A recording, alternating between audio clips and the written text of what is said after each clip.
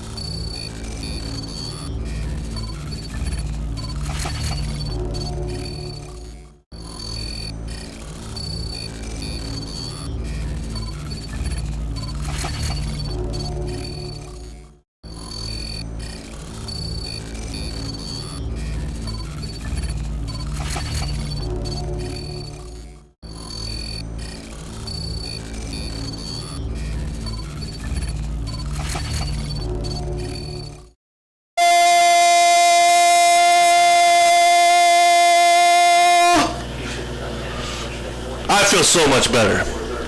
Let's go racing.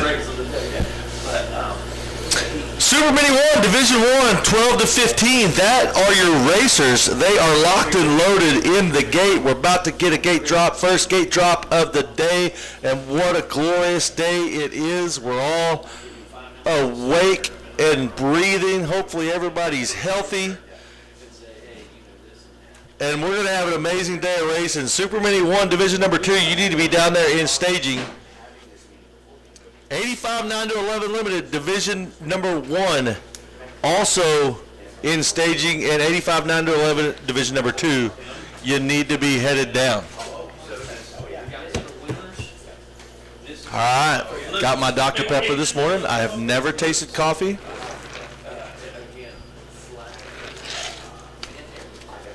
That's my coffee, Dr. Pepper. It's also probably why I have a belly.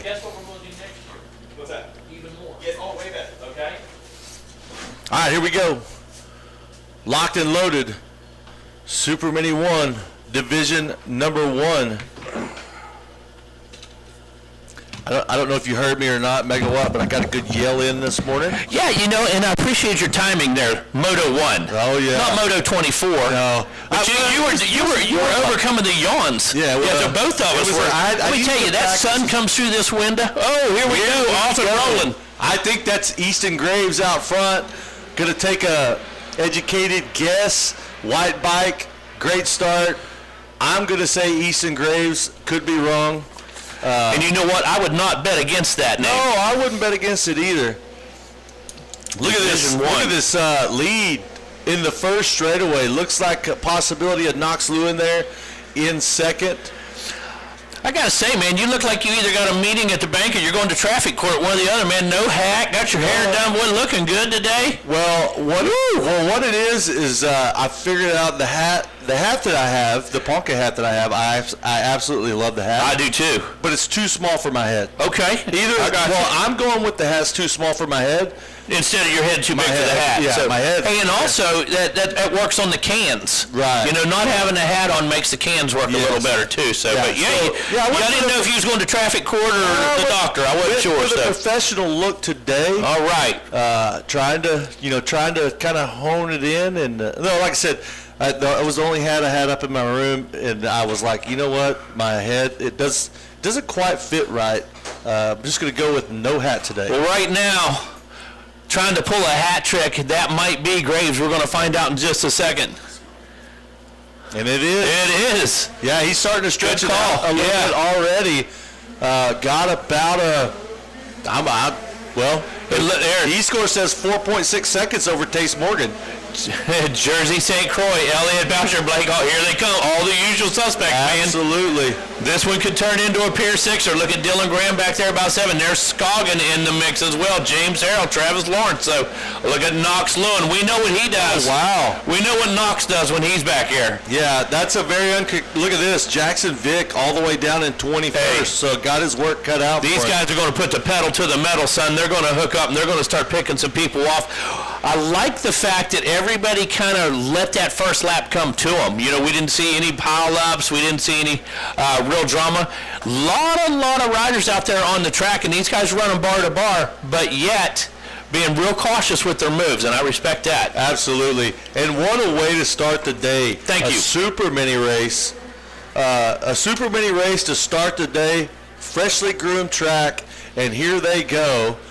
Easton Graves off to not a whopping, but 4.6 seconds in lap number 1. That's a pretty good lead. Absolutely. And you talk about the track prep. We got here, both of us got here dark this morning. Believe me, had the headlights on, and the tractors were out, man, making sure. At dark last night, putting water down, doing an original rip, and then this morning, touching up that rip with the drag. Well, this morning. In fairness, it was kind of dark until about 7:45. So, you say we got here at dark, and it makes it sound like we were here super. It stayed dark for quite a while, but yeah, the track, as soon as the light came, the track looked absolutely amazing.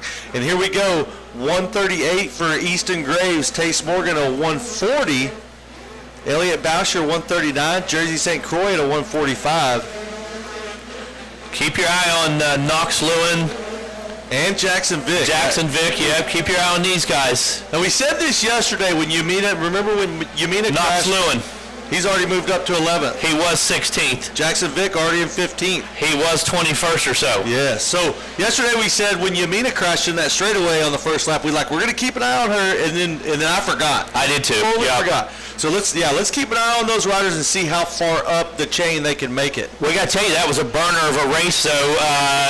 Unfortunately, she was in. Those guys passed each other four times and ended up with a gap of about a second and a half at the finish line. Almost like Garcia and Kelleher. I was talking about that this morning, and I'm not sure that which was almost our last race yesterday, and I'm not sure that wasn't the best race of the day. Yeah, absolutely insane. Keeping an eye right now on our front runners. 138, as we said, for Easton Graves, 138.3. Tace Morgan, 140.3. Boucher comes in with a 139, so he's got a good pace going as well. So top three have definitely set the bar. Take a look a little further back. Knox is in traffic, turned to 143. Jackson's turned to 143 as well. They're going to start moving into faster riders, so they're going to pick the pace up too. Man, Easton Graves is... because when you, and I say this because when you look behind him, you look at the names that are behind him. Easton Graves right now is on another level. He is. Right, he's in a zone. He's riding amazing. I know he's coming off of an injury, and he looks very rejuvenated. 137 lap time. He's 2 full seconds faster than anybody on the track right now. Well, he's rejuvenated that gap up to 8.8 seconds. Is exactly what he's doing. And look at Jersey St. Croix hanging in there. I mean, doing it real good. Not quite matching the pace, but he's running as quick as the guys behind him pretty much. So going to do a good job defending. Good for him. Yep. Yeah, well, what this means is trouble if you're going to ride a Super Mini this year. Yeah. When you have a rider that comes in here this polished, and like I said, I know injury. Everyone reacts different to injury. Some kids, it takes them a while to rebound. Some kids come back faster. No question. Yeah, they rebound hard. And I think that's what we're seeing out of Easton Graves. I think he's come back faster than he was before he got hurt. I think they did the right thing. They went through the process, the healing process properly. They did the rehab, did exactly what they needed to do, and this is what you get. You get a stronger, better kid. Right. And, hey, Knox Lewin last time, 141. Oh, wow. On lap time alone, that would move him up into about 4th place based on lap time alone. So Graves coming by again, still running that 137. That's a full 2 seconds faster than anybody on the track. Looking for our second place rider. And now that's going to be the 305 of Elliott Boucher. How about it? Yeah, 140. What happened to Tace Morgan?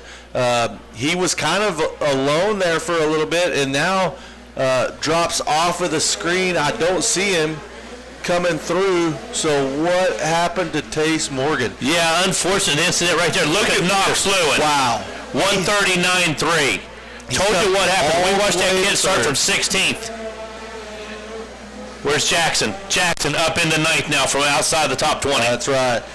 So heck of a ride for those riders. Knox Lewin, he's got to be the story. Other than Easton Graves, he's got to be the story of this moto because we saw him come from outside the top 15, and now he's in a podium position. Wow, absolutely incredible. And doing it with a 139 lap time. Right, in traffic. Yeah, in traffic. What's he, 2 seconds behind Boucher right now? Yeah. So we're 15. Is that from the leader or is that from position? Is he 15 seconds back from? Yeah, he's 15 back from Boucher. From Boucher, okay. So, but if you look at where Lewin is right now, there's about 5 or 6 guys. There's a ball of riders right there behind him that he had to go through in that last lap. And he did. And they were all close together. And he did. Now, Vic's going to have the same opportunity. He turned to 141. The guys ahead of him, 143, 144, 145. Well, he's going to have that same opportunity to pass them in bunches. You look at the gaps. They're all close together. So it's a good opportunity if you're good at making passes. If you're not good at making passes, could be a struggle. Yeah, absolutely. Could be frustrating. Could be a struggle. Could be a hindrance as well. White flag is out on this one. Wow, first race of the day. And I want to tell you, I am thankful for the cloud coverage. Absolutely. This morning. We don't have that immediate blast in our face, don't have that glare right away. You and I, as we said, we have a responsibility up here, Zach. Right. It's our job to, call the action on the track as it happens, as we see it clearly and fairly, unbiased. And, got great vision this morning, got a great track to work with, and what a great moto to kick things off with here on Friday morning. Absolutely. So another lap in the books. Jackson Vick has caught. He's passed a couple in that group in front of him, but wasn't able to get through him as fast as Knox Lewin was. He's kind of hung up, and it shows in the lap time. He's lap times are just the same as the leaders. So he's still going fast, but he hasn't quite got past those other riders, and there's about 4 of them right in front of him that he can still get. Well, he's still got some real estate to work with. He's still got half a lap or so to make it happen. And when you're 4 seconds, 5 seconds faster than the guy in front of you, it doesn't take a lot of room to make that happen. Absolutely. And he is exactly 5 seconds faster. He's exactly 5 seconds faster than the guys directly in front of him. Oh, no, what's this? That wasn't Graves, was it? Graves back there starting the bike? There he is, right there. Graves just threw a pancake. Oh, my gosh. I saw a replay right there of something. Well, Easton Graves going to take the win, and he's going to have a gap of about, Boucher happy with that second with a no-footer. The gap going to be 13 seconds. And now we're looking for Knox Lewin, who had a bad start. There he is. Yep. Front of the bike covered. He had to come through some heavy traffic. Look at this, 138 on that last lap. So incredible. The fastest of the moto, I believe, was a 137. I'm thinking, yep. And he's 138.1, so he's right there. He's capable of running the pace. Jackson Vick finally got through that crowd. Nice. So Jackson Vick came from 21st, the first time we saw him, all the way to 4th. Incredible. Knox, as we said, was back in that 16th position and had heavy traffic as well. They weren't quite sorted out.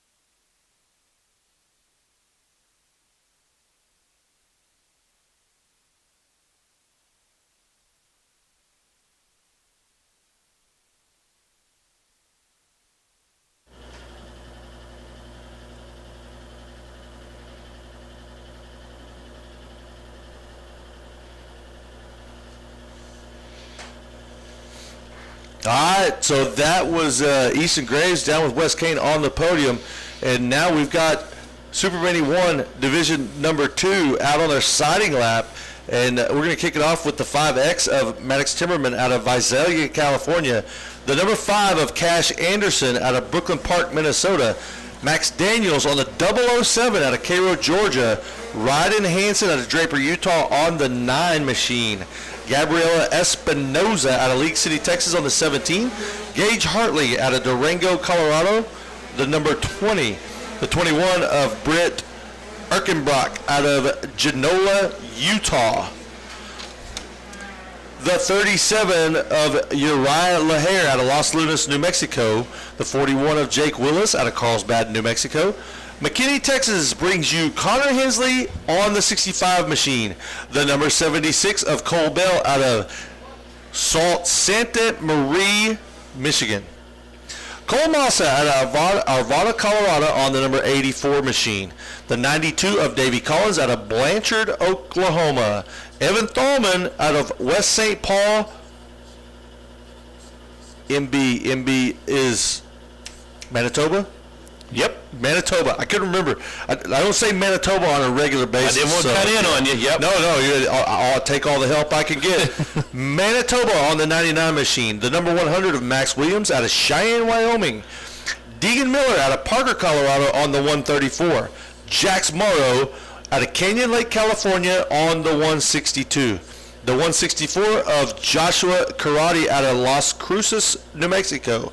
Brecken Moss out of Chippewa Falls, Wisconsin on the 203. Hayden Dupuis out of Calgary, Alberta, Canada on the 213. The 317 of Mason Dodson out of Sapulpa, Oklahoma. Miles Gray is from Pine City, Minnesota on the 416. The 522 of Callie Sutton out of Evansville, Indiana. Wisconsin Rapids, Wisconsin brings you Brayton Wills out on the 837 machine. And last but definitely not least, the 877 of Ryder Ellis out of North Fork, California. And this one is also going to be a barn burner. Yeah, this one's going to be stacked as well. You read down the list. Again, who's who, depending on this start right here, how they hook up. This one could be interesting. Well, we saw what happened on the start last time. We saw how it played out, so going to be very interesting. Well, judging from lap times in practice, KTM Holeshot, can't quite tell who that is, but judging from lap times in practice, you'd think, well, in that last division, you're going to have a battle. I don't know who that is on that. That Ryder Ellis just slingshotted around the outside. Oh, my goodness. That was so cool to watch. Ryder Ellis was... yeah. It looked like he would watch this second turn. He's fixing to slingshot that outside and go into second. Oh my goodness, that was cool to watch. That was textbook. He did the same thing right here under the grip bridge, went wide, kept the feet up, kept the hammer down. Hey, I think Megawatt, we are seeing a rejuvenation of Ryder Ellis in real time. Yeah, making a bid right there early in this one. We watched a heck of a moto out of him yesterday. We did. And it looks like we're seeing the start of another one, and I'm going to tell you, I'm here for it. I love it. I'm here for it. And again, I don't know them. Right. At all. Right. But I'm a fan of the sport, and honestly, I'm a fan of Ryder Ellis. I'm excited to see the kid killing it. Back to where he was, and like I said, it's cool to see someone get back to form in real time. Yeah, I love it. That's not something we get to witness. I love it, and we've seen so many guys struggle to get back to form. So when you see the opposite, when you see the success story, you love it, you encourage it, you cheer for it. Cash Anderson on the 55 out front, followed by that of Ryder Ellis. And look, Ellis is outside to outside. He is shredding these outsides. Look at that. It's so cool to watch because he's really good at it.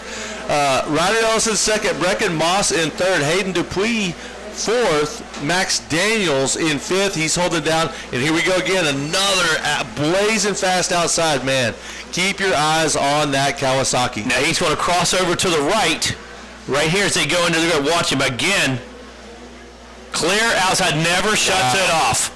Never shut it off, Zach. That's cool to watch. That is fun to watch. Absolutely. Listen, we're not a discredit to Cash Anderson at all, because obviously he's holding down first place right now, and he's doing everything he needs to do to stay up there. But just the line selection of Ellis is cool. My next comment was Cash Anderson has taken control of the race. Oh, absolutely. He's got control of the race course, and he's doing a fabulous job. That's forcing Ryder Ellis to take the lines he's taking, and that's racecraft out of both these youngsters. He has no choice other than to absolutely shred the corners. Absolutely, has no choice. Cash Anderson not going to make it easy, laying down fast laps, hitting his marks. Here we go, going to tighten up just a bit as we come through that quick switch back. Man, and it is getting tight. And look at Anderson. Doesn't waver, doesn't bobble. Well, there was a little bit of a bobble out of Ellis coming out of the corner. And you can see it in the gap now. Lost a little bit of time. Outside the top five, we've got Maddox Timmerman, Jake Willis, Britt Erkenbrack, Davy Collins, and Brayden Willis into the top 10. And Cash Anderson sticking to some of those insides And I'm telling you, Ryder Ellis is just, he's outside to outside to outside. And, but they seem pretty even. Yeah, and like I said, Cash has control of the track. He's got the main race line. Right. And it's fast. There's no question about it. You see him putting down super fast laps. And again, that's forcing Ellis to use the slingshot, to use the outside lines, to find an alternative line. Because look at Cash, right down the center of the track, drifts to the outside. Look how smooth Cash is. His helmet's not bobbing. No. Okay, the bike's not skipping. Well, he's got a good, solid line going, and he's working it, and he's not worried about the number 877. And if we're being honest here, the traditional lines, the best lines on the race course, not always, like the outside, wide open, is a little more fun to watch. It may not be the fastest, but it's still fun to watch somebody. Looks like a lot of action there, doesn't it? Right, For sure. Brecken Moss comes through. He turned a great lap on 140. Dupas turned a 140 as well. Maddox Timmerman 139.9, so just a touch quicker than the guys ahead of him. Now have some clear vision, so the number 5 might put his head down and go to work right about lap number 3. Well, that is kind of uncharacteristic, but I was thinking, wait, what is this? What happened here? Did we see a pass for the lead? We did. Whoa! Wow. So I don't know what happened, but Ryder Ellis has taken the point, and now we're gonna see, and he's sticking to those outsides. So Ryder Ellis 137. You know what that does right there? That matches the lap time of Easton Grace. It does, 137.8. Yes. So that is well, I think that was an important lap. Yeah. Right? That was an important lap because the two not lined up together yet, but Ryder Ellis is saying, hey, Easton, I know you're going fast, but I can go fast too. The number 5 last time around was sitting in the 5th position. Timmerman now moves up into the 4th spot, and he's turning a 138.9. Well, look at Jake Willis, 138 right behind him. Absolutely. That's what happens when these young speedsters hook up, when they get together, when they start pushing. That's what you're going to see, Zach, and that's what we expect here at Ponca City. Well, and if you remember, Megawatt, we see this track go through these transitions. It starts off not quite as fast, pretty fast, but not quite as fast as it's going to get in the day. And then it'll get faster, and then it'll get slower again. I think we started off yesterday, our first, let's see. Where is the top of the race order? Sorry, I should have had this before I started talking about it. We started off 450B divisions that were running 137s, 138s at the start of the day. Right. So there we are with a 137.8 already. Right. So and we will see it get down, mid to low 30s. Look at this. Ellis. 137.7, so he topped his own lap time there.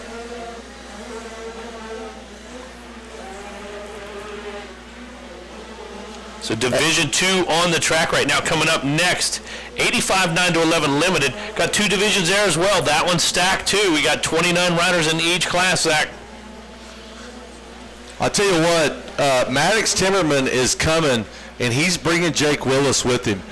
Jake Willis just matching, back hit look at him. And Jake Willis just matching Timmerman turn for turn, and they are both headed to the front. Now, they're 139s, respectively. They've got Brecken Moss in between them and the podium, and he's just a tick slower. Not a full second. We're talking tenths of a second. Right. So, realistically, that top 5, pretty uniform in lap time, with the exception of Ryder Ellis. Oh, no question. And Timmerman and Willis going at it back there in the back right now. Willis has closed up just a bit. And that's probably realistically the battle on the track to watch. That's where the change could happen.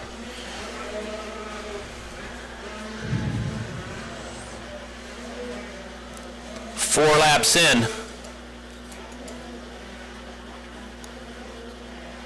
Looking for Ellis. Ellis should be popping back into view. Matter of fact, I think there he comes.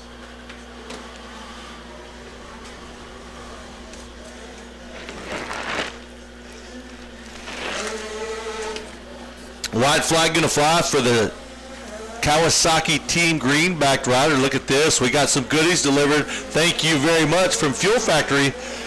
Oh, absolutely. Thank you, guys. Yeah. For sure. Love those kind of deliveries. So, white flag lap. Coming up next, we've got 85 9 to 11 limited divisions 1 and 2. You need to be down in staging. Actually, first division is probably sitting on the gate right now. Division 2 needs to be in staging 450B, and this will be first call for 51cc Open divisions 1 and 2. Yeah, talk to Harold. I think he and Greg just did an amazing job yesterday, keeping things on track, on time. Response time for our medics and our safety personnel was really good. Flaggers were in position all day yesterday. Just a great job by everybody, and that's exciting for me to see.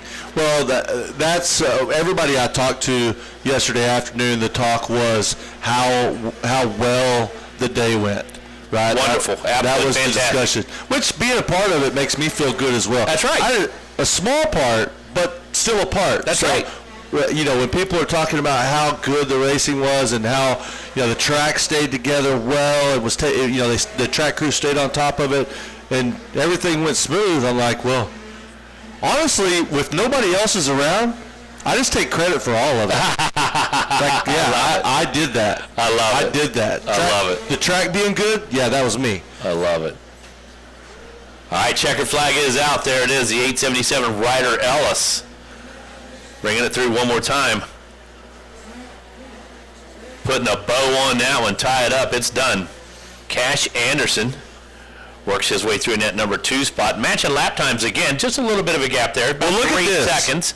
And look at Maddox Timmerman. We talked about he was on the move. He dropped Jake Willis, made his way past Brecken Moss into that number 3 spot. So the number 5 was definitely cooking out there. Turns a 1:37.9 on the last lap. So well, what that tells me is in a perfect storm, if you will, we've got Maddox Timmerman, Ryder Ellis, and Easton Graves. They're all capable of getting down into the 137s. If they all get a good start together, we could see one heck of a battle. Just an epic moto. Yes.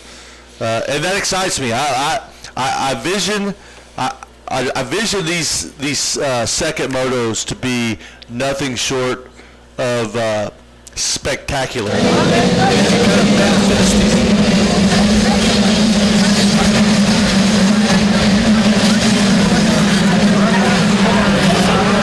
All right, down here on the podium, division number 2, the Super Mini.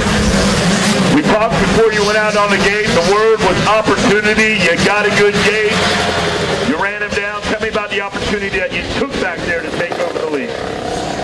Yeah, the opportunity I took was I centered a little harder in the back section. And then I took a really big opportunity with throwing away my goggles. I got some dirt in there. And yeah, so if I had that, it would make me even more slow. So we got it done though. What do you want to thank?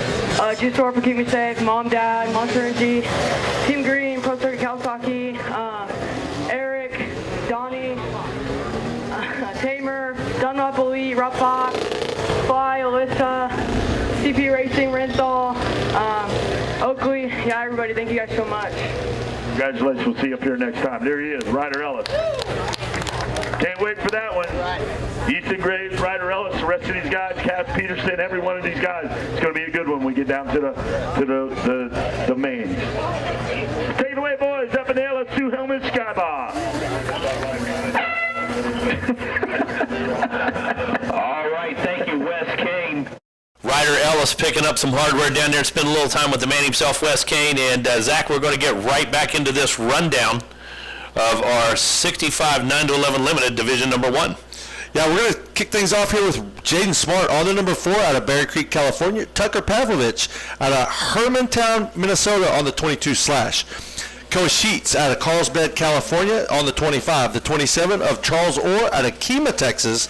The 31 of the Schman, Talon Rogers out of Greenville, South Carolina. Kyson Fahrenbrook out of Delano, Minnesota on the 37. The 43 of Caden Sedgwick out of Templeton, California. John Everett Pastro out of Smithville, Texas on the 52. The 59 of Richie Gurley out of Farmington, New Mexico. Eli Herrick out of Thornton, Colorado on the 66. The 72 slash of Weston Otto out of De Pere, Wisconsin. Jet Rao on the 72 out of Big Sky, Montana. The number 96 machine at Glenburn, North Dakota of Tucker Tix. Jax Baker out of Leland, Illinois on the 99 Slash. Ashton Eaton out of Franktown, Colorado on the 127 machine. The 132 of Gavin Weltzing out of Orlando, Florida. Mac Murmas out of Great Bend, Kansas on the 133. Lynx Lacey out of Grants Pass, Oregon on the 221. The 224 of Cooper Upton out of Cristobal, Texas. The 310 of Kellen Drone out of Dubuque, Iowa. Bluffdale, Texas is crazy. Nobody rides dirt bikes at Bluffdale, Texas. It's literally 5 miles from my house. Tate Culberson does. Tate Culberson from Bluffdale, Texas does ride dirt bikes on the 321. Ford Annington out of Canton, Georgia on the 332. The 402 of White Fortune out of Fort Lupton, Colorado. Cade Nightingale out of Mounds, Oklahoma on the 467. Surrey, North Dakota. Barrett Dixon on the 535. The 550 of Tanner Fries, Lincoln, North Dakota. Shawnee, Oklahoma brings you Cooper Stockton on the 615. The 804 of Hank Tix out of Glenburn, North Dakota. Castle Rock, Colorado brings you Kason Martin on the 810. Nice job, Zach. Megawatt, how's that for timing? That was perfect. Yeah. With that 2 car in the board. And I watched you you kept an eye on the starting gate and you were pacing yourself. Nice job, big guy. Well, I was trying to, it wasn't great, but it was good. It was okay. You know what? That's from Eric Coker. There's 5 ounces pure silver, brother. Keep up the good work. I don't want to take yours. That's yours. No, that's yours, as a matter of fact. I got the text. He said as long as you deliver, that was yours. Oh, hey, Big E. You're up. Thank you, my man. I love these things. Here we go. He is the man. Trying to get an ID right now. Can't quite read those numbers, Zach, but well, I can tell you Jaden Smart has gone to the lead. That's going to be my guess. Yeah. The whole shot... probably Welzine. I don't think so. No? I don't. Well, we'll know momentarily, but that definitely is Jaden Smart that went to the lead on that Altus Yamaha out of Berry Creek, California, the number 4 machine. It's kind of wild to say, but single digits make it a little easier to see the number. Yeah. Because I can't actually see the number. I just see that there's only 1 digit there. Yeah, exactly. Exactly. And then number 4 is kind of easy to recognize, but yeah, it's a dirt bike thing. I love it. And Smart starting to extend that lead just a bit. Whoa, we got a battle in that 4th position. So a couple guys going bar to bar right now. That might be Otto, maybe Baker. Going at it. We're going to find out. Here comes your leader already. Look at this. Jaden Smart setting it on fire early on lap number 1. Taking advantage of a quick move there. Like you said, did not get to hole shot. Made a quick move. Put himself in good position. Wants to sprint right now. Open up as much of a gap as possible. Green flag is out. That is Nightingale, yep. Nightingale in the number 2 ride, going to be Welzine. Welzine did get to hole shot. Now he's back into the 3rd spot. Yeah. Tucker Tix now on the 96 machine. Jax Baker on the 99.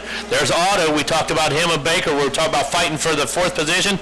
Tix won that battle of the 3 as they came through in that 4th position. So they're not done. I can tell you that. Sedgwick, John Everett Pastero in 8th. Pavlovich in 9th. Rogers in 10th. Then you got Drone, Eli Herrick, Rich Curley, Jet Rao back in 14th. So Hank Tix, we're going to see these guys go to work just like we did in Moto number 1. Absolutely. Or Division number 1, I'm sorry. So Jaden Smart leading the way right now. He's past the grit tunnel and gone into the back section. Cade Nightingale in that 2nd spot on the 467 machine. Well, Z, you were right. He did get the hole shot. It looked... I might have gone colorblind this morning. It looked orange to me, but it was definitely red. Tucker Tix, Jax Baker, Weston Otto, Caden Sedgwick. Had a nice visit with his pops last night. Good friends of mine. John Everett Pastero. Tucker Pavlovich, Talon Rogers, the man. We're used to seeing him killing it on a 65. Now he's killing it on an 85. Up inside that top 10 right now with the big boys. Right. All right, so here we go. And I saw Kate Nightingale hang up just a little bit on that inside. You did. It looks like they all are. It's like I just saw a rider go down right there, I think. Oh, bit of a hiccup. Yeah, you're right. There's a big hole right there. Yeah. Already, we're only, 2 races into this thing. It looks very awkward when they come over. There's got to be like just an acceleration hole right on the back side of it, and that thing formed fast. That's what I'm going to guess in 2 laps or in 2 races. Well, that's definitely the hot line. There's very few riders going around it, there's a rider that went outside, and it looked fast. There you go. Fast, so just went right through. I don't understand not going around it at all because it's way smoother, but that's just me. That unfortunately, no one's asking me megawatt. No. They don't care what we say. Jaden Smart still out front. That was Nightingale. Looked like Nightingale starting to pick the pace up just a bit. Welzine and Tucker Tix look like they're going to go at it as they work their way under the grit bridge. John Everett Pastro at a 146 back there in 6th. Right now might be the man on the move. Sedgwick a 151. Pavlovich a 150. Lap time's pretty consistent all the way back to 12th. Sure. Rao, and then they drop off just a little bit.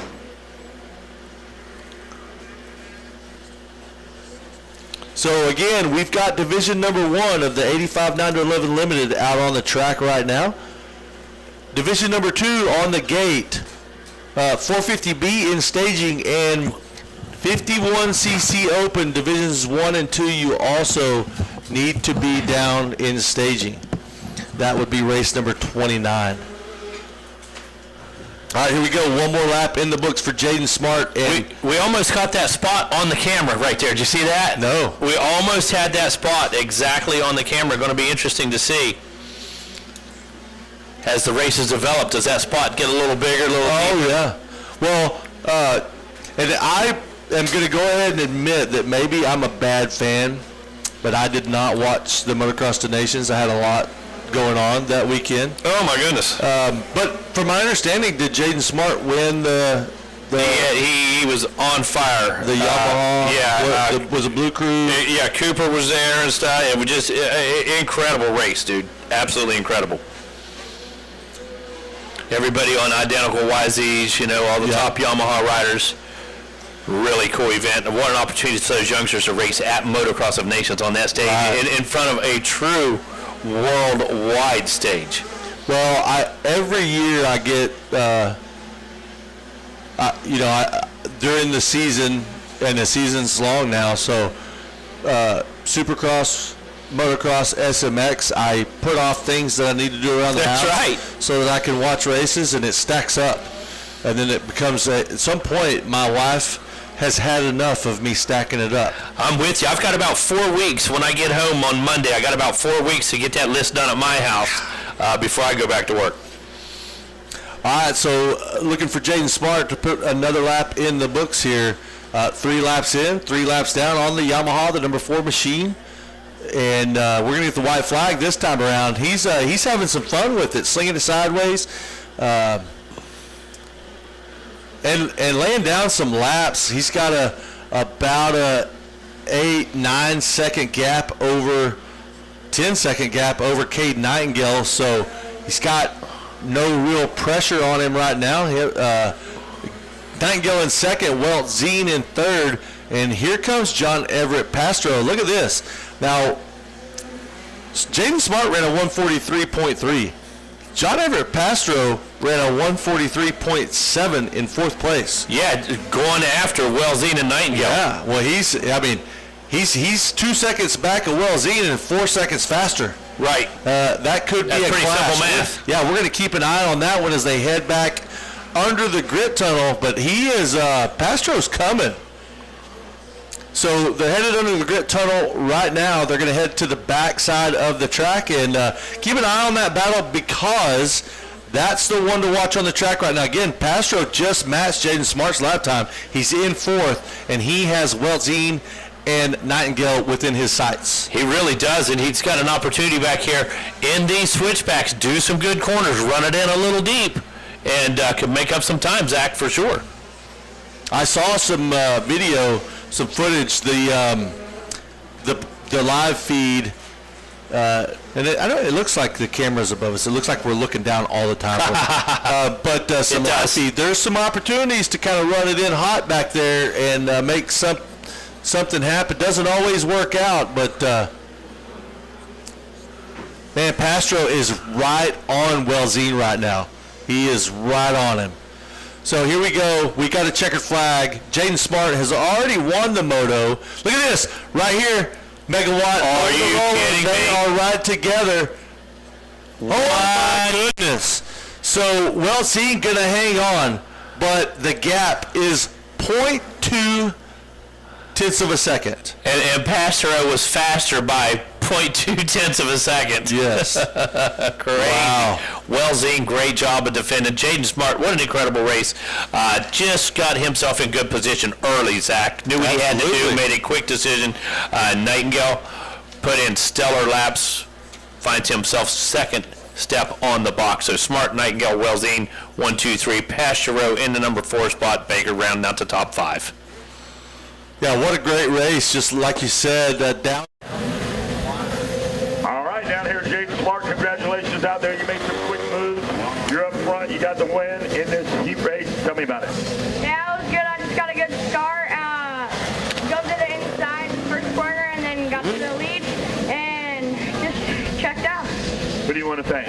My mom, my dad, my brother Eli, my trainer Martin with Pro Moto, Johnny Lewis, Ed Jordan, my whole LCQ Yamaha Bluetooth team, Enzo suspension, SMF exhaust, Dunlop, GoPro, Moose, Bell, 100%, EVS, CP Racing, and everybody else. Thank you. All right, congratulations out there.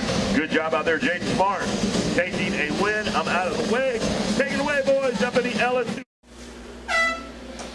All right, thank you, Wes. Going to get our 9 to 11 limited Division II underway right now. That's going to be Levi Geis out of Jordan, Minnesota. Milo Schooley from Santa Fe, New Mexico. Yao Ferreira coming from Claremont, Florida. Adam Aguirre from Odessa, Texas. Mickey Fluhart out of Brandywine, Maryland. Logan Vorhauer from Hesperia, California. Benjamin Bannock out of Homer Glen, Illinois, and Beckham Smith coming from Amarillo, Texas. From New Waverly, Texas, that's Chase Owen. Trevor Gutsoff out of Hudson, Florida. Gavin Sayers comes from Deer Lodge, Montana. Going to be Levi Letty out of Oxford, Florida. Steele Henderson out of Fairmont, West Virginia. Parker LeBeau from Webster, Minnesota. Ryan Smith, Tuttle, Oklahoma. Carter Holmes from Groveland, Florida. And from Zachary, Louisiana, Matthew Semino. Daniel Sims comes to us from Weatherford, Texas. Out of Gallery, Iowa, it's going to be Cooper McKinney. Cheyenne Hines comes all the way from Monticello, Wisconsin. And from Pittsburgh, Texas, we get Kyler Pruitt. Brim Brock Mueller comes out of Whitesboro, Texas, and going to be Racing Kyler from Brooksville, Florida. Caden Dupas from Calgary, Alberta, Canada. Going to be Lucas Harrison out of Tyler, Texas. Shannon Tarno comes out of Thrall, Texas. Holden Lampkin from McHenry, Illinois. From McKinney, Texas, Brody Carter, and Jackson Keller from Orlando, Florida is going to make up our 9 to 11 Division II here in our 85s. All right, I'm excited to see. Let's keep in mind we were at a, what were we at? What did we get down to? Lap time wise, 145 was the last lap for Jaden Smart. 43. I think 43 was that fast lap. Okay, so excited to see in comparison what this division can do. And again, you know, it makes for fun, but it doesn't really mean anything when you put them behind the gate. If they don't get starts together, it's not going to matter. So, but just for comparison, I like to try to put the two together. Sure, absolutely. Again, this is division number 2 of 85 9 to 11 limited. 450B coming up next. That's one of the 20-minute motos. Yes, yes it is. That's coming up next. They're down there in staging, and then 51cc Open divisions 1 and 2. And you mentioned that 450B, 20 minutes, 42 riders, my man. Yeah, full gate, full gate, full gate. Yep. You know, it seems like we just keep saying that. Full gate, full gate, full gate. We had a full gate of PW50s yesterday, which was certainly amazing. did. That is so good. And we for had the 2 sport. gates of parents. Yeah, oh yeah. There's 2 gates of parents out there. So good for the sport, though, when you have full gates of PW50s. And honestly, it's good for me. That's one of my favorite classes to watch. I love PW50 racing. For sure. Hey, we got a parade going on tonight. Oh, we do? Yep. Oh, that's right. Got our parade Friday evening. Just an annual tradition here. I remember reading in Cycle News and Dirt Bike and Motocross Action back in the day. Man, you just see the pictures of RM80s, YZ80s, RM60s and stuff just lining the streets, man. And it was just so cool to see the town, which was very, very small at the time, embrace it. And as the town continued to grow, the event continued, or as the town continued to grow, so did the event, and so has the support and the participation. It's just been an amazing relationship.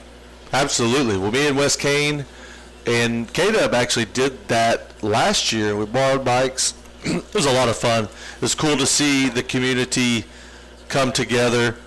Yeah, tons of fun. Great to be involved in that. There we go. 2 card is up.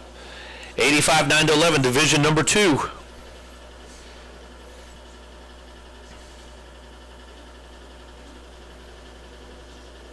All right, Zach, now it's go time. 1 card is up. Listen to the rev, Zach. Gate is down and the swarm is loose. The swarm, it is such a good sound.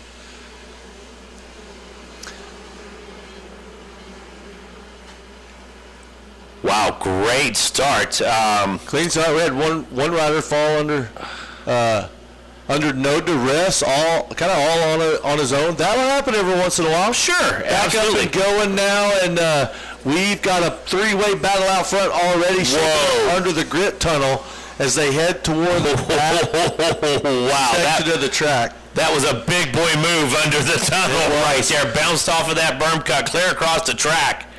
I'm not sure exactly who that was, but we're going to find out in just a moment as they work their way through. But well, you know, we tell that them, was impressive. Or as a coach, I always tell all my riders, hey, the easiest place or the easiest time to make passes is in the first lap. Yeah, they're all bunched Everybody's together. together. That's it. Yeah. Once they get spread out, every pass gets a little more difficult. Passes and batches. For sure. Hey, folks, a lot of great concessions out here. I've got all kinds of stuff to keep you hydrated, keep you fueled up. Absolutely. You need that morning, Joe. You haven't made it. If you're a normal coffee drinker, I'm going to guess you're a little bit late at 10 till 9, but still time to get over there, get your favorite brew. Several of the concession stands doing an outstanding job this week, Zach. And what about that sweet tea? Hey, the best sweet tea at a racetrack I've ever experienced. Now, you know I'm a West Virginia boy. I'm a sweet tea specialist. Green flag is out, and that is Levi Geis. We knew it was a single digit. Beckham Smith out there on the 23 in the second spot. Holden Lampkin in third. Levi Letty in fourth. Kyler Pruitt comes through on the 173. He's in fifth. Chase Owen in sixth. Kate Dupas seventh. Parker LeBeau in eighth. Milo Schooley in ninth. Carter Holmes rounding out our top 10. But yeah, don't let the smoothie sign fool you. They make great sweet teas. I understand the smoothies are off the chain as well. Everybody talking about it. But the best racetrack sweet tea in the country right here at our smoothie stand. Well, I'm not a big smoothie guy, but I am a big sweet tea guy, both figuratively and literally. Yeah. And that you brought me a glass of that sweet tea the other day, and whew, manna from heaven. Well, it just made things right. It did. Everything got right all of a sudden. Made things right. Speaking of getting things right, Levi Geis has it right on that number 3. He just sent a big whip going into the rear section of the track back there. Feeling very comfortable, Zach, on the machine. That's easy to see. Beckham Smith, relentless though right now, keeping the power down. Holden Lampkin, I believe, got up almost side by side with Smith there for a second. You know, Levi Letty, he's not going to let these guys go by any means. No, and I have to sometimes remind myself that this is an 85 class. Because yes. To me, I feel like I'm looking at a 65 race. Sure. A lot of these riders, top of their game on 65s right now. Yep. But you've got Loretta's champions sprinkled through here. Yeah, some of them, this is their first 85 race. Yeah, so yeah, for sure. Really, really cool to see. I have to remind myself, like, I know you're used to seeing these guys right up front, but this is brand new to them. Look at this. Look at this battle. We called it. We knew Beckham Smith. We said he pulled up beside him in that back section. They are still side by side half a lap later. So guys outside making it work. Beckham Smith inside, and they are still side by side headed down. They're crossing the start right here. Away from the tower, and looks like the edge currently, guys, but Beckham Smith going to swing around the outside. Wow. And it looks like he's going to make the pass happen. Oh, with a look over. Yeah, better be careful there, bud. Better be careful. All right, here we go. Guys on the outside, Smith the inside, underneath the grit tunnel. They swap once again. Guys, back around the outside again. So, man, it's so cool to see how these lines, if you just stick to them, guys did outside, and just right textbook. around. Yeah. It was textbook. Wow. Now, I'm not going to say that's going to stick all the way through, but it definitely stuck right there when we were watching. Well, incredible action there with Smith and Geist, but Lampkin, Letty, Pruitt, Owen, Dupas back there in their own battle. Well, go ahead. What lap times? So this is division number 2.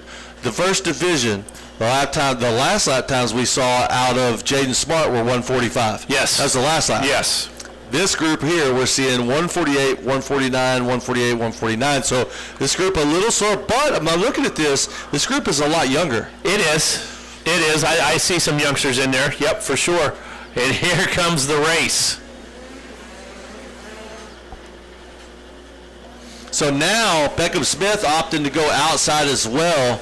But now he goes inside, whereas Guy swings to the outside again. So battle. And remember, when they went out of sight, Geist was in front. Oh, that's a great battle as well. That's going to be Lampkin and Letty. Yeah, we knew they were battling. We saw them on the last lap as they went into the rear section of the track. We lost view just for a second, but look at the gap right now. Less than 1 second between Lampkin and Letty. So, like I was saying, Megawatt, if you remember, I totally forgot, but guys had passed Beckham Smith as they went out of sight. Yeah. They come back inside, Beckham Smith's in front again. So yeah, that battle going back and forth. And look at this, guys pulling up on the rear wheel of Beckham Smith again. As they go out of sight. So, and we're 3 laps in right now, so somebody's going to give. Well, somebody's going to tighten up just a bit. Somebody's heart rate's going to go, because this is an intense battle. Absolutely. And we're going to see a break here in just a moment. Well, and obviously there's some preferential lines back there. Sure. That if you you got to go to the inside to block, but if you go to the outside, it could be a little bit faster. Something back there is working, so we'll see if Geist is able to make it happen just like Beckham Smith did. Here they come out of the back now. Beckham Smith still in the lead. Both of them opting to go up and over that roller where that hole is. Matter of fact, pretty much the whole group is taking that line. And look at this. Beckham Smith opened it up a little bit here, so we knew something was going to give sooner or later. Yep, for sure. And not saying that Levi Geist has given in by no means. No. I don't think I've seen Levi Geist racing 85. The guy's racing hard right now. Take a look at him shredding that outside line. Look at his timing. How he's downsiding, scrubbing, getting that power back. I mean, he's got great timing on this bike. Oh, he is good on it. But I called the race up at Baja at the Baja Brawl. Yep. And Geist was there.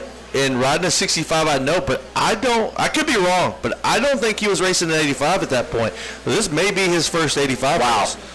I know he's new to him. Can you imagine your first race on a new bike is Ponca City? And you're out front? Oh. Yeah, come on, man. That's what dreams are made of. White flag continues to fly. Hey, coming up next going to be 450B, gang. That's race number 28 on your race order. 42 riders in that one, Big Daddy. Hey, I'm excited about it. Full gate, and when we say full gate, we mean full gate. Yeah, no kidding on this one.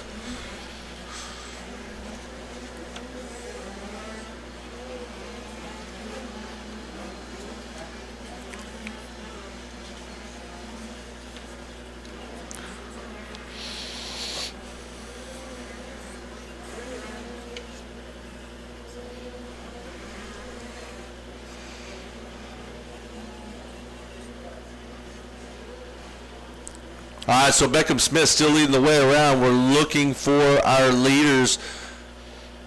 And here he comes. One more obstacle to go, and he's going to see the checkered flag. Beckham Smith on the number 23 Orange Brigade ride going to take the win. Levi Geis on the number 3 machine going to take second. And look at that. Holden Lampkin pretty much caught the top five. The top five ran a 146. Absolutely. Matched them. This entire group is so evenly matched. 146, 146, 146, 146 for the top five. And the guy in fifth was the quickest.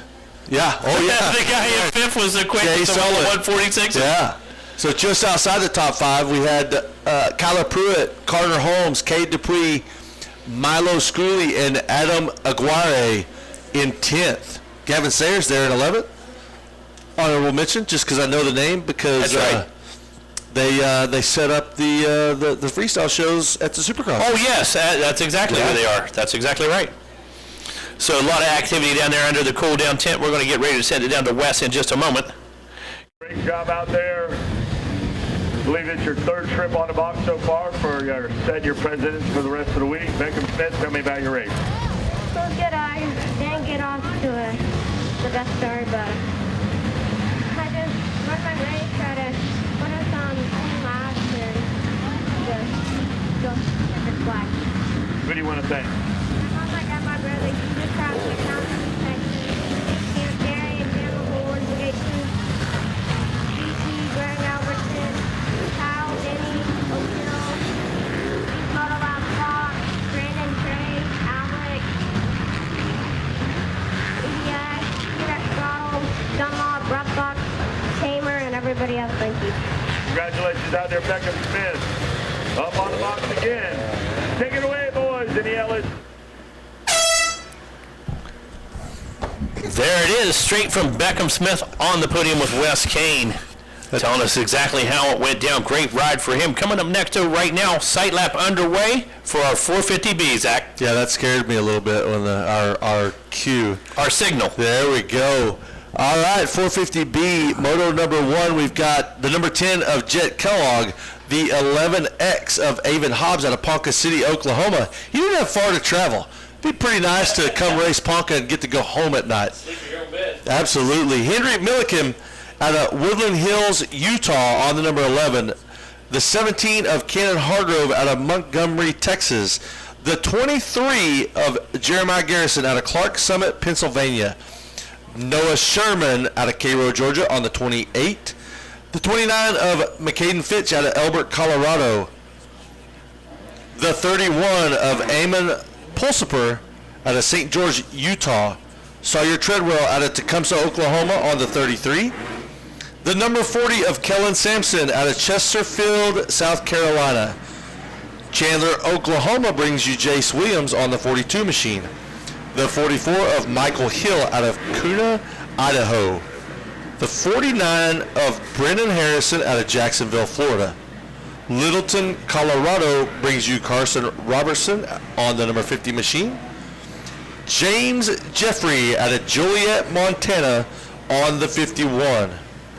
The 57 of Cole Coker of Alameda, California. Shout out to Eric. He's out there. He's listening. He's watching. Tommy Doble on the 59 machine out of Cairo, Georgia. Luke Carnes out of Brighton, Colorado on the number 60. The 61X of Cohen Martin out of Neodesha, Kansas. That's a tough one.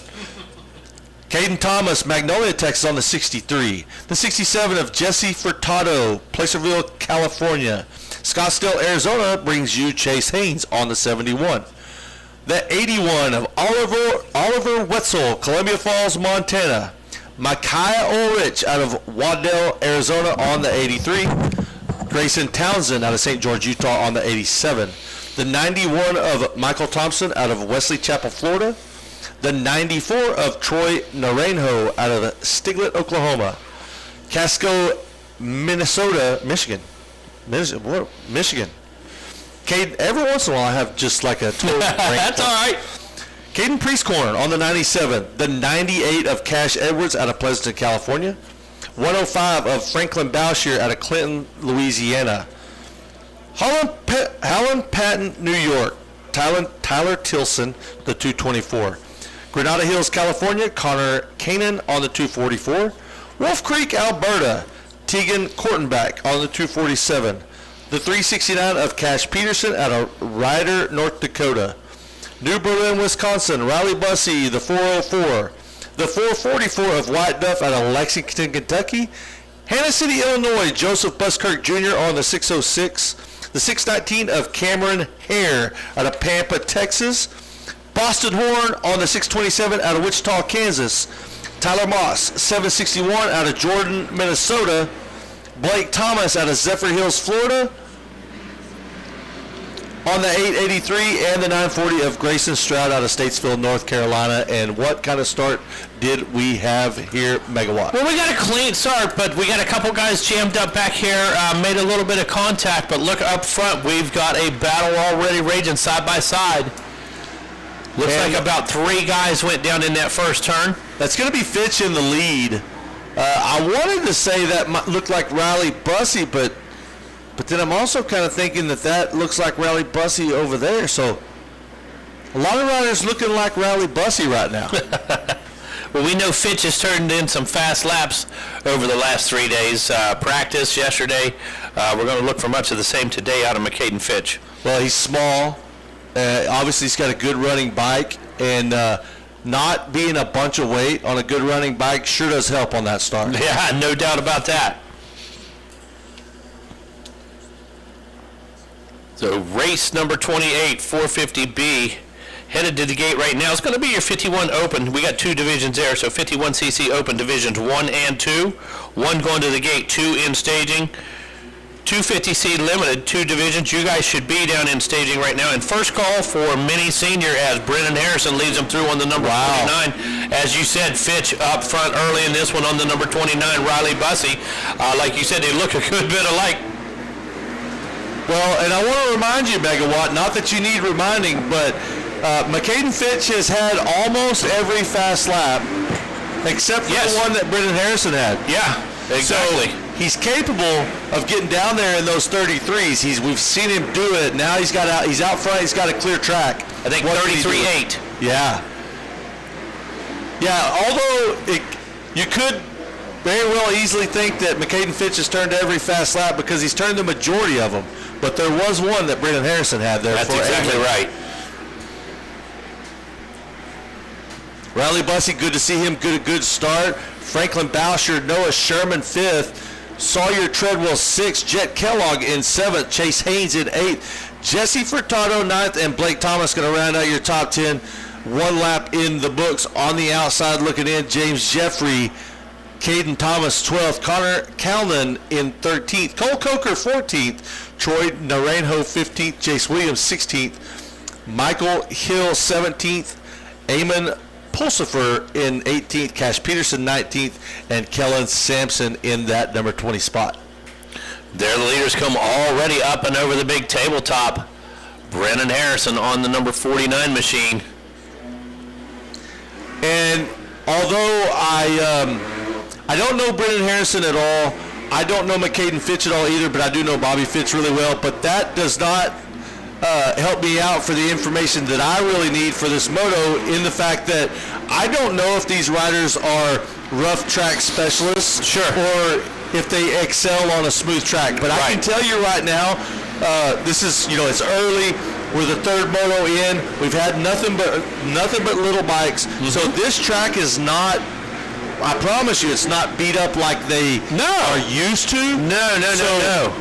There are some riders that are really, really fast, but they only are really, really fast when the track is brutal. Certainly. Is that going to be what we're going to see here, or champions don't train on a smooth track? Well, look, we're already down 134.1. How about that? 134.0. So 133.8's the number. 133.8 is the number, and we're going to see There's a real good opportunity here to top that. Now this one goes 20 minutes. If you remember yesterday, both of our 20-minute races were 13 laps. Absolutely. Almost matching lap times through about 9 laps were our leaders between the two divisions yesterday. I want to go over there at some point and look at that because I just watched Brendan Harrison and McCaden Fitch drop over that roller. Mm-hmm. There's something about that because they both slowed down so much. Harrison and Fitch check in again. 1:32.5. There it is. Well, let's fastest lap of the week. 1:32.0. Oh, there it is. Wow. Fitch 1:32.0. Write it down. That is wild. So, they just keep topping themselves. Brendan Harrison's been in that conversation multiple times.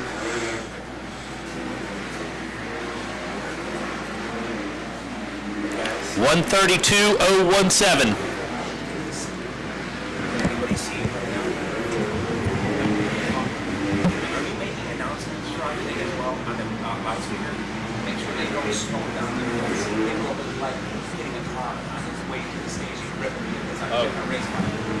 Absolutely. All right, thank you.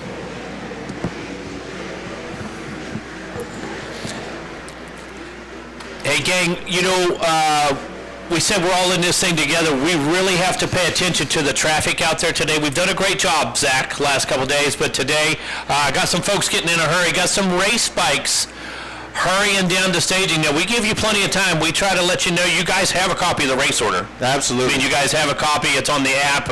Everybody knows when you're up. No need to be ripping around the compound. No need to be ripping down the roads on race bikes or pit bikes whatsoever. Well, yeah, and again, it's no secret what's going on out on the track. We're Right. very vocal about what's happening. You bet. Look at this tightening up just a little bit here. 1:32.1. Oh, look at this. Look at what he did. 1:31.7. Got to change it again. Every time we write one down, buddy, he answers. Hey, let me save some ink. He's going to run your pen out of ink.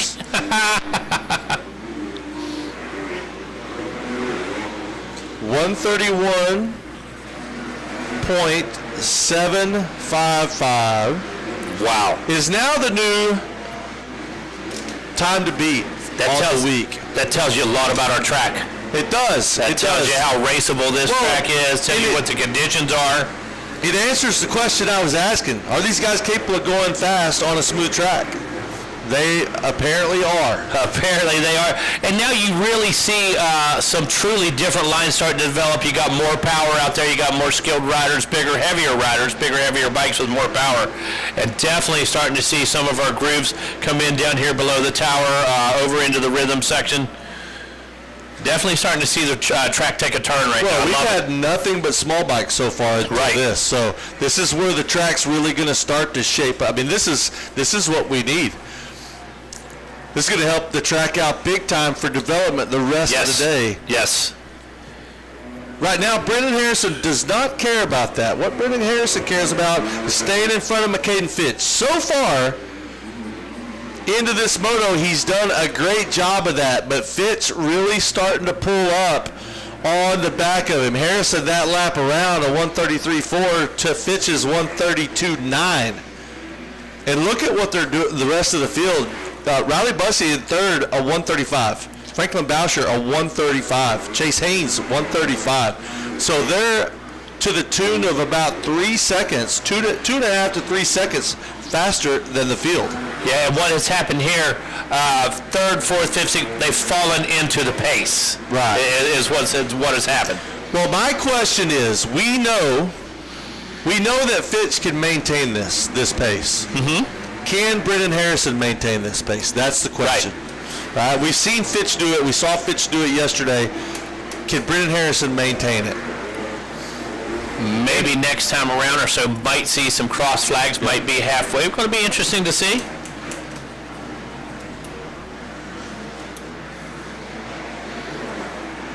What's super interesting is a 1:31.755. Absolutely. That's interesting to me.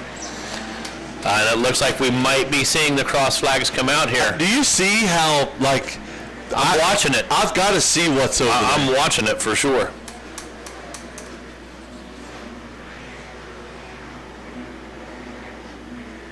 Halfway.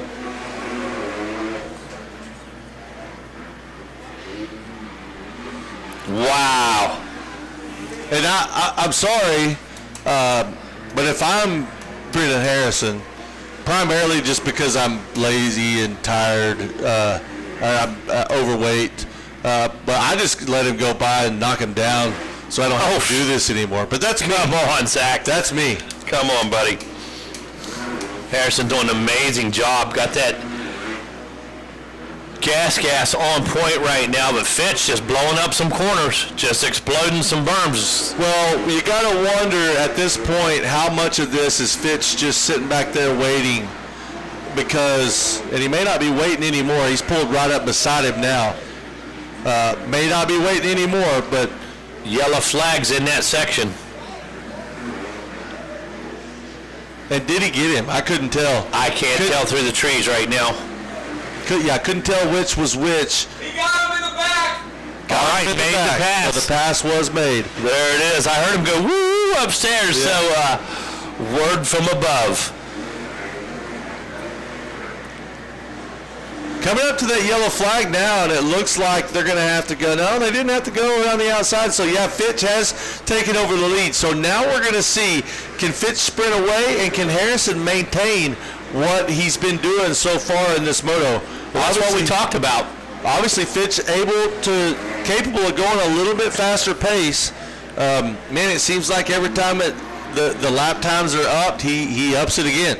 No doubt about it. Lap 7 in the books. Fitch 133.8 that time. Harrison 135.7. Take a look. Here comes Bussy working his way through on the 404. Still hanging in that 135 lap time range. 138, I'm sorry, this time around. So Bussy having a couple hiccups that time. And Bouscher moved himself up into 4th. Yeah, a little bit off the pace for Bussy on that lap. Chase Haynes sitting in 5th. He's running the 135. Sherman checks in. 6th place. Kellogg going to be 7th. Furtado 8th. Thomas 9th. Jace Williams going to claim that 10th spot. Coker picks up a couple. He goes from 14th to 11th. Yeah, I got so wrapped up in that lead battle, I almost forgot there was a rest of a race going on. But that thing was pretty intense for about 6 laps. Hey, and that's what these races are about, the win. Right. Okay, when the battle's up front, that's the battle we're going to call. Outside the top 10, you got Cole Coker, like you said, Micaiah Ulrich in 12th, Connor Calnan 13th. Grayson Townsend, not sure what happened to him. He must have had a bad start or a fall. For sure. Back here in 14th. Sawyer Treadwell, 15th. Cash Peterson, 16th. Eamon Pulsifer, 17th. Henry Milliken, 18th. Troy Naranjo in 19th. And Cohen Martin going to round out your top 20. Looking for our leaders out. Well, the leaders already came back by. And I'm going to be honest with you. I'm surprised. I'm not surprised that Brendan Harrison can still go this, or he's going this pace. I'm surprised that he's still going this pace because it's just not. We haven't seen it yet this week. Sure. We haven't seen anybody match the length of time that McCaden Fitch has been able to go fast. 8 laps in, Brendan Harrison is still there. And when you say that, it's a 133 for Fitch, 133.3 for Fitch, a 133.3 for Harrison. Well, here's the other thing. That's when you're matching a lap time. Well, here's the other thing you have to think about. We saw McCaden Fitch do the 132, the 131s. Did he gas himself? Exactly. Did he gas himself? We'll find out. We've got probably 5 or 6 more laps to go. Who can go the pace the longest? And honestly, I want to see Brendan Harrison there to the bitter end. I think it would make for, it's going to makes for great racing. I don't want to see anybody run away with it. It's not exactly. fun. It's just not fun. That's like a random person saying, hey, you want to come watch me practice today? I'm going to be the only person on the track. No, I don't.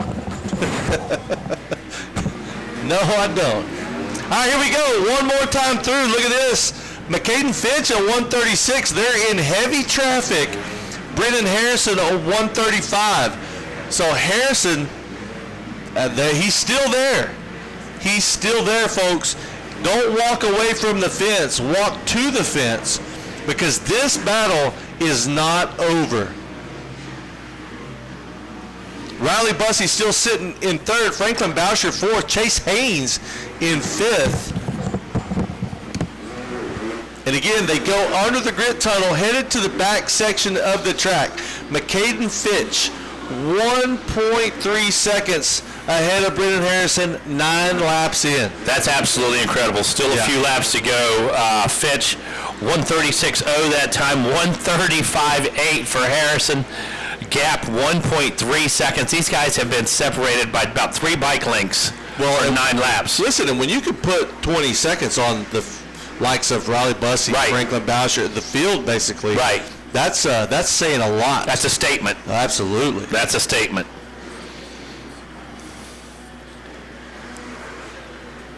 All right, here we go. 450B out on the track. Moto number 1 of 450B. 51cc Open, divisions number 1 and 2. Divisions number 1 and 2. Here comes Fitch. One more lap. Harrison still there. 51cc Open, divisions 1 and 2 in staging. 250C Limited, divisions 1 and 2. You need to be down there as well. Again, we are on race number 28 right now. McCaden Fitch leading the way. Brendan Harrison off the pace on that lap. Just a little bit, lost about a second on that lap. So we'll see if he's able to get any of that back on lap number 11. Riley Bussey in third, and a 23-second gap back to third. Franklin Boucher, 137 on lap number 10, still hanging in fourth. Chase Haynes in fifth, 137. Jet Kellogg, 136 in sixth. Then you got Jesse Furtado making his way up to 7th. Blake Thomas in 8th. Noah Sherman 9th. And Jace Williams going to round out your top 10.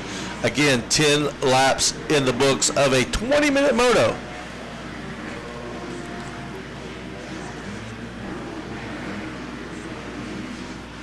Looking for the 29 machine. One more lap. And will we see... Probably going to be 1 or 2 more laps before we see that white flag.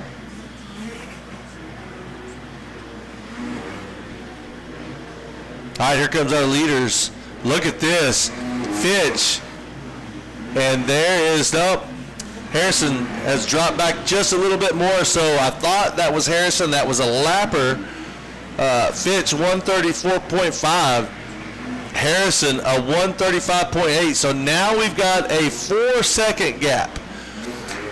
So what I would say to Harrison is, and fitness is obviously good, but Fitch's fitness is a little bit better. Fix the fitness, and you got no problems because the speed is there. This has been a great race. It was realistically about 9 laps of a great battle. The speed is there, a little bit of the fitness, and you're golden. Riley Bussey, 11th lap, runs a 138 in third. Franklin Boucher, 4th. Chase Haynes in 5th. No change there. Jet Kellogg, 6th. Jesse Furtado, still 7th. Blake Thomas, 8th. Noah Sherman, 9th. Jace Williams, 10th, so also no change there. Grayson Townsend now up to 11th. Cole Coker, 12th. Micaiah Ulrich, 13th. Connor Kalman in 14th.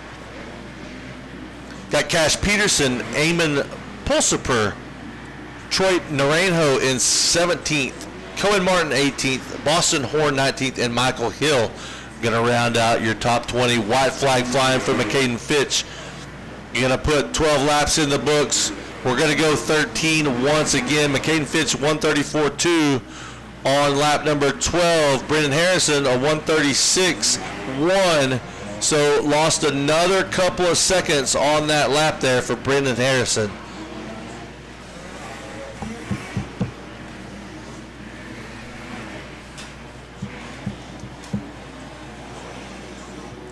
third place rider, Riley Bussey, should be popping through anytime. There he is.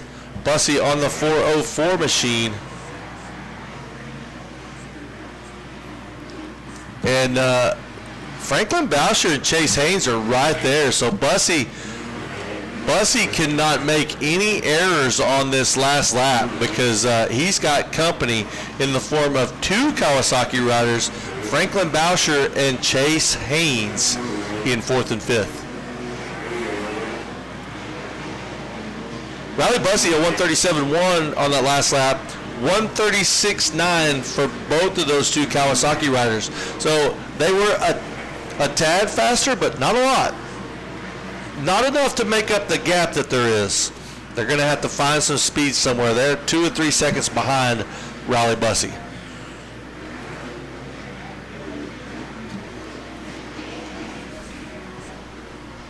All right, white flag flying. McCaden Fitz, we're looking for him to come across one last time and take that checkered flag. There he is. And I know what that signal was. I'm not going to say it, but a little salute to the crowd there for McCaden Fitch. Brennan Harrison going to cross the line in second. Great. That was a great effort out of him and made it exciting. They said that was a good battle through 9 laps, and it kind of started to come apart. Riley Bussey going to finish out in 3rd. Franklin Boucher and Chase Haynes 4th and 5th respectively, and we'll go down to the podium momentarily with Wes Kane and McCaden Fitch. Yeah, absolutely incredible race. It was absolutely insane. Like I was saying, it was Brennan Harrison kept McCaden Fitch extremely honest. We had a lot of it, but he kept him honest and stayed right there on his heels 9 of the 13. All your hard work paying off. Tell me about it. Oh yeah, I actually didn't get off to a very good start that time. I just jumped it and then kind of got back too far, wheeling all the way down straightaway, whatever. I made quick pass the first lap, and then it took me a minute to get around.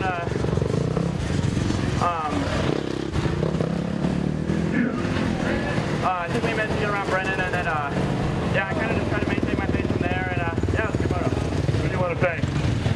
I'd like to thank my mom, my dad, for just trying to keep me safe.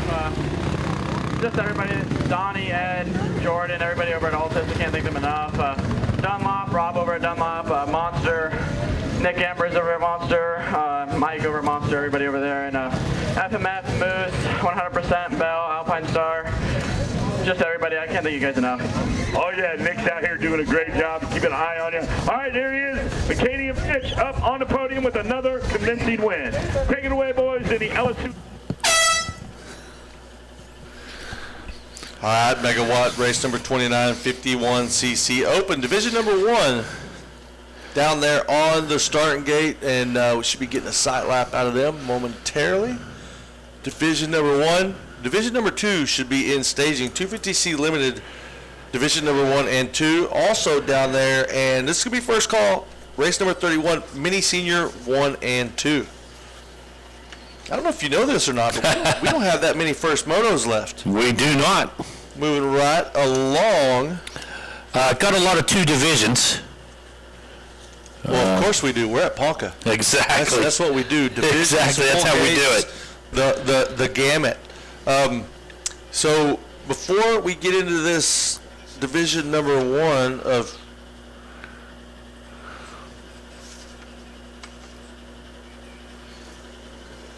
(51cc) Open, attention all Yamaha Blue Crew riders. Please don't hesitate to stop by the Altus Motorsports Trackside Support Trailer to talk with Jordan Nassany, Ed, Johnny, or LJ if you need some technical assistance or emergency parts. They stock parts from PW to SX Champion YZ450. Make your way over there and see those folks. Thanks to Donnie Luce. He's the amateur MX ATV SX or side-by-side off-road coordinator of the Yamaha Racing Division. So make sure you make your way over to Altus Motorsports and see those guys. Go over there and go there and meet their riders. They've got Owen Covell.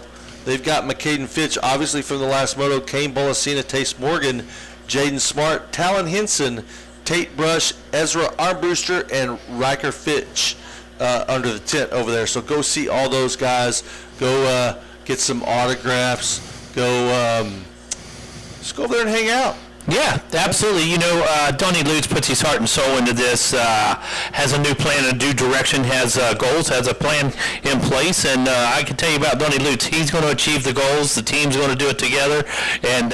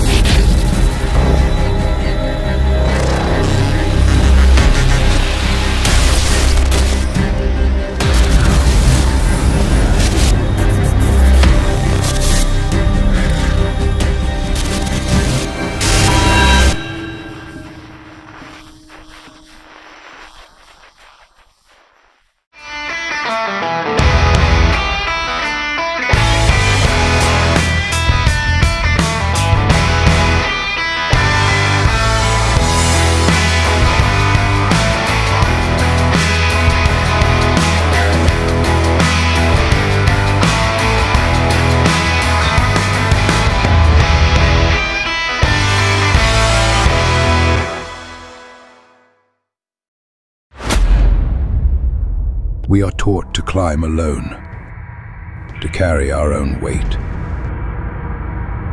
But no mountain is scaled by a single hand.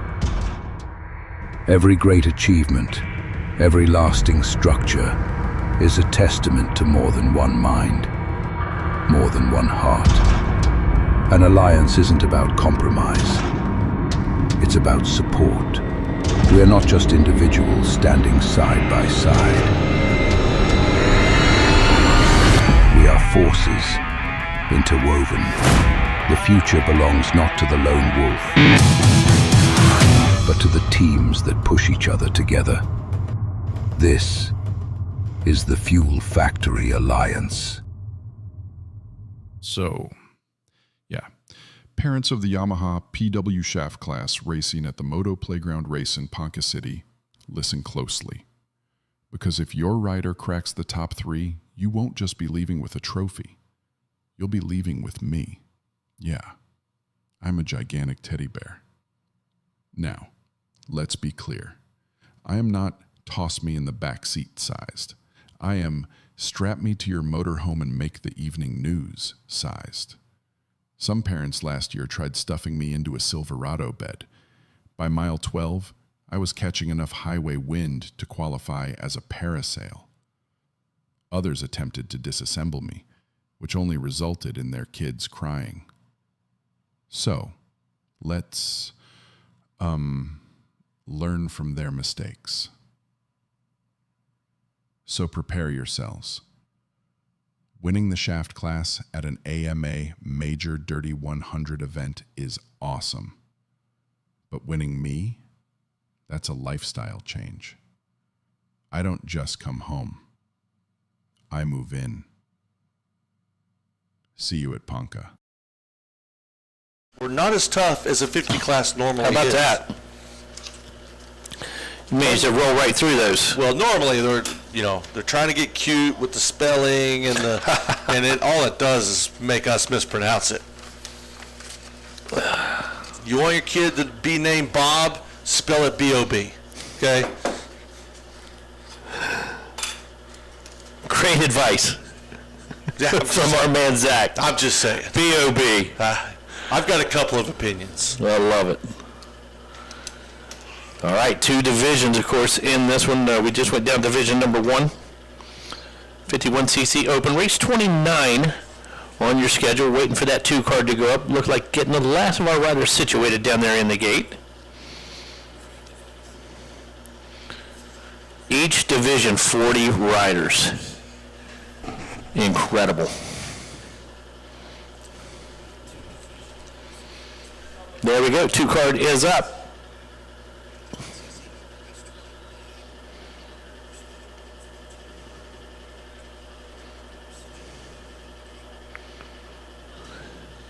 A little bit of a breeze today. Yeah, we're looking at the flags down there, and that's exactly what I was checking out as I stepped outside for a second ago. You feel it, but it's just not this overwhelming breeze. No. So it's actually just perfect. There we go, clean start. Everybody's still on 2 wheels. Wow, great job. All 40 riders make it through turn 1. Will they do the same in turn 2?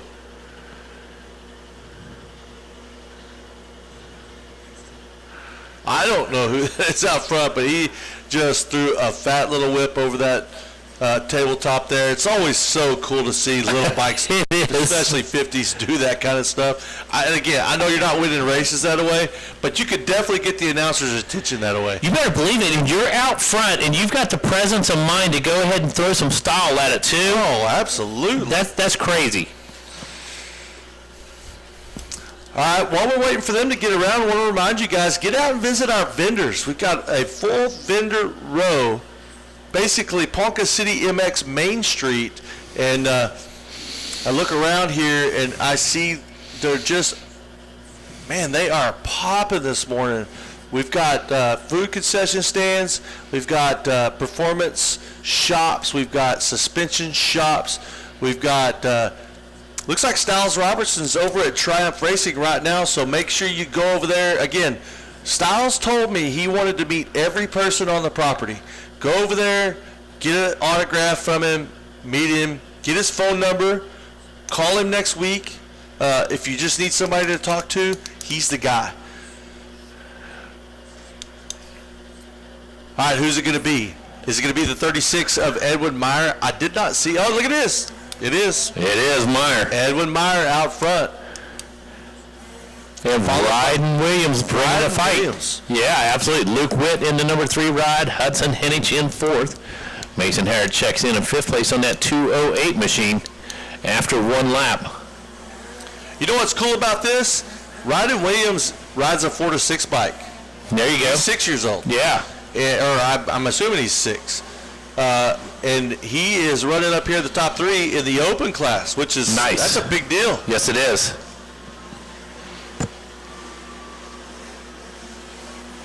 So Edwin Meyer out front, Rod Williams, Luke Witt, Hudson Henich, Mason Howard, Carson Fritch in 6th, S.J. Meadows 7th, Braden Tillery 8th, Callahan Russo 9th, Shaw Vandenberg 10th, Fender the Cinder back in 11th, must have got a bad start, Kellen Cooper 12th, Ryder Corbin 13th, Levi Bowman 14th, Tyler Campbell 15th, Landon LeBlanc 16th, Brennix Roberts, to make sure I said that right, 17th, Ryder Mullinan 18th, Noah Fort in 19th. What happened? Julian Stowaway in 20th. So, yeah, we're 1 lap in. A lot of things can happen. Bad starts, bobble on the first lap, you go down. Listen, if I'm going to fall, I want it to be in the first lap. That way I got plenty of time to make up for it. You fall in the last lap, you got no time.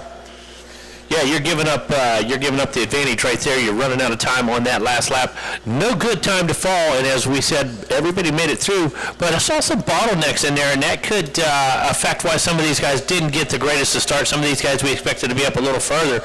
2 different bottlenecks going through the first 3 turns there, and well, it happens when you got 40 little bikes on the track. Absolutely. There's our leader. And this is what we race for. This is what we want. We want these full gates. People chase these full gates. So Luke Witt now into the number 2 spot. He brings the number 74 machine up into the 2 ride. Ryden Williams back into the 3rd position. Hudson Hennig still in the 4th spot. Mason Howard rides in 5th.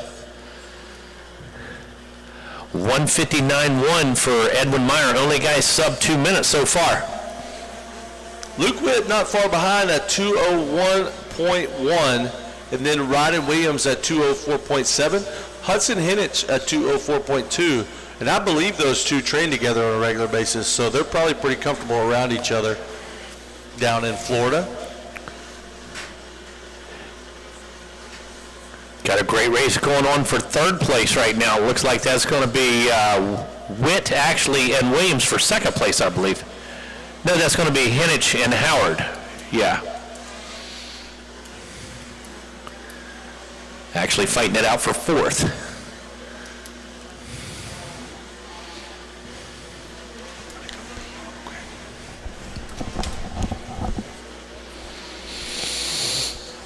So 51cc Open Division 1 on the track right now. 2 laps in Division 2, of course, making their way into the gate. Another full gate, 40 riders in Division 2 as well. 250C Limited will be our next class on the track. That'll be race number 32 divisions there as well. So 250C Limited should be making your way down into the staging area.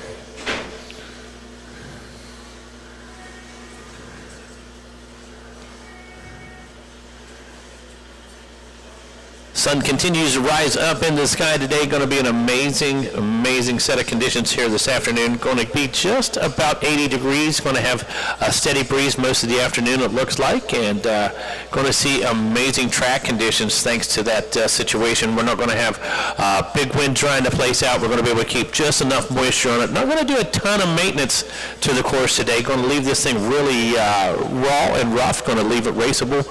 And just do some touch-ups on some of the issues.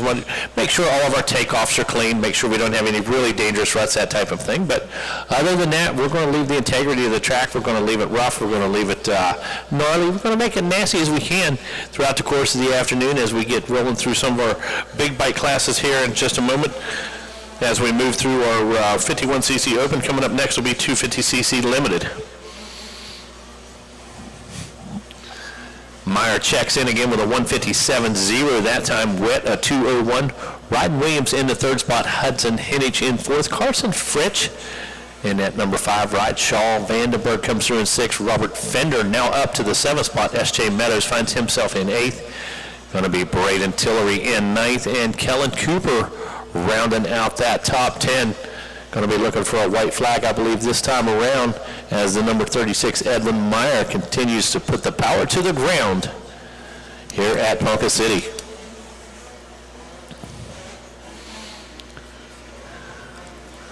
Again, want to remind everybody, got activities tonight.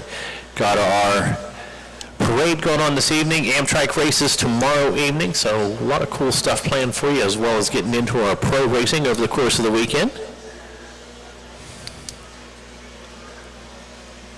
Looks like Meyer working his way back through the twisties. Should be popping back into sight here in just a moment. And there we see Meyer. White flag is out. 1 left to go in Division 1. Division 2 down on the gate right now. 51cc Open. Again, 40 riders in that one. Coming up next, going to be our race number 30, 250C Limited, 2 divisions there as well.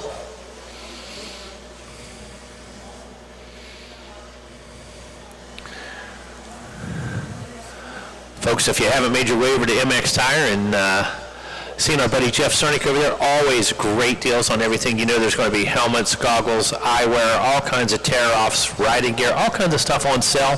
Not to mention over at MX Tire, you're going to find a great selection of the finest knobbies on earth from our friends at Dunlop. Get some advice on some tread, get some advice on air pressures, kind of keep in touch with Rob Fox over there. He's going to keep you up to date on all the latest specs, all the latest numbers you need to know to have a successful ride here this weekend at Ponca City.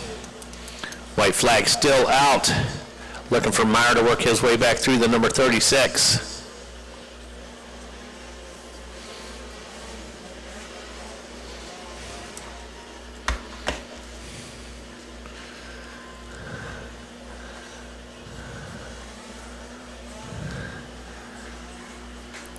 Last time we had Kellen Cooper in 10th, right outside Ryder Corbin in the number 11 spot, Callahan Russo in 12th, Landon LeBlanc 13th, Levi Bowman 14th, Tyler Campbell 15th, Brennick Roberts in that 16th spot, Julian Stowaway 17th, 18th is going to be Jamison Martinez 19th, Maxwell Salak 20th going to be Kai Borden.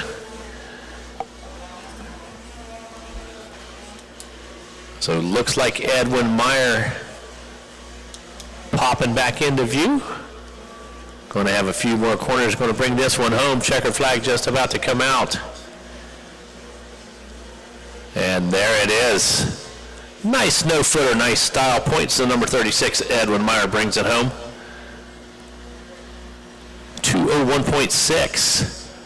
Last time around on that last lap, going to be 204.1. Meyer cruising it in, just about a 13-second gap on lap number 4.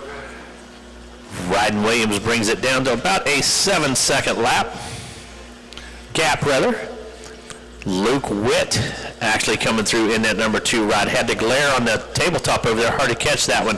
Hudson Henich in the number 3 ride. Ryden Williams back in the number 4 spot. So Meyer, Witt, Henich, Williams. I believe it's going to be the 059 Carson Fritz checking in.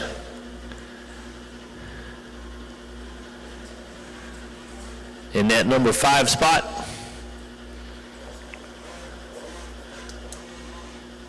Going to get ready to send it down to Wes on the podium here in just a moment. Riders continue to work their way through the finish line. Meyer up here on the box for a second time.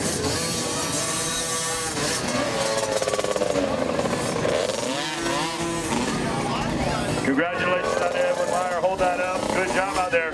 Tell me about your morning ride. Good. I was out there.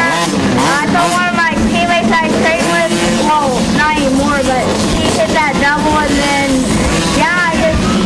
I looked at him on the side lap, figured it out, and I just held it wide open at the back supercross. So, but yeah, other than that, the track was tacky, and yeah, it was good. What do you want to thank? I thank my mom and dad. Good luck to keep me safe. The whole game motor team, Brett Albertson, Steve, Bud, Love Fitness, whole family. TN2 for my subscription. Crowley for my tires. T-Rex for my final cable clamp. AMC for my levers. For my Moon Talbot goggles. FXR for my Pearson. For my speakers. 180 for my graphic kit. And thank you all at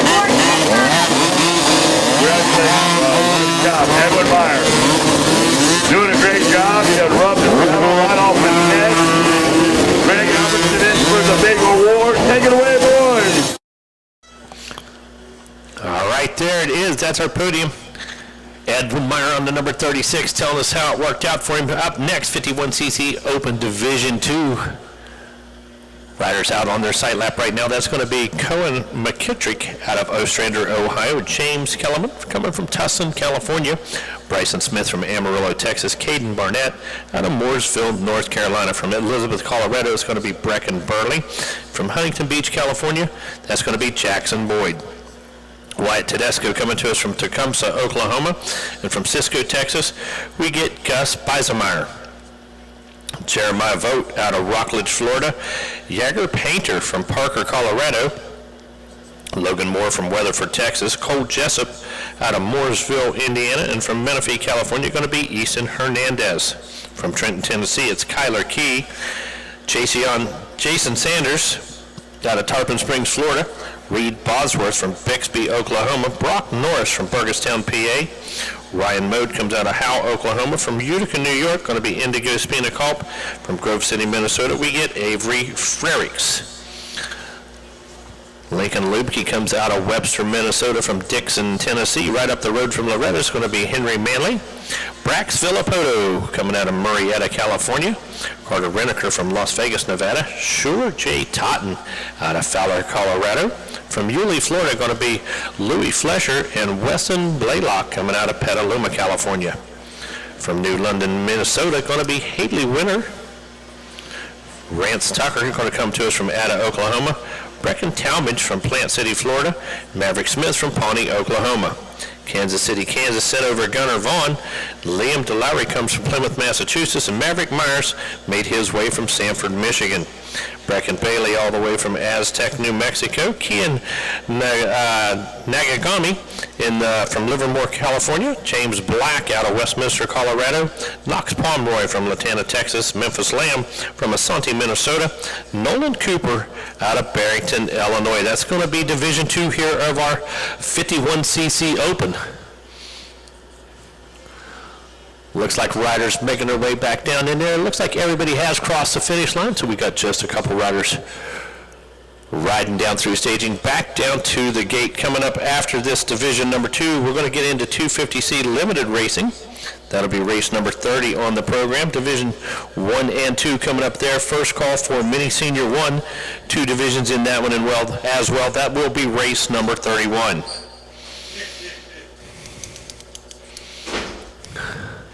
So as you see, riders still working their way in behind the gate right there. Still a few open gates. Going to close those up. Going to wait for that 2 card to go into the board. We're going racing with Division number 2 here in 51cc Open.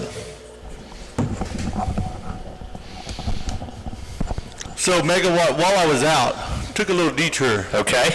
What's it look like? They're making it worse than it looks. Okay, all right. I wondered how in 4 motos. No, they're making it way worse than it looks. So it is a pretty steep roller on the inside, which it makes sense. It's you want to make it's a decision maker. Mm-hmm. There's 2 ruts through it, but there's nothing on the backside. Like they're making it. The riders are making it look worse than it is because I'm expecting to get over there and see a 5-foot hole. There's not one. It's non-existent. Nice. So I feel better having put that to rest. Yeah, so it was exaggerated in the look.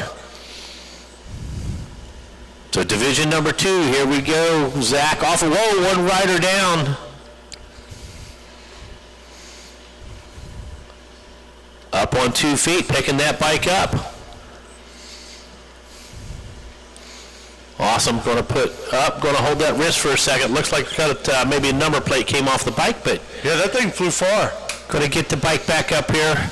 There comes 1 more rider around the first turn, so must have had issues right out of the gate, but no issues up front. We have a battle going on here in Division number 2, 51cc Open.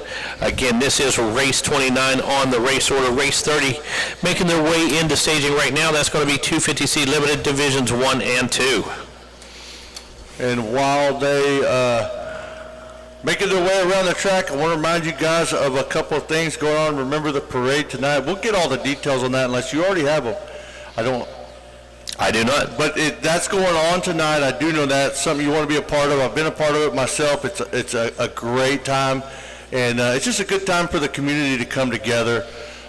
So we're doing that tonight, as well as, again, I can't stress enough, support the people that support our sport.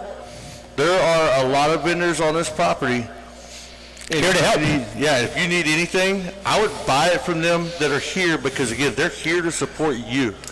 And those are the ones that we really want to take care of. Those are the people we want to look out for because they're here looking out for us. They're here making sure we have, whether it's parts, gear, tires, whatever it is we need, oils, lube, gas, they make sure it's here, and we certainly appreciate that. But you can't have an event like this without those types of support. Absolutely not. So Wyatt Tedesco, a couple familiar names up front. Wyatt Tedesco in the number 1 spot. Brax Villapoto Brax running the 100X, sitting in the number 2 spot right now. Indigo Spina Culp in 3rd. Going to be Avery Fredericks in 4th. Carter Reneker in 5th. Cohen McKittrick rides in 6th. Bryson Smith 7th. Brian Mode 8th. Brock Norris 9th. And Knox Pomeroy rounding out our top 10. Okay, Megawatt, I want you to close your eyes for a minute. Just go with me on this. Tedesco in 1st. Villapoto in 2nd. Nice. Think you've ever heard that before? I like the sound of that. Said a couple familiar names up front, but a bunch of familiar names back in the rest of the pack as we take a look at Nolan Cooper, Gus Beismeyer, Maverick Smith, Liam DeLowry, Weston Blaylock, Gunnar Vaughn. All familiar names in this 51cc open class. Yeah, and so cool to, to watch these 50 groups, watch them come through. Some of them this is open, so some of them still 4 to 6 riders. You watch them, you get to watch them grow as we do these races and watch them improve. And I understand full well the feeling, as do you, of getting out there and getting better, and then going and showing up on a big scale and showing off your skills.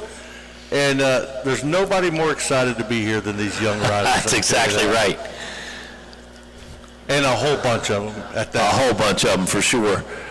Again, does our heart good to see these full gates, both divisions, 40 riders in that 51 limited. Going to have 50 riders total in that 250C limited. Going to have about 50 riders in mini senior 1 as well.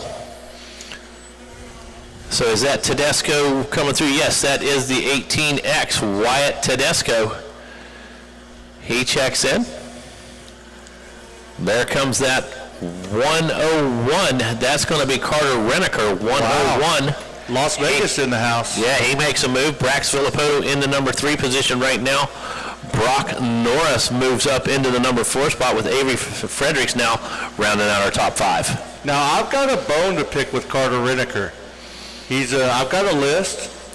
You got a lot of bones. Well, right now, Haley Henson's top of the list, but Carter Reneker's on it because we made a deal at Baja.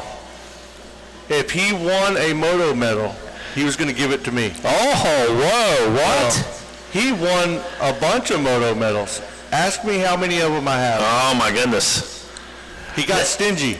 Yeah, that'd be just one of those things where I kind of forgot where I put him if I was him. Yeah, well, unfortunately for him, I went down on the podium with him. Yeah. And so I was there when he received it. I expected it to be handed over to me. Well, no. That's not how it works. You got to do the whole social media thing. You got to do all that. And then eventually it works its way back to a trainer. Yeah. Well, and I'm not training him. Oh, my goodness. I know him really, really well. And, I just wanted a moto medal. Cutting those side deals. Yeah, he was going to give it to me, and then right up until he wasn't. He's like, no, I think I'm going to keep this. I don't blame him. I don't blame him either, but... Division 2, up and running Wyatt Tedesco, 18X, 101 Carter Reneker, 100X, Brax Villapoto, 44, Brock Norris, Avery Fredericks on the 66, 1, 2, 3, 4, 5, all Cobra mounted up front. Yeah, you got to go to 6, Bryson Smith on that KTM. And he's climbing the ladder. He was further down. I believe he might have been out of the top 10. So Bryson Smith on the move, 207 lap time to the 208 of Avery Fredericks and Brock Norris.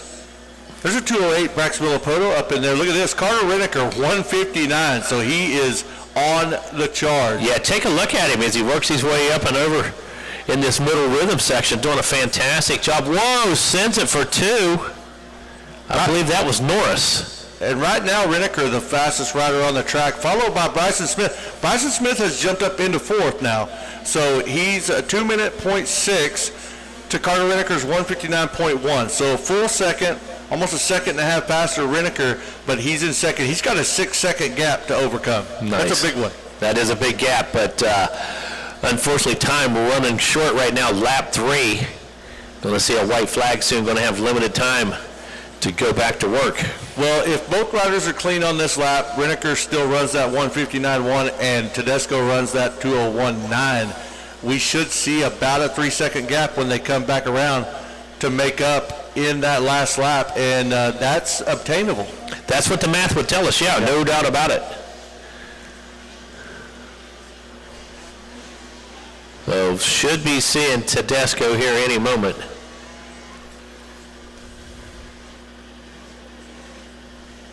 Believe he's headed back toward us here.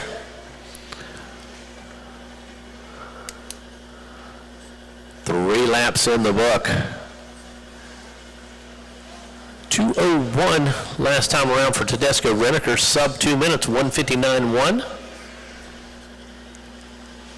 Bryson Smith, 2:00.6.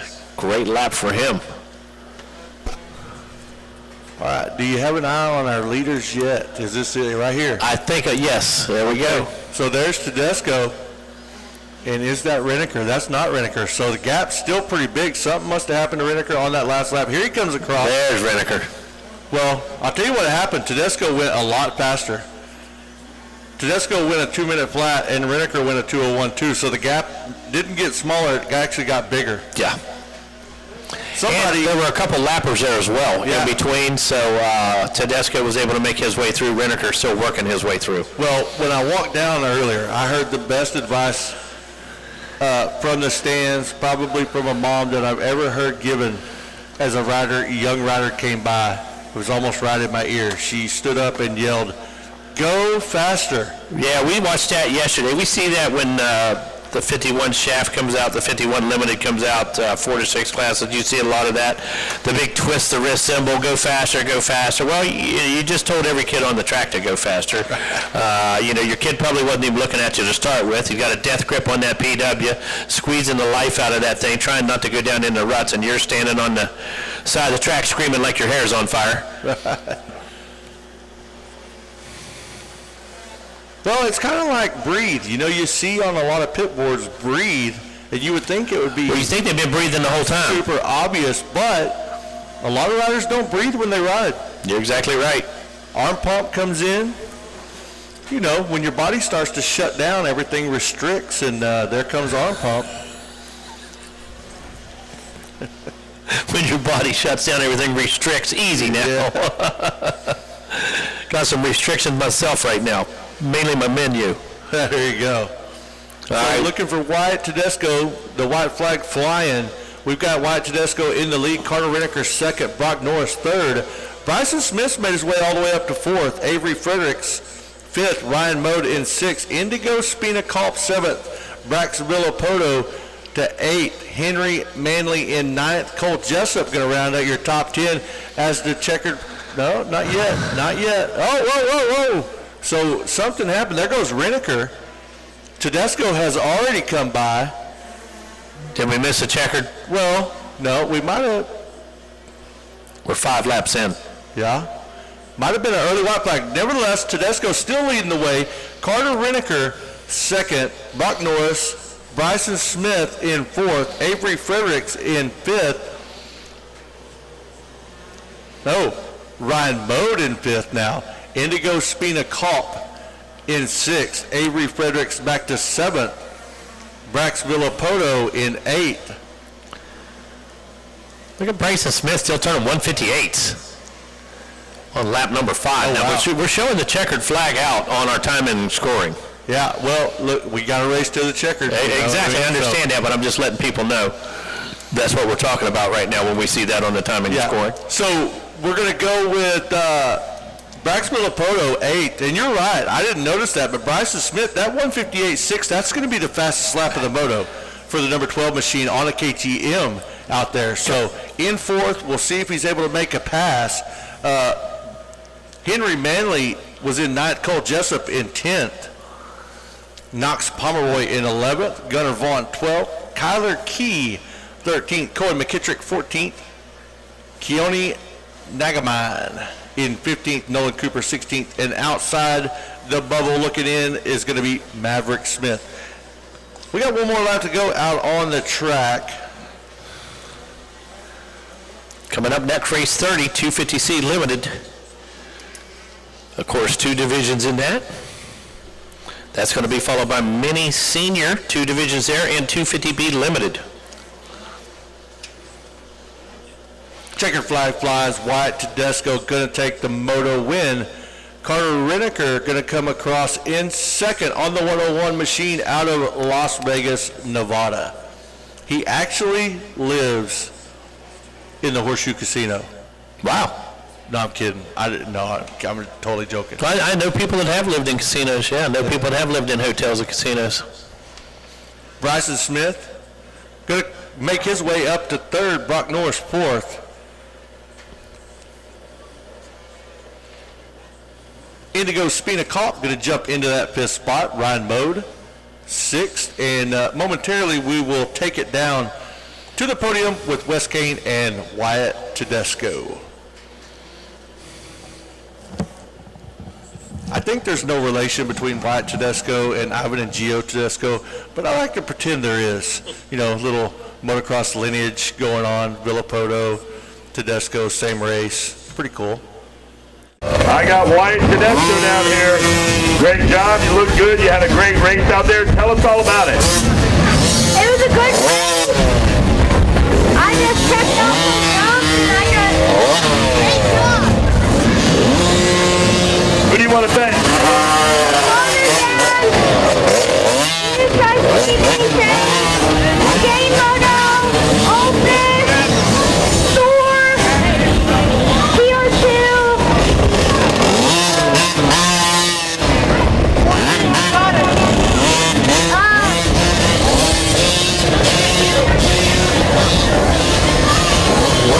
Alpine Star!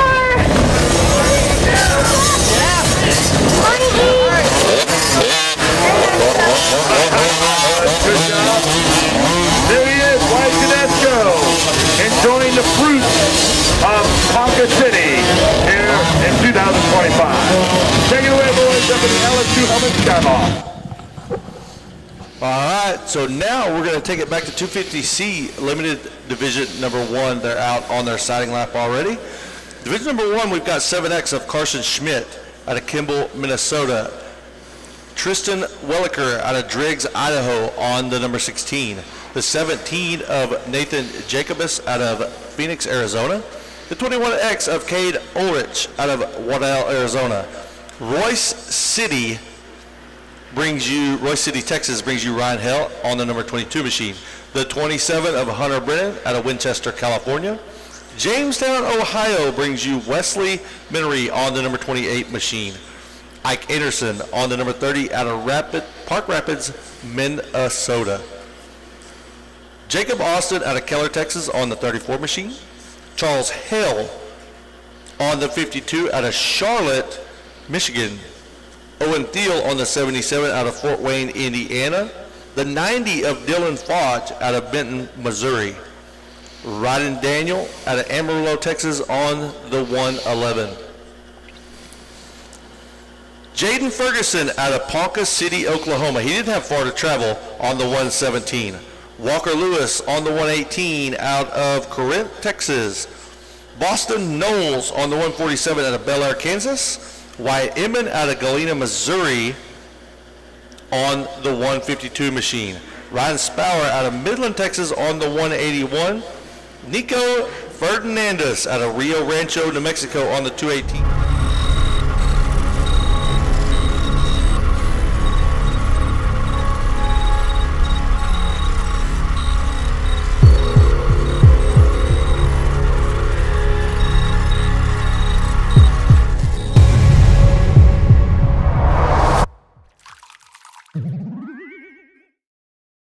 And Martin out of Benton, Kentucky on the 918.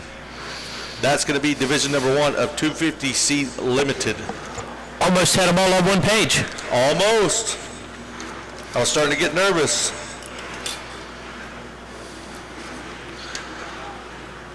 As we said, 250C Limited, 2 divisions here. This is race number 30 on your schedule. 31 Mini Senior 1, 2 divisions there. Race 32 going to be your 250B Limited.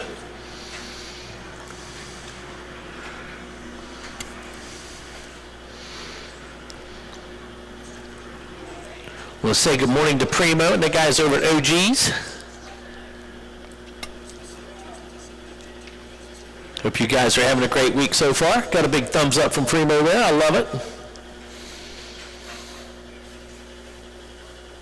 I'm surprised I don't see a line over at Triumph Racing to talk with Styles Robertson. I'm kind of upset about that. He's a man of the people. He really likes to meet the people. And if he comes up and puts a muzzle on you, I'm going to laugh. If he comes up and stuffs a hanky in your throat, I'm going to laugh. Well, I've known him since he was 5. Yeah, absolutely. All in good fun with you guys, no doubt about it. Yeah, exactly, yeah. I just read that, Styles. I'm with you. I'll take care of business if you need me to. Yeah. He is, like I said, he's a man of the people. Yeah. He wants to know everyone on the property. So go over there and meet him. He's a great guy. Great guy. He's got some good stories, too. Can't tell those on the air, most of them. A couple of them I can. Might say he's not old enough to have those kind of stories. He's got some good stories. All right, here we go. Gate is down, revs are up. Into the first turn, we go Division 1, 250C Limited. One rider down, steps off the side of it. No harm, no foul. Back up on 2 wheels, brushes that grip off just a little bit. Hits the button on the run.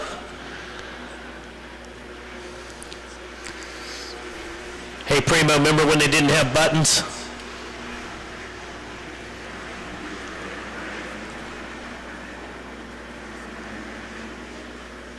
All right, we got a run going back to the back side of the track. A Husqvarna going to be out on the point, and I'm going to guess that might be the Husqvarna of Kean Majors, the 494 machine. Gotcha. It's an educated guess, but a guess nonetheless. So we'll get them back in when they cross the stripe. But again, I want to remind you guys, every chance I get, go see these vendors. They are here to support you, and we need to support them. Hey, and this is Friday, folks. Things about to get serious this evening, this afternoon, as we get through these First Motors, get through these division races. Things about to get serious. Keep in mind, Jeff Cernick does not want to haul tires back to Johnstown, PA. No. All right, he's going to cut some deals later this week. We're going to keep you posted on that. There's going to be gear on sale. Go see our buddies over at Tamer. If you don't have that whole shot device, well, shame on you. You should get over there, see those guys. And as Zach said, let them put it on for you. In about 3 minutes flat, it's going to be installed professionally, and you're going to have the best whole shot device on the planet today, the original whole shot device, Tamer. So Kean Majors, 494, he's out front. And that was a guess, but it was because it was there's 2 Husqvarnas out there, but I only saw one on the list. So well, you did not say it was a guess. You said it was an educated guess. Yeah. And I'm going to take it there's a difference because most of my guesses are uneducated. So that's how most of my guesses are. Hey, Husqvarna's 1 and 2, so I had a pretty good shot at getting it right. You had pretty good odds, didn't you?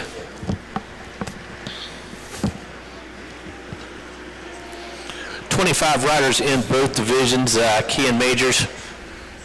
After one, having a gap of about 2 seconds over Thiel. Like you said, both Husqvarna mounted. Then a couple Blue Crew pilots. Going to be Nathan Jacobus, Cash Flicker, and Dylan Fodge, 3, 4, and 5. Just can't say enough about the entire track team. Just the preparation, again, we talked about. Like you said, it wasn't early this morning, but it was still dark. And out there putting the final drag to it. We put the moisture down last night. We put moisture down early this morning.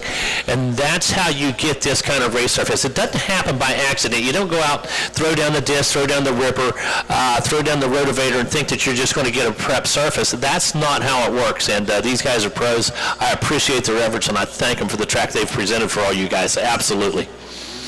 Kean Majors laying it down right now. I don't know what the lap time is yet. 140.1. So Kean Majors starting to try to stretch this thing out. He's got about a 5-second lead over Owen Thiel.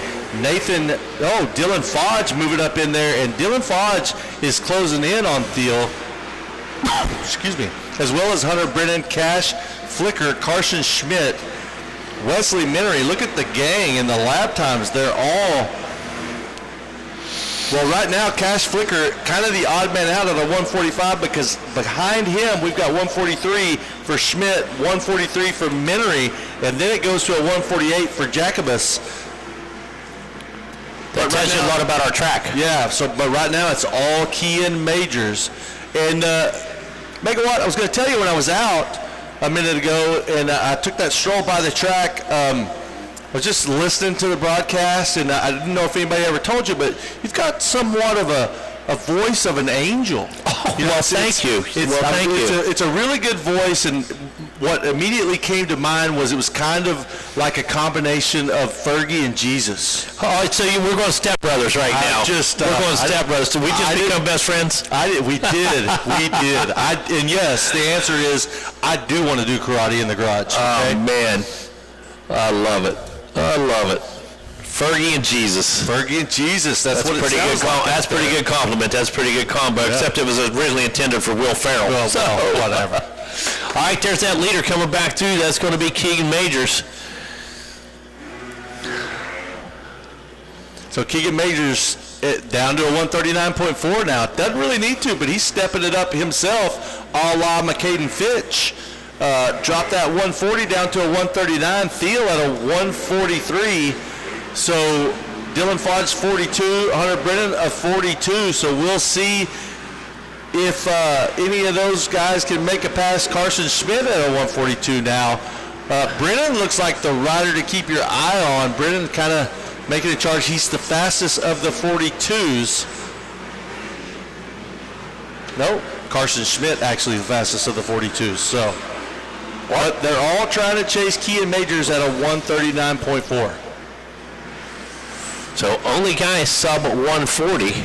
That is Kean right now. Only guy sub 140. Take a look a little further back in the pack. Start to see those lap times really go up. So what that tells me, good starts by our front runners, no question about it. The fastest guys are up front. Absolutely. You don't see a 141 back here working his way through the pack. No, and so most of the fast guys got a good start. Exactly. And put themselves where they wanted to be for the moto. In good position. Now this is a divisional race, so we'll start at 16th. In the bubble spot, we've got Ryan Hale on the 22, Jacob Austin in 15th on the 34 machine, Walker Lewis on the 118 in 14th, Rylan Spower on the 181 in 13th, Tristan Weilacher on the number 16 in 12th, and Ashton Vogelsang in the 11th spot on the 744 machine. On the outside looking in 17th, Ryden Daniel right now and Wyatt Inman. So those two, they're going to need to make some passes if they want to make that transfer directly onto the main. Bad news for them is they're all running the same speed, 152s. And Ryan Hale is going 4 seconds faster. So Ryan Hale really wanting to hold on to that 16th spot. Probably actually wants to move forward a little bit. He's just a tick faster than Jacob Austin, so opportunity is there. Oh, and something happened to Hunter Brennan on that last lap. I said that he's the rider to watch, and then he turns in a 152 and drops back to 8. Yeah. So Hunter Brennan having a little bit of issues on lap number 4. Dylan Fodge up into the 3rd spot now at a 141, matching the lap time of Kean Majors out front. Owen Thiel at a 142. And again, this is a divisional race, keep in mind. So although we do have a lot of fast guys in here, it's not all the fast guys. Right. We got some of them sprinkled into that next division number 2. A lot of 250C limited riders here, a couple of full gates in that one. Mini Senior 1, you need to be down there in staging. Mini Senior 1 Divisions 1 and 2. And 250B limited, this is going to be your first call. And what that's going to do once we get through 250B limited, that's going to give us another page in the books. You bet, man. I got to tell you, I am impressed. We're just moving right along. Race is just smooth as mayonnaise sandwich right now, and keeping things right on track, right on schedule. Doing a great job. On a cold and lonely highway east of Omaha. We get to turn the page. Here we go, turn the page. All right, we got a winner. Kean Majors going to take the win. Owen Thiel going to take 2nd. Dylan Fodge 3rd. Carson Schmidt going to be 4th. Wesley Minery 5th. Cash Flicker 6th. Nathan Jacobus 7th. Not a whole lot of change on that last lap there. Hunter Brennan in 8th. And Kanan Martin did make a pass, so he's going to jump up to 9th last lap, and Ike Anderson going to round out your top 10. Momentarily, we will take it down to the podium with Wes Kane and Kian Majors. And then we'll move on to 250C Limited Division number 2. All right, Kian Majors up here. Congratulations. Got him out of California. Not in Oklahoma. Hey, tell me about Ponca City, man. Come on. You're a California guy. You're out here in the middle of nowhere. You got a great Walmart down the street. Tell me about it. It's great. The city's great. The weather's great. Everything's going out here. The track's amazing today. Way faster than yesterday. Tell me about your race. I ended up like a 5th place start and was battling my way through the first lap. Ended up getting first by the sand section. Held my own race, but what do you want to thank? I want to thank my mom, my dad, my mechanic Tyler, my freaking Anton Nordstrom. I want to thank Sandbench Racing. I want to thank Husqvarna 7. I want to thank Arne. I want to thank Arrow and everyone else. Thank you. All right, are you going to ride tonight in the parade? Are you going to ride with us in the parade tonight? I might. Oh, man, come ride with me. I might. I'm calling you out. Let's go. All right, celebrate. Back to you guys in LS2 helmet. Skyball. Podium interview down there right now. You take a look out on the track. You're going to take 250C Limited Division number 2. That's going to be as followed. The number 5 Colton Deal out of El Dorado, Kansas. 15 Colt Street coming from Benjamin, Utah. Out of Jacksonville, Texas, going to be Blaine Westbrook on the number 18. The number 021 Jace Rader from Odessa, Texas. 21 Colton White from Aztec, New Mexico. 23 is going to be William Vanderfield coming out of Centerville, Mississippi, down there near Kevin Wyndham, down there near Farm 14. 42 Travis Head coming out of Castle Rock, California. From Norman, Oklahoma, it's going to be the 45 of Marvin Bryan. From Butler, Missouri, going to be the 47 of Bo Tucker, and the 57 of Peyton Heitman coming out of Topeka, Kansas. 59, that's going to be Stoney Hudman out of Merkel, Texas, and 67 Piper Bell out of Sault Ste. Marie, Michigan. Charlie Morrison out of Ledbetter, Kentucky on the number 69 ride. The number 83 is going to be Bobby Hall from Sun Valley, California. Mounted on the 87 is Carter Dreschel from Byron, Minnesota. Riding the number 92 machine, Jax Houston from Tipton, Iowa. Out of Hutchinson, Kansas, riding the number 95, Jaron Mankey. And the 112 from Pleasanton, California, well, that's Talon Elcom. Riley Watkins on the 222 out of Kearney, Missouri, and the 308 is Deegan Leaf from Cambridge, Minnesota. Valparaiso, Indiana sends us the 379 of Lana O'Brien. The 481 Jack Cadlow comes from Billings, Montana. Savannah, Tennessee sends the number 500 Walker Brown. The 747 Talon McDonald coming out of Scranton, Iowa, and the 777 Owen Hodges from Los Lunas, New Mexico is going to make up our 250C Limited Division number 2. That is race number 30 on your program. It is Division number 2. So we're going to be moving to race number 31 here. Right after this moto, going to be Mini Senior 1, 12 to 14, 2 divisions there, followed by race number 32, 250B Limited.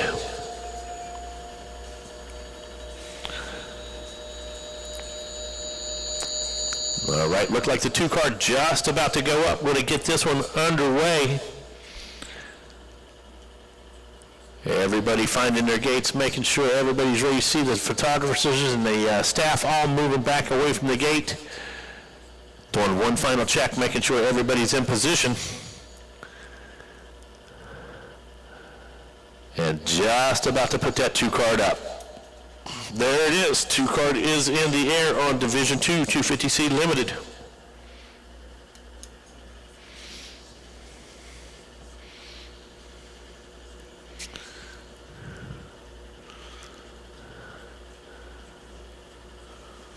One card up. Card is sideways, gate just about to drop. And it is a full-on bull rush into that first turn. Everybody on 2 wheels? Yes, everybody on 2 wheels successfully through turn number 1. A little bit of a bottleneck to the inside as we work our way around the turn. Around the tree in number 2, down that fast straight, headed for that big left-hander. Underneath the grit bridge, roosts flying. Holy cow, I'd hate to be mid-pack in this one. Look at the roost coming off the back of those bikes. Thanks for covering for me, Megawatt. I had to take a pause for the glazed donut cause. You bet. I was, as the kids would say, I was glazing on that glazed donut. You were, absolutely. And we appreciate that. Those were fantastic. Give a shout out to my man Wayne Kern down in Florida. He happens to put on a little event that you may have heard of called Minios. And I've made it very clear through the years, one of my favorite races because always enjoy it. You can go there, and if you're having a bad week, guess what you get to do on Wednesday? You get to start over. Absolutely. And if you're having a good week, guess what you get to do on Wednesday? Keep having a good week. You can carry that on. Exactly. Speaking of carrying on, here comes your leader. And that would be the 59 of Stoney Hudman out front. So Stoney Hudman out of Merkel, Texas. And the reason that I know that, I'm from Merkel, Texas as well. There's nobody's from Merkel, Texas but me and Stoney Hudman. I was going to say, don't say nobody. Yeah. And one of those guys make Merkel, Texas look really good. Yeah. Absolutely. And it's not me. I got to tell you, Odessa seems to be a little bit of a hotbed. Well, seems to be a lot of riders out of Odessa. Well, let me tell you the difference between the two. Merkel, there's not really, it's farming, right? Not much going on there. Odessa, it's oil field. So, you watch the show Landman? Yep, oh yes. Okay. Well, Landman, although it's filmed right down the street from my house because Taylor Sheridan lives in the same town as me, Landman is based around Midland, Odessa. There we go. It's an oil field hotbed. Right. When the oil field's doing good, Midland and Odessa's doing good. Perfect. When the oil field's doing bad, you can buy some, we call them oil field treats. You can buy some really cool stuff for some really low prices in Midland and Odessa. No doubt. Oil field's down, you start hitting marketplace in that area. Much like the coal fields in West Virginia. Right.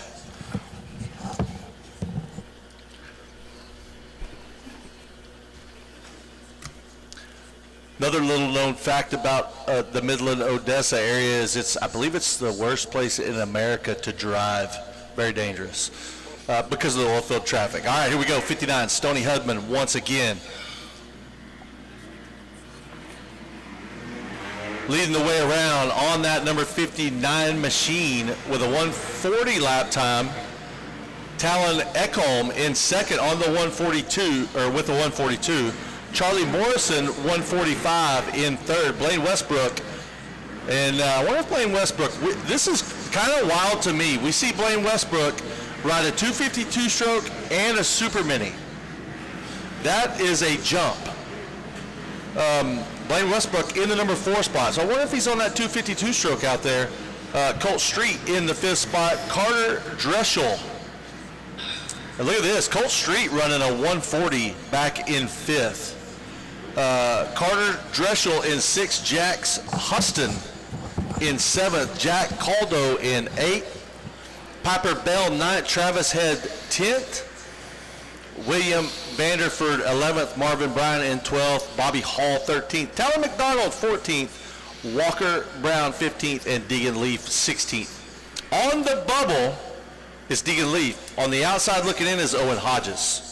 Yeah, Owen needs to find some speed right there. He's running about the same pace as the guys in front of him, so just needs to find some different lines, try some different options right now. 2 laps in, so he's got a couple laps to go to work. Knows exactly what he has to do to put himself in position. So here comes Stoney Hudman one more time on that number 59 machine. Running out front, 250C limited. 140.2 this lap around. Talon Ekholm hanging in there. 140.0 for Ekholm this lap. Colt Street 140.0. So a lot of riders matching that top speed. Or, well, I say a lot of riders. The top 3 are all going the same speed. Absolutely, yeah. Essentially. Charlie Morrison 144. Carter Dressel 144. Colt Street must have got a bad start. He kind of had to work his way up there to get into the top 3. Another one that we saw win a moto yesterday was Travis Head. on the 42 machine, so he must have got a bad start. And then look at this. Yeah, Vanderford. Wow. Vanderford actually turned the fastest lap, 139.5. He's the only rider in the 30 range. Absolutely. Sub 140, 139.5. Great lap by him. Going to put that to good use. Knows where he's got some speed, knows where he's faster than the guys ahead of him. So got just a couple laps to put that to good use. And, yeah, still a couple laps to go. We have not seen the white flag yet. We have not seen the white flag yet, so a couple of laps to go, but right now it's all Stoney Hudman on the 59 machine, Merkel, Texas, leading the way around, looking for him to come out of the back section one more time. That's the number 95 machine. It's going to be off, number 95 is going to be Jaron Mankey crossing the finish line, but we're looking for Hudman, the 59, here he comes. Headed to the finish line. He's going to get the white flag this lap around. Hudman on the 59. One lap to go, and he is going to be a 250C limited division number 1 or division number 2 winner. Yeah, solid laps for Hudman. Just looking really good on the bike, very comfortable and loose on the bike. Pretty big kid, too. Well, Ekholm now must have blood in the water because he's dropped down to a 139.5. And so he's trying to move forward, try to close in that 3.9 second gap. Colt Street at a 142, so it looks like he's settled into third. Charlie Morrison at a 144. I'm going to look back here. Where is, oh no, problems for head. No. He's still there. He's in 10th, but 146 lap time, so that's not going to help him out any. I really look to see him, and Blaine Westbrook must have had some problems as he's dropped back to 8th. White flag is out, less than a lap to go in this one. Stoney Hudman in control. Last time about a 4-second lead, 3.985. Well, normally when we watch C classes, Megawatt, what we expect to see is consistently inconsistent. Yeah, that's exactly. The C classes of old. Yes. But watching the lap times of these C classes, and they're extremely consistent. With some of these riders, we've seen them turn 142, 143s all the way through the moto, which means they've had good, clean, consistent laps. And so, like we talked about yesterday, the C class of today is no longer like the C class of old. Right. It's not the C class. Stoney Hudman takes a win with a little arm swag. It's not the C class that Matt Burkeen likes to film. For sure. So race 31 coming up. Mini Senior 1, 2 Division 0. Mini Senior 1, 12 to 14. Stoney Hudman with the win. Talon Eckham in that number 2 ride. Colt Street going to round out the box there. 1, 2, 3. Hudman, Eckham, Street. Carter Dreschel in 4th. Charlie Morrison in 5th. Jack Caldo 6th. Going to be Jax Houston 7th. Blaine Westbrook 8th. William Vanderford 9th. Travis Head going to round out the top 10 with Bobby Hall in 11th. Piper Bell 12th.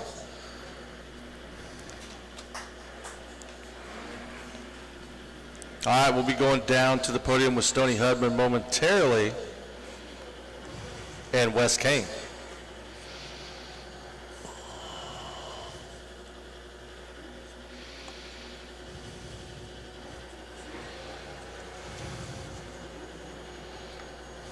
Good to be up here. Bunch of hard work going into it, so I'd like to thank them so much. What else do you want to thank?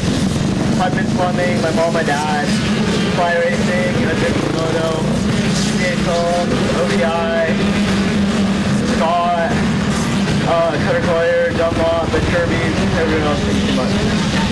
All right, congratulations out there. We'll see you up here again. Stoney Hudman with the big go-ahead down here for a moto win. Take it away, boys. Somebody else. Shut off. All right, thank you, Wes Kane. We've got a Mini Senior Division 1, Mini Senior 1 Division 1 out on their siding lap. But real quick, I wanted to let everybody know, the first few consies are up on the board. It is a partial consi race order down there, but you can go down to the board and find the first, looks like to me, about 10 of them. Getting some feedback. Yeah, there we go.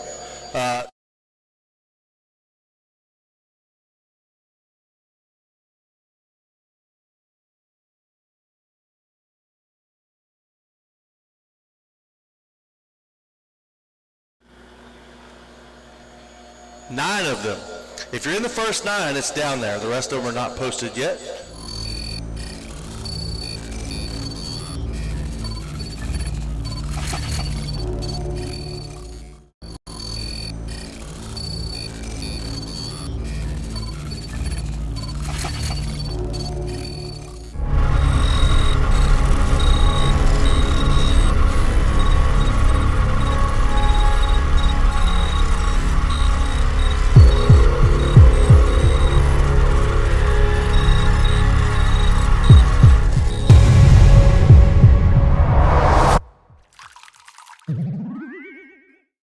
My name's Ryan Villapoto. We're here at Ponca City. I haven't been back in 20 years. Moto Playground puts on a great event, so we're here get the boys used to it, get them on the track, and it's kind of surreal coming back. Like I said, it's been 20 years since I've been back. My mom's with us, so it's cool, special to see how this place is all growing up and be back racing.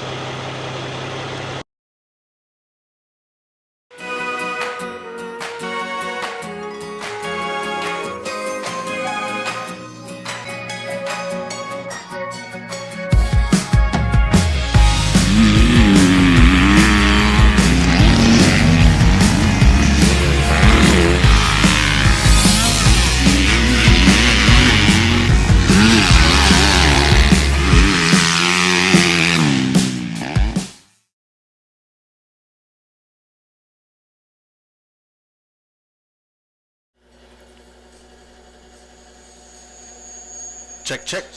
All right, so we're wrapping up that sighting lap for Mini Senior 1, Division number 1.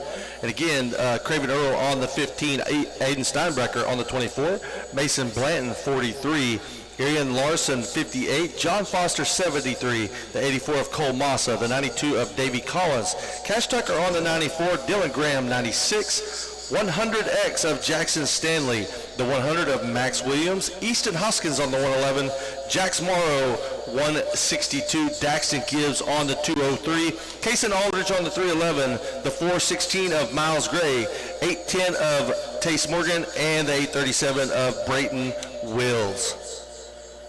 And that's going to be your Division number 1, Mini Senior 1. Again, Division number 2 on the starting gate after this. 250B limited in staging, and girls 9 to 13, 65 to 85.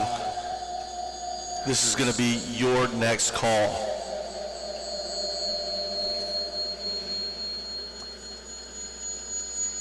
All right, here we go. We have got Husqvarna going to be out front, and that looks to be, that looks like to me that might be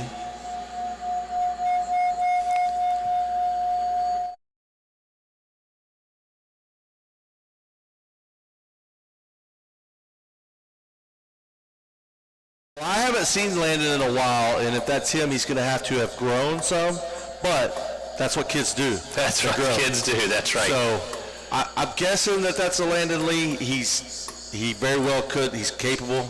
Whole shots. We'll find out momentarily. Again, partial Consi list is posted. Consi order is posted down on the board. If you're in a Consi, you need to go check that out. You can find out if you're in the first 9 Consis, and they will post the rest momentarily. But right now, the first 9 are posted. And we're going to move right into Contis following the motos. Absolutely. We're going to move right into the Contis. Are they 3 laps? I'll have to get confirmation on that. I don't know. So that's going to be the number 96 of Dylan Graham out front. Dylan Graham, then Aiden Steinbrecher, then Landon Lee. So Landon Lee was up there, but I'm looking at Landon now. He's grown, but he hasn't grown as much as what he would have had to be Dylan Graham. There you go. Yeah. Hey, I'm a guy that can admit when I'm wrong. And I was wrong. But not by much. Landon Lee there in third. There it is, sitting there in that number 3 spot. That's right. He saved me by getting a good start.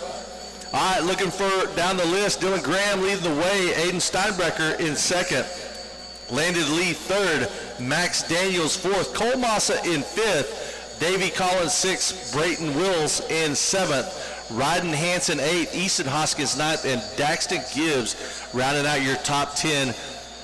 Kason Aldridge in 11th, Cash Tucker 12th, Mason Blanton 13th, Jackson Stanley 14th, Tace Morgan, rough start for Tace Morgan in 15th, and Craven Earls on the bubble.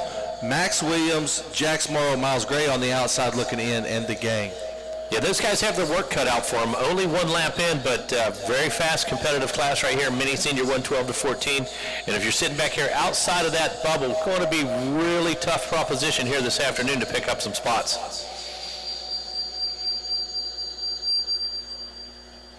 Leaders back into sight. Here we go, just coming up and over the big tabletop. Dylan Graham about to check in on lap number 2.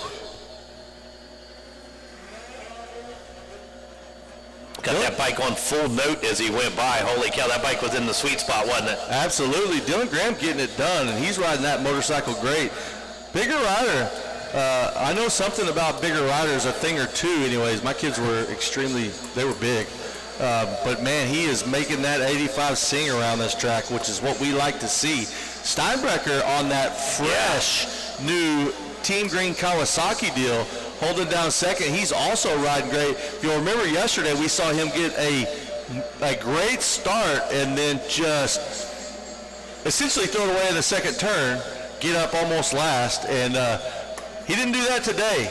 Got a good start, maintaining it, running up there, and remember, even with divisions, a second in the first moto is as good as a one as long as you back it up in that second moto. No question about it. Like you said, that bike fresh. Looks like they just took it out of the crate there, that number 24 machine. But Landon Lee coming on strong in that number 3 position. Max Daniels just a bit quicker than Lee. So going to have a battle shaping up there in that 3rd and 4th position with Cole Massa in 5th.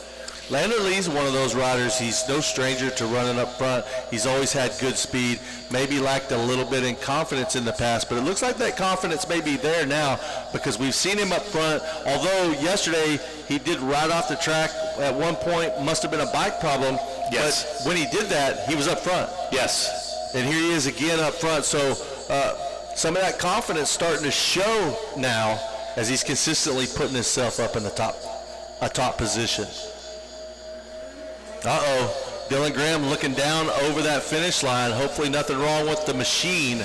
141 lap time. Steinbrecher checking in, matching that 141. Don't let him get away. Here comes Landon Lee, 143.2. Bike doesn't seem to be slowing down. Like you said, he was looking at it over the jump, and don't see any smoke coming out of it. Don't see it starting to bog. Don't see it slowing down, but he was definitely paying some attention to it. Well, let's look at this. Fastest rider on the track right now, coming from way back, is the 5th place rider, Tace Morgan. Tace Morgan turned a 140 in traffic.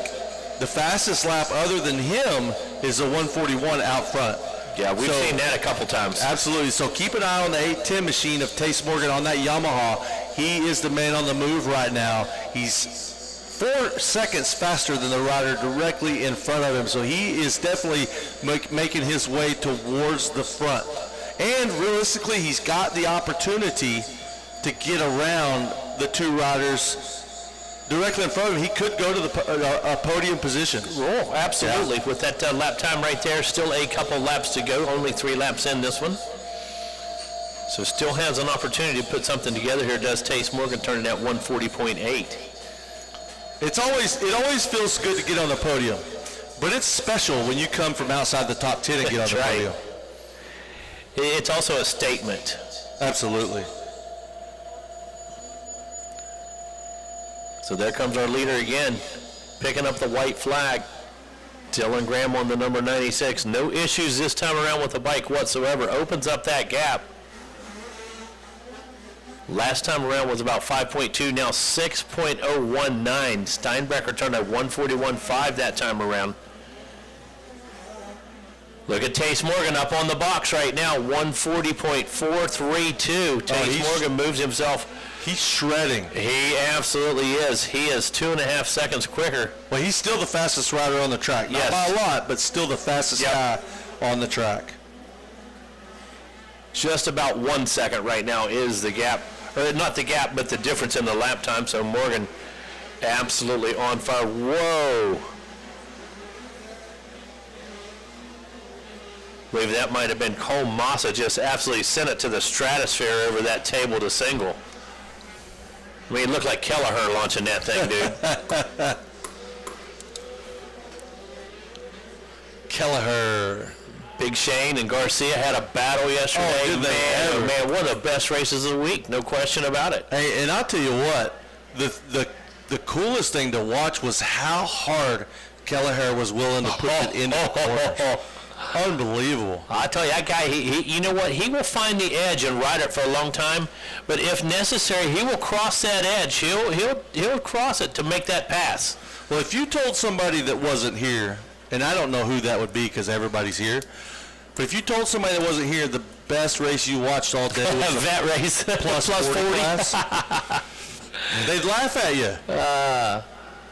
And I would agree with them most of the time, no doubt. You know, we see good races in the vet classes a lot. You have guys like Barry Carson, John Gruey, dudes like that, always getting tied up, always having great races. Of course, Mike Brown was always in the mix, guys like Emig and stuff. But when we talk about that race yesterday, Kelleher and Garcia were about 1.1 second apart for 5 laps. Oh, yeah, at a minimum. All right, Dylan Graham going to take the win. Steinbrecher second, Tace Morgan third, Landon Lee fourth. Tace Morgan, honorable mention, came from way back to get up on that box, turn fastest laps of the moto. Davey Collins sixth, Craven Earl seventh, Cole Massa eighth, Ryden Hansen ninth, Kason Aldridge 10th, Cash Tucker 11th, Daxton Gibbs 12th, Brayton Willis, Mason Blanton, Jackson Stanley, and Miles Gray. Easton Hoskins and the gang are going to have to make the trip to the LCQ to make it on to the main event. All right, we're going to go down to the podium momentarily with Wes Kane before we get to division number 2.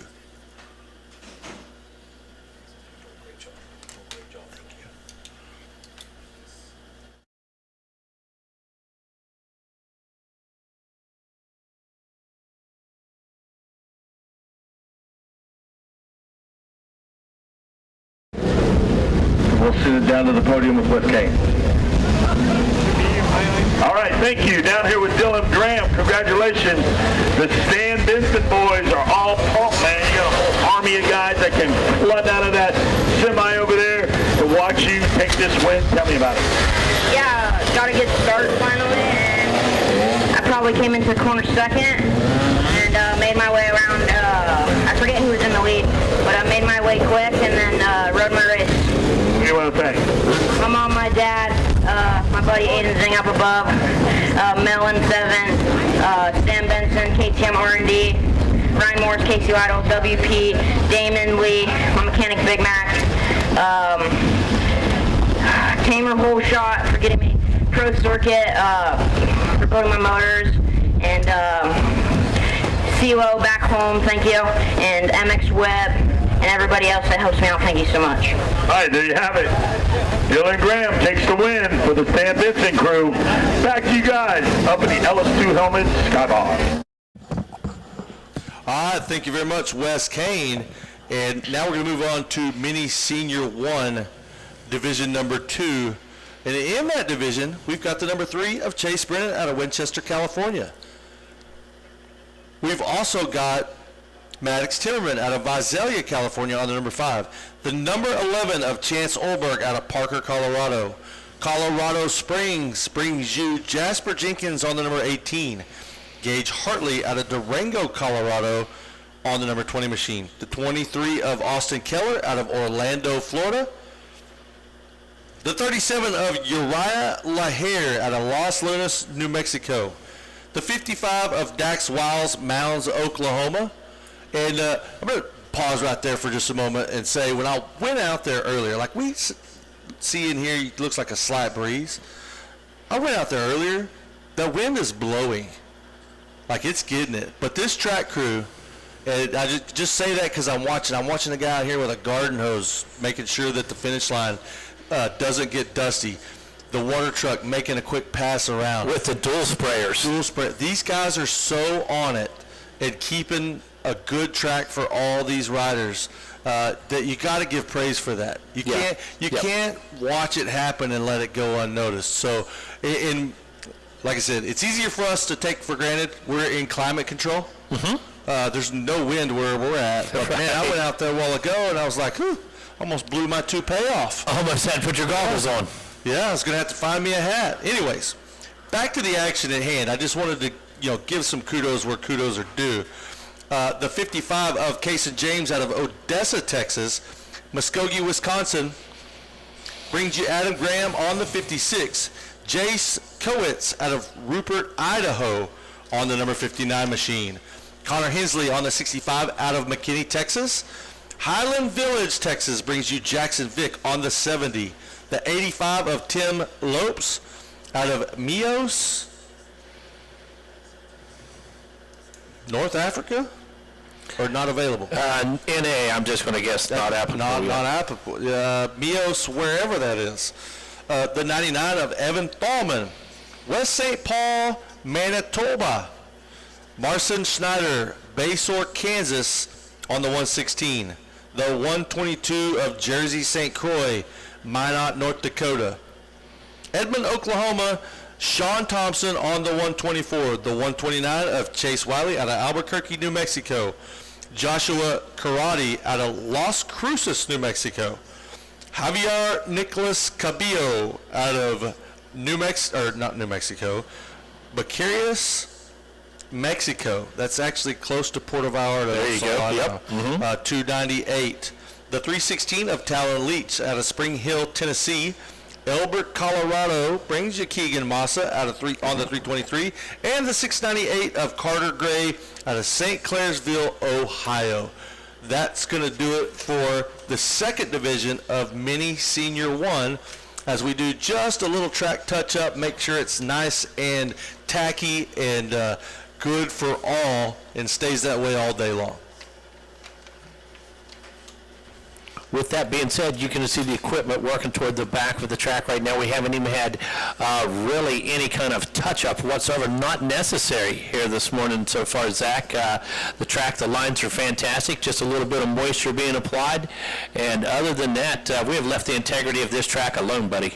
Well, that and the reason for my pause a while ago is because I'm a track guy too. I prep a track, myself and Matt Cleveland, we prep a track 4 or 5 days a week. And understand what it takes and what the wind does to you. The wind is not your friend. Oh, absolutely not. It'll just try something out in a heartbeat. That's why your mom hung your jeans up on the clothesline and the kid on a windy day. Save that dryer. But also, the cards you're dealt are the cards you're dealt. Yes. And so I just, take a note of what the track crew's doing things before they actually need to be done, and that's a big thing for me. We put on races. Don't wait till it needs to be watered. Yeah, you want to be proactive. If it needs to be watered, it's too late, and these guys are doing exactly that. So it's like I said, it's just good to see. Yeah, you notice lots of activity. You see, motion and things going on. The reason for that is we want the track to look the same all day long. Well, you want to give everybody a fair opportunity, and that's what they're doing. And that's why you hear the guys getting up on the podium and the kids getting up on the podium and saying, man, it's a beautiful day. It's a beautiful track. It's a beautiful race. That's right. And they're being honest. Listen, they'll tell you. If it's not, they'll tell you. So, yeah, it's just, like I said, just a testament to the crew here. And trust me, when I get the opportunity, I take credit for all of it. Carter Gray getting that sight lap in. Dax Wiles, Jackson Vick, some notable names there. Maddox Timmerman. You saw Maddox Timmerman get a bad start earlier and come from way back, so no, he's capable of it. Chase Brennan on that number 3 machine out there. Got a nice little soundbite. That's the cool thing about this live feed is I've announced a lot of races, not as many as you, but I've announced a lot of races. I have never had anyone send me a video clip, like a sound bite of something that was going on with their kid, with me talking in the background. I got like 7 of them yesterday. Really? Yeah, pretty cool. Wow, good deal. Good for you. Never had that happen. So nice, awesome.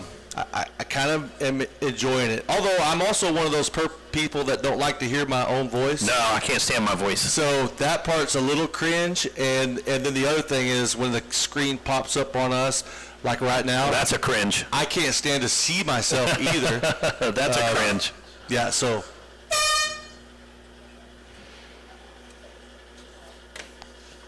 All right, well, no podium action going on, but we just got the signal. Looks like everybody may be down in the gate. Going to see that 2-card rides here in just a moment.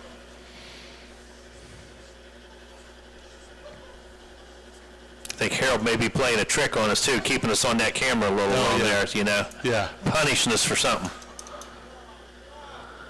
You're off. We're off. All right, here we go. The 1 card is up.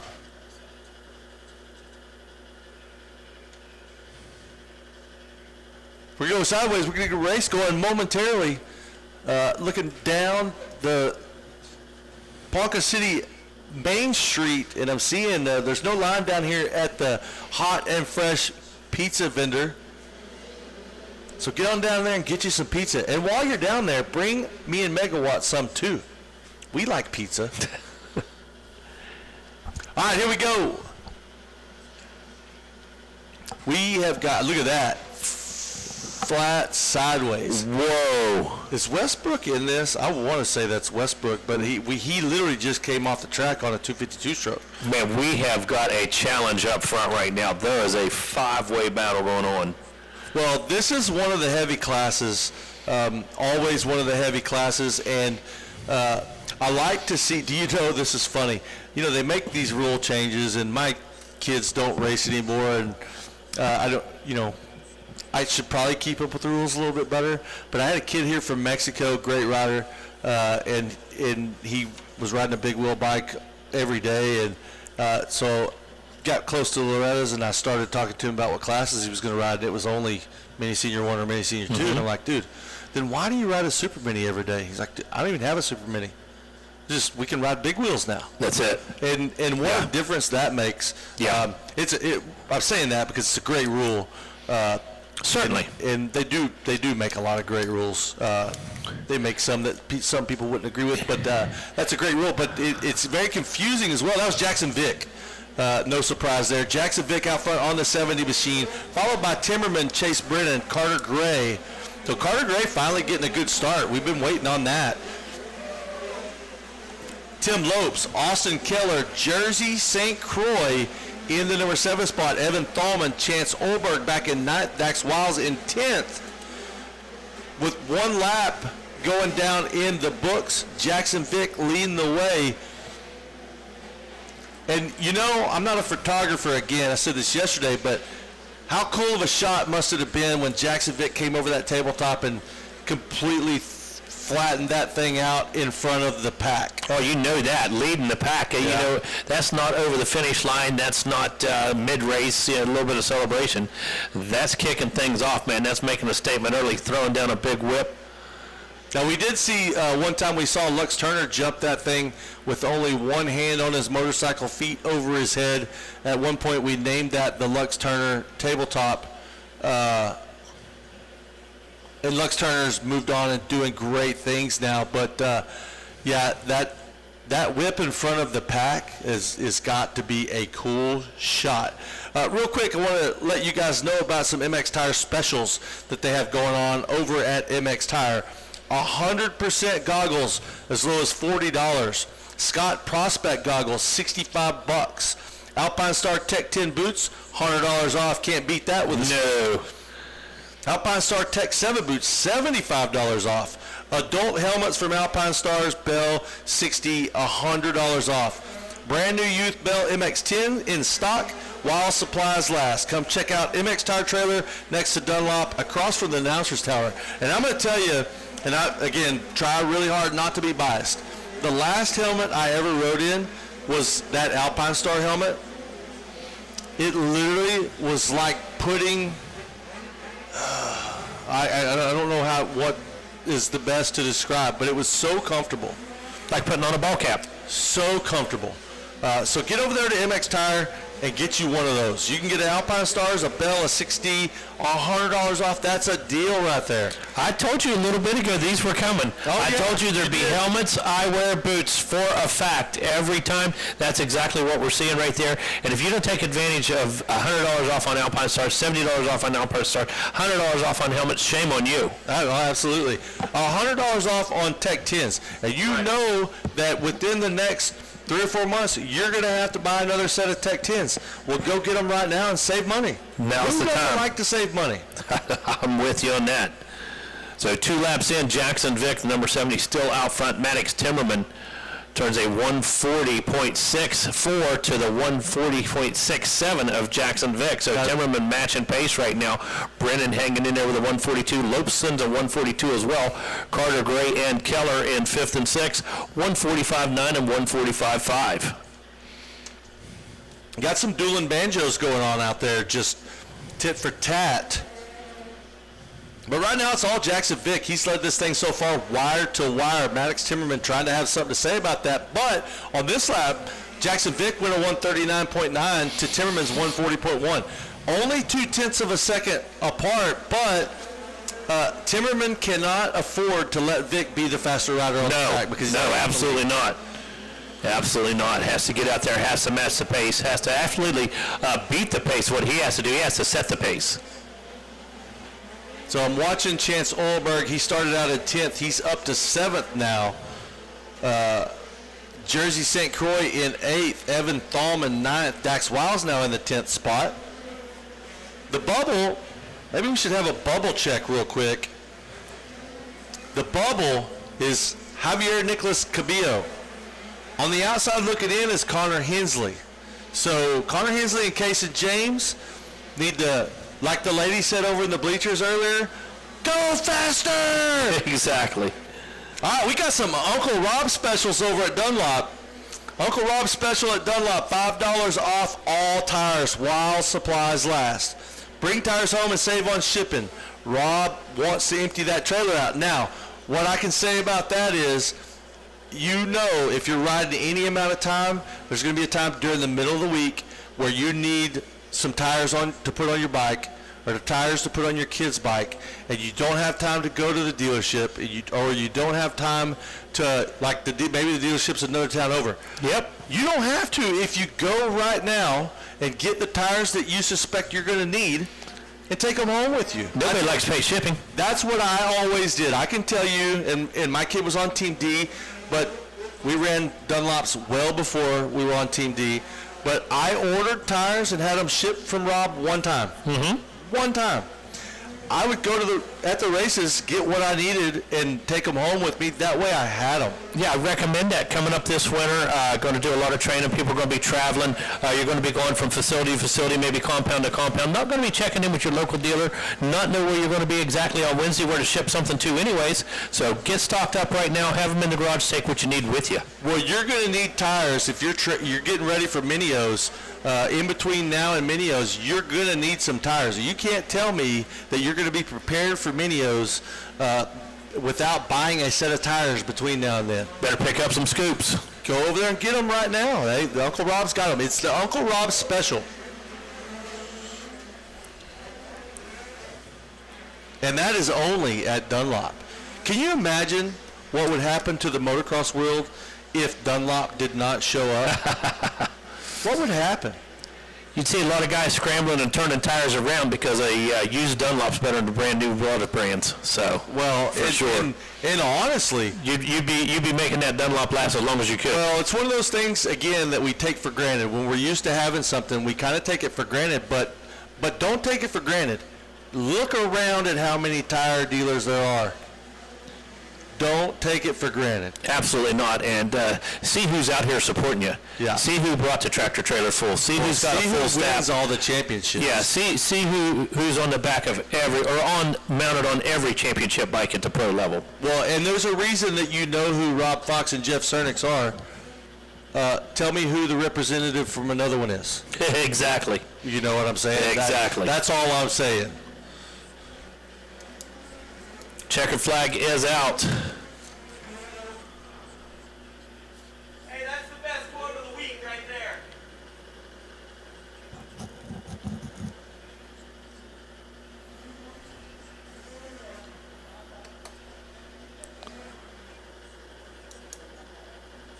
So going to give you an update here in just a second. Again, another outstanding race, incredible race right here in that Division number 2 Mini Senior 1.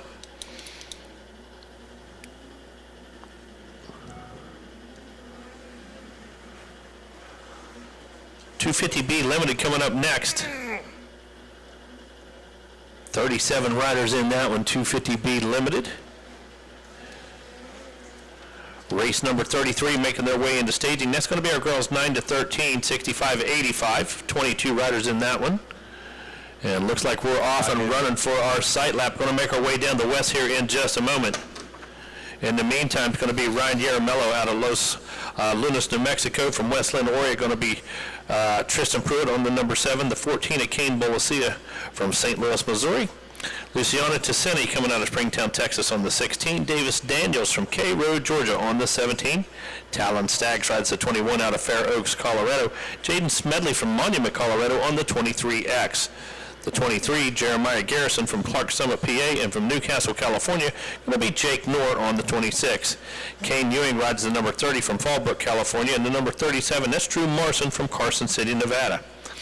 Gavin Pettit from Webster, Minnesota on the 45. The 47, Jaden Struble from Three Rivers, Michigan. Brody Ballou comes out of Castle Rock, Colorado, and it's going to be Ryder Skodras from Sussex, Wisconsin. Darren Pine on the number 58 machine from Montgomery, Texas, from Rancho Cucamonga, California, going to be Jacob Garcia. 61X, Cohen Martin out of Neodosha, Kansas.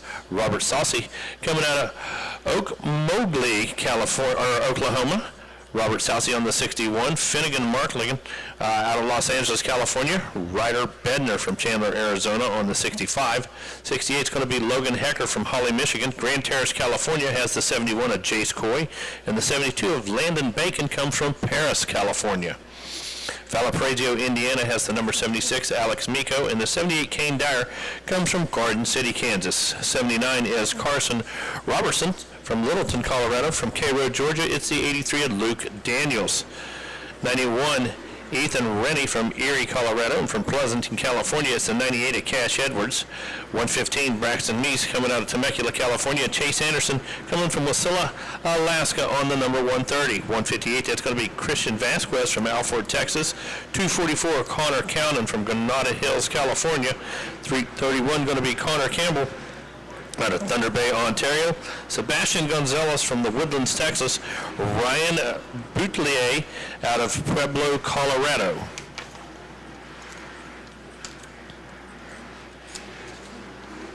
And that's going to be our lineup for 250B Limited. Race number 32 on your program. 37 riders lined up for this one.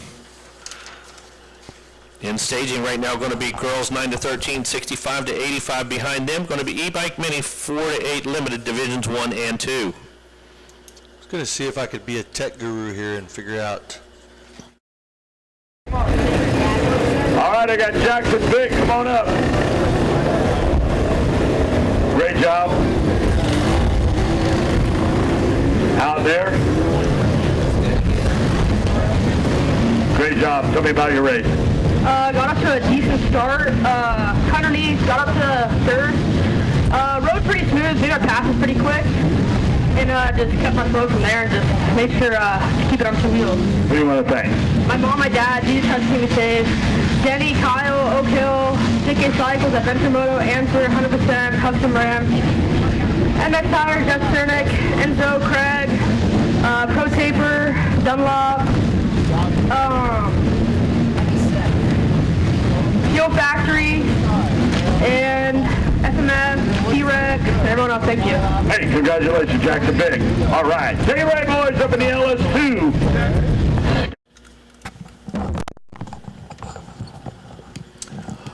All right, thanks, Wes. Card is down now, going racing. 250B Limited. And wow, I mean some moving and shaking going on as they go into the first turn. Somebody from the outside cut clear across, did a great job there, put himself in great position. Worked their way through number 2 around that tree turn. Taking a look out there real quick. Take a look at some of our top contenders. This is, of course, one division, 250B here, all 37 riders on the track at one time, and we have got a gang full of riders working their way over that big double in the back. 3 and 4 wide across the jump. So plenty of room for pass and plenty of room to go to work here on lap number 1. Definitely don't want to get caught up in any drama here. Want to make it through lap 1 successfully. Let everybody sort yourselves out just a bit before you start to put the hammer down and make those moves. But on lap 1, that's where you definitely can pass riders in bunches. So if you have that opportunity, definitely make it happen.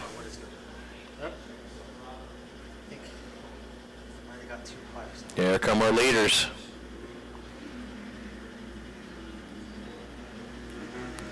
That is the number 7. Pruitt fell over. Yep. Oh, Pruitt fell over. He was our leader. Now I believe that maybe... Bolasina. Is that Bolasina out in the lead now? There we go. All right. Zach got us up and working off the phone there. Perfect. So Bolasina now followed by Pine, Scoders, Skaggs, Garcia. Hey, and can I just say, Cody Kidd gonna sit at home and doubt my tech skills. Well, tell you what, Cody Kidd, I got us up and running. There goes Pruitt back to work, like you said, fell over in this right-hander down here after the finish line. Just a simple tip over, but let several riders go by, so has to pick those positions back up, hit the reset button, and go back at it.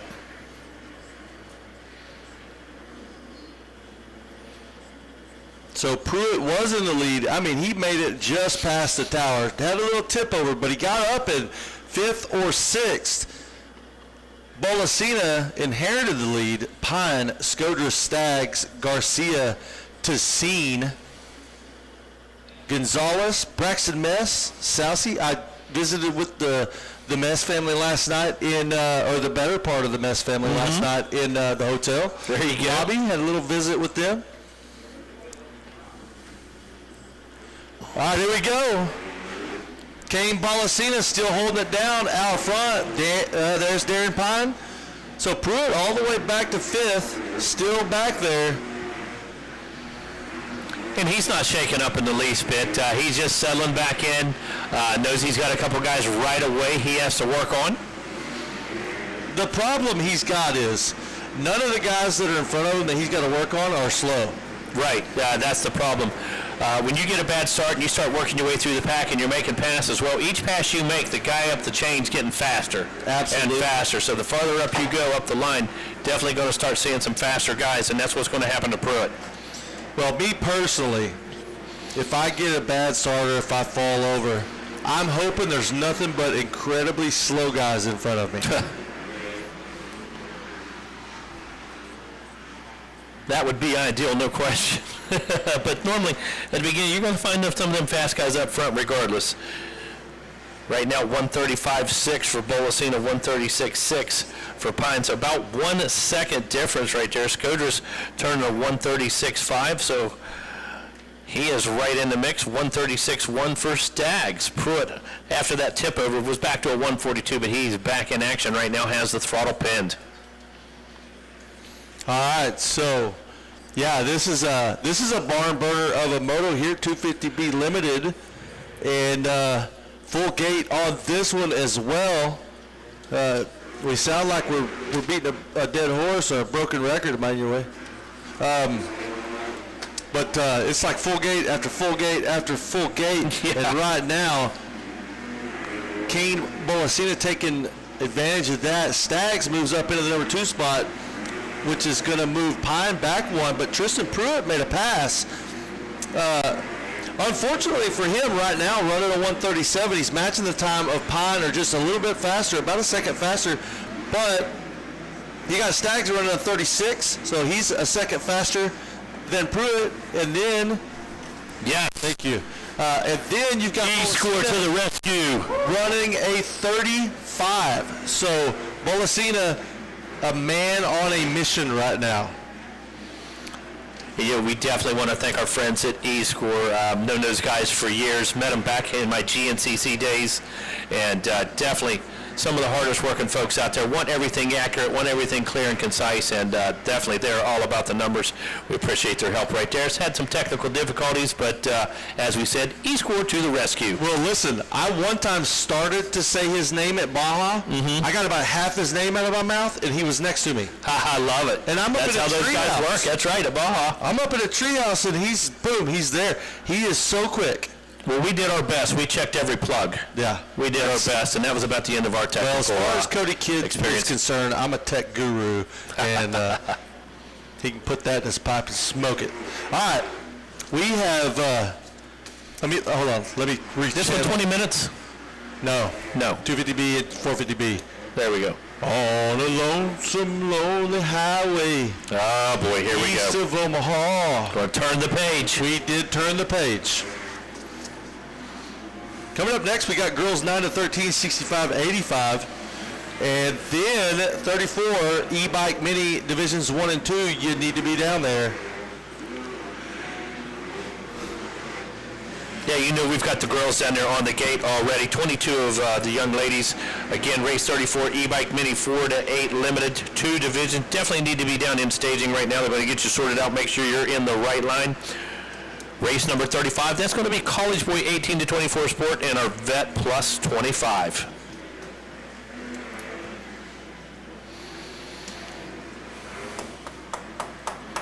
Man, it's like Tristan Pruitt got to 4th and just kind of stalled out. 136 to Pines 136 there on lap 4. Staggs and Bolasina. Wait. Yeah, that absolutely put him right there, basically on the same lap time as the guys ahead of him, but Bolasina and Staggs still turning 135s, basically a second quicker than Pine and Pruitt. Yeah, and there's not a guy on this list that I want to give a head start to. No, not at all. Heads to. Yeah, not at all. White flag is out. Braxton Mess making his way up. He's up into 6th now, so bad start for him. Trying to turn it into something at 137 behind Skodras, and Skodras also a 37. Tristan Pruitt finally gets around Darren Pine and moves up into 3rd into a podium position. And look how he does it. He does it with a 135, matching your leaders. Well, Pine must have had a bad lap because he was a 138 on exactly. that lap. So Pruitt had a good lap and Pine had a bad lap, and that the combination means they flop positions. Yeah, that's normally how that one works out. One guy has a good lap, one guy has a bad lap. You're going to see a pass. But Staggs and Bolasina not fazed by what's going on behind them. No. Bolasina to the tune of about 4.8 seconds out front. Staggs in 2nd, and they're both running 135s. They are putting themselves in a good position for this overall. This is a straight up moto. So 1 and 2 means 1 and 2 going into that main. You had mentioned we got a partial list of LCQs already. If you guys want to check that out, a partial list of LCQs, see where you stand, what things look like so far. And of course we will move into LCQs right after race 37. I'm sure we're going to take just a moment, give the track a bit of a drink, maybe do a touch-up, maybe not, and move right into LCQs. Of course, we got a big parade coming up this evening. Got a lot of cool stuff going on, and man, it gets real tomorrow, my friend. Absolutely. Since the powers that be at my day job are listening, I'll go ahead and give them a shout out back at the Rafter S Ranch. There you go. And Smith Pro Rodeos. They're I like to rib Cody Kidd, but he handles all the important stuff over there, and so great place to work, great place to be a part of. Rafter S Ranch training facility and Smith Pro Rodeos. So shout out to all you guys back at home watching and listening. We got a checkered flag. Kane Bolasina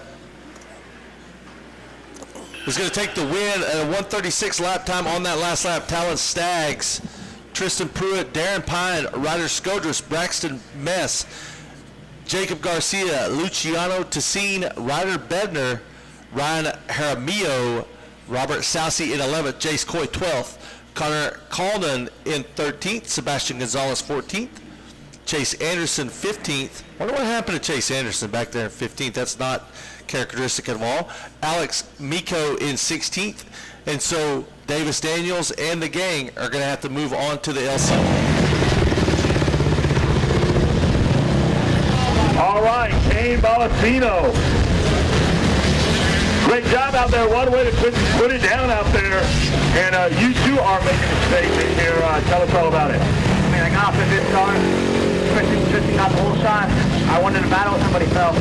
And just rode my race from there. Who do you want to thank? First off, I like my grandma up above watching over me. My mom, my dad, Jordan, Greg Albertson, GC, Ed, Ponca Friday, Dunlop, Rob Fox, FMF, Moose, Alpine Star, Danny, Minnie, and Christian. Everyone else, thank you. Congratulations out there. Kane Balacino, run it down. Take it away, boys, in the LS2 helmet style. All right, well, real quick, now that we've got it back up here to the LS2 tower, I want to make an announcement. I need everyone in the pits to listen up. Everyone in the pits, please listen up. Slow down in the pits, okay?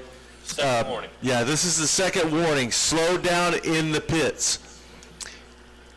We are not going to feel 1 ounce bad for you if when you go look beside your kid's name on the results page, it says DSQ. And you have to go find out what DSQ means. I'm going to go ahead and tell you. That means disqualified.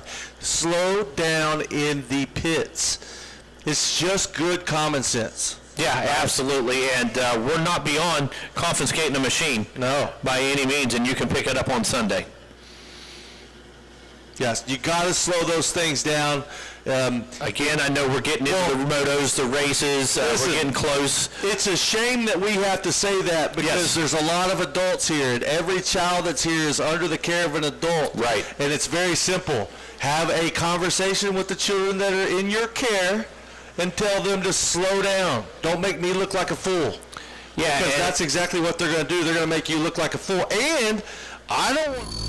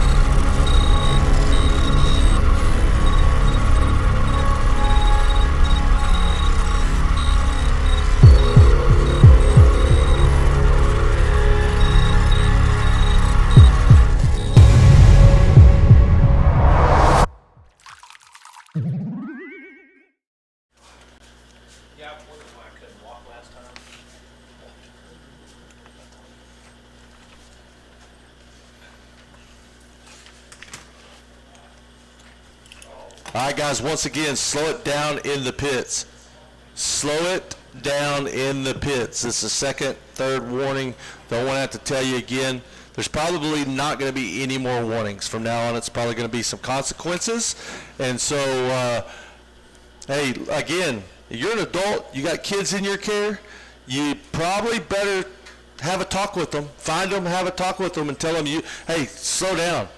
Or else we're going to be the ones that look a fool. Very simple. Actually, just parent. How about that? Okay, off my soapbox for now. If I see people racing around the pits again, I'll get back on that soapbox and nobody wants to hear it. All right, we got a race going on. 85. Oh, girls 9 to 13, 65, 85. My bad. So we got a race going on. Looks like that looks like the helmet of Tinley McCoy out front. That looks like her riding style. Looks like Zoe Moore right there on her heels. We've seen this, guys. We've seen this battle. We saw it in practice. We saw it yesterday. We're going to see it again today, it looks like. We got the number 12 of Cheyenne Hines out of Montello, Wisconsin. The 13 of Zoe Moore out of Springtown, Texas. Collins Ward out of Butler, Missouri on the 15. Brooksville, Kansas. brings you Gracie Scholl on the 21. The 22 of Tinley McCoy out of Brighton, Tennessee. Brooksville, Kansas brings you Olivia Scholl on the 23 machine. The 24 of Taylor Campbell out of Thunder Bay, Ontario. Addison Boyle out of Elk River, Minnesota on the 62. The 70 of Sienna O'Leary out of Colfax, California. Livermore, California brings you Kinsey Watain on the 71 machine. The 91 of Araya Amiot out of Kenyon, Minnesota. Dakota Bull out of St. George, Utah on the 94. Freya Knight out of Gillette, Wyoming on the 121. The 141 of Yamina Burning out of Pleasanton, California. Alea Brudigan out of Louisville, Nebraska on the 211. Madison Dodson out of Sapulpa, Oklahoma on the 212. The 227 of Peyton McCleskey out of Aubrey, Texas. The 254 of Rayson Cowler out of Brooksville, Florida. Valen Dow out of Newcastle, Wyoming on the 364 machine. Haley Ash on the 616. Brecklin Isaac out of Box Elder, South Dakota on the 624. And the 712 of Cody Kettinger out of Muskogee, Wisconsin.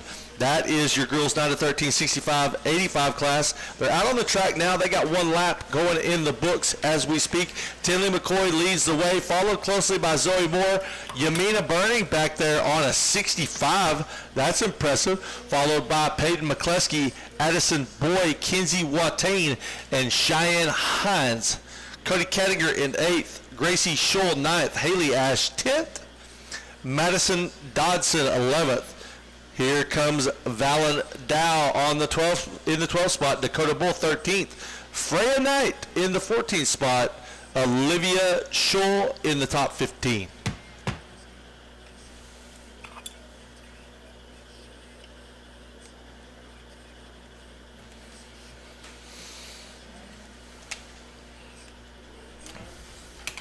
Again, a reminder, please, just because I don't like saying it, please talk to your kids. Talk to your adults. Slow down in the pits. Race 33 on the track right now. Race 34 coming up next. E-Bike Mini 4 to 8 limited Divisions 1 and Division 2. College Boys Sport and Vet 25 Plus. Race 35, you need to be getting ready. And 36 250C Junior limited Divisions 1 and 2. All right, here we go. We've got a change. What happened to Tinley McCoy? Now Zoe Moore is way out front. Tinley McCoy in the back. So problems for Tinley McCoy on that last lap as she has dropped way back. 5.4 seconds. She went from the lead to 5.4 seconds. Yamina out there on that Cobra 65 in third. A very impressive ride. Peyton McCleskey in that 4th spot on the 227. This is the hardest girl in motocross to read. You look at her face and you think she's cannot stand you, and well, in my case, maybe I'm right, but she is the hardest person in the world to read. Anyways, Kinsey Watain in the number 5 spot. Kinsey's got a house for sale in Livermore, California. If you want to move to California, and I'm going to be honest, I don't know why you would, but if you do, talk to Kinsey and buy her house so she can move to Texas. Addison Boy in the number 6 spot. Cheyenne Hines in the 7th spot. Cody Kettinger 8th. Gracie Scholl 9th. Haley Ash in that top 10. So, again, we have e-bikes, the quietest class in motocross, coming up next. 2 divisions of that. Stacked full of e-bikes. College Boy Sport, 18 to 24, and Vet 25 plus. Need to be down there. Vet Junior, Vet the 250C Junior, 12 to 17, limited Divisions 1 and 2. You should also be down there. And 85cc 9 to 12 mod Divisions 1 and 2. You need to start thinking about it. That would be the conclusion of our race order. Means we've been through all the motos once, and then we're going to have our consolation races. Again, they have a partial consolation race order posted. Please go look at that. If you know you've got a consolation race, find out where you're at, get in where you fit in. I think the first 9 are posted over there, and then we will move right along.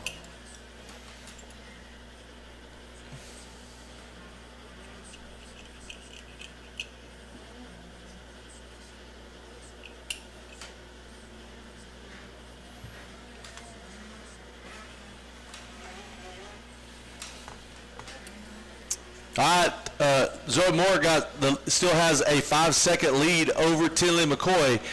We've seen these two put on great battles, and the reason that they put on great battles is because they run the same lap times.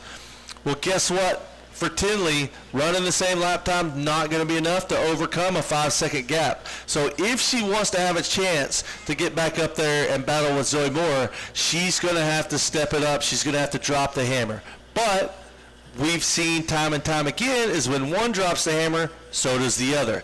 So, not sure what the mistake was that happened on that one lap, but relinquished the lead, lost, I don't know, probably 6 seconds. And unfortunately, when you battle with someone that is that close in speed with you, it is tough to overcome any kind of a mistake. Now, as I'm saying that, the leader, Zoe Moore, and second place rider, Tinley McCoy, just crossed the finish line. Zoe Moore went 150.2, Tinley McCoy went 148.7. So for some reason, could have been lap traffic, don't know, but Zoe Moore slowed down just a hair on that last lap. White flags flying. It's a 3-second gap, 3.7 second gap. The last lap, Tinley McCoy went about 1.5 seconds faster. So on paper, not enough to overcome it, but things can and will probably happen.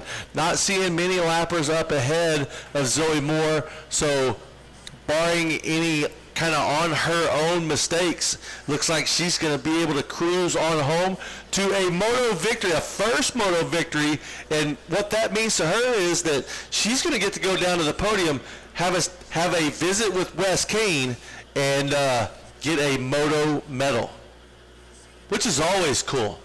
Moto medals are sometimes mean more than the overall trophies. They're hard to get. Overall trophies are hard to get too. All right, so looking for our leaders coming out of the back. There they are, Zoe Moore.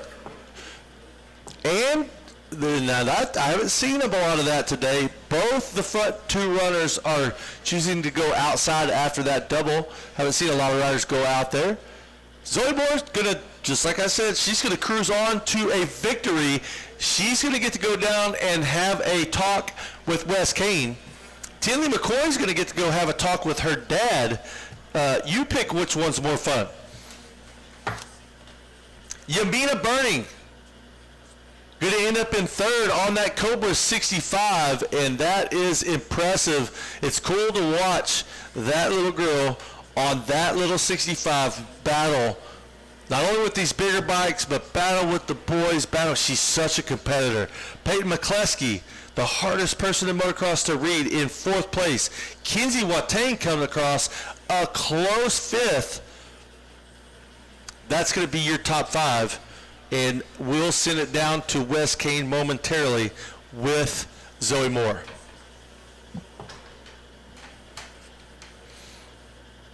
I wonder if either of Zoe Moore's parents, because they both raced, I wonder if either of them ever did podium interviews with Wes Kane.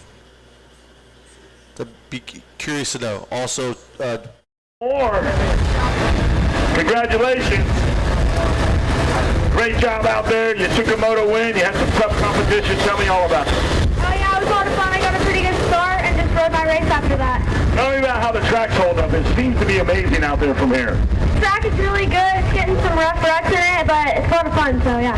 Who would you like to thank? I'd like to thank my mom, my dad, my grandma, my grandpa, Jesus Christ, Fly, EBR, Altus, 100%, Game Moto,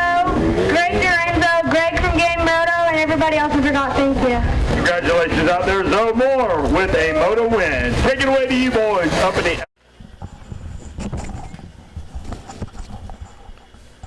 All right, thank you very much, Wes Kane. And we are back to the action. We got a sight lap out on the track now. The sight lap is for the e-bike mini 4-8 limited division number 1 class. And in that sight lap, we have the number 8 of James Killiman out of Tustin, California. We also have Ty Schrader out of New Smyrna Beach, Florida. Landon LeBlanc out of Ramona, California on the 14.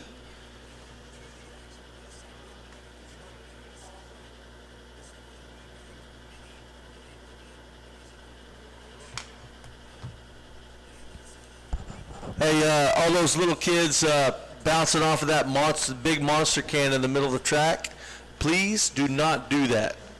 You're going to be crying when that thing falls on you and you're trapped underneath it. So please leave the big monster can alone, little kids. Thank you. Landon LeBlanc out of Ramona, California on the number 14 machine. 021 Easton Raider out of Odessa, Texas. Deegan Hawks, Hollister, California on the 22X. The 23X of Huxon Winter out of New London, Minnesota. Cole Jessup out of Mooresville, Indiana on the 24 machine. Carter Reneker out of Las Vegas, Nevada on the number 29. The 32 of Bodie Burke out of Odessa, Texas. Braden Tillery out of Prescott, Arizona on the 62. Wyatt Jack Watain out of Livermore, California on the 71. Weston Anderson out of Blossom, Texas on the 76. 92X of Racker Collins out of Blanchard, Oklahoma. The 99 of Julian Stowaway out of Kansas City, Kansas. Braxton Angelo out of Seguin, Texas on the 133. Colton, California brings you Axel Middleton on the 135. The 188 of Louis Fleischer out of Yulee, Florida. Deer Park, Washington brings you Western Fry on the 218. The 403 of Briggs Ward out of Butler, Missouri. The 423 of Dimby Jr. Wheeler out of LaRanger, Louisiana. The 582 of Maxwell Selleck out of Lake Elsinore, California. Smithville, Texas is going to bring you Callahan Russo on the 594. The 824 of Bryson Torres out of Corona, California. James Black out of Westminster, Colorado on the 876. The 900 of Henry Manley out of Dixon, Tennessee. Cattlesburg, Kentucky brings you Waylon Gibbs on the 911 machine. And that is going to be division number 1 of the e-bike mini 4-8 limited class.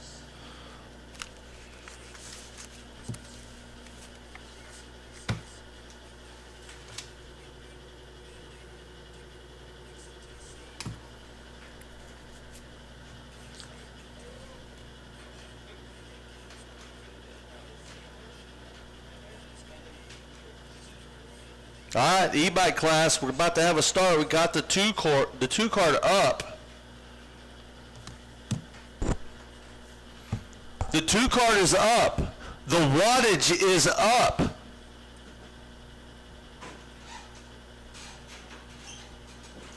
And the electricity is flowing on the e-bikes. Listen to the Z's out there. Zzz, zzz, zzz, zzz.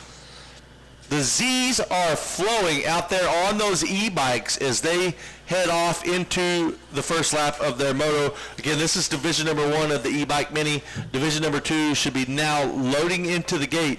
College boy, 18 to 24, sportsman, and vet 25 plus. You're up next. You're in staging. You're on deck, as they say. 36, 250C Junior, 12 to 17, limited division number 1. 250C Junior, 12 to 17, limited division number 2. Again, if you have a LCQ or a Consi race, you need to go to the board and look at the order. I think they have still a partial order posted. It's the first 9 LCQs. And if you have one of those, it's your duty, your responsibility to get over there and see if you're on that list. If you're not on that list, you're going to have to check back. We'll tell you when the rest of them are posted. But again, the first 9 are down there. If you have an LCQ at all, you need to go look at that list. And again, slow down in the pits. Slow down in the pits. Be respectful of people. Carter Winokur leads the way. He's followed by the 76 of Weston Anderson. 62, Braden Tillery. Callahan Russo on the 594. Henry Manley on the number 900 machine in 5th. Cole Jessup in 6th. Axel Middleton in 7th. Landon LeBlanc in 8th. Bodie Burke in 9th. Julian Stowaway 10th. Waylon Gibbs 11th. Demi Jr. Wheeler in 12th. James Kellerman in 13th. Ty Schrader 14th. Deegan Hawks 15th. And Maxwell Selleck in 16th. On the outside looking in, Maxwell Selleck is the bubble boy. He's on the bubble in 16th on the 582 machine. Weston Fry is on the outside looking in. So Weston, Bryson Torres, Briggs Ward, Easton Rader, they all need to drop the hammer if they want to go straight to the main, because right now they are on the outside looking in. 16 go, the rest do not.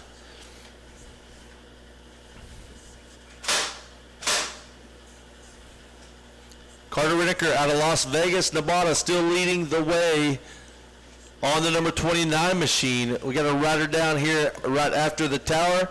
He's up and okay under his own power, just trying to get that bike up. Just a little tip over.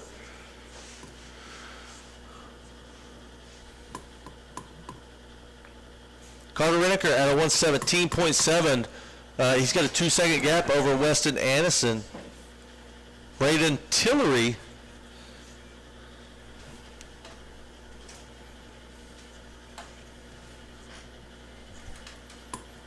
Braden Tillery at a 119, also in that number 3 spot. So 3 riders kind of dropping heaters on those electric bikes out there right now. Putting the wattage down. Cranking out the volts.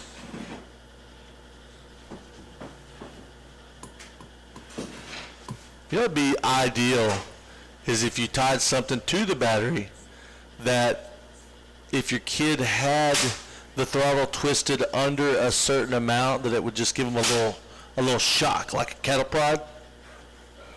And also if they sat down, like when they sit down, just a little shock. You know, not anything that's going to harm them, but some, you know, just a little encouragement to not do so. Little cattle prod. Maybe bring them to their knees a little bit, but not hurt them. Just kidding. Would never do that. Jackson, I would totally do that. Carter Winokur, the 29 machine, leading the way. Weston Anderson, Braden Tillery, Henry Manley, Cole Jessup, Landon LeBlanc, Callahan Russo, Axel Middleton, Julian Stowaway, and Waylon Gibbs. That's your top 10. No white flag yet, so they've still got some laps to go on those little e-bikes. Zzz. Putting out the watts.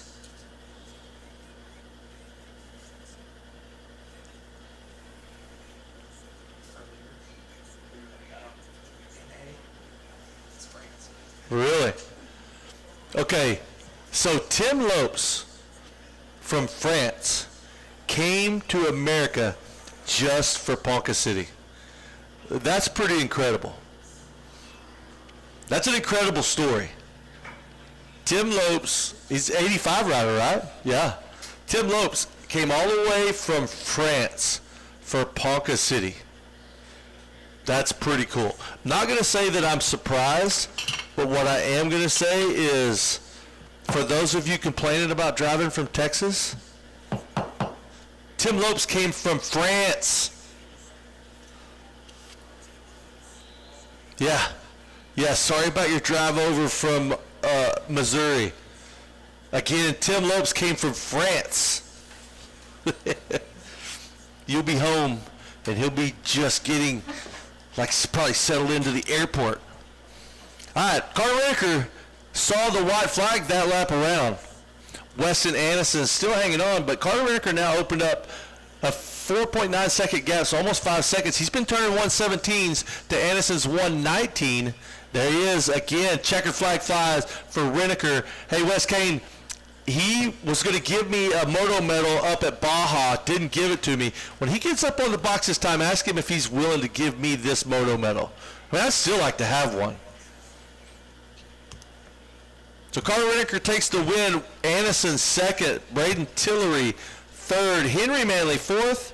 Cole Jessup in fifth. Landon LeBlanc sixth. Callahan Russo in seventh. Axel Middleton eighth. Julian Stowaway. Looking for Julian Stowaway. The number 8 machine comes across. That's going to be James Kellerman. He's going to jump up into the top 10. Denby Jr. Wheeler in 10th. Maxwell Selleck 11th. Ty Schrader 12th. Julian Stowaway drops to 13th. Weston Fry 14th and Bryson Torres 15th. Deegan Hawks can get that 16th and final transfer spot. Weston Gibbs and the gang going to have to go to the LCQ. All right, we're going to send it down to the podium with Wes Kane and my main man, Carter Reneker.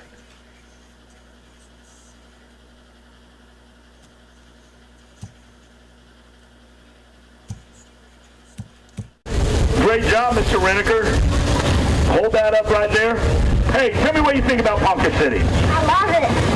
Why do you love Ponca City? The race is great. How about the Walmart down there and the Chili's and all the great restaurants? They even built a Whataburger for you to hang out in. What do you think about that? I love it. That's what I'm talking about there. Now, are you coming back to Ponca City? Yes, I think so. No, you know so. All right, tell me about your race. It was good. I got the whole shot. I was running really good. I was kind of looking behind, hoping to try to gap a little bit more, but yeah, I'm ready for tomorrow. What do you want to think? My mom, my dad, my brother, my mechanic Robert, MTMX, Let's Ride, T-Rex, Bell, Stuffin, everyone else. Thank you. There you go. Everybody else, thank you. Reneker on the podium. Take it away, boys. Up in the LS2 helmets. All right, thanks, Wes Kane. Sorry, I was just kicking back up here in the LS2 skybox. And we've got a division number 2 coming up. They're out on a signing lap now for that e-bike class. So we'll check them out. Again, division number 2 of the e-bike mini out on the track now. College Boy, 18 to 24 in staging. You're on deck. You're going to load into the gate next, and Vet 25 plus. 250 Junior, 250C Junior Limited Divisions 1 and 2, you need to be down there, and 85cc 9 to 12 Mod Divisions 1 and 2, you need to be headed down to staging. We're going to get through these things pretty quick, and then we'll be at the conclusion of our first motos. We'll go directly into LCQs, and then we'll determine what's going to happen after that. I'm not even going to say anything because I don't know. All right, e-bike mini 4 to 8 limited division number 2. In that race, we've got Jeremiah Vaught on the number 2 machine, Brecken Burley on the number 15, the 18 of Kai Borden, the 22 of Gus Biesmeyer,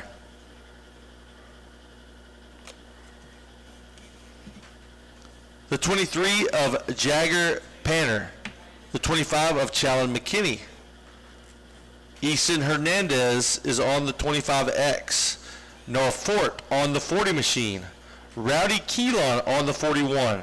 The 43 of Reed Bosworth. The 49 of Ryder Davis.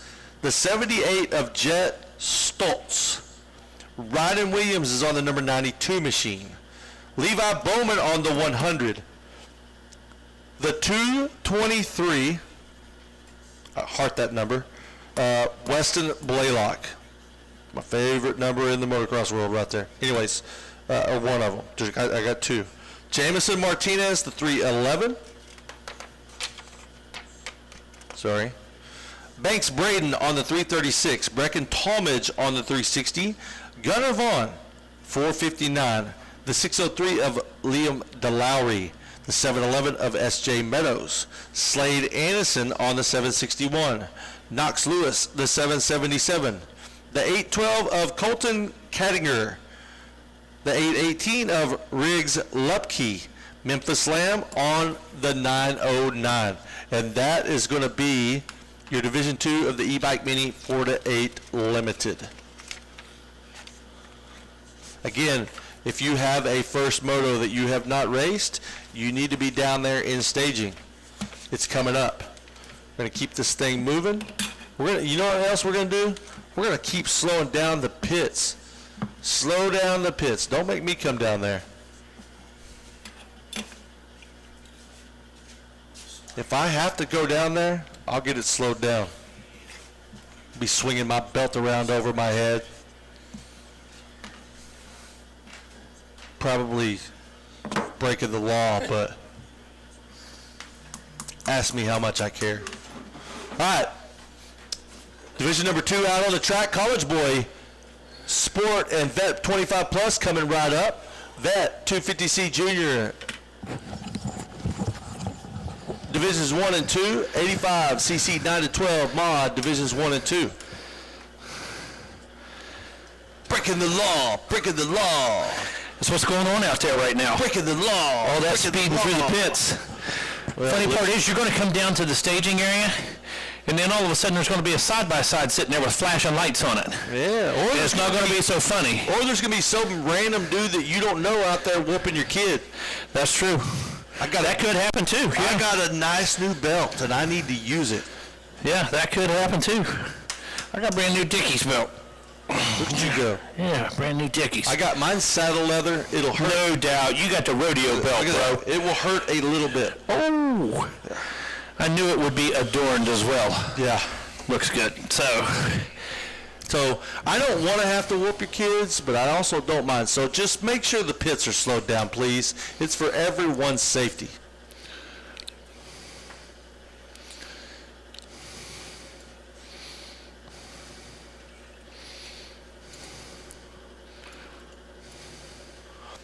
All right. Again, Division number 2 of the e-bike mini out on the track and running right now. S.J. Meadows, Ryder Williams, Jagger, Panther, Brecken Burley, Challen McKinney in 5th, Weston Blaylock in 6th, Gunnar Vaughn 7th, Liam DeLowry in 8th, Gus Biesmeyer 9th, and Jamison Martinez round out the top 10. Here they come. They're going to put 2 laps in the books. Megawatt. Zach, did you find out about our LCQs? 3 laps? I did not, but I will. I'll go right now. Got to go visit the plastic house. Believe it or not, that's coming up soon. Yes. Believe it or not, we are working our way to that. We are in race 34 right now on the track.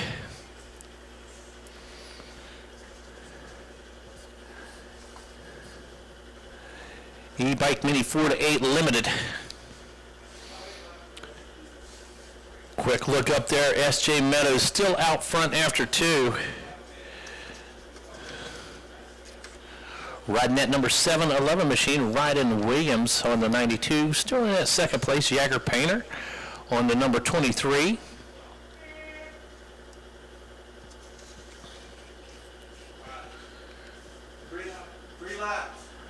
All right, so going to be 3 laps for those LCQs. 3 laps. So you guys are going to get a green flag, a white flag, and a checker flag. Not going to have a lot of time to make it happen, but going to have to get down with it, no question about it. Going to have very, very limited time, so the start's going to be critical in this one. You hear me preach all the time. You know, oh, yeah, great start, we'll get a good finish. Well, right now, it's going to be critical to get a good start to get a good finish. I'm sure of that.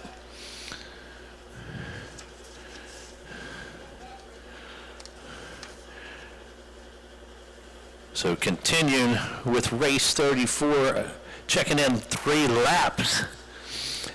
Still S.J. Meadows, Jagger Painter, Challen McKinney, Weston Blaylock, Brecken Burley in the number 5 ride on the number 15 machine. Gunnar Vaughn rides in 6th on the 459. Gus Biesmeyer on the number 22. Levi Bowman on the 100. Liam DeLowry in the number 9 ride. He's on the 603. Jeremiah Vaught riding in 10th right now, number 2 machine. We'll see the white flag here in just a second. White flag just about to come out for your leader. Going to be one left in this one.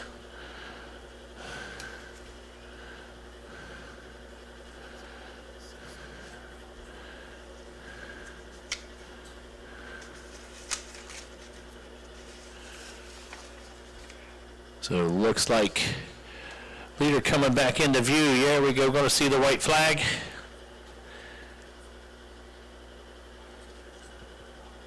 Meadows still out front.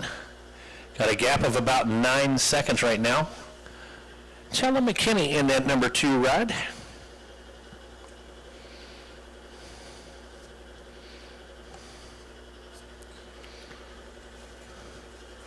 So Division 2 on the track right now. 4 to 8 limited. Division 2 college boy coming up next, 18 to 24 sportsman, and our vet plus 25. So just about to bring this one to close here. E-Bike Mini 4 to 8 limited, division number 2. Again, did get word LCQ is going to be 3 laps.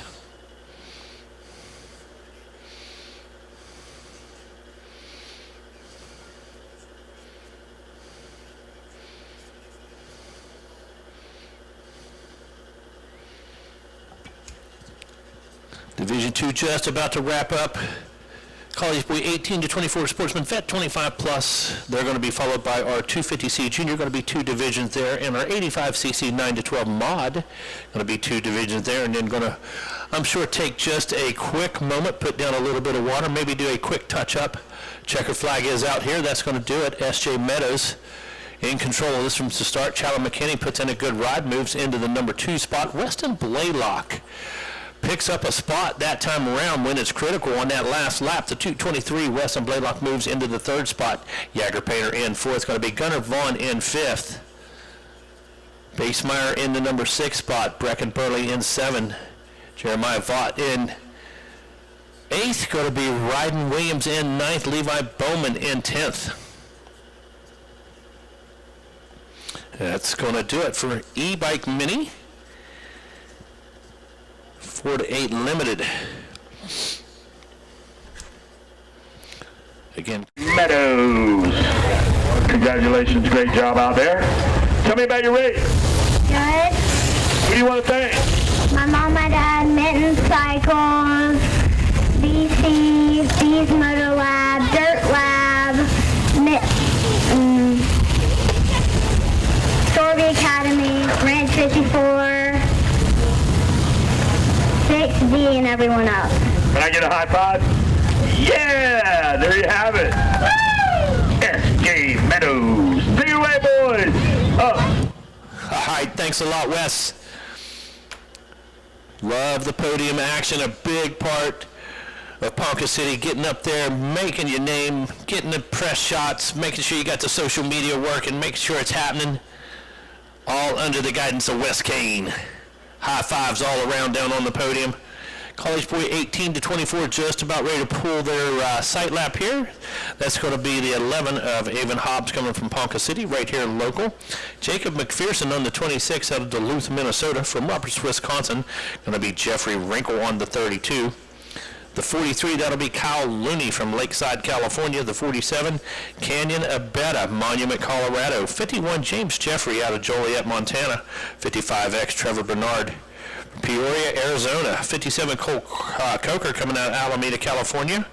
66 is Wyatt Reimer from Claremont, Oklahoma. Ethan Rennie rides the 91 out of Erie, Colorado.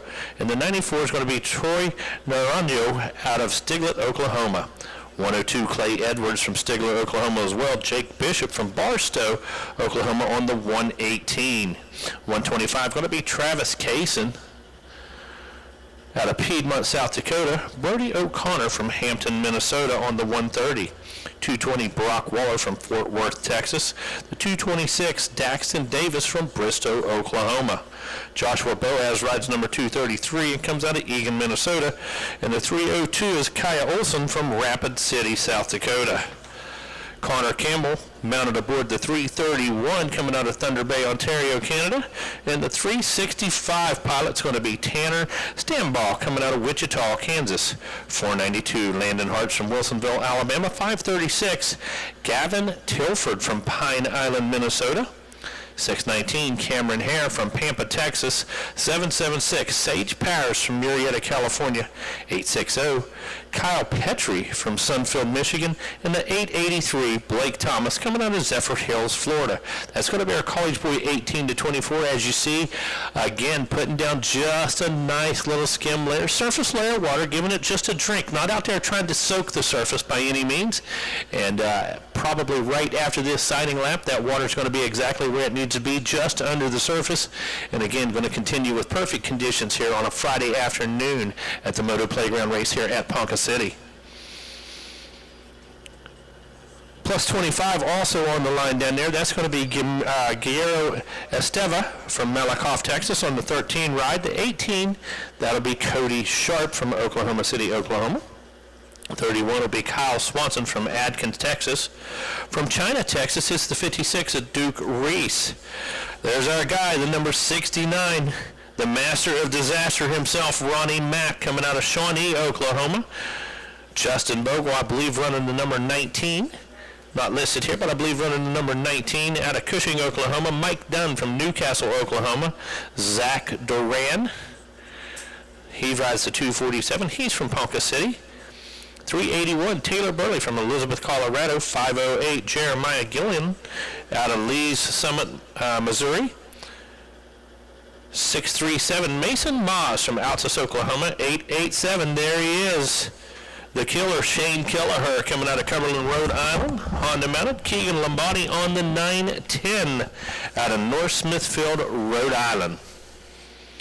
And that's going to set the stage for Vet Plus 25 and our College Boy 18 to 24. Again, on your schedule, that is race number 35. So 35, couple more races to go, 2 divisions each one of those. And again, I haven't talked to Greg yet. I'm sure we're going to do just a little bit of touch-up. Going to give the track another drink. Going to give the girls a minute to organize some paperwork. And then, man, Zach, we're going to get right into it. Yeah, we are. It's time to get down to business out with LCQs. It absolutely is. Well, 3 laps. Going to go white, or going to go green, white, checker. You don't have a lot of time, bro. No. Okay? Now, we talk about starts. Going to be critical in these LCQs. No question about it. If you want to be in it to win it, you got to do it from the start, son. Absolutely. Let me ask you a question. Is it rude to crunch peanuts in everybody's ear? Not only is it rude to crunch them in everybody's ear, but knowing that I can't have peanuts, and it's one of my favorite things, you just have continued to suck down all the good stuff up here, dude, right in front of me. Well, I'm an eater. And my good buddy Wes Kane, he wolfs down some street corn the other night, big ribeye.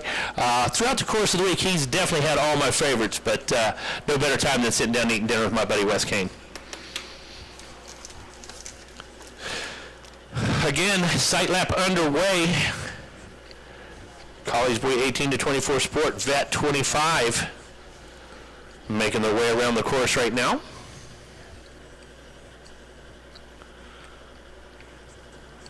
And look at Kelleher, 46 years old, racing the plus 25. He's scared. He ain't scared, to say the least, man. I will promise you that. We might have to get him some passes to one of your rodeos. We might have to bring him out, man. Yeah. Get him some passes to your rodeo. That'd be right up his alley. I'd love to have him out. That'd be great. So again, 35 on the track right now. Zach, I can't believe it. We're at 36 here in just a moment. That's going to be 250C junior, 2 divisions, 26 each division. Then we're going to have our final race of the first set of motos. It's going to be race 37, 9 to 12 mod 85cc, 2 divisions there, 29 and 28 riders. So going to have about 47 riders out there. No, 57 riders. I'm sorry, 57 riders out there. Again, those young classes just packed to capacity. I love it. Going to race our way down. As we see our plus 25 riders work their way across that finish line, going to head down into the staging area. Going to be super careful to get a good look at the track right now. All these guys appreciating that fresh layer of moisture, I will promise you. Absolutely. These old guys, they normally have what I like to call traction. Yes. Which means they got a little bit of weight on the bike. That's what I mean by traction. But plus 25, they're not there yet. You got to get that plus 40 class before you see traction in action. That's what I can tell you. Gang, if you haven't already taken advantage of, as Zach said, Uncle Rob specials, you need to get over there. Rob Fox putting things on sale. Rob Fox, of course, the field general for the Dunlop Amateur Program. I get to work with him 6, 7, 8 times a year. Every major, he's there. He counts the knobbies. He checks the pressures. He checks the inventory on the truck. He does it all. Oversees the riders. And Rob, absolutely the field general. The guy to listen to when it comes to rubber here at the majors. And we appreciate all his efforts. Got a lot of stuff on sale. Need to go over, stock up, carry him home. He doesn't want to. He's going to make you a deal. He's going to load you up. He might even have somebody help you put him in the truck. Absolutely.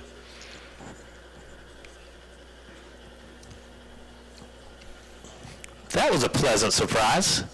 Look over my shoulder and see Budman standing there, man. That was the word I was I love it. Absolutely. Surprise was definitely in there. Man, that's my guy, man. That's Budman. Very good. That's right. When you get a chance, a lot of people riding around without helmets on. There's some steroids out there. Ryan Bell, Ryan Bell. Ryan Bell, yeah, okay, I'll cover it all right now again. We've been killing Steve. So when I just want to, All right. Sorry, having me a little peanut snack.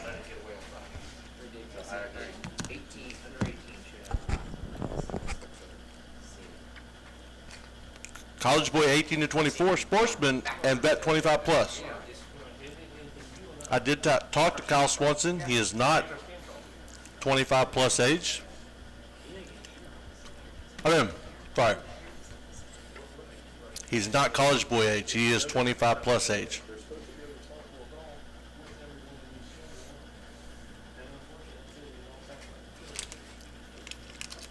Two cards up. Here we go. We're about to have a start.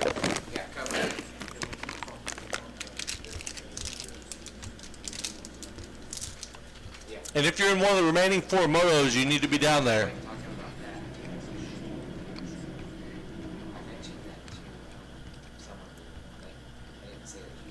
LCQs will be posted. LCQs will be posted on the board. I know at least 9 of them are already posted.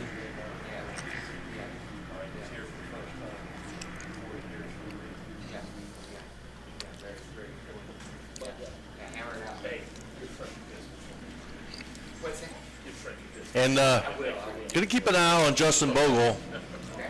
Oh, they're in the second gate drop. They got a second gate drop. Oh, Ronnie Mack went down in the first turn.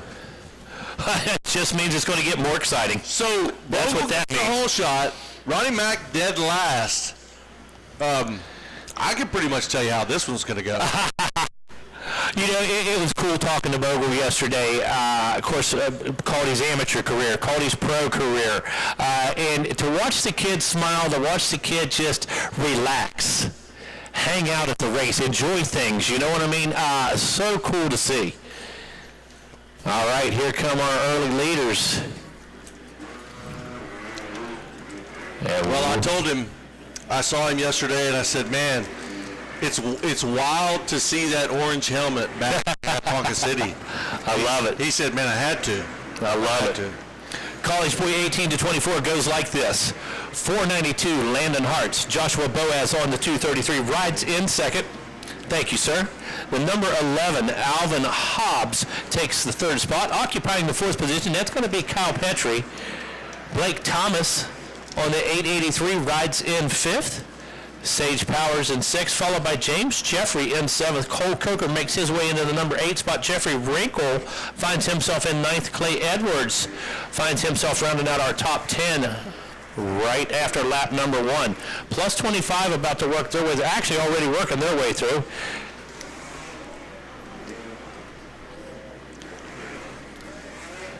Ronnie Mack. Some split scoring for those guys. Ronnie Mack, 11th. Ronnie Mack is where? 11th. In 11th. All right, well, let the games begin. That's all I'm going to say. You know he will send it to win it. That's not a problem. And you know, what a great attitude he had last night. Encouraging everybody, wishing everybody good luck. Said, hey, I want to be on my best behavior here. Yep. And, the new and improved Ronnie Mac 4.0 right now. Always been a fan favorite, Ronnie, but, understands the importance of events like this. Wants to be part of it for sure. Wants to come out and show his skills and have a lot of fun, and wants to do it the right way. So God bless him, definitely. Hanging out and having a good time with the crowd. Well, ultimately, he's a man of the people. He is a man of the people, no doubt about it. And, everybody likes the attitude, everybody likes the swagger, and, nobody delivers it better than Ronnie Mac. They are jumping over Joshua Boaz right now. That was about insane right there, splitting. I mean, jumped right on each side of him, and look, he had something they pulled off there. That's a shame because he's not even really looking down at the bikes. That tells me it's done. That tells me it's over. He was in second. Yeah, and he popped a 135 right behind the 136 of Hearts. He was the fastest guy on the track, and now all of a sudden we've come to a stop. So, a real bummer for him. He was looking down at the rear wheel, so I don't know. Oh, man. And ultimately, that may be the whole reason he went down. Whoa, ghost spike. Yeah, that was a ghost spike right there. I just saw a Honda 450 come into scene with no rider. That might have been a case of too much traction. That's right there and now. And you don't see that every day, Megawatt. No. Runaway Honda. You got a split screen over here for plus 25. Can you give us a rundown? Yeah, so plus 25 right now, Justin Bogle leading Kyle Swanson, Guillermo Esteva, Mason Moss, Shane Kelleher in 5th, Keegan Labonte, Zach Duran, Ronnie Mack up to 8th now, Mike Dunn in 9th, Jeremiah Gilliland in 10th, Colby Sharp 11th, and Duke Reese in 12th. Nice. Mac on the attack. Up into 8th, picked up about 3 spots. All the while, Landon Hart's out there taking care of business in our college boy 18 to 24 sportsman class.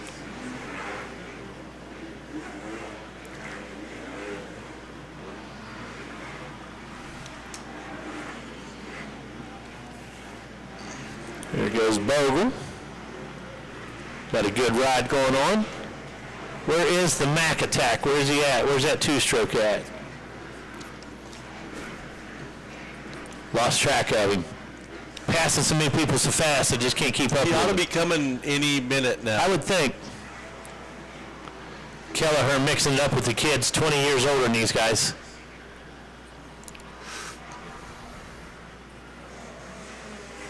I hear the 2-stroke coming. Well, that was a Yamaha. There's the Mac. Pulling tear-offs. You got it, man. The ultimate patriot. Ronnie Mack runs the stars and stripes at all times. Absolutely. With that Charlie Kirk Memorial bike. Ooh, sketchy. I'm not going to say it was pretty, but he got it done. Ooh. And he didn't hesitate. Didn't even hesitate. Sent it. Oh, it's fun to watch. Man, I love it. It's fun to watch. What else is fun to watch? Landon Hart still turned 136 on lap number 4. Blake Thomas up into that second spot. He turned to 137, so he's keeping it real. Gap about 11 seconds, but there were some other riders in there as well, so Thomas doing a great job. Kyle Petrie, now look at this, finds himself in 3rd. Cole Coker goes from 8th. He's up into the number 4 spot right now. James Jeffrey in 5th. Jeffrey Wrinkle in 6th. Avon Hobbs rides in 7th. Trevor Bernard in 8th. Troy Norano. Troy just made a pass. Okay, Troy moves up into 8th. He brings Ethan Rennie with him up into 9th. That's going to move Bernard back into the 10th spot just outside the top 10. Looks like we got Brody O'Connor, Kyle Looney, Travis Kaysen, Gavin Tilford, and Jacob McPherson. Is that Meatball? I believe it is. Jacob McPherson and Clay Edwards on the 102. Well, the thing I like about the College Boy 18 to 24 sportsman class is that, there's it's kind of an open classification. So I was wondering, why have we not seen Landon Hartz here until now? And I don't know for sure because I don't keep up with the everyday activities, but I'm pretty sure Landon Hartz is an A rider. There you go. So his main classes he came here to race probably don't start till tomorrow. But this is College Boy is a class that they can hop in if your age fits, and the classification I don't think really matters. So a cool class. We get out here and see Landon Hart's a great rider. 492 on that Yamaha there, running 137s. And he's got a pretty big gap over the field right now. 11 seconds on the lap number 4. We're into lap number 5, and it's 17 seconds now. So, yeah, Landon Hart's laying it down. And what an advantage this is to the other A guys, because he's getting some motos in before the A practice even starts. Oh, yeah, no question. Hey, look at this. Inside that top 5 with the white flag flying, Coker and Wrinkle put James Jeffries back another spot. So Coker now up into the 3rd position on the CP Racing Yamaha. Jeffrey Wrinkle now finds himself in 4th with James Jeffrey in 5th. So a lot of action right there going on with those guys. They teamed up, and look at that, a 1:42 last time around. So Coker just off the pace of the leaders coming through traffic. 139 for Wrinkle. Do you think there's anyone sitting in a deer blind? What's that? Do you think there's somebody sitting in a deer blind, hunting, listening, or watching this race? Well, I can tell you this. He's probably out stalking one right now, and he has definitely got that device on. I keep getting the text, and he knows exactly what's going on. And the bottom line is he's keeping a close tab on not only Cole, but you and I both. Nice. Says he hasn't turned this off yet. Oh, it's perfect. That's what he said, yeah. White flag. Still rolling. There it is. Checkered flag comes out. There's the 492. Landon Hartz checks in. Kyle Petrie brings it home in that number 2 spot. Where's the 57? I believe that's Coker coming through right down in right there. Is that him? There he is. Yeah. There he is. Yep. So Coker up into the number 2 spot. Oh, wow. Well, no, 3 spot. Petrie made the pass. Gets up into the number 2 ride. Cole Coker still in 3rd. Jeffrey Wrinkle in 4th. James Jeffrey in the number 5 ride. Coming up next, 250C Junior, 12 to 17 limited.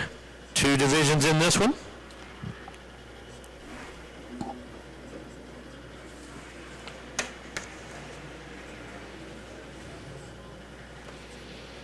Race.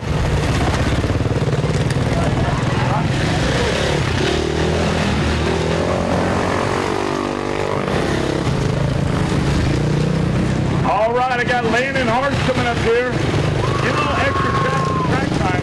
You got pro racing to do this weekend, but coming in here for the College Boy, gonna pick up something. What'd you learn out there? The track's kind of hard packed a little bit. It's really rutted, but the bumps aren't super big. But the way the dirt is, it's kind of hard to see the bumps. So it's just really going to be beneficial for me to ride today for the pro tomorrow, I think. Tell me about the good people helping you out. The whole EBR Performance, Office Motorsports crew, my mom, my dad, they weren't able to make it. Garnet, One Industries, Arai, Heatwave, Dunlop, TVS. Jordan over there at the shop, got my bike out, suspension and motor. The Graves family. It's everybody. Thank you so much. There you go. Well, good luck. Congratulations on your moto win here. And you got pros tomorrow. Landon Hartz, congratulations out there. Good job.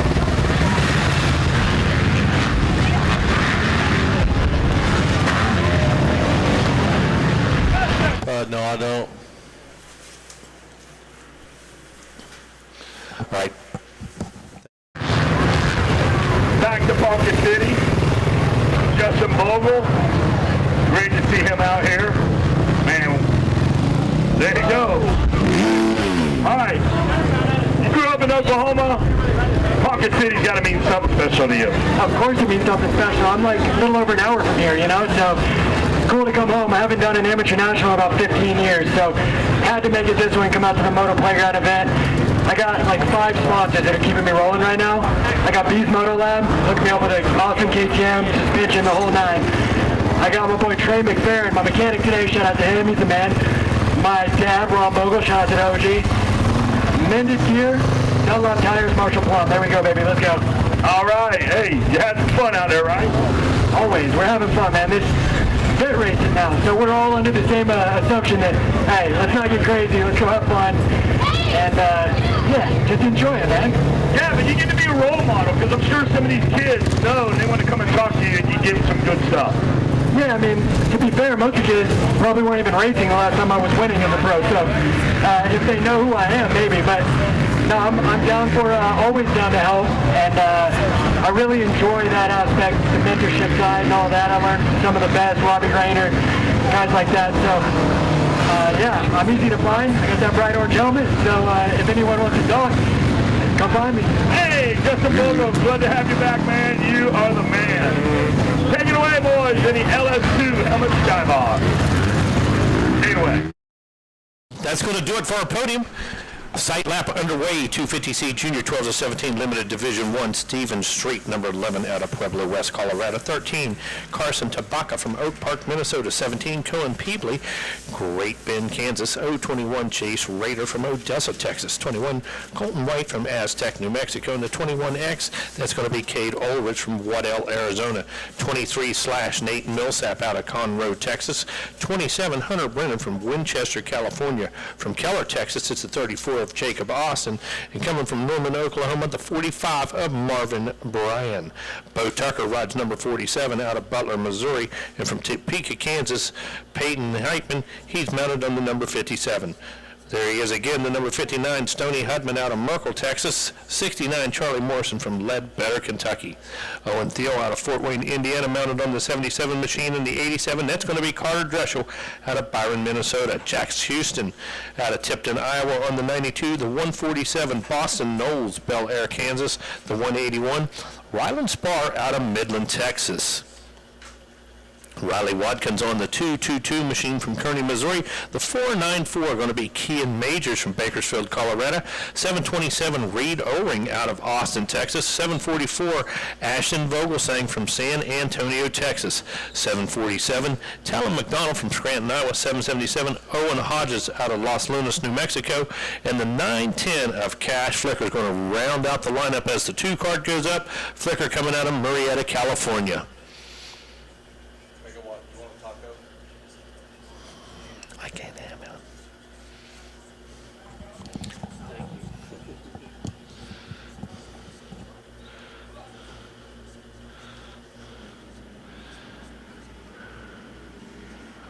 Off and running here, division number 1, 250C Junior 12 to 17 Limited. Couple riders in the dirt. We'll make sure we get everybody attended to, get those machines picked up. Both riders off of the track right now. So one rider up under his own power. The rider being attended to. One rider back on the bike already. Great, good deal, good deal. So everybody seems to be seemingly okay after that one. Right now the race continues back into the rear section of the track. Going to get an ID here in just a moment how we're running. Division 2 coming up here in just a moment. Going to be our final race of our round 1, our moto number 1, going to be 37. That'll be our 85cc 9-12 mod, 2 divisions there. And again, probably going to take just a bit of a break.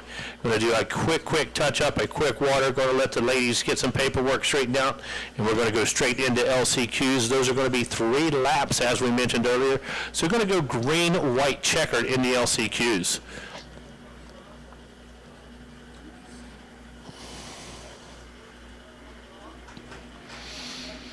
Here come the leaders. Green flag is out. That's the number 59. Of course, that's Stoney Hudman. Jax Houston in tow on the 92. Jack's got his hands full right now, though. Cash Flicker trying to make it happen on the 910. Look at Cash going to work. Going to try to take the longer way around. Can he keep up some momentum? Is he going to get a bit of a drive? Cash going after Jax Houston. Hunter Brennan picks up another spot after the finish line. Brennan finds himself up into 4th. Owen Thiel trying to make the move on him right now and set up some pressure on his Husqvarna. Ken Majors, we saw him out front leading a few motos ago. Majors on the 494. He knows how to take care of business, no question about that. Nathan Millsap's in the number 7 spot. Charlie Morrison rides in 8th. Cade Ulrich in 9th. Marvin Bryan in 10th. Reed Oling in 11th. Ashton Vogelsang in 12th. Bo Tucker 13th. Carson Tabaka 14th. Chase Rader 15th. Hey guys, not only are we just getting multiple reports of people speeding back and forth to the staging area, we got people riding 2 up, we got kids with no helmets on, we got 2 people on one balance board, all that stuff's a no-no. You guys understand that. I heard Zach say earlier, it's a shame we have to mention this. There's supposed to be adults out there making sure everybody's doing the right thing, so put helmets on the kids, slow them down, one person on the hoverboards and gravity boards, and play by the rules. If not, as Zach said earlier, there are going to be consequences because we're not going to go into Saturday and Sunday having chaos. It's just not going to happen. So let's just get with the program right now and move forward correctly. Second lap in the book. Stoney Hudman still out front. 140.324. Jax Houston, 144.3. Hunter Brennan, 143.5. Owen Thiel, 143.9. Cash Flicker back into the number 5 spot. Now Cash was trying to make a move earlier on. Brennan actually gave up a spot. Ken Majors still back in there in the number 6 position. Charlie Morrison in the 7th spot. Morrison running a mid 143, so just a bit quicker than some of the guys ahead of him. So trying to make a move is the number 69 Yamaha of Morrison. Marvin Bray in 9th. Ashton Vogelsang now in 10th here on lap number 2. See caution flag back there in that section exiting the back of the track. Rider picking the bike up right now, going to get back underway. A little bit sore, got tossed off the high side right there.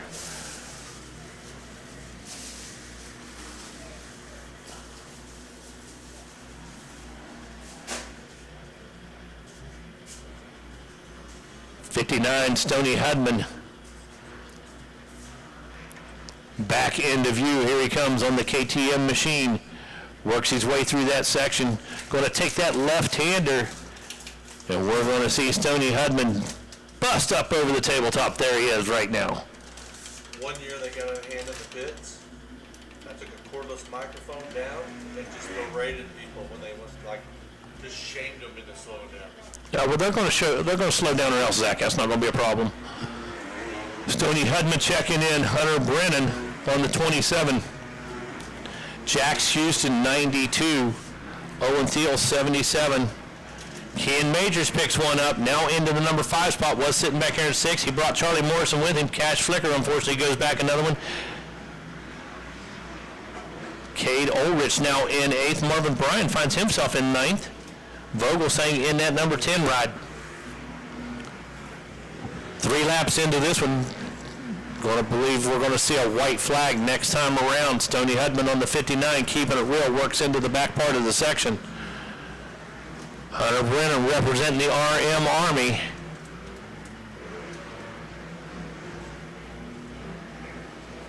Got his sergeant stripes out there trying to make it happen for the Army.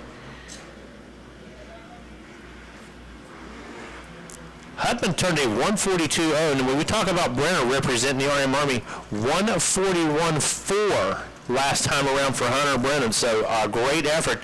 That's exactly how he picked up those spots. He put in good laps, ran quick times. Now, we mentioned when he was back there about 4th or so, yeah, you know, Brennan's running about a second quicker than her, but well, he's put each one of those seconds to good use over the last couple laps. Hudman, I believe, just came back into view. And I believe going to pick up a white flag. There it is. 1 to go for the 59. Stoney Hudman 142.4 that time around. Gap was 8 seconds last time. Looking for Brennan right now. Well, there goes Brennan, just comes through. He turned a 143.3, so less than a second difference.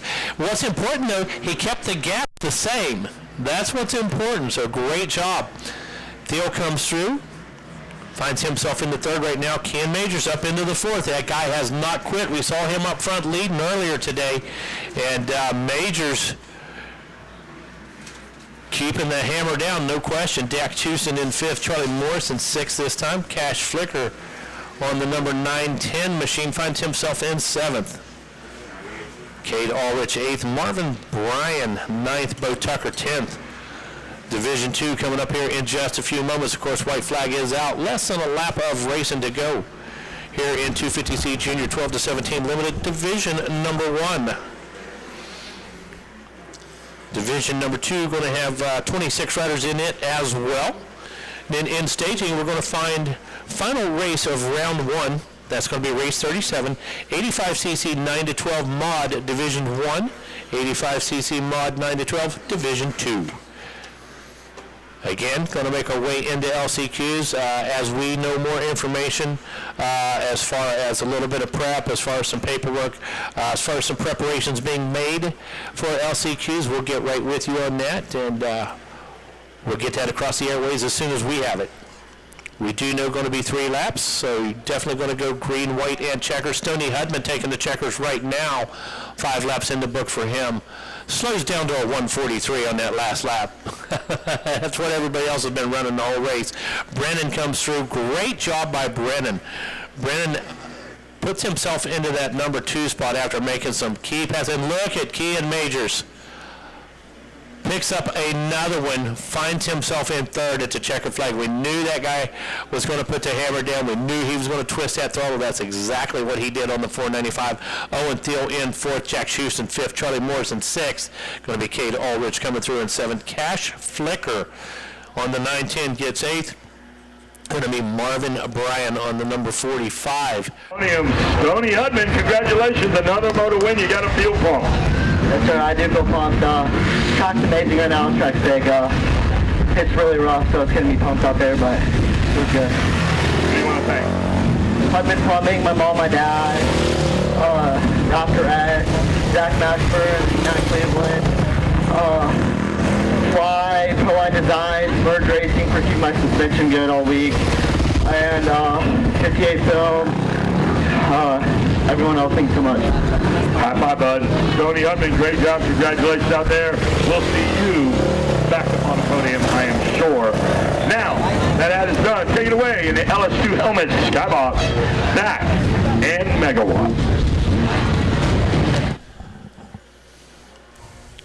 Our signal caught me by surprise that time. It'll let you know. Absolutely. Real fast.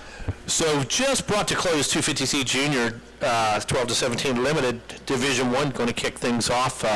Going to get a sight lap underway for Division 2 right now. After Division 2, going to be our final race of round number 1. That's going to be 85cc 9 to 12 mod, and going to be 2 divisions there. Division number 2 is going to be the 15 of Colt Street out of Benjamin, Utah. Tristan Weilacher out of Driggs, Idaho on the 16. The 17X of Nathan Jacobus out of Phoenix, Arizona. Blaine Westbrook on the 18 out of Jacksonville, Texas. Centerville, Mississippi. Wonder if he knows Kevin Windham. I bet he does. Centerville, Mississippi, William Vanderford on the number 23 machine. The 28 of Wesley Minery, Jamestown, Ohio. Enzo Bartelli out of Wheaton, Illinois on the 36. The 52 of Charles Hale out of Charlotte, Michigan. The 67 of Tyler Zebro out of Ham Lake, Minnesota. The 83 of Bobby Hall out of Sun Valley, California. The number 95 of Jaron Manicki out of Hutchinson, Kansas. The 105 slash of Seth Coney out of Little Rock, Arkansas. Ryden Daniel out of Amarillo, Texas on the 111. The number 112 of Talon Ekholm out of Pleasanton, California. The 117 of Jaden Ferguson out of Ponca City, Oklahoma. Corinth, Texas brings you the 118 of Walker Lewis Out of Rosedale, Alabama, the 124 of Zachary O'Brien. The 152 of Wyatt Inman hails from Galena, Missouri. The 211 machine of Bentley Underhill out of Hill City, Kansas. Rio Rancho, New Mexico, Nico Fernandez on the 218. The 308 of Deegan Leaf out of Cambridge, Minnesota. Belton, Texas brings Braxton Bierman on the 338. The 419 of Corbin Taylor out of Midland, Texas. Billings, Montana, Jack Cadio on the 481. The 500 of Walker Brown out of Savannah, Tennessee, and the 715 of Cooper Underhill out of Hill City, Kansas. That's 250C Junior 12 to 17 Limited Division number 2. Now, let's roll that beautiful bean footage.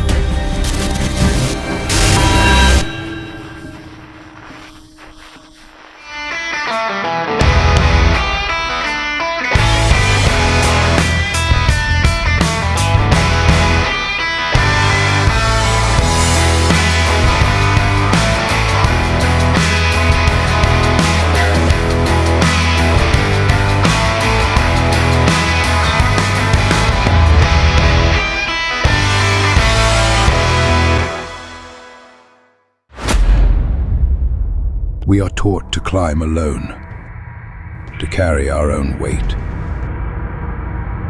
But no mountain is scaled by a single hand.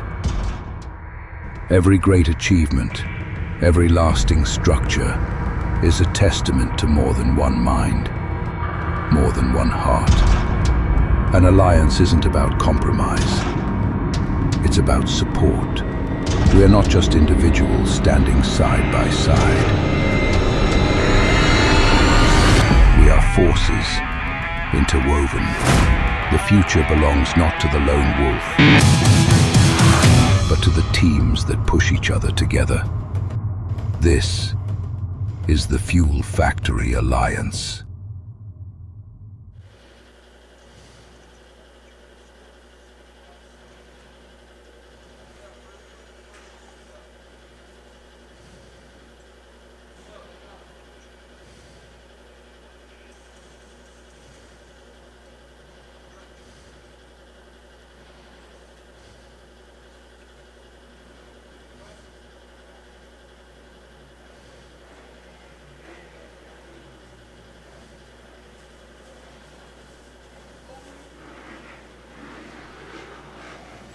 All right.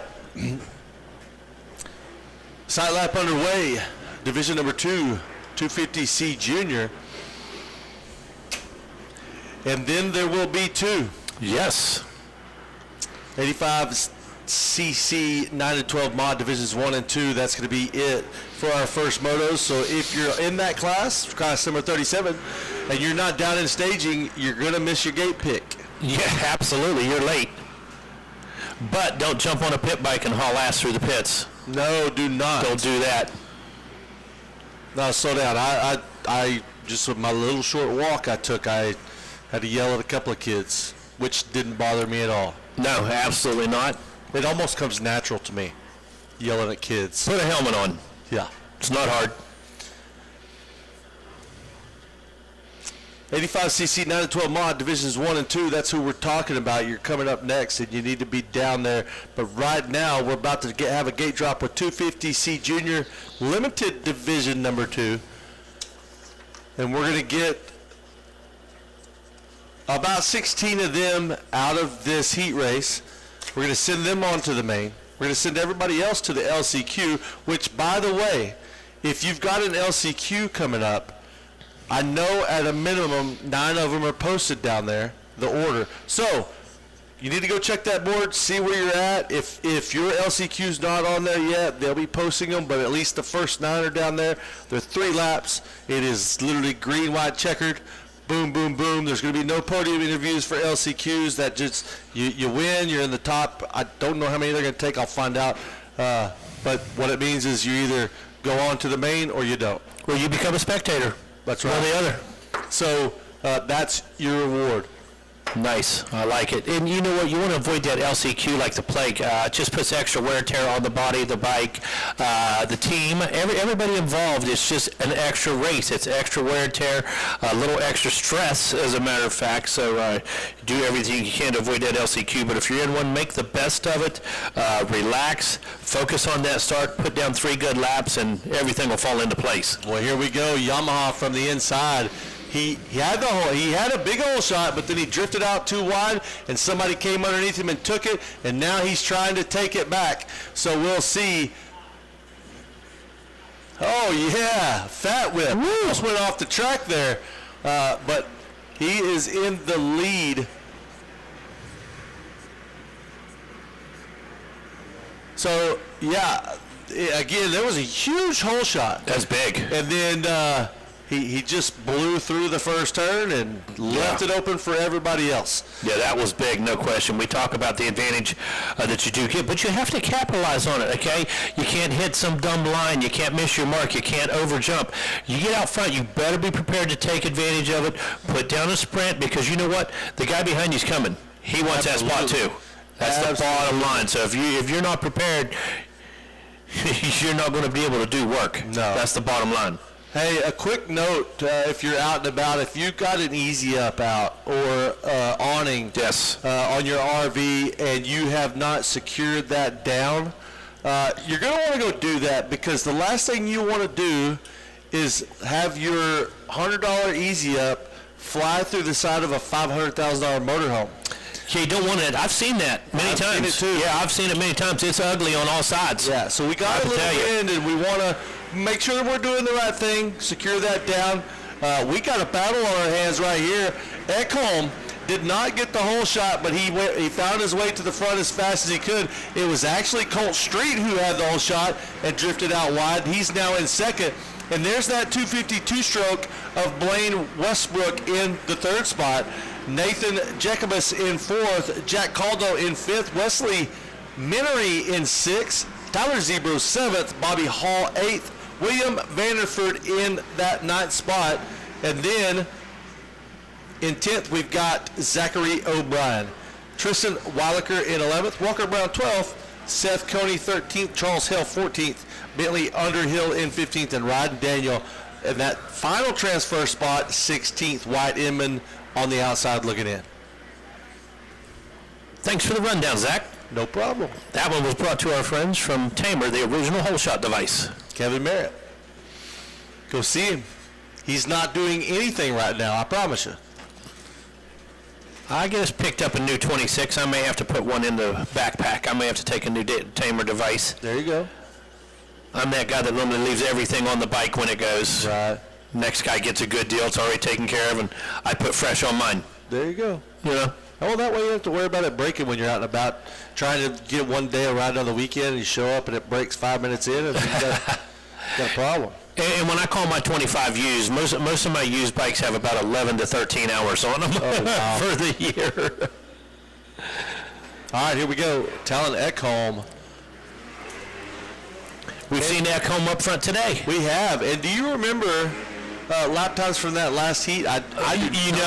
I do not, and I was thinking that. For some reason, I'm thinking 141's what crossed my mind, to be honest with you. I don't remember at all. I don't want to be wrong, but right. I don't want to be throwing numbers out there that are false, but I'm telling you that 141, 142 sounds really familiar. Yep. Well, we've got again Echolm, Street, Westbrook. Earlier moto, we saw Street get a bad start, not really come through too far. This time, again, he had the whole shot, just couldn't. It blew too wide into the turn and lost it, but he's still hanging in there. 142 lap time in second. Blaine Westbrook third. 143 on that 252 stroke. Jacobus 144. And look at this. 144, 144, 144, 145, 144, and that's down to 8th place. That's crazy. That's ridiculous, and that's what we like to see. Absolutely. You know, when you look under the grip bridge right there, you see those guys about 4 bikes apart each, and that makes for good racing because everybody knows one small mistake, Zach, when the gap's that small. You go from 3rd to 8th. 0 to hero. Yeah. Absolutely, just that quick. So great racing as we work through this second division of 250C Junior 12 to 17.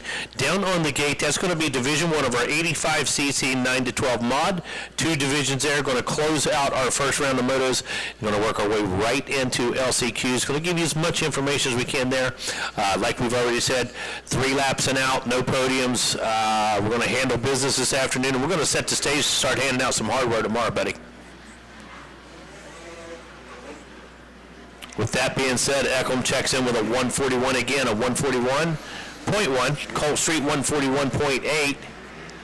Westbrook, Jacobus, Maneri, 144s, 143s. Yeah, you've got your 2 first and second place riders at 141s, and then behind them, it's just like a host of 44, 43, Minnery, 45s, 46, they're all really close. Yeah, and you can see it on the track. I mean, it doesn't matter where you look, which one of these positions, nobody is really alone on this track. No, there's a pile of riders everywhere you look. No, it's like that. You know, you see a guy in no man's land. He really can't catch the guy in front of him, and nobody's pushing him from behind. It's the worst place to be. Yeah. Worst place to be. It's so hard to find motivation. It is, man. When you cannot see anybody in front of you, anybody behind you. Yeah, and you're not hearing the rev from behind. You're not getting that push from behind, and you lost sight of the guy ahead of you. You're just like, man, where'd they all go? Where are they at? All right, we've got 2 of the first motos left, 85cc 9 to 12 mod, divisions 1 and 2. If you're in either one of those, division number 1 is actually on the starting gate right now. Division number 2 is in staging. If you're in either one of those, you need to be down at the starting gate now. Now, if you're not, do not rush down there. All right, I might come flying out of the tower and clothesline. Exactly. I was going to say, Zach will go animal style on you. Ease down there. Ease down there. That black trash bag got me there a second ago. I thought somebody done jumped off the top of the tower. When I saw that black trash bag, it just came floating right down past it, kind of quick. I saw it, but I knew what it was the whole way. Yeah. How about somebody threw their husband off the tower? White flag continues to fly. Going to do it for 250C Junior here in just about half a lap. Talon Echolm with a 4.2 second gap last time around. Colt Street bringing the heat all the way to the end, though, still turning 142s. We're going to turn around, grab that checkered flag here in a moment. We're going to work our way into race number 37. You heard me, race number 37. That means we have made our way through the first rounds. What's that mean? Well, that means we're going to move into some LCQs. LCQ, you ask? Well, that means last chance qualifier. 3 laps. Going to go green, white, checker. And we're going to see somebody go from checkers to wreckers, no doubt about it. I'm sure going to hang it out there, going to risk it for the biscuit in that LCQ. Make sure you get in those championship rounds tomorrow.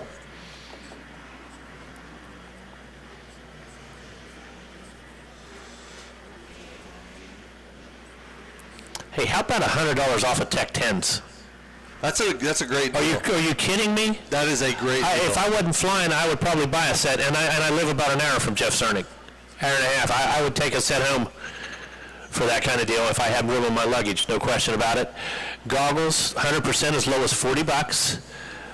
Scott's $65 for Voltage, I believe. Their top goggles, one of their top goggles, $65. Discounted helmets, and I told you there would be. Doesn't matter. Go over there. You're going to find a Bell helmet. You're going to find a Moto 9. You're going to find something that's really cool. What you're really going to find is big savings. Is what you're going to find over at Cernix Racing and MX Tire. Who's that from down there? Gracias. Thank you. Every once in a while we get some love.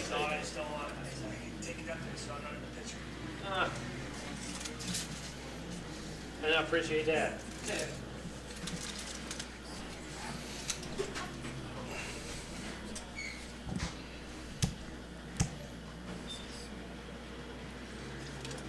I'm eating half of it. I don't care. Okay. If it doubles me over, it doubles me over. I don't care. Did Donnie send those up? Great job. Welcome to the podium. Welcome to Ponca City. What do you think about the beautiful city of Ponca City so far? Yeah, beautiful out here. I'm from California, so it's a little different, but it's fun. Track's good, track's rough, and it's a challenge. Who do you want to thank? I'd like to thank my Lord and Savior Jesus Christ for keeping me and all the other riders safe, my mom, my dad for everything they do, Robert Gomes for helping me get my bike prepped for this race, and Oldie Creations for helping me get these graphics right before the race too. And everybody else, I want to thank you so much. All right, congratulations out there. See you later. We'll see you up here again, hopefully next week, tomorrow and Sunday. Take it away, boys, in the LS2 Helmet Skybox. Wes Kane up.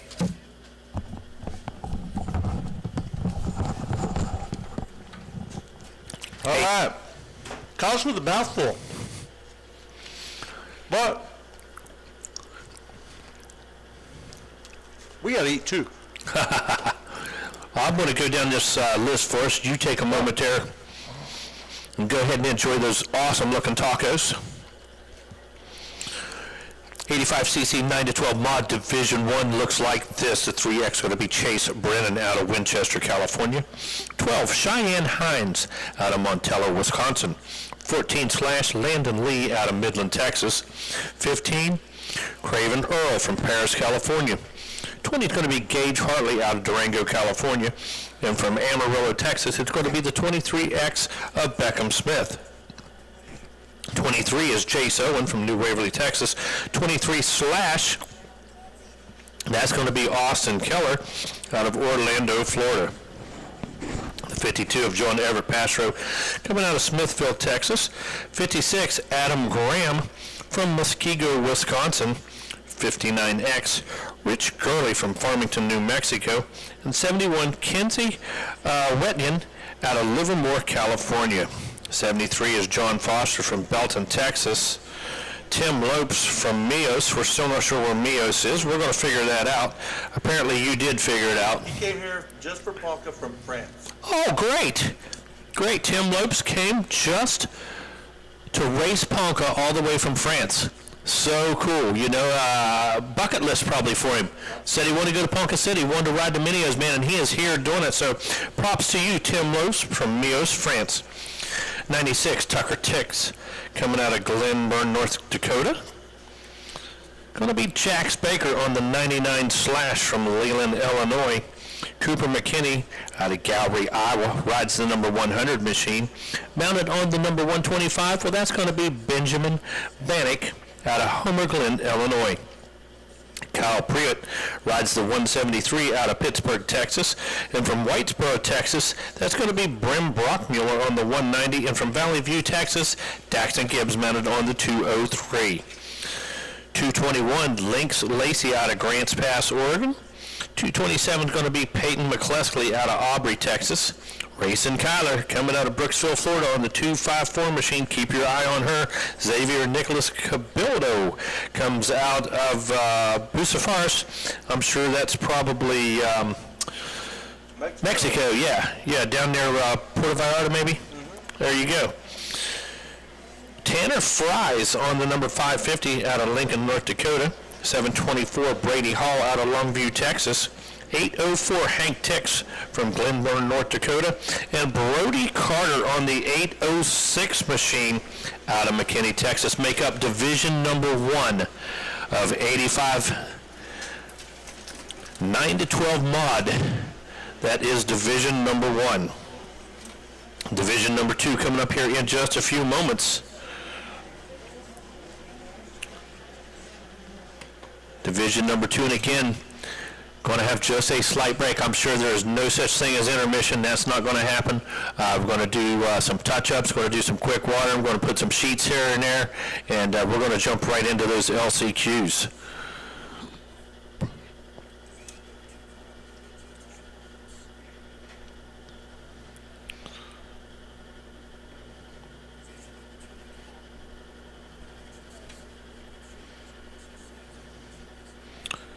So this is our consies right here. All right. I'm sure you're going to be able to find that on the Dirty 100 app. I'm sure you're going to find it mounted down at the office as well, down at registration at the office. Going to be mounted there. Every 3-year-old out here has a camera in his pocket, so you need to be able to go over there, take a picture, send it to your friends, frame it, do whatever you need to do. Don't lose it.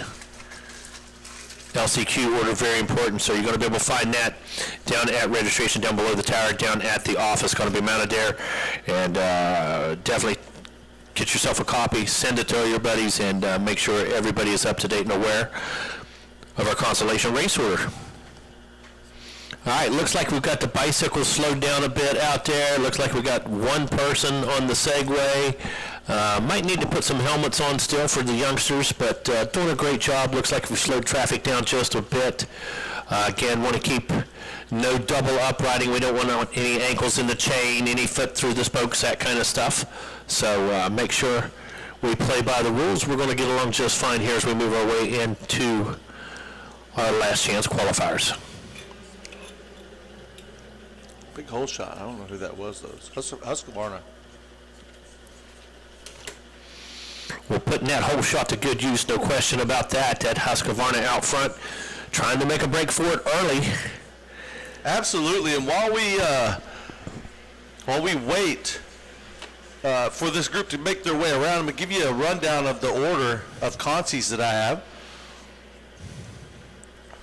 Consi number 1 is going to be 450B limited. Consi number 2 is going to be 250C. 65 open, 51cc 7-8 limited. Schoolboy 2, 450C. 65 7-9 consies 1 and 2. 250B, 85cc open, 65 7-9. 250C limited. Super Mini 1, 85 9-11 limited. 51cc open. Consies 1 and 2. Mini Senior 1, 250C Junior Limited, e-bike, and 85 9-12 mod. So that's your consi order. Don't just listen to it once and think you got it if you're mixed in the middle. Go find the list. It's posted, and take a picture of it, get a screenshot. That way you know. Landon Lee knows right now. He's leading the way around the 85 9-12 mod division number 1. Followed by Chase Brennan on that 3X Suzuki, followed by the 23X of Beckham Smith. John Everett Passero on the 52 machine, and I could have swore that was J.E. Passero that got the whole shot, but might be wrong. And like you said, it's hard to tell some of them apart with the helmets, the gear, the bikes looking so similar these days. Absolutely. All the way across that track, kind of hard to tell sometimes. Hey, Tim Lopes came from France, and he's 5th. I love it. In the 85 9-12 mod. I love it. Kyler Pruitt in that 6th spot. Benjamin Bannock in the 7th spot. Jax Baker 8th. Craven Earl 9th. Jace Owen 10th. Javier Nicholas Nico Cabillo. There we go. Nico Cabillo in 11th. Austin Keller 12th. Peyton McCluskey 13th. Adam Graham 14th. Richie Gurley 15th. And Lynx Lacey in that bubble spot 16th. Gage Hartley, Tucker Tix, Brim Brockmuller all on the outside looking in. Now, y'all want to avoid that LCQ, you're going to have to go through Lynx Lacey to get there. That's it. Going to have to make it happen. Absolutely. And pretty tough group of riders that are outside looking in. I mean, Gage Hartley, Tucker Tix, Brim Brockmuller, Kinsey Watain, Brady Hall, Cheyenne Hines. It's yeah. I mean, everybody. But again, you don't matter. You got to go through Lynx Lacey to get it. That's exactly right. Right now, that is where you got to go. The number 221 sits on the bubble.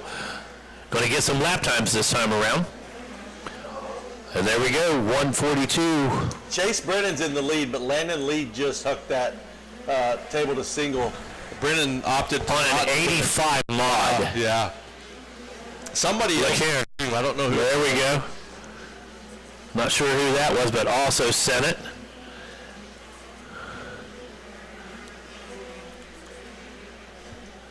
And man, you got to get a drive on that little bike to make that happen. Absolutely. You got to downside it perfect. You got to get a drive and keep that front end high. No question about it. Next thing you know, we're going to have 65s jumping that thing. I've been waiting.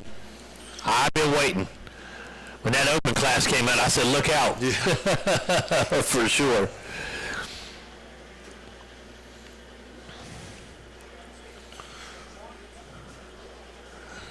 Wind continues to pick up. Zach gave everybody some great advice. Make sure easy ups, canopies on the RVs. Make sure everything's secured. You got things tied off with tie downs, whether it's to the coolers, the gas cans, the frame of the truck, the bumper, whatever.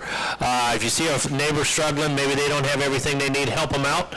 And trust me, the truck you save could be yours. Well, it's so easy to do. You take a tie down, you throw it over the easy up, you put it on a ball hitch of a truck or whatever. Yeah, it's just a little bit of security, you know, just a little bit of security. And guess what? You're going to lay down this evening feeling a lot better about it and have a lot less worries. Absolutely.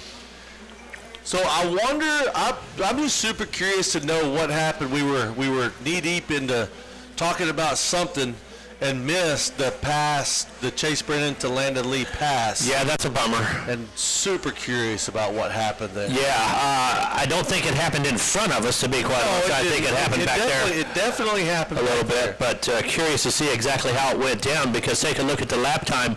Brennan was just a little over a second quicker, so did he hold it on somewhere, make a pass maybe around the outside with momentum? Did Brandon Lee bobble possibly? Right. You know, well, very, very curious. It's so hard to tell. You know, these kids all capable of going extremely fast, and no one's going to give an inch. And woulda, coulda, shoulda, you know, about how it went down. So again, our last moto is sitting on the starting gate at division number 2 of 85cc 9 to 12 mod. So we need our first 3 consies to start heading down. Again, those things are 3 laps: green, white, checkered. They're going to go quick. So we need our first 3 to 5 consies to start heading down. We're going to move this thing right along. White flag just about to come out on division 1 here, 85cc 9 to 12 mod. Division number 1 just about to come to a close. Going to see that white flag as we look for that Suzuki. There he comes, Chase Brennan. Wow, big scrub. Brennan square over the bars. You see that, elbows up, square over the bars. One more lap for him. Threaded that outside there. He did. Like he knows exactly what's going to happen here. How about that? He knew exactly how that was going to play out. Cut underneath of him. No need to risk it on this one. He did it on the last. Wow. Yeah, he did. Absolutely. Landon Lee sent it. Oh, Beckham Smith. Beckham Smith come up a bit short. Just a bit short. Just a bit outside? Just a bit outside, huh? Doing that on an 85. That is just blowing my mind. Absolutely incredible. Again, the drive you have to have, that motor has to be at full song. Oh, absolutely. You better be at full note when you hit the downside of that little step up, because if you're going to send it, you better be in it. Ping it off the Revy.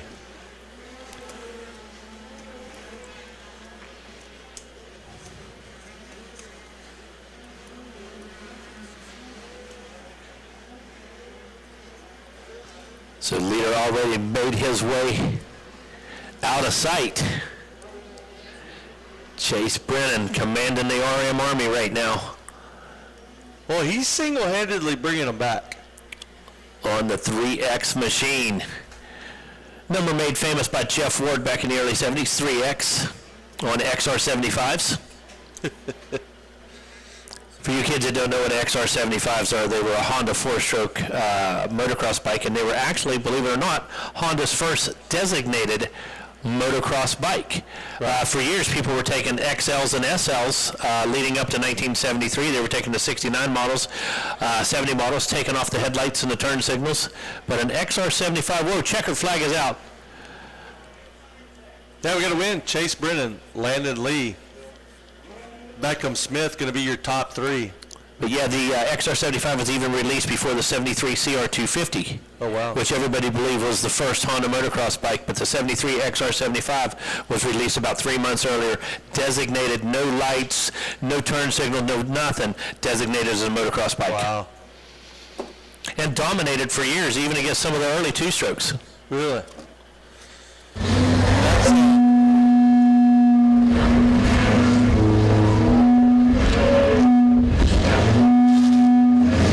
All right, Chase Brennan, great job out there. You're able to make the pass on Landon Lee. Tell us about that. Oh yeah, I got off to a decent start and executed the pass and rode my race from there. Who do you want to thank? Mom, Dad, BC Goggles, Suzuki, Arm Army, Dakota Gardner, Suzuki, No Cap, Wind Industries, everybody else, thank you. All right, congratulations out there. Good job. Get the shot. Chase Brennan, hold down the fort for the RM Army. He is commander and soldier in arms for the RM Army. Just gave him a Courageous Battle Award for his moto. Take it away, boys, in the LS2 helmets, Sky Bob.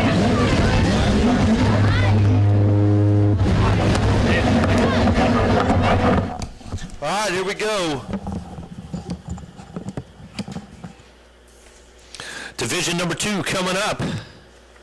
Final race of our first round, final moto, Zach, and boy, going to be exciting to watch those LCQs because you know everybody's going to hang it out. Everybody understands the importance of that LCQ, so division number 2 going to look like this.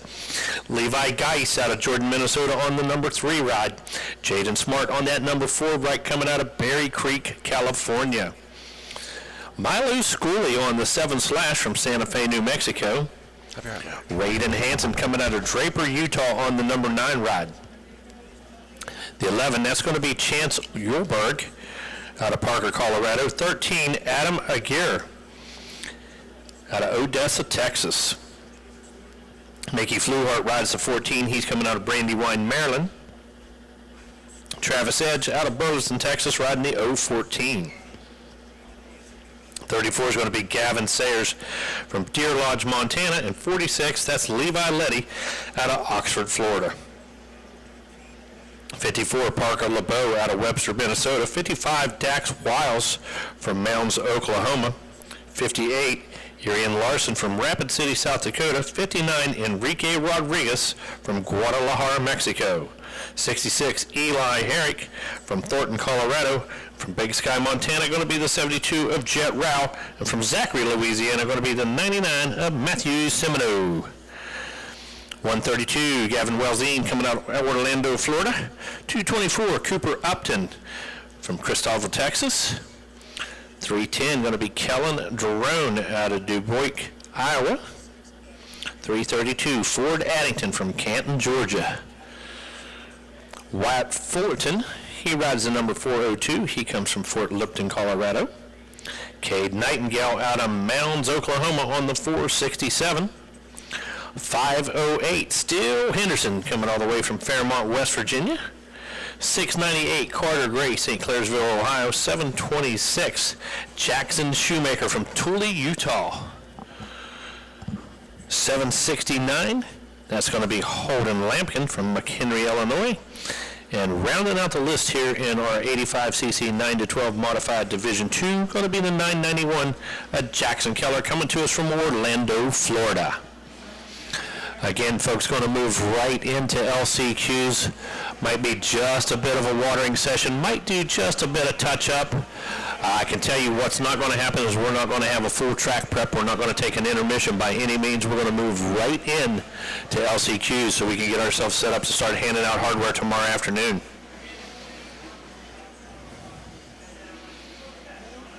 The final race of our first round here. And just about 5 minutes after 1:06, I'm about 1:10 going to get this thing rolling. And I'd say by 1:30 or so, we're going to be into some LCQs.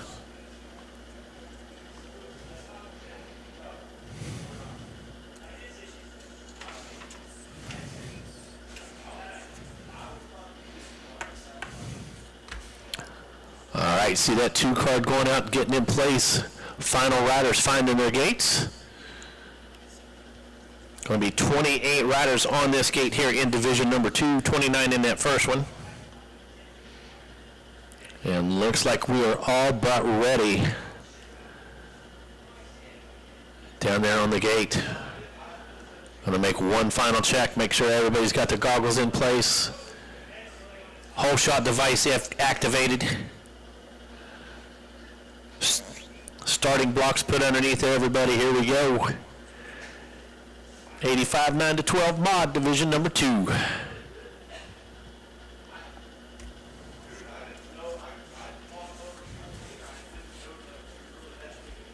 Two card is up. Here we go.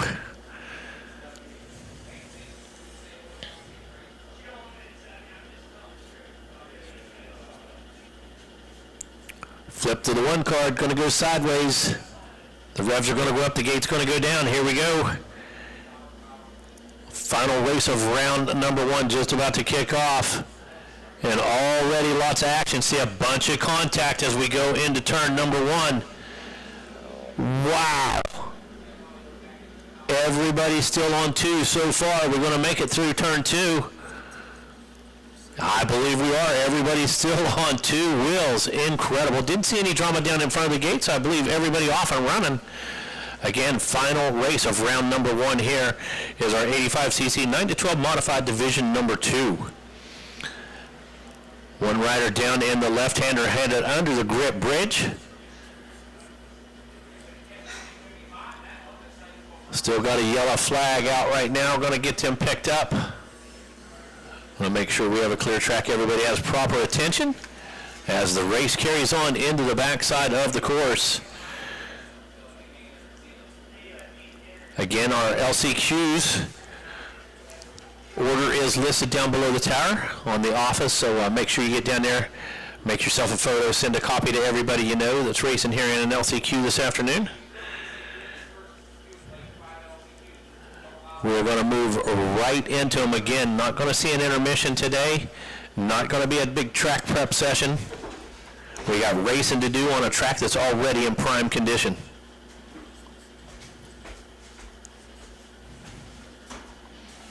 So here come the leaders on lap number 1.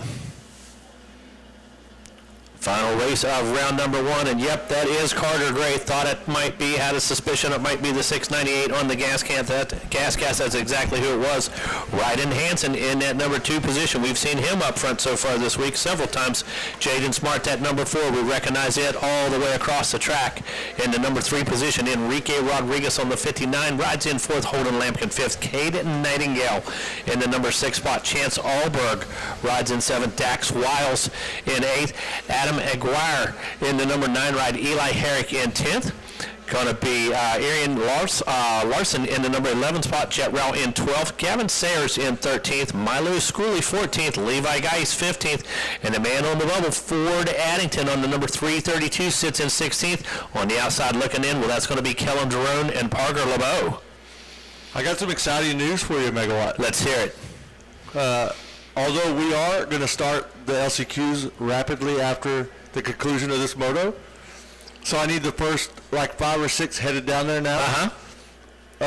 We're starting second motos tomorrow morning. Perfect. Yeah. Perfect.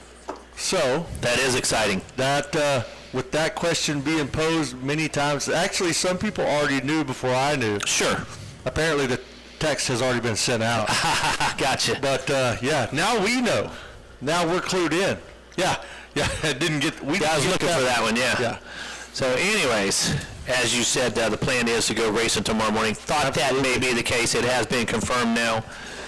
As we roll our way through some LCQs again, 3 laps, no podiums, down to business. Going to get gritty, going to get dirty, and it's going to seem like an afternoon here at Ponca City, no doubt about it. Absolutely.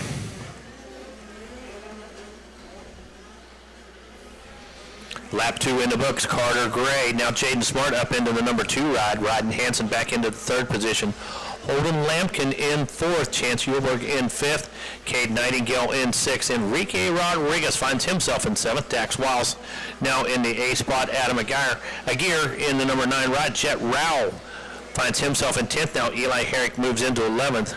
Irian Larson in 12th, Gavin Sayers 13th, Levi Geis 14th, Milo Schooley 15th, Parker LeBeau now the man on the bubble. He was about 3 spots out a lap ago, so the 54 puts himself in good position right now. So can I say what I watched? I watched 2 riders get the downside of this double clean and send that table to single on the 85, but Carter Gray's small, right? Yep. So you would think he would make it pretty clean. He went really high, but not really far. Right. But then Chance Uhlberg hit it in a different spot. He went really far, but not high at all. Oh. And he passed Holden Lampkin. There you go. Kept it low to the ground. 4th place. So the takeoff surface does make a difference. Because no question. When Carter Gray hit that thing, he went to the moon. Yeah. And then Uhlberg hit it, stayed low. So it's just fun to watch the differences between the riders hitting. And these 85s, they've got to really stretch it out. Oh, sure. The techniques, the style is going to be very, very different. And if you're a bigger kid, you certainly have to stretch it out. I don't know how we keep getting out of... Looks like we're on screen there, but... I tell you, I'm hard to deal with. Well, I moved my chair. What we need to do is we need to put tape marks right there where they go, so every time I come back in and start moving my bench around, or my chair around, it goes back in the same spot, so my bad. No, it was me too. I was too out to the right there, so... All right, here we go. Carter Gray, Jaden Smart, Rodden Hansen, Chance Uhlberg. And you just watch these guys. The back marker's not really jumping it too much, but there's a battle right there. That's Jaden Smart and Rodden Hansen. Look at the number 4. No, that's Jaden Smart and Carter Gray. That's Carter Gray, your leader. Yeah. So Jaden Smart has retaken the lead. Yeah, he was 3 seconds quicker last time around. Yeah. Yeah, so I was way off for a minute. So Jaden Smart has undertaken Carter Gray, and then you got Rodden Hansen. Jaden Smart a 143.3 to Carter Gray's 146.0, and then Rodden Hansen at a 148. Chance Uhlberg coming with 2 seconds back, but he was 2.5 seconds faster at a 146.1. So, and they still have a couple laps to go. A lot of things could change. You could see Uhlberg. Well, Smart's already made the pass for the lead. You could see Uhlberg get up here to 3rd. He's not going to have the opportunity, I don't think, to go to 2nd, but he definitely has the opportunity to go to 3rd. Yeah, he's got a good pace going right now. Dax Wiles turning a good lap time back here in 7th. He's at a 148. And then everybody behind him is 51 or higher. So, well, we got 1 lap to get it done because the white flag just came out as a big whip by Jaden Smart on the number 4. Man, Smart is absolutely shredding, but so is Carter Gray. Carter Gray letting it hang out. You see that white bounce around? Well, this is the more characteristic Carter Gray that we're used to seeing running up front. And here's the battle for 3rd and 4th. Absolutely. And that is Uhlberg and Hansen. Uhlberg just made the pass like it was no problem. He did. He laid that thing into the corner, got a good drive. Both of them send it over the double, but the bottom line was Uhlberg got a good drive out of that corner, took the short way around, and made the pass. So that's going to move Uhlberg up into a podium position. It's going to move Hansen out of one. But they still got almost a full lap. Hansen could battle back. We'll see if that happens. Oh, yeah, still side by side as they go underneath the grip bridge. Like you said, half a lap, a lot of track back there. A lot of things can and normally do happen on this white flag lap. I got a text from Primo, And Primo says, thanks to the wonderful win we have today, OG's is offering a Dusty display deal on anything we have out on display, 50 to 60% off. Woo! Dusty display deal for Primo Murado and OG's Optics. Yeah, making it happen, Primo. The prices are insane over there. We may do that again tomorrow. We might rain tomorrow, but go get them now. Well, that just means it'll rinse off the dust. Well, that's all that means. It'll rinse off the dust. They're still going to be on sale. I don't think it's going to rain tomorrow. Well, I think the checkered flag's out. I think that Jaden Smart turned a 143 on the last lap, so he had 143s for about 4 laps. And that's how you make it happen. End up with a gap 5.2 seconds over Carter Gray, who finished in the number 2 ride. Hansen checking in right there. But no, that's going to be Chance Allberg, I believe. Yes, Chance Allberg moves into 3rd, riding Hansen in 4th, Cade Nightingale in 5th. Well, folks, that's going to do it. Going to do our final podium of round number 1 here. Again, making calls for our LCQs right now, get our first few races down there. The plan is go racing for championships in the morning.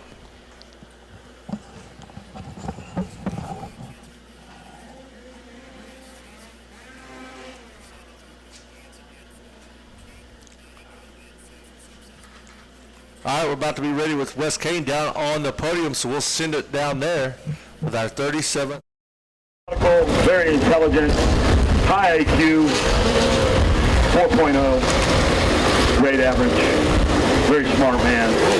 Coming back. It was good. I got a pretty bad start. Just made quick passes and just was smooth and got the pass to the lead and got the win. What do you want to thank? My mom, my dad, my brother Eli, my trainer Martino Pro Moto, Donnie Lewis, Ed Jordan, my whole Altus Yamaha Blizzard team, and the suspension, FMF exhaust, Dunlop, GoPro, Moose, Bell, 100% EVS, T-Rex throttles, AM King, and that's it. Thanks. Congratulations out there, Jaden Smart, high five, good man, very smart man, knows his sponsors, and back to you guys in the LF2 helmets. Skybox, take it away, boys. All right. LS2 Skybox reporting in for duty, sir. We are going to go. Got to find my list here.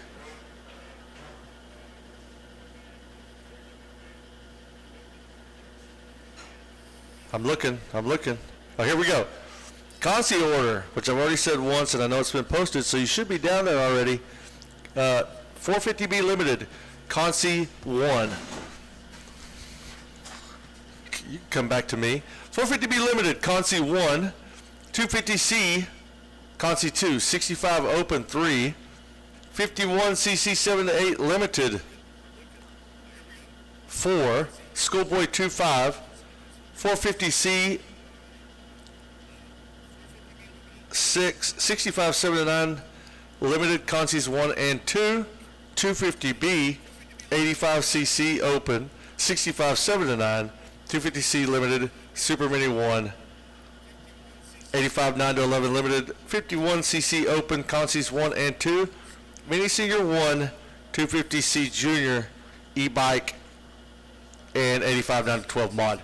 That's your Consi order. We're going to kick those things off pretty quick here. They're going to be fast. They're going to be 3 laps. Green, white, checkered, no podium, interview. The prize is you go to the main.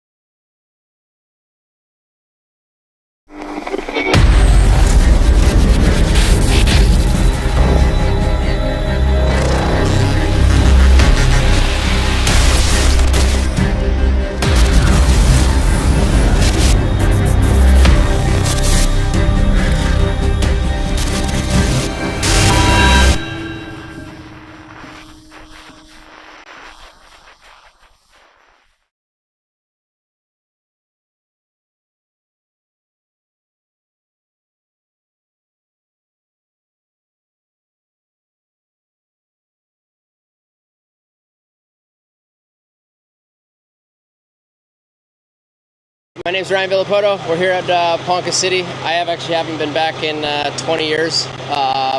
Moto Playground puts on a great event, so we're here, get the boys used to it, get them on the track, and it's kind of surreal coming back.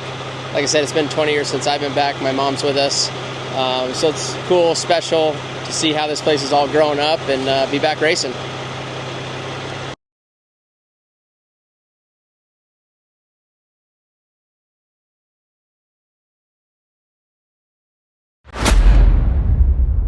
We are taught to climb alone, to carry our own weight. But no mountain is scaled by a single hand. Every great achievement, every lasting structure is a testament to more than one mind, more than one heart. An alliance isn't about compromise. It's about support. We are not just individuals standing side by side. We are forces interwoven. The future belongs not to the lone wolf, but to the teams that push each other together. This is the Fuel Factory Alliance.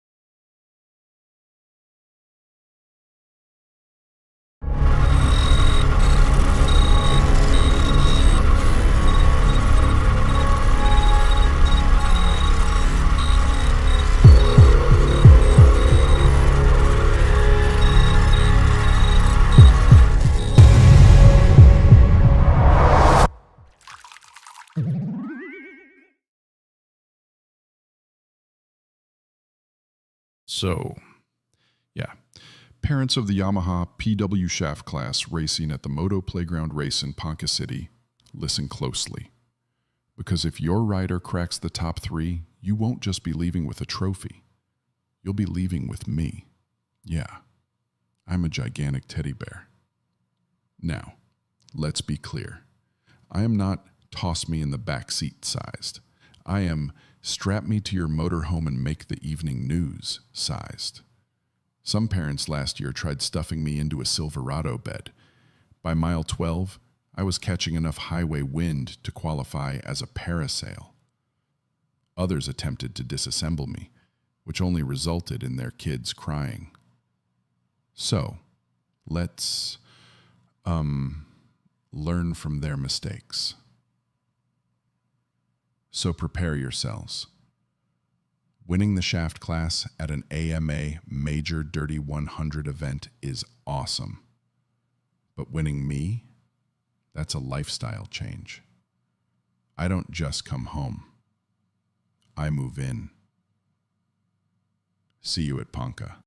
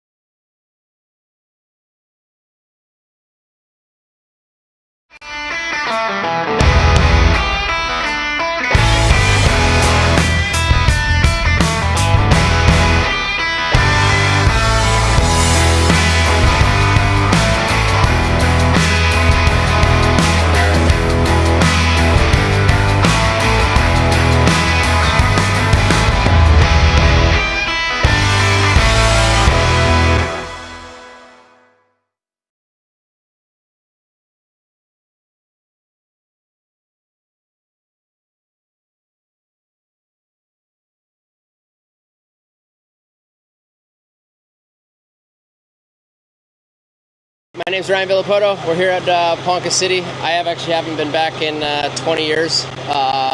Moto Playground puts on a great event, so we're here get the boys used to it, get them on the track, and it's kind of surreal coming back.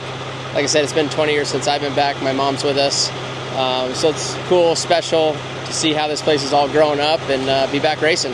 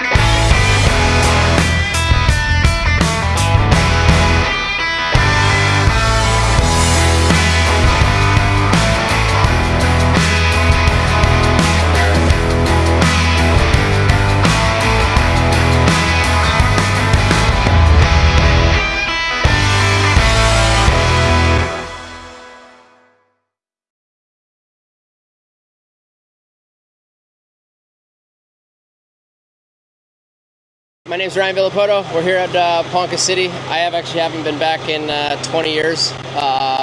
Moto Playground puts on a great event, so we're here get the boys used to it, get them on the track, and it's kind of surreal coming back.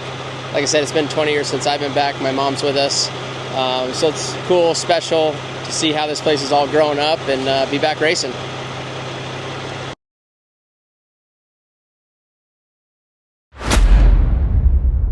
We are taught to climb alone, to carry our own weight. But no mountain is scaled by a single hand. Every great achievement, every lasting structure is a testament to more than one mind, more than one heart. An alliance isn't about compromise. It's about support. We are not just individuals standing side by side. We are forces interwoven. The future belongs not to the lone wolf, but to the teams that push each other together. This is the Fuel Factory Alliance.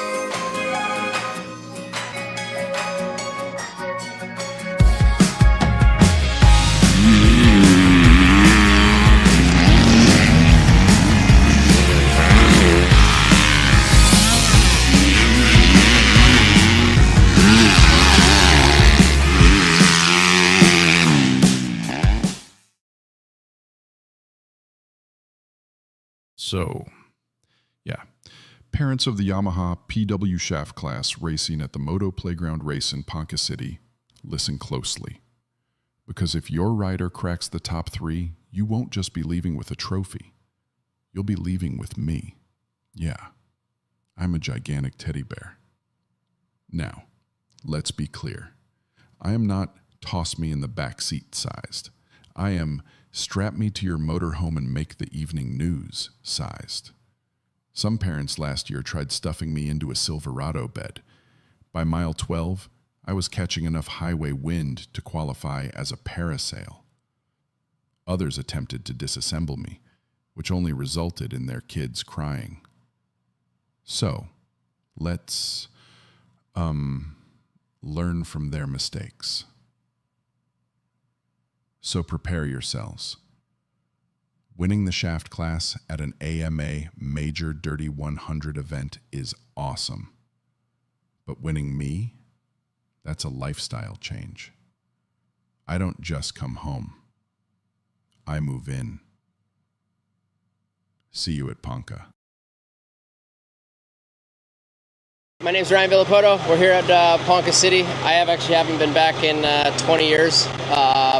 Moto Playground puts on a great event, so we're here get the boys used to it, get them on the track, and it's kind of surreal coming back.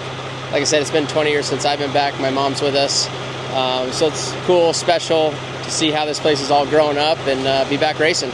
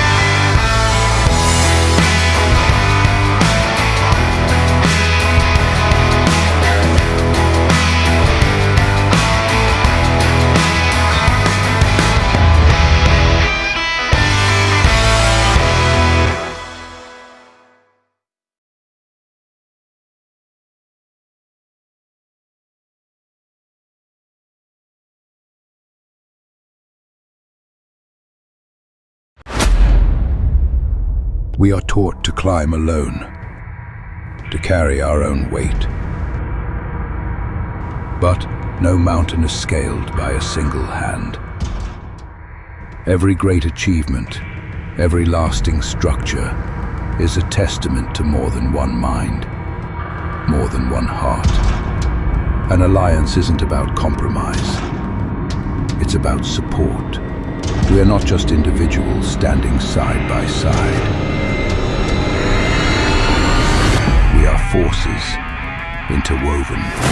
The future belongs not to the lone wolf, but to the teams that push each other together. This is the Fuel Factory Alliance.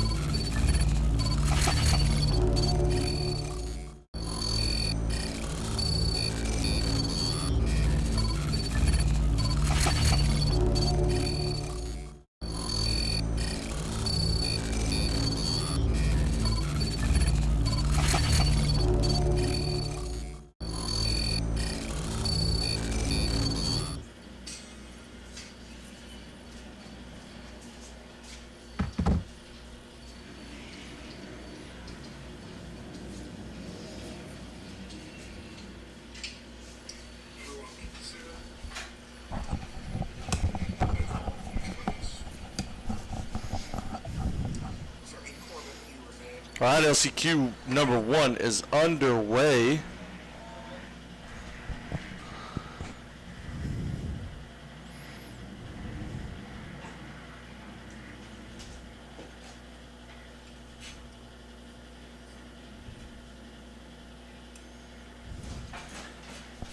You good? Yeah, I'm good. Okay. LCQ number 1 is underway. That's going to be the 450B Limited. Again, 450B Limited. Out on the track now, green, white checkers. And then we're going to go to the 250C Consi, 65 Open, 51cc, 7-8 Limited, Schoolboy 2, 450C, and 65-79 Consi's 1 and 2. Y'all all need to be headed down there. These are going to go quick. They're 3 laps, so they're going to take off green, white, checkered, and then it's a wrap.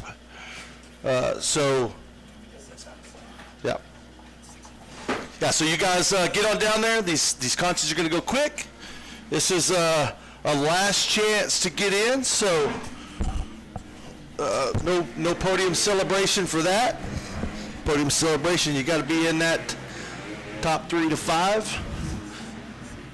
Right now, it's looking like Franklin Boucher, Caden Thomas, and Jace Coy, the top 3. Kellen Sampson in 4th, Ethan Rennie 5th, Landon Bacon in 6th, Joe Buskirk in 7th, and Finnegan Markland in 8th, and Brody Ballou. So Franklin Boucher leads under green flag conditions.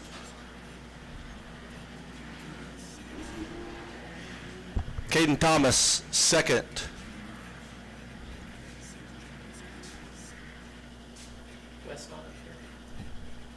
Hadn't seen him. Caden Thomas, 2nd. Jace Coy. Hey, you're good. You're good. You're good. I promise. You're good. I'm going to tell Harold that I'm... Yeah, you're good. Caden Thomas, Jace Coy, Kellen Sampson, Ethan Rennie, Landon Bacon, Joseph Buskirk Jr., Finnegan Markland, Brody Ballou. 1 lap under the books. Look at that good-looking young man right there, Jackson. Wow.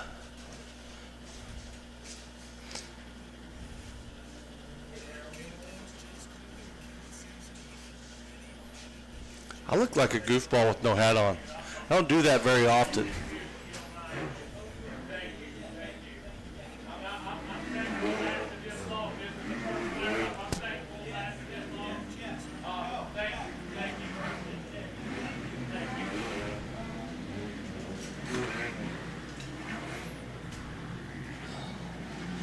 Sorry about that. Oh, you're good. All right, so again, Franklin Boucher, 2 laps. White flag lap, Jace Coy, Caden Thomas, Kellen Sampson, Ethan Rennie, Finnegan Markland, Landon Bacon, Joseph Buskirk Jr., and Brody Ballou. 450B Limited.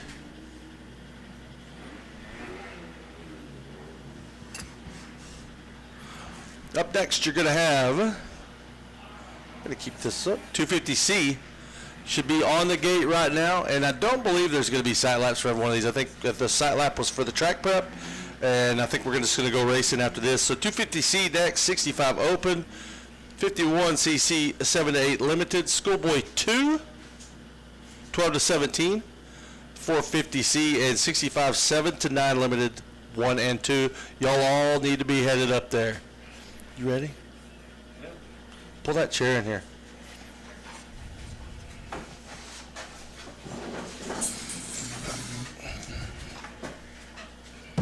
It's tight.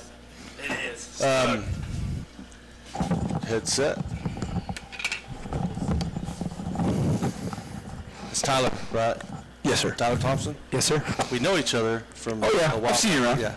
Zach Mashburn. So I've got up here while we're wrapping up checker flag flying for Franklin Boucher, Jace Coy, and Caden Thomas on this 450B Limited Consi. I've got Tyler Thompson up here from the Moto Speed Factory. The Moto Speed Factory, okay. And tell us a little bit about what you guys do over at the Moto Speed Factory. So we are a training facility in the Midwest, here in Indiana. We're out of Bowling Green, Indiana. Just trying to keep the Midwest strong as best we can. Trying to give kids the best facility we possibly can. We also obviously have Mother Nature to kind of deal with sometimes, so in the wintertime we do head south, so we have partnered up with Wildwood MX out of Louisiana, and we will be there for the winter. I know the Shiras down there. I know them well. Good people, very good people.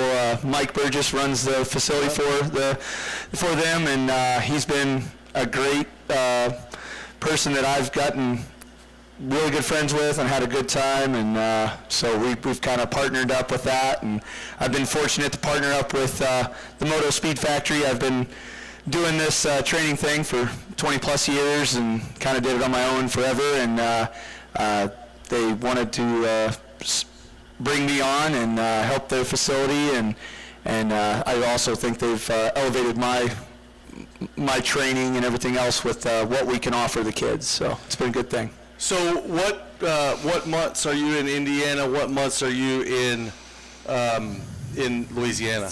So we finish up. We start right after springeting, the first week of March, obviously, or second week, I guess, is what it is, and then we finish up right before Minios. So in Indiana, so we're there all the way through up until it gets kind of chilly. And then after Minios, we head down to Wildwood, and we'll be down there all the way up until springeting, pretty much. Oh, wow. Okay, so in your primary facility in Indiana, what do you have? Let's just kind of give us a rundown of what you guys have to offer up there.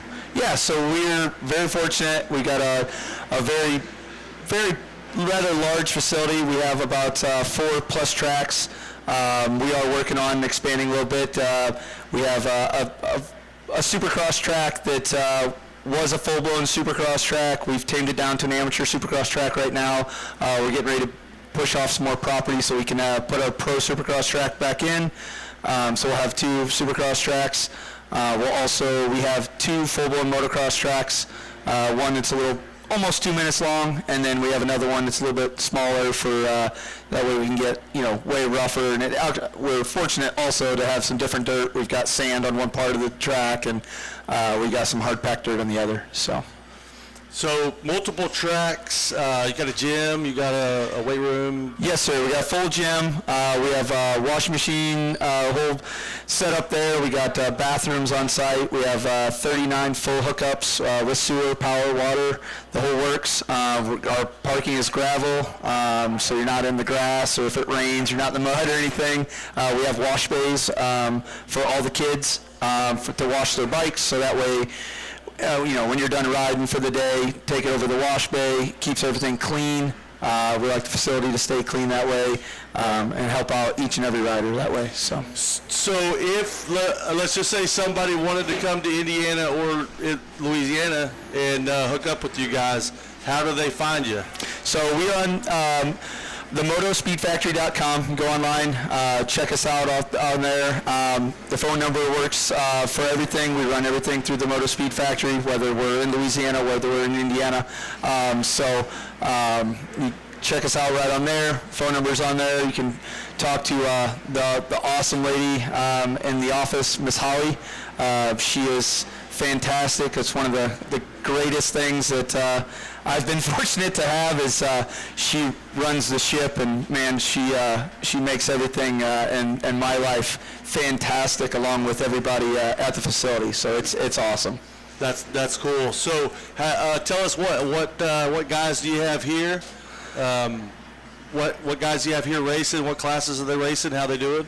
Yeah, so we got a couple girls, Callie Sutton, Mila Baltic. They finished 2nd and 5th in the women's class. Did pretty well. Michael Thompson running the B class. He's had some little ups and downs, some crashes here and there. Been doing really good. We got a couple guys, Charlie Morrison running C class. Also Brody Manier.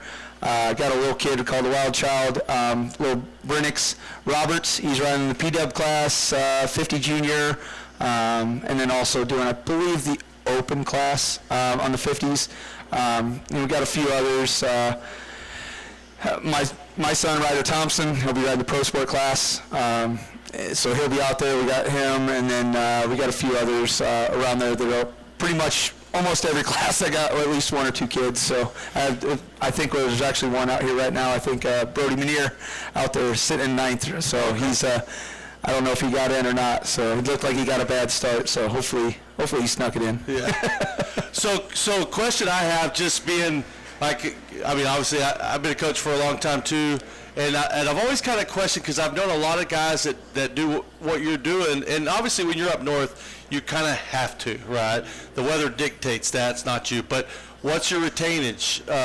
And again, just my curiosity, when you move, like, do you have guys that they're there when you're in Indiana, but they're not going to Louisiana, or is it the majority of the group will go with and then come back? Yes, sir. So we're very fortunate. I've had a really core group of guys that I've had with me for many, many years that have been there all the way through, that have gone with me to different places that I've gone to over the years, and they're still with me. So we have a pretty core group, guys like Alex Miko, stuff like that are, they're from Indiana, but they've been with me, whether we're in Georgia, where we've been there.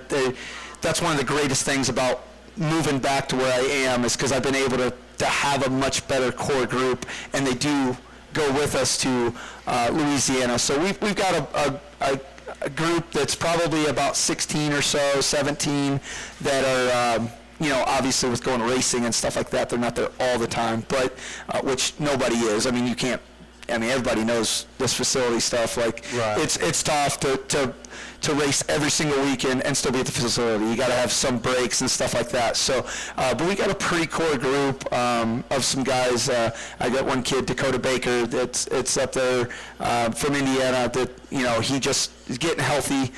Just broke his leg actually a few months ago, and still trying to get healthy. So he's trying to get back and going. But he comes with us and stuff like that. So we got quite a few guys, a lot of core kids. And we also have kids that, when we get home, they stay for 2 months, 3 months at a time, either getting ready for Loretta's or, Ponca. We had a few guys that came right after Loretta's just for Ponca, to get ready and stuff like that. So we've got, quite a few guys that have stayed with us and are staying with us just because the facility is so good with the tracks and the way the dirt is. We're very fortunate, like having ruts like this is, we can have 4 or 5 kids and they get this deep. It's just, we're very fortunate.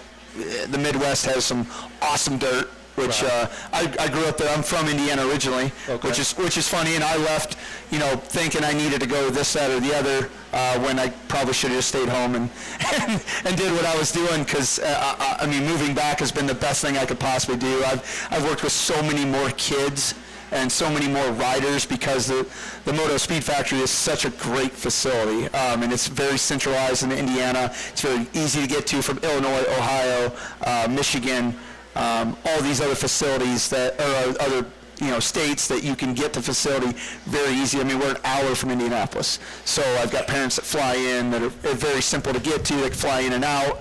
I've got Michael Thompson. He's from Florida, and he came with me to Indiana. You know what I mean? Like, he's from Florida, so, and he's been pumped on the dirt and having real dirt, because when you're in Florida you're riding a lot of sand unless unless it's imported in, and still at that it's still not real clay. Well, from my perspective, and again, outside looking in, I've never really left Texas. I do travel and do camps on the weekends, which I absolutely love. I'll never stop doing that. But from my perspective, I always thought, I'm like, man, everybody's trying to find their way down there to that Georgia, Florida area. Why would you want to go somewhere where you can throw a rock and hit 15 trainers with one rock, when you could be somewhere where there's none? You know what I mean? Hey, Texas, you don't even have to throw the rock. Drop it. You're going to hit 5 trainers. It is, and that's, I did it. I'll be 100% honest with you. I did. I did that route. Thought that's where we needed to be, because that's what everybody was doing. And for weather-wise, probably not so bad, but the dirt you get, the clientele you get, it's just so, it's just so weeded through. Yeah, but I thought that too, and then like this summer, I'm originally from Indiana. I forgot how hot it actually gets. It is more humid than I've ever remember, and like the kids that were getting for Loretta's this year, when we left, it was the same, and I thought the same thing. Now, in the wintertime, obviously, Mother Nature does that to you. That's why we have such good dirt, is because over the winter, we get the snow, we get this, we get that, and it makes it sit, and that's why the dirt is so good. But like, we were fortunate to have those situations with that, that temperature change and everything else, that it makes really good dirt, and the facility is just, like I said, when they offered me the gig, I was just like, I couldn't pass it up. I get to see my family again on top of it, but when I pulled in, it was just like, why haven't I been here, and what took me so long? You know what I mean? Like, and I'm from Indiana, so like that's the part that really I struggled with, because I'm like, I'm in Indiana, and this is what I've been dreaming of, and I'm able to give this to the kids in the facility. I love what I do. I've been doing this for 21 years, and I've done it all. I've raced professionally. I chased the dream. I got to do all the cool stuff. I lived it. My son's living it now too, along with me doing this. But I've been able to give my family this opportunity too by moving back. It's opened up so many avenues of so many things with so many parents and so many kids that I've been able to help, and it's just. I'm very fortunate and very happy and very lucky to get this opportunity. So next question I have, and again, a lot of these, just out of my personal curiosity, but I think that they're just good questions too. Mm-hmm. Indiana, the facility, is it a new facility or was it already there? And if it was already there, what were they doing with it before you? So yes, it was a facility before. They had a trainer there before. It's been open for roughly 8 years. They did change names and stuff like that, and some new ownership and stuff. Just some things kind of changed, some different avenues they wanted to go in some different ways, and that's one of the reasons they kind of found me. The way they were going, they just didn't like some certain situations or whatever. Yeah. However, I don't really know the whole avenue, but that's why they contacted me, and I was, very open to the idea, obviously, because I'm from Indiana, but it's been open for a long time. The facility was already there. They've been just expanding it since I've been there, even on top of what they have. And it was already huge before I even showed up. And what we've been able to with Steve, because we have rival suspension there. Steve is a race tech guy, and he's been awesome for the kids. He's there every single day.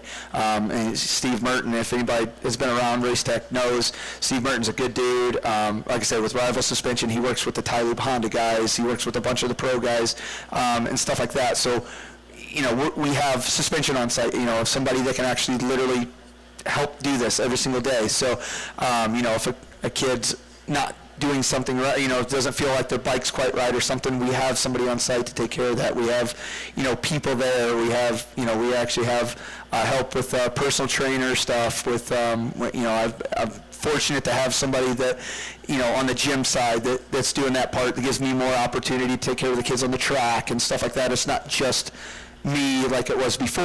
We built a core group, a community that's able to help so many kids and so many parents. Like, we have kids that stay there on site that the parents, they got to work. We got to pay for this crazy stuff that we do, that we love to do, and they're able to. And, my wife's there. Like Steve and Holly. There's some of the other owners. They live on site. So we have a core family group, and we treat it as such. It's truly a family. I know every kid, what they're doing all the time, because I live right there. I'm on site.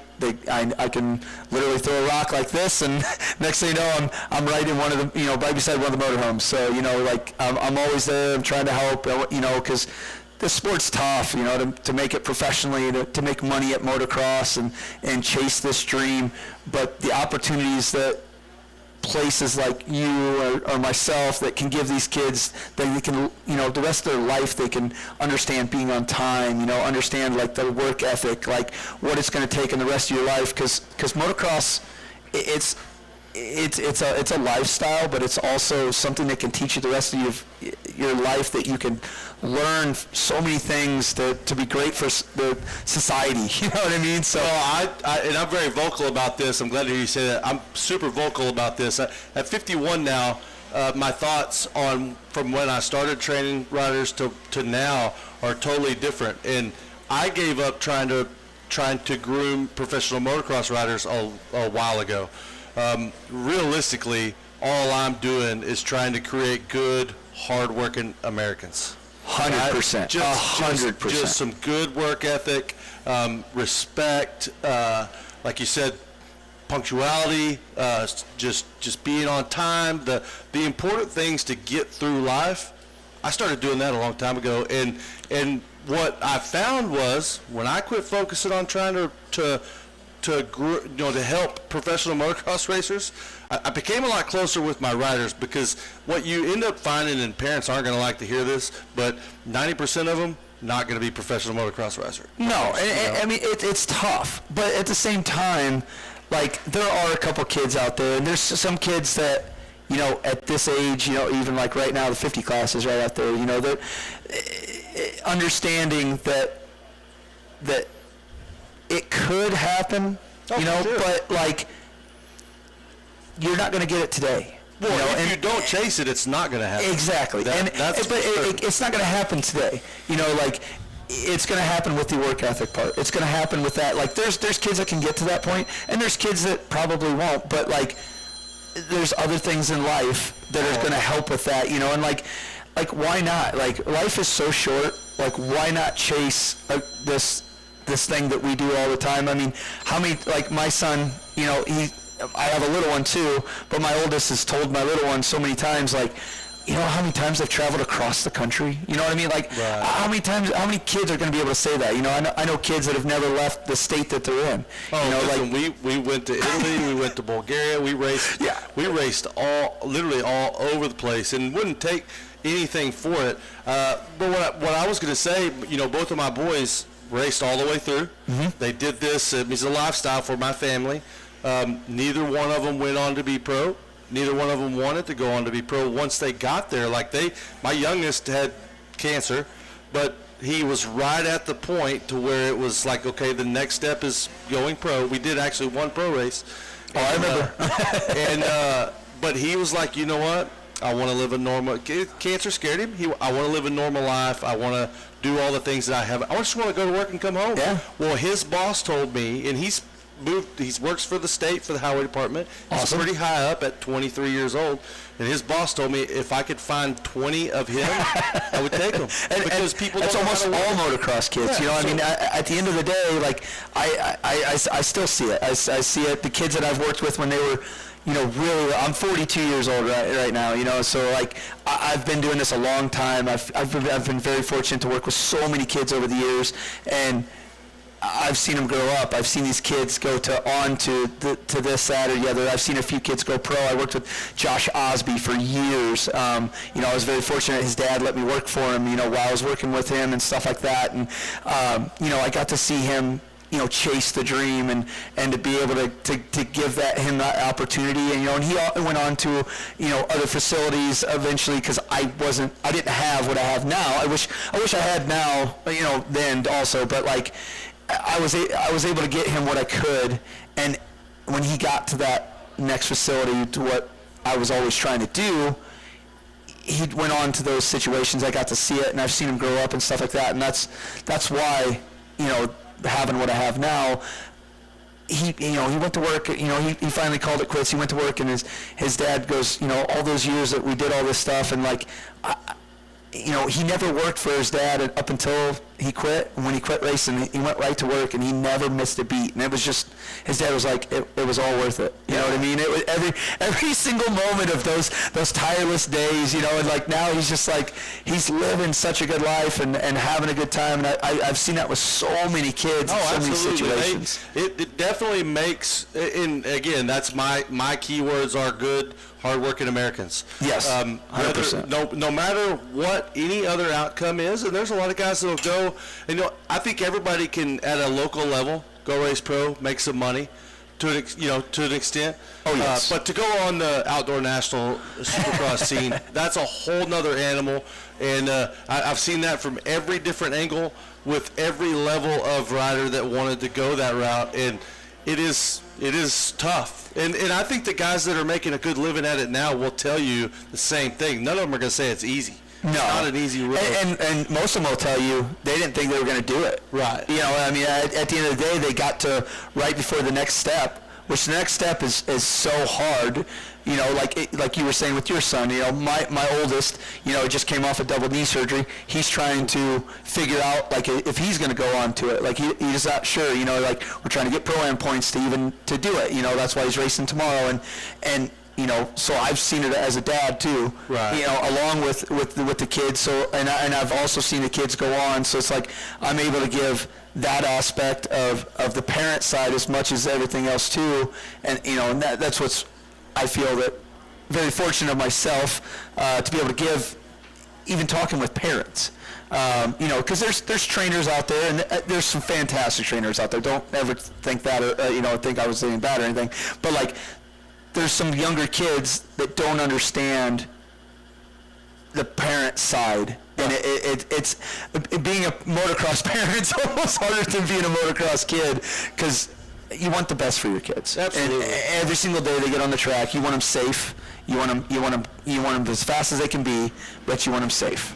And there's some, you know, trainers out there that are younger and they're learning and stuff like that. But as a parent, sometimes you can give more of that aspect from. So I'm very fortunate there on that side.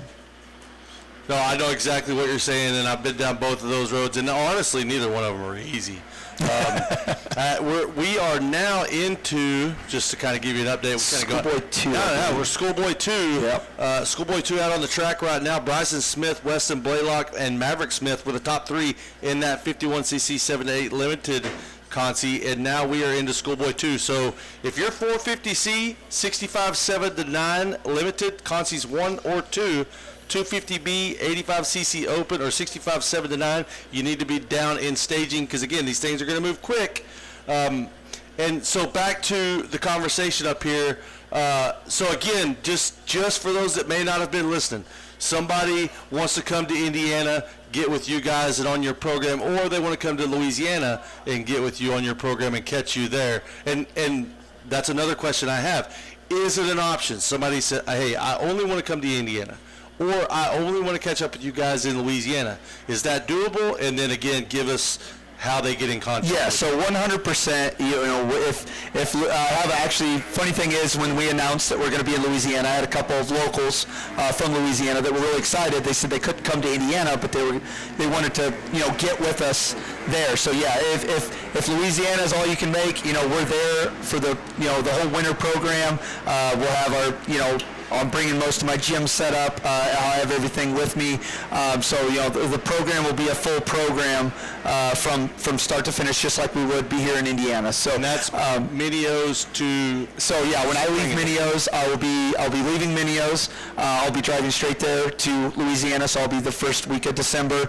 I will be there up until Springading. Okay. So we'll go to Springading. We'll also hit up a few of the probably the Texas Winter Ams. So excited to kind of do that. That's one thing I've not been able to do very much of. I wish I would have been able to. We've always went to Florida and stuff like that because we were closer. But Texas gets such a great turnout, so I'm really excited to, you know, take a lot of our kids over there, show up to those races. We'll also be at Springading. But yes, as far as the, you know, the training side and the training aspect goes, yeah, if Indiana's all you want to come, the motospeedfactory.com.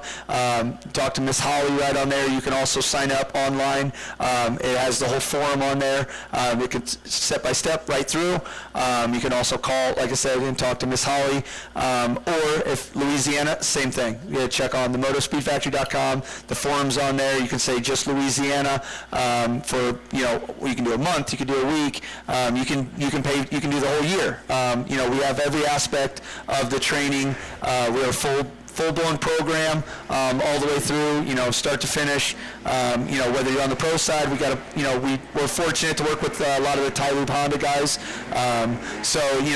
There's a few of those like Trevor Collup and stuff like that. So he's a part of our program and things like that. So there's a lot of aspects, a lot of things that we have, and we're trying to give everything we can to every rider, whether you're first timer, just learning to do this kind of sport, or if you're chasing the dream and living the way best you can. So. No, I totally get it. Well, right now we've got a heck of a battle going on with Mason Grooms and Luciano Tessine, or we had. It looks like one of the two, maybe Luciano Tessine, has pulled away on that number 16 machine. Again, Schoolboy 2, Consi out on the track right now, and you need to be paying attention if you're in a Consi, because they're going to move fast. They're 3 laps, green, white, checkered, and they are going to be done. Well, there's a pretty tight battle between 6, 7, 8. They're pretty close right now. They're all over each other with this. And Luke Daniels, yeah.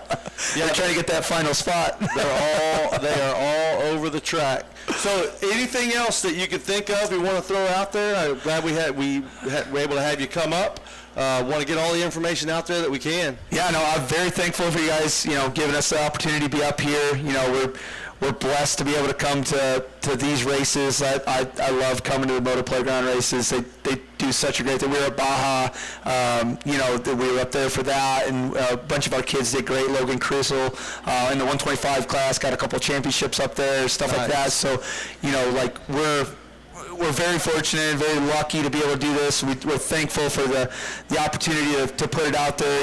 Anything you all need, definitely come see us. Like I said, the motospeedfactory.com. Hit us up, and anything you need, we're there. Like I'm going to be at all the big amateur nationals. I'm at every single one. We'll also be at some smaller ones here and there. To help out in any way, in any aspect. I brought 3 or 4 kids with me in my motorhome, to kind of help them out. So we're there for the kids. We're here for the kids. We're here for the parents. Trying to give every opportunity to every kid that we possibly can. And be able to chase this dream that we love. No, I got you. I totally get it. Well, I appreciate you coming up. Motospeedfactory.com. Yes, sir. Indiana, Louisiana, splitting the year. Mini O's to spring to spring. Yes, sir. Be in Louisiana. The other time of the year be in Indiana. Yep, March to November. Yes, I haven't been to the Indiana facility. I've been to Shira's place in Wildwood or Kentwood. It's all the same, but Wildwood, Kentwood. It's a great place. Yes, I've been there awesome. many times. A lot of people don't know this. Kentwood, Louisiana, home of Britney Spears. Oh, that's a new one for me. Well, so her dad used to come to Loretta's a lot. He'd cook that big white bus. I've heard that before. Yeah, somebody told me about that. And he's into the moto world, but I don't think they talk. I don't think they've said about 2 words in the last few years. I'll go ahead and tell you, I follow her on Instagram. If I was her dad, I don't know if I'd talk to her. I don't know who would. All right, well, I appreciate you coming up. Thank you so much. Used to wear a lot of Moto Playground shirts. Well, I appreciate it. Thank you very much. Just shirts in general. Yeah, just something. Yeah. Thank you, sir. I appreciate it. Finally meeting you. Like I said, I've known who you were for a long time. I've been around for a few years. Like I said, I've been chasing this for a long time and living the dream still. And like I said, my son's doing it, and I get to help all these kids. And that's the idea. Some of us are probably going to live this dream until we die. That's probably. My wife says that I will. So. I don't really know where else I'm going. So. I don't either. I love this sport. I love every minute of it. I live, breathe, I'm on the dozer first thing in the morning at 6 a.m. I'm probably the last guy. When everybody goes to bed, I still got to flip the lights on. I'm still doing something, so I can't help it. At 51, if I don't have a master plan, I'm probably not going to get one. I'm 42. I still don't have one, so it's all good. So, well, thank you, sir. I really appreciate you showing it. up again. Yep. It was good to have you up here at MotoSpeedFactory.com. Yes, sir. If you'd like to hook up with these guys that go to Indiana or Louisiana. Yep. Got a little brain fart there. No worries. Well, thank you, sir. Yeah, thank you for coming up. All right, here we go. Tyler Zebro, 450C. Tyler Zebro, Aiden Levengood, Haley Johnson, Boston Knowles, Kiana Kurtz, Jaden Ferguson, Lana O'Brien, and Eden Seegers. 450C out on the track.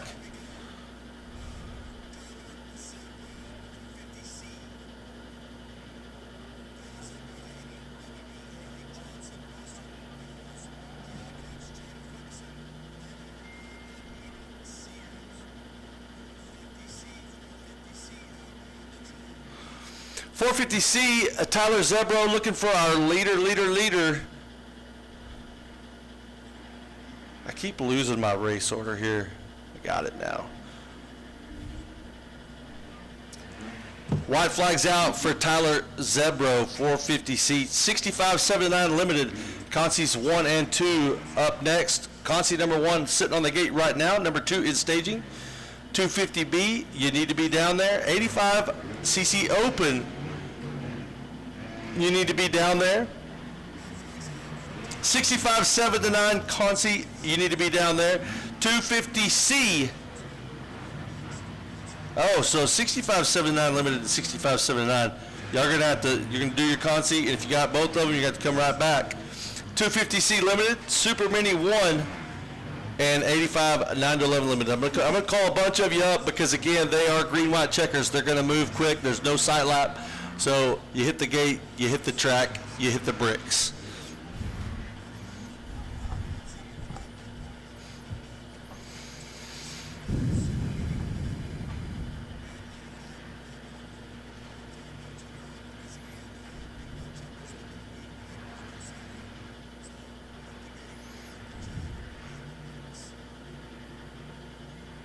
All right, looking for our leaders back in the back. Tyler Zebro going to take the checkered flag this time around. Aiden Levengood, Haley Johnson, Boston Knowles, Kiana Kurtz, Jaden Ferguson, Lana O'Brien, and Eden Seegers. And once again, that's my new motto, the Consi races. You hit the gate, you hit the track, you hit the bricks.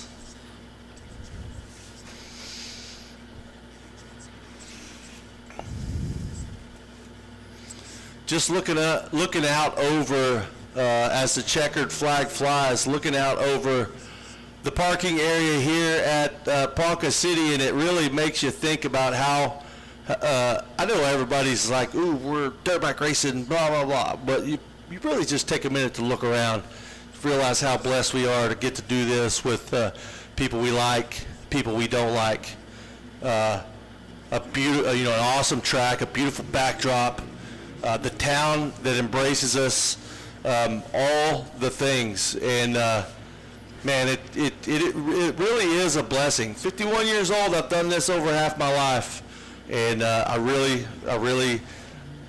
don't do it for the money. I do it because I enjoy it, and I'm sure most of you are the same way.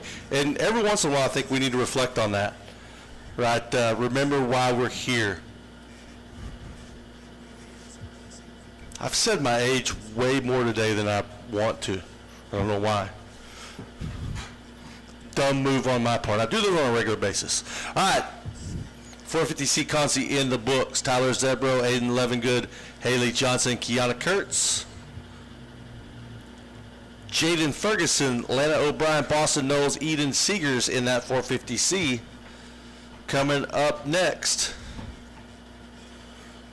65.79 limited. Consi number 1 about to take off. Hit the gate, hit the track, hit the bricks.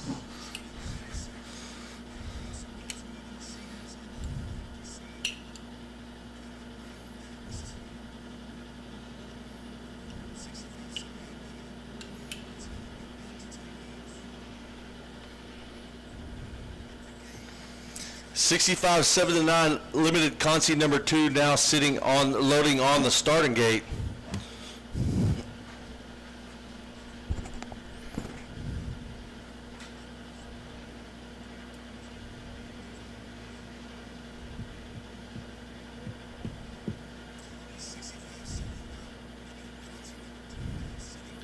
$250B Consi in staging or on deck, 85 open in staging, 65-79, which is probably a lot of the same riders out on the track, so they're not going to hear me. Their parents might. You need to loop around and come right back. 250C limited, Super Mini 1, 85 9-11 limited, 51cc open, Consi 1 and 2. Y'all all need to be getting ready and head on down. We're going to keep this show moving right along. I thought for a moment I saw Wes Kane up here.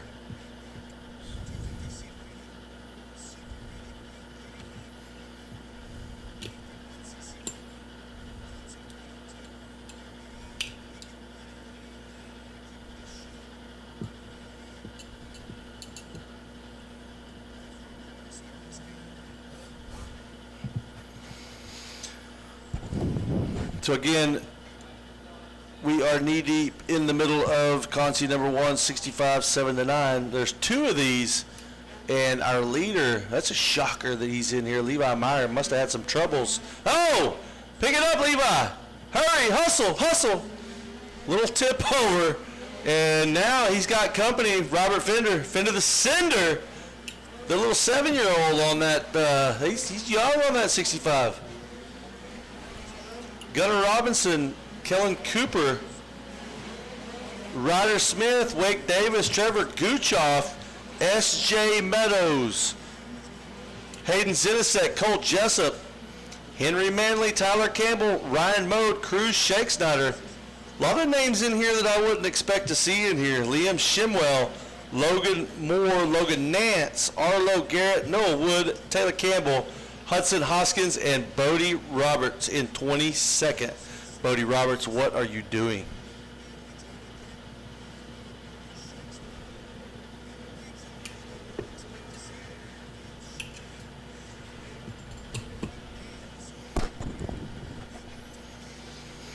All right, so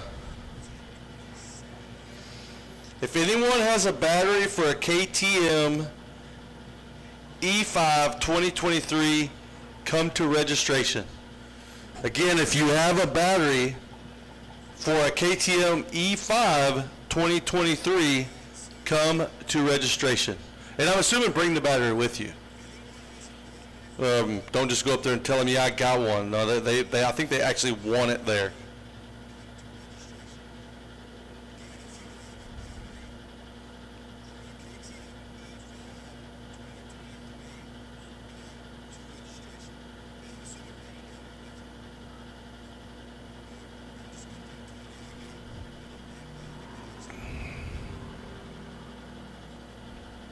Get Levi Meyer on the 29 machine leading this Conti here.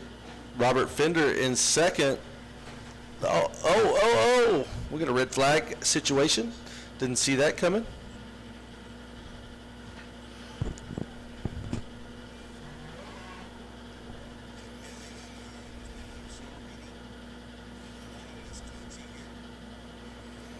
So we'll re-rack them, I believe.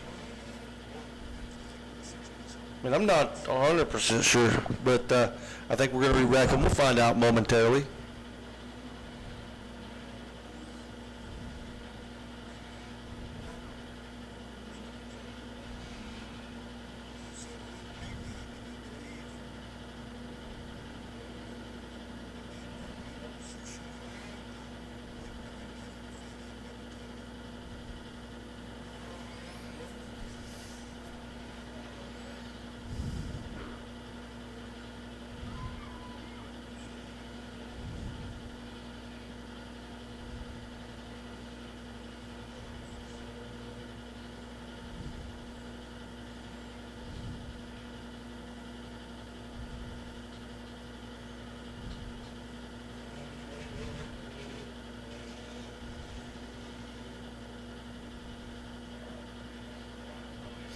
Again, we're going to re-rack this, I believe, we're going to re-rack this 65-79 limited Conti number 1 and start it over. We'll find out momentarily.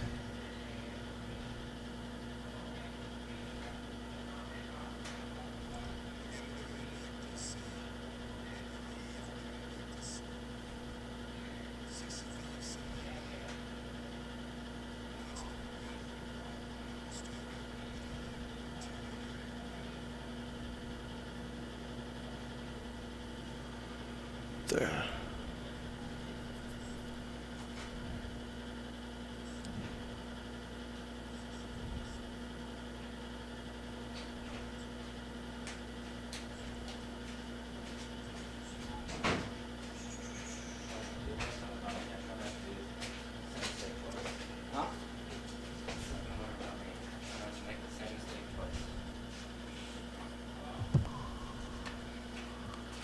You come bearing gifts? I'm bearing gifts, brother.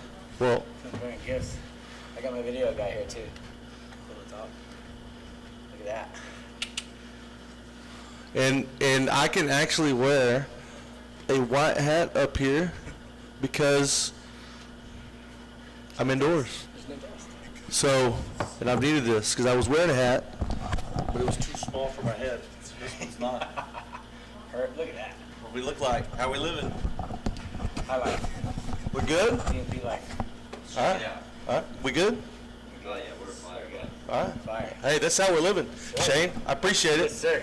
Yes, Hooked sir. it up. This is what this is what I've been lacking. right. I never, well, we got it, put it on the feed. There it is. Yeah. Nice. I have been lacking. I know I never go without a hat, went without a hat, but I didn't want to. Now I don't have to. Got this one too. Carry it. Appreciate it. All right. So this is, I didn't know this was you. Yes. I know you, but I didn't know this was you, so. Yes, sir. Okay. Yes, sir. We have, we're going strong, catching fire pretty quick. That's awesome. So I feel we're doing some big things in the works. This, being one of them. Next stop, we'll go to Florida, Mini O's, and keep it going. That's awesome. Keep it going, keep it growing. That's awesome. Right. Congrats, dude. Thank you, sir. I appreciate you. Hey, thanks for the hookup. Yes, sir. I don't ask for many, but I do appreciate this one because it's something I could use. Good stuff. So we're good. Heck yeah, Appreciate man. you. Awesome. Thank you. All right, so I'm like a fresh man up here. Got a new lid, and I believe we got a restart. We have a restart. So Moto parents hooking me up with a fresh lid, and I am going to run it. And I can actually wear white because I'm not going to get dirty. I'm not going to do any physical labor. Woo, Shane Doty hooking it up. Thank you, Shane. That's a blast from the past for some of you guys that were in the moto world a hot minute ago.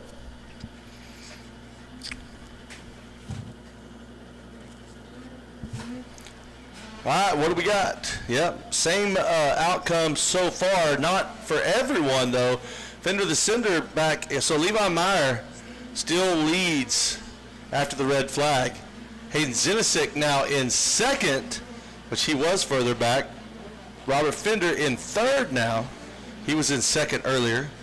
Gunnar Robinson, Kellen Cooper, Wake Davis, S.J. Meadows, Trevor Guchoff, Cole Jessup, Henry Manley, Cruz Shakespeare, Liam Shimwell, Tyler Campbell, Bodie Roberts, Rylan Dickey, Logan Moore, Logan Nance, Taylor Campbell, Arlo Garrett, and Noah Wood. Hudson Hoskins and Ryan Mode. I'm going to have to go to guys like Bodie Roberts, and I can say this because I know his parents really, really well, and I know him. But, like, dude, you had 2 opportunities, and you couldn't get a start on either one of them. Come on.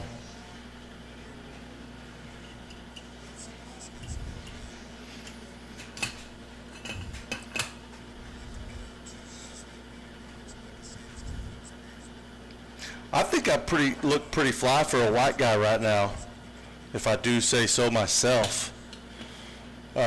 Levi Meyer holding it down out there. He's got 3 laps to get it done, but that's no step for a stepper. And once again, he hit the gate, he hit the track, and he's going to hit the bricks.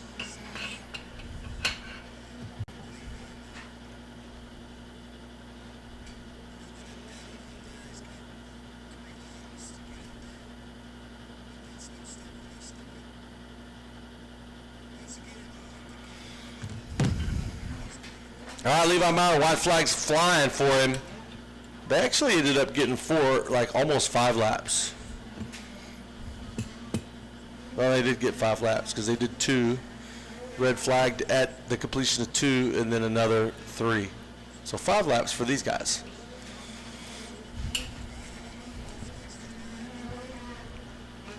All right, Hayden Zinasek. And one thing that I noticed that you don't really see anywhere, we got LCQs coming up. What did the track crew do?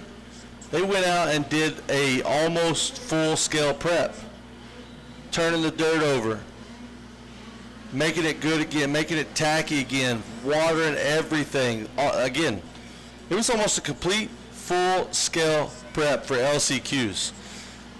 I like to think I'm a fairly nice guy, but I ain't that nice. This crew did it. That was awesome to see. And then, I mean, look at me. I'm up here announcing LCQs by my lonesome. And we're going to get them all done. We're going to get those, the gates are full without a doubt, but we're going to place the last remaining pieces of the puzzle into the mains, and then we're going to start crowning champions first thing in the morning. You're going to want to be here for that. It's going to be pure excitement. At 6:30 this afternoon, everybody's going to meet at the gate, at the entrance gate, for the Adler Cottle Annual Ride Parade. We did this last year. It was a lot of fun. Adler is such a good kid.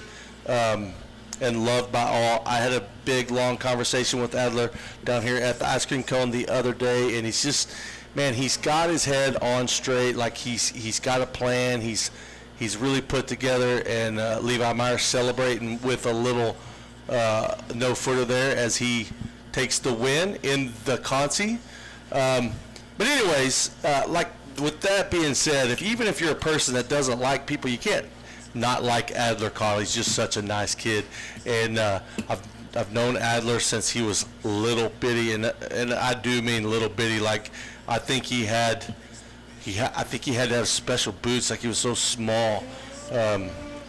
So known that kid forever, and he's the same person that he's always been. So again, we're gonna do that parade ride at 6. We're gonna meet at 6:30 at the gate tonight. Checkered flag flies. Levi Meyer, Hayden Zinasek, Robert Fender, Gunnar Robinson, Kellen Cooper, Wake Davis, Trevor Guchoff, S.J. Meadows, Cole Jessup, Henry Manley, Cruz Shakesnyder, Bodie Roberts. I'm not even going to pretend like I know how many they're going to take. I don't know that. I should know that, but I do not. But you can go find out.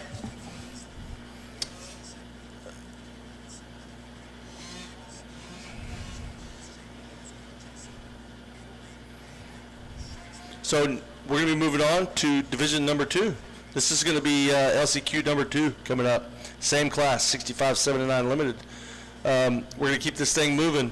Again, if you're after 65, 79 limited on the Consi list, I could keep pulling it up and keep calling it out for you, but it's not going to change when it is. 250B is going to be right after this.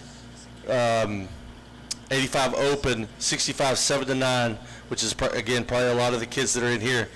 You're going to have to loop right back. 250C limited, Super Mini 1, 85 9 to 11 limited, 51cc open, 51cc open, Consi number 2, Mini Senior 1, 250C Junior limited, e-bike, and 85 9 to 12 mod. If you're in any of those, you need to be ready. You need to be tuned in. You need to get down here and hit the gate, hit the track, and then hit the bricks.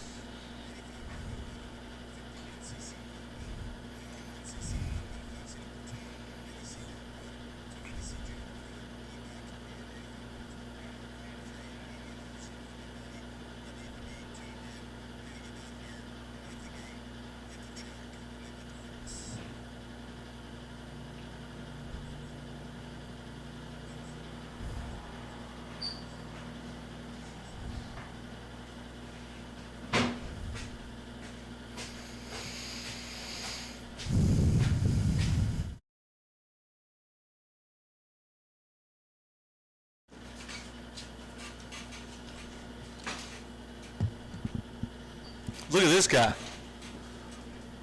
best part of my day. I gotta take Meg Waters thing. Who took that? Get out of here. Get out of here. How many more LCQs you got? Harold said you got them. Well, hey, I need a break for a minute. Huh? I need you to take over for a minute. Jackson, get in there. Call some LCQs. Put the suit on. I gotta take Meg Waters. Getting in? You gotta do what? I gotta take Meg Waters backpack. I'm only doing what I'm asked to do. Robert De La Paz, Wyatt Fullerton, Gage Villapoto, Mason Howard, Indigo Spina Comp, Gunnar Vaughn. I'll be back in 5 minutes. Okay. Gunnar Vaughn, Jance Barrick, Jet Skodras, Carson Fritch, Knox Palmer, Challen Bikini, Lucas Harrison, Mateo Davila, Brody Lee, Grayson Stevenson, Weston Anderson, Braden Tillery, Nolan Cooper, and Ryder Moylanen.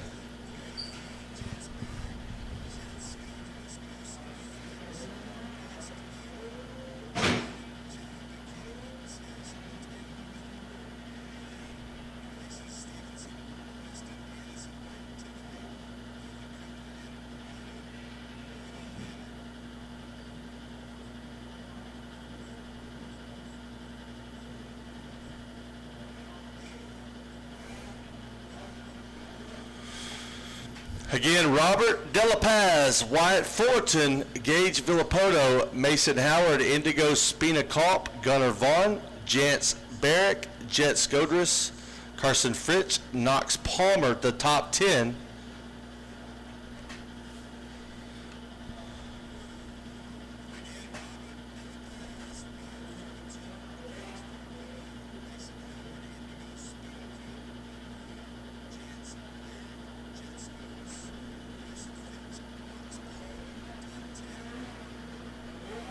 And this is the 6579 limited LCQ number 2, 6579 limited LCQ number 2.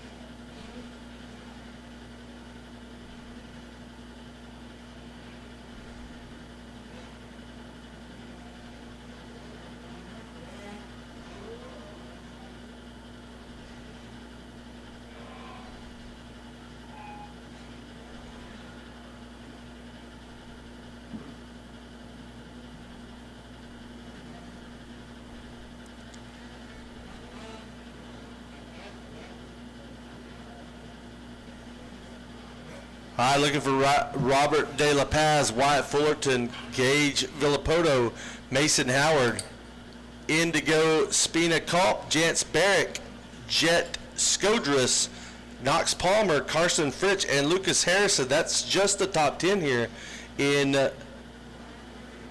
6579 limited LCQ number 2.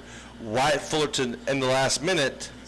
Going to end up making a pass, or a couple passes, making a pass and getting the win. So the 402 Wyatt Fullerton. Wild story. You see, blew up a bike in practice. They went and bought a brand new bike and had some problems with that brand new bike. And so here he is in the both LCQs. And so to get a win is always a bonus.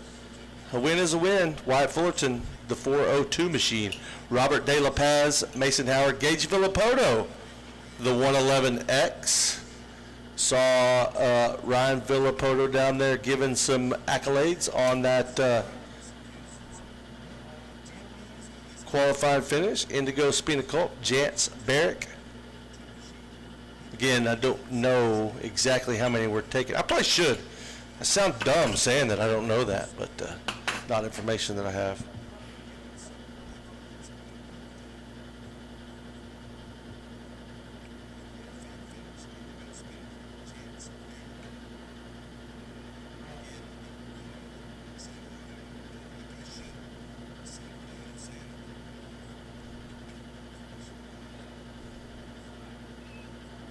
All right, coming up next is the next LCQ.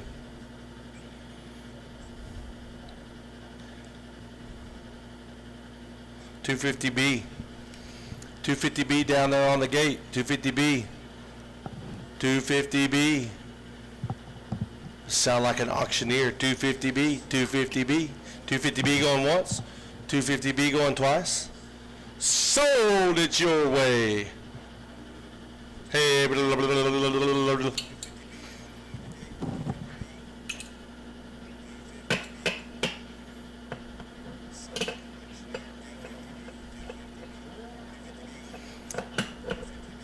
I know it looks like on the feed, on the live feed, that I'm not paying attention, but the camera is above my head, so it makes me look like I'm always looking down, but I'm always looking out at the track. Just for you viewers at home, for all my fans back at home watching the live feed, just saying. And I know there's a bunch of them. No autographs, please. When I walk out of here, I got to tell the paparazzi no, all the things. But yeah, I'm actually paying attention. It just.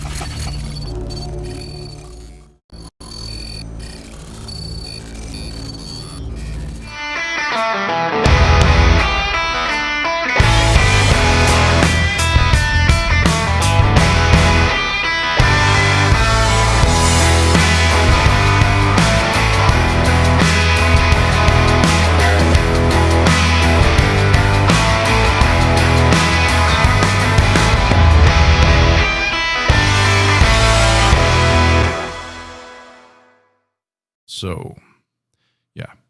Parents of the Yamaha PW Shaft class racing at the Moto Playground Race in Ponca City, listen closely. Because if your rider cracks the top 3, you won't just be leaving with a trophy. You'll be leaving with me. Yeah, I'm a gigantic teddy bear. Now, let's be clear. I am not toss me in the back seat sized. I am strap me to your motorhome and make the evening news sized. Some parents last year tried stuffing me into a Silverado bed. By mile 12, I was catching enough highway wind to qualify as a parasail. Others attempted to disassemble me, which only resulted in their kids crying. So, let's learn from their mistakes.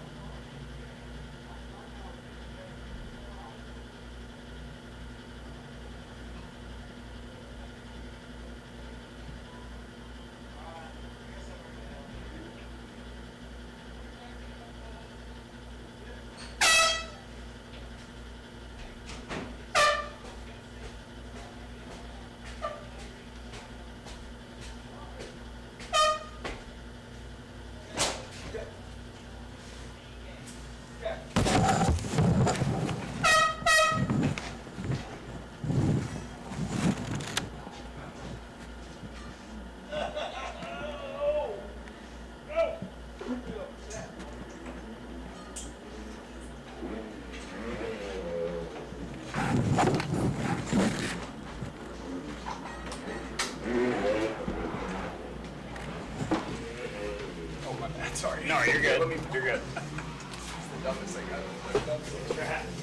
That man in a little coat. Is this one in the one square? I don't know. No. Oh yeah, that is. This one? Yeah. Further than another one. Fat man in a little coat. And we're back. And we've got Franklin Boucher, Blake Thomas, Michael Hill, Mila Baltic, Luke Carnes, and Christian Vasquez out there on the track right now. Jackson, what do you think? I think it's good stuff out here at Ponca City, the Moto Playground Race. Beautiful weather, beautiful people. The vibes are pretty good, Zach. They are. You know, Jackson and Moto Playground and Ponca City go way back like 4 flats on a Cadillac. It's true. And a lot of people may not know, but at Baja Brawl, you have a desk on wheels. The desk on wheels at the Baja Brawl, it's the fastest new show on earth. It actually is. It's not that fast, if we're being honest. It feels fast when you're in the chair. I bet it does, but it's not that fast. I mean, it's a pace. It's about the pace of a 1982 whatever lawnmower, because that's what it is. It's an 82 lawnmowers were. Checker flag flies for Franklin Boucher. Yeah.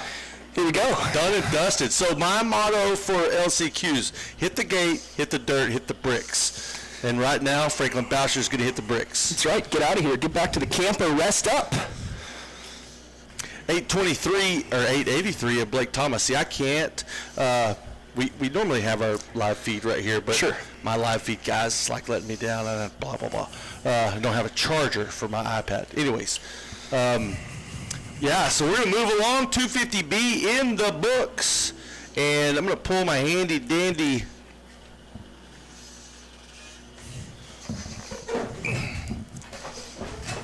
I'll move over with me, but you cannot sit in my lap.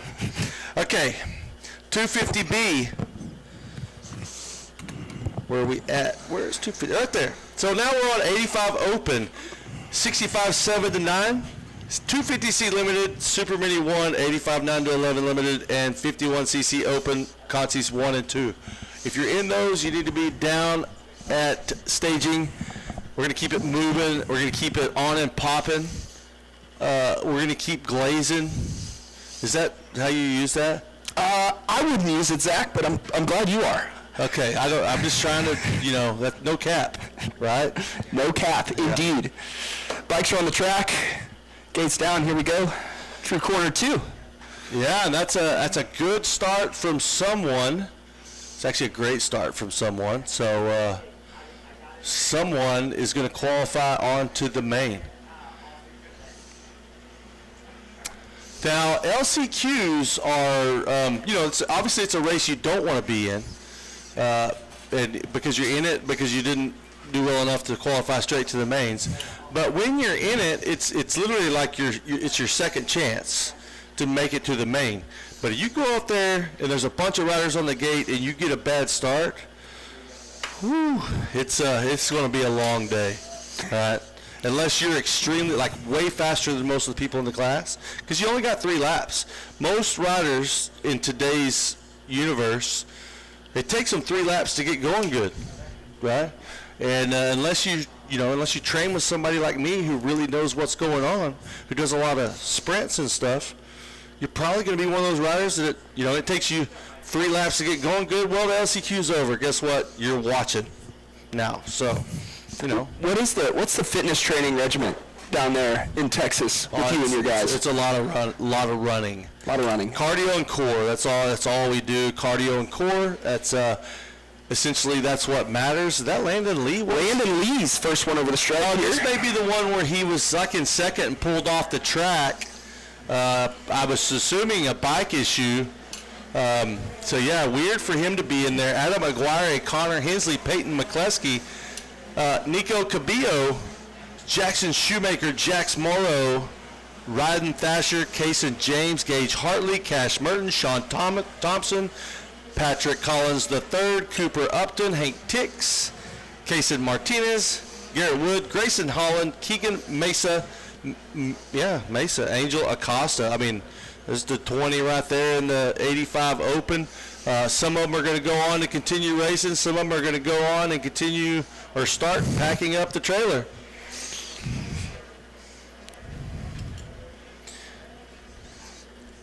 See people walking around with like, are those guys carrying a half of a watermelon? Oh no, that's a big old bucket of blue drink. It looks really good.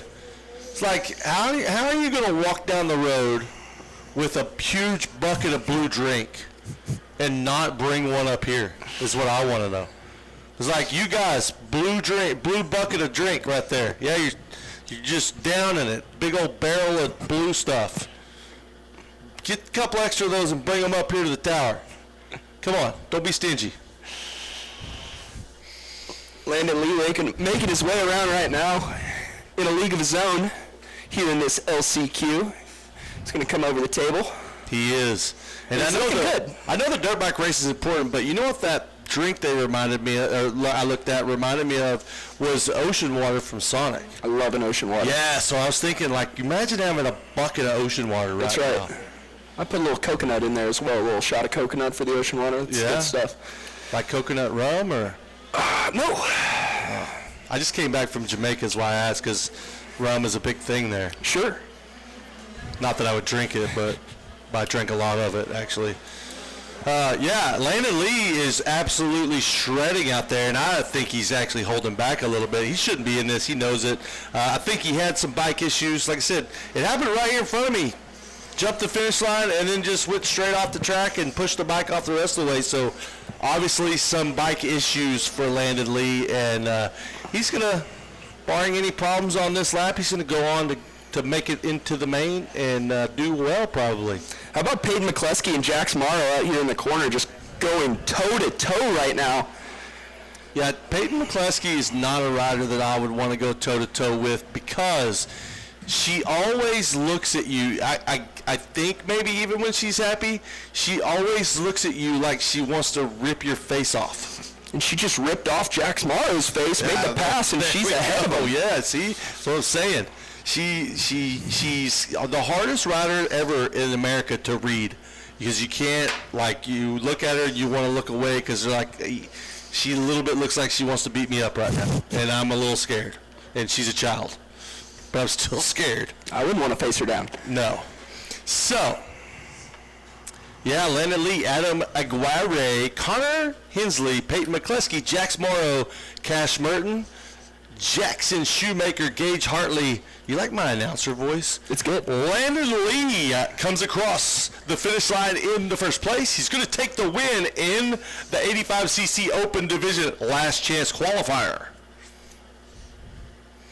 There you go. That was it. That's all I got, because I won't have a voice if I do that for like two riders. Adam Aguirre in second. Looking for Connor Hensley. There he's going to be on that number 65 machine. McCleskey and Morrow just come through, still wheel to wheel the whole rest of that lap.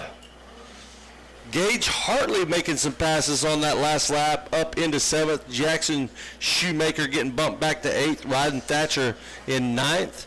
Sean Thompson in 10th, and Patrick Collins III in 11th. Cooper Upton in 12th. So if they take, let's just do a little simple math here. We have a 42-man gate. If they take, I'm just trying to do logical figuring. I don't know, 16. I'm not a math guy. I hang out at the motocross track too much. That's why I have this calculator here. 32. So that's going to leave roughly 10, 8 or 10. So they're going to take 8 or 10. So, you know, if you're between 8th and 10th, your kid may make it, they may not. It's not up to me. I don't make the rules. I just follow them. So, yeah. Landon Lee, Adam Aguirre, Connor Hensley, Peyton McCleskey, Jax Morrow, Cash Merton, Gage Hartley, Jackson Shoemaker, Ryden Thatcher, Sean Thompson, going to be your top 10. Patrick Collins, the third on the outside looking in. Just like that, bikes are on the track again. Yeah, keep them rolling. Keep them rolling. Cranking them out here. Rolling, rolling, rolling. Keep those dirt bikes rolling, ride. So now we are on, let's see, 85cc open. So now we're on, this should be 65s, yep, 7 to 9. We just had some 7 to 9, and now they're back out there. 250C limited, Super Mini 1, 85 9 to 11 limited, and 51cc open 1 and 2. You guys are coming right up. Rolling, rolling, rolling. Keep those dirt bikes rolling, ride. Full gate of Concy here. Oh, yeah. Love it. Yeah, this is definitely one you don't want to be in if you're not a strong starter.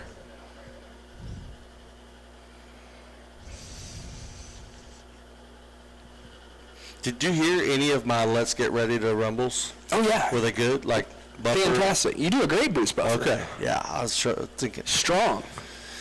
It gives you like an endorphin rush when you do it, I learned. It's actually kind of nice. Straight adrenaline dump. Yeah. So 8 o'clock on a Thursday. 1, 2, 3, 4, 5, 6, 7, 8, 9, 10 consies left. 10 LCQs left to go. Again, we are on 65 7 to 9. 250C limited's on the gate. Super Mini 1 on deck. And 85 9 to 11 limited staging. 51cc open consi 1 also in staging. Hey, Zinasek once again out there. So Zinasek had to be in 2 of them. Consi number 1, the last 65 consi, he was in that one. I think he got second. Now he's out there running first. Kellen Cooper, Wake Benson, Wyatt Fullerton in another one here. Wake Davis, Gage Villapoto in here as well. Gunnar Vaughn, Jance Barrick, Shaw Vandenberg, Bodie Roberts, Brayton Burley, Henry Manley, Brock Norris, Ryder Smith, Cruz Shanksnyder, Indigo Spinakalp, Trevor Guchoff, Brody Lee, Knox Pomeroy, Knox Palmer, Logan Nance, and Gunnar Robinson. Huh? I got it. You sure?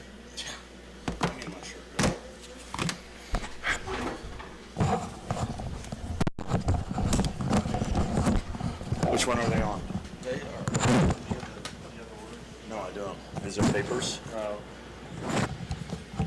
Whatever shows up here. Hey, Jax, thank you. Right here, 47. There's only a few more left. Yeah. Just go. Finish off. Go. I'm just going to go back and I'll be Go. Why don't we have any papers? Yeah, just send me a screenshot. All right, here we go. That's 65 7 to 9. Is that on the track? Yes, they just started. All right, 65 7 to 9. LCQ top 4, I believe 5 are going. All right, here we go.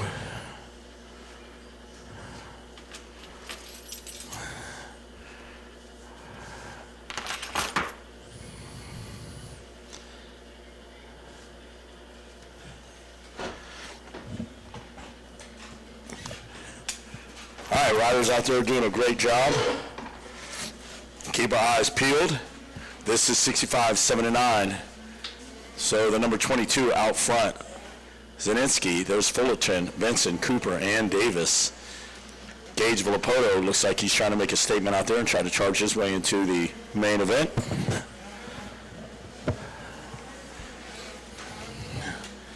This is 65 7 to 9. Coming up next is going to be Consi 48, 250C Limited. And then I'm going to have Super Mini 1, 12 to 15. 85 9 to 11, you guys are coming up. That's 85 9 to Limited. And then I'm going to have 51cc Open. 51cc Open, there's 2 consies there. They're going to take X amount out of each one. Then 50 Mini Senior 1. That would be 52. Mini Senior 1 coming up, 12 to 14. Also, 250C Junior Limited, e-bike, and 85 9 to 12 mod. So Zielinski, Fullerton, Benson, Cooper, Davis, and Villapoto round out the top 6 here in 65 7 to 9. We got our parade tonight. It's going to be good. Stay tuned. We'll let you know what time that's kicking off. I believe it's 5:45. But you'll see the bikes lining up. We're going to be staging right outside the main gate, and we're going to take our parade down through town. We'll make a right at the light. I believe we go down to there's a trade school down there. We're going to go take a lap around. It's pretty cool. Got to do it last year. And just stand by for that. Zielinski, Fullerton, Benson, Cooper, Davis, Filippoto, Barrick, Vaughn, Roberts, Burley make out the top 10 in this 65-7-9. Checker's going to fall on there. Looks like Zielinski, you made it. Fullerton, Benson, you guys are all going. And then it looks like Cooper coming in hot. Davis and Filippoto rounds out your top 6. Coming up next, 250C Limited. 250C Limited coming up, guys.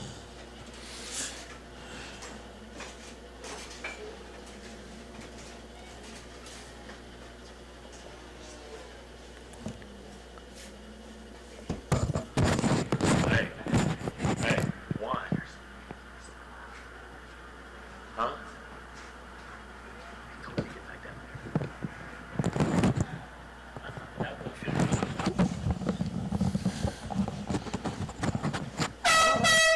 All right, here we go.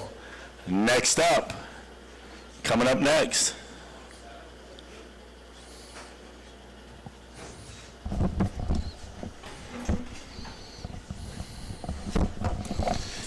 Coming up next.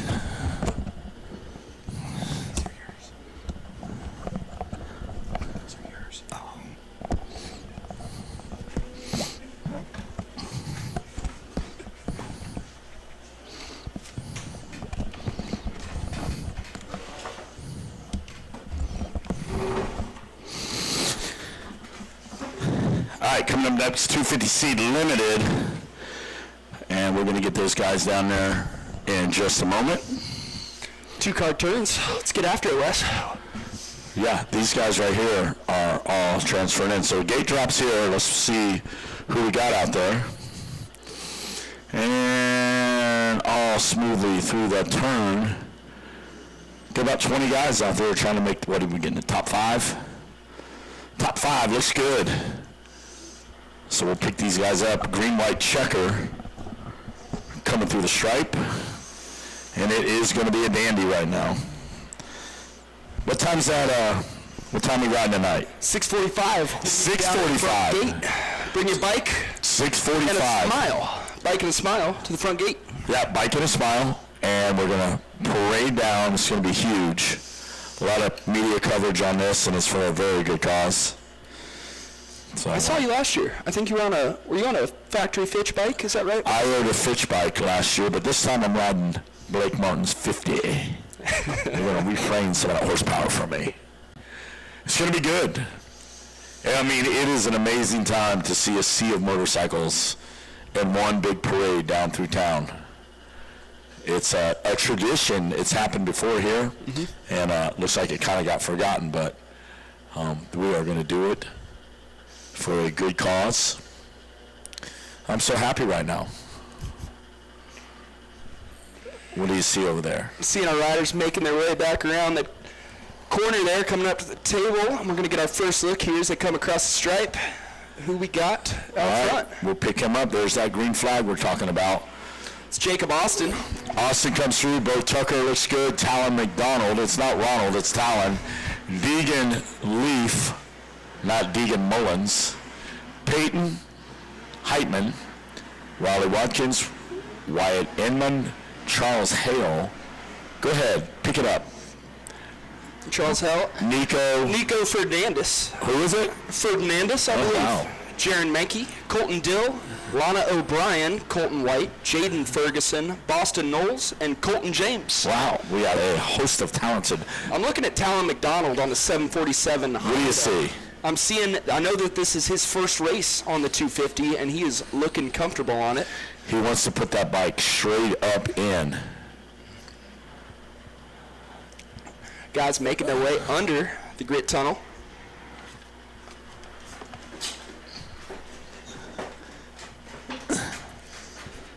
All right, great job out there. an eye on these guys out here. Top 5 going in.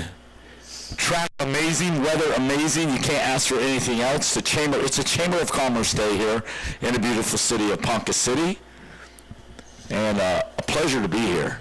We had great First Moto podiums yesterday and today. LCQs are now. And it's almost time for the main course, the main events. That's the good stuff. The meat and potatoes of what Ponca City is all about. If it's your first time here at Ponca City and you haven't seen a Ponca City podium, Wes, what should they expect? They are priceless right there. Big teddy bears going out, a lot of LS2 helmets, just so many things. Such a great celebration down there. And people smiling, happy. Jacob Austin's smiling right now. He's leading this LCQ. Yeah, he wants to make that. You want to make that. You want to be in tomorrow's program. That's right. Looks like Deegan Leaf made the pass. Peyton Heitman, Charles Hale, Talon McDonald, Wyatt Inman. Keep an eye on that, man. Riley Watkins. Bo Tucker falls to 8th. Colton Dill and Nico Ferdinandez. Going to be your top 10 right now in this 250C Limited LCQ right here at Ponca City. Ponca. White flag is a waving. Now, quick question. Was that a sense of urgency or surrender? It can go both ways. Looks like a sense of urgency to at least our top 5. That's for sure. For 6th, 7th, and 8th, absolutely a sense of urgency. Hey, we got some great vendors out there. I can't say enough about any of them. Just so much goodness going on with MX Tire. Our good friends from Fuel Factory are here, Mark. And then you jump over the way and you see so many good people here. You know, Triumph's making a charge here. I mean, this is the first time that we've seen the amateur program from Triumph, so we're going to see a lot more of that as we get down through many O's. And we're going to go to Josh Woods' on the 14th, 15th, and 16th at the Clash. That's right. Cash, it's the Clash, but it's kind of from the Cash for Class, and then, but I like the Clash. It's awesome. We're going to clash it up. If you haven't been to GPF yet, couldn't recommend it enough. It is absolutely beautiful down there. The vibes are always good. The racing is spectacular down there in Georgia. I mean, it's an awesome stop just before you get to Mini O's. That's right. And the checkered flag flies for Jacob Austin. Austin, Hale, Leaf, Heitman, and McDonald. No Ronald, just Talon going to make it in. So good. That's right. Our cue card's already in. 2 yards up in this race right here. Non-stop. You know where we're at, right?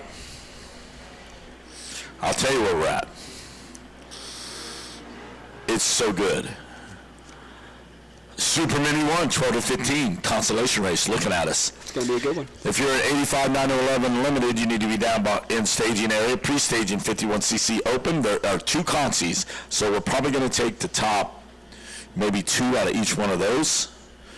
And Mini Senior 1, 12 14, and then 250C Junior Limited, e-bike, and 85, 9 to 12 mod. We're off to a hot start here, Wes. It is very hot. Tell me about the app. The app so many is people. Unbelievable. We are educating so many people. Because I have a lot of people messaging me, and these are big time people in the industry, and they're like, "Hey, what's a live feed?" I go, "Wait a minute. You don't have to guess. Here's what we're going to do. We're going to download the Moto Playground Dirty 100 app. Tell us about it." That's right. Dirty 100 app in the App Store. Apple App Store and the Google Play Store. It's your one-stop shop for all things Dirty 100. Check in the rankings as soon as they update right away first from the app. All of your live streaming is exclusively on the app. You're not going to find it over there at the general store or any other websites. It's only on the Dirty 100 app. Now, a quick question. A lot of people ask me, now this app, Dirty 100, is it going to be at the streaming at every Dirty 100 race? Good question. That is an excellent question, Wes. So far, so good here. Yes. And I think this is like the proving ground. This is the launch, the proving ground. This is the battleground, and hey, we're at ground zero. Well, so that means we can only go up. That's right. Oh, that would be amazing. Speaking of going up, the green flag is going to fly for the 810 of Tace Morgan. He's in a league of his own out there, absolutely floating. Well, Wayne Kern hit me up from Gatorback, and he's like, hey, what happened to Tace? And he had a swing arm issue with a chain, back up and running, no harm, no foul on his physical. You know, that's the first thing we do when we're watching, we're hearing, we're catching wind, like, is the rider okay, first and foremost. I went down and checked on him, he's good, and then we got Wynn on the app. So Wynn's be able to, right now, he's watching, he's listening, and he's seeing little Tace Morgan out there putting it down, like he should be doing. I mean, but no disrespect to any of these other riders. I'll tell you who's out there: Morgan, Wiles, Hensley, Sample, Hartley, Cowitz. It's Larson, then Jax Morrow, Caden Higginbotham, Uriah LaHare, Mason Dodson, Cole Bell, Silas Sandrini, Shay Sayre, Gabriela Espinoza, and Valentina DePrima is going to be your 16 riders out here. Super Mini 1, 12 to 15, LCQ. And Tace Morgan continues to float. He's got a 7-second gap after that first lap. He's going to have to carry a few points. That's right. He's going to carry these points with him. But the good thing is, the guy's going to get out there and make a difference when he gets in the main. I mean, just get on the gate, be part of it. Next up is going to be 85 9-11 limited, and then 51cc open. 2 consies for those guys. Now it looks like they're getting loaded in over there. Last second shake-offs going down. Here comes Tace Morgan taking the white flag. He is definitely not surrendering. No surrender from Tace Morgan. He looks... It's not even in his creed. That's right. And he doesn't want to be here in the first place, but hey, he's angry. Be here. He's angry. He might as well win it. I like the intensity he has when he takes his helmet off. He's just like a Ken Shamrock guy. Don't fire. Don't bother me right now. That's right. Even if he wins, he's like, yeah. Wiles, Hensley, Sampsell, and Gage Ripper Boy Hartley going to be a top 5 right now. Wow.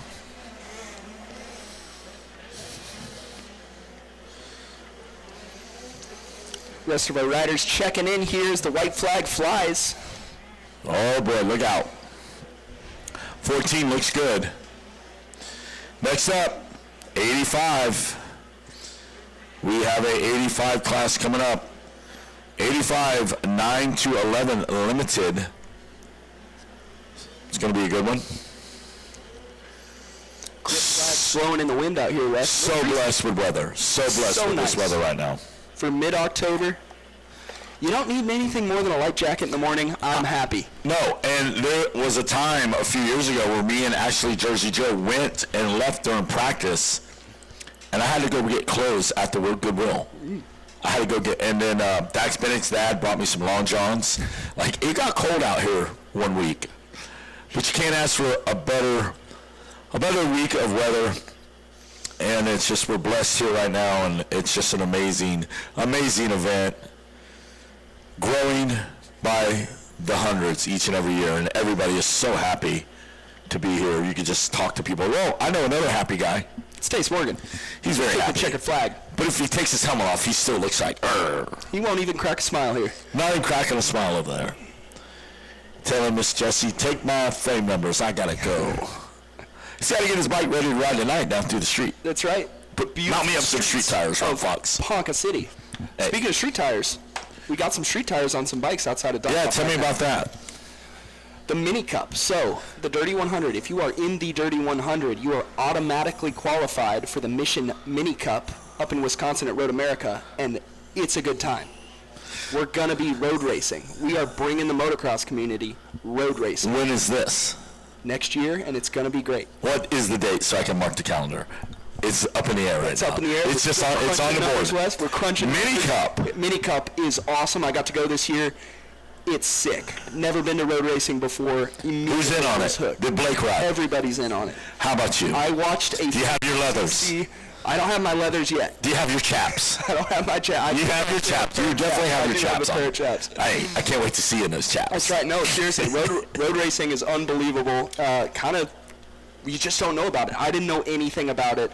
until I went and saw it for myself, and I watched some CRF 50s, a 50 class with street tires, and it was one of the most exciting sports races I have ever seen. I saw a bike over there in front of MX Tire. That's a slight indication of what they have to offer for everybody to do this. Absolutely, absolutely. All you need is a set of street tires and some leathers, and that's it. Wear your motocross boots, wear your helmet. You just need leathers, and you just need tires, and we can go racing. Oh, wow.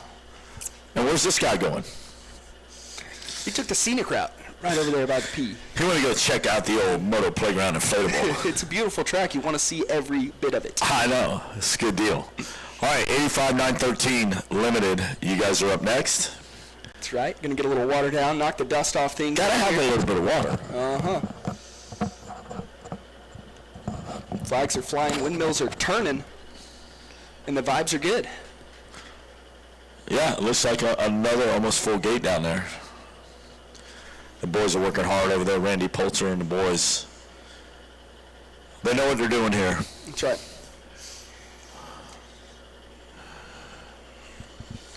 I can't wait for some pro racing tomorrow. I am on the edge of my seat. 2 motos tomorrow, 2 motos on Sunday. It is going to be an extravaganza. That's right. We got a lot. That college boy moto today was. I saw that. Landon Hart said I need a little tune-up. That's right. And get a little track time for tomorrow. That's right. And I think the party is going to get brought to pro tomorrow. The party keeps rolling. That's all I need to say. And it's going to roll from here down into Josh Woods' at GPF. That's right. We'll roll from there, and then we're going to roll right down the street. Just head right down the street, and you're going to pull into Gatorback Cycle Park.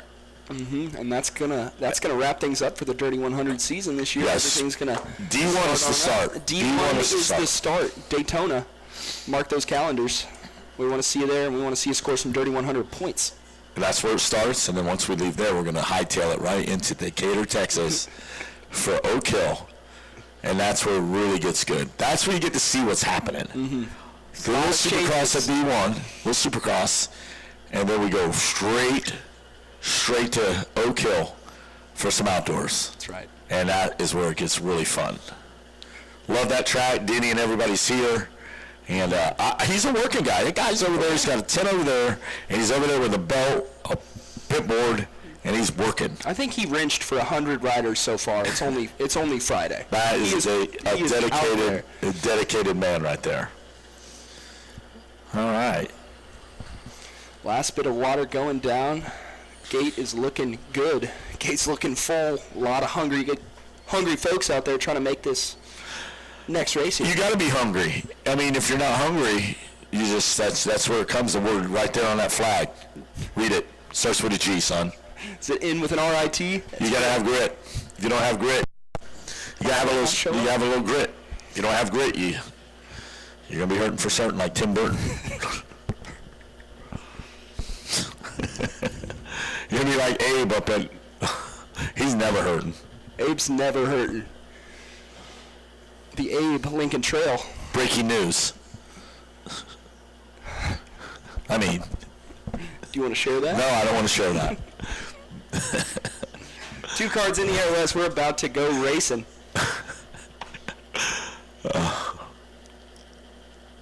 You don't say.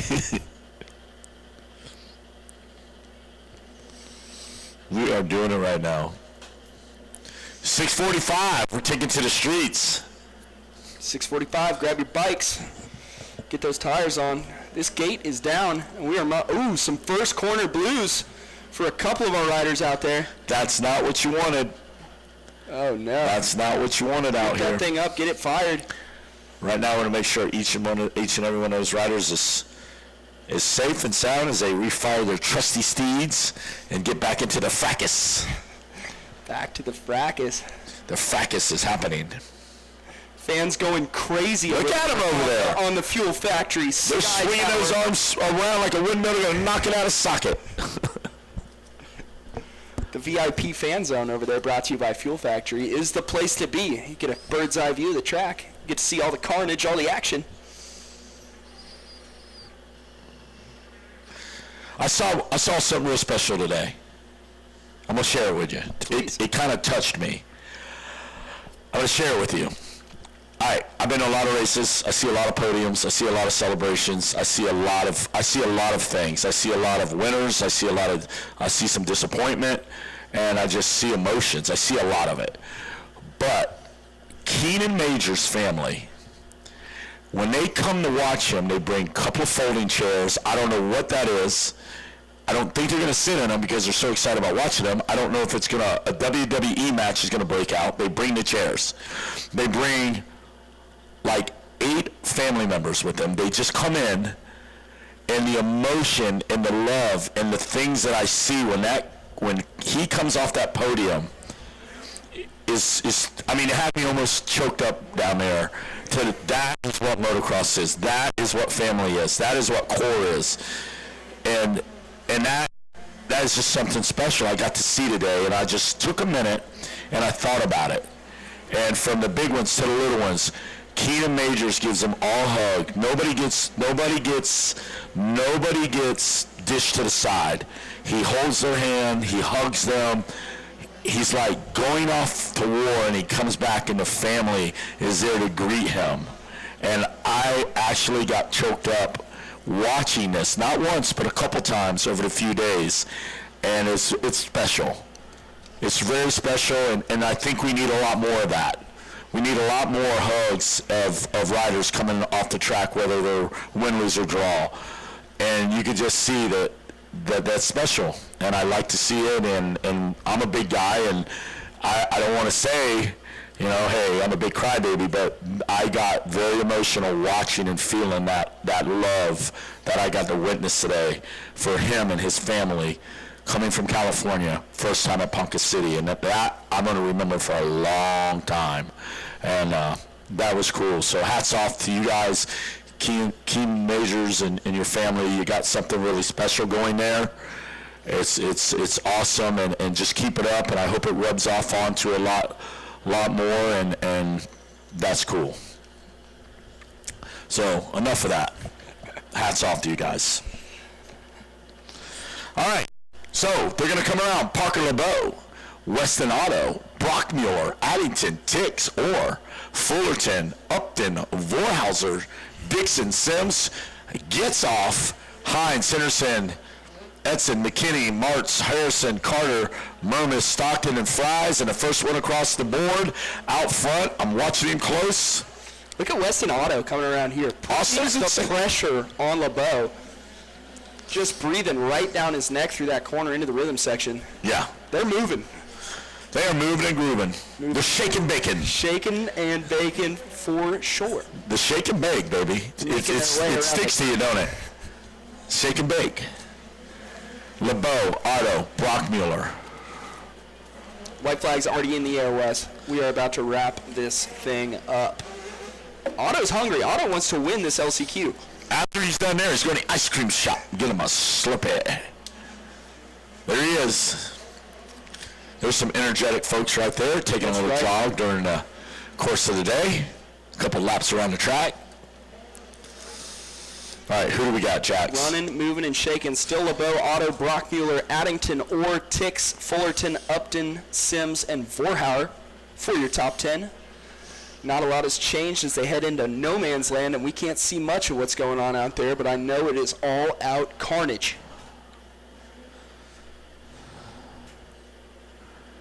LeBeau, Otto, Brockmuir, Addington, Orr, Tix, Tucker Tix.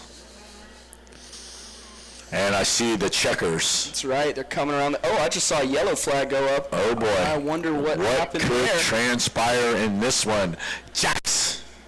Here they come across the tabletop. We're going to get our first look. Who's going to win this thing? Somebody's by themselves. That's right. Oh, boy. Shuffling of the deck, Jax. It's the 72 slash of Weston Auto. Is going to take the checkered flag. He wanted to win it, and he did. He sure did. With a true fashionable.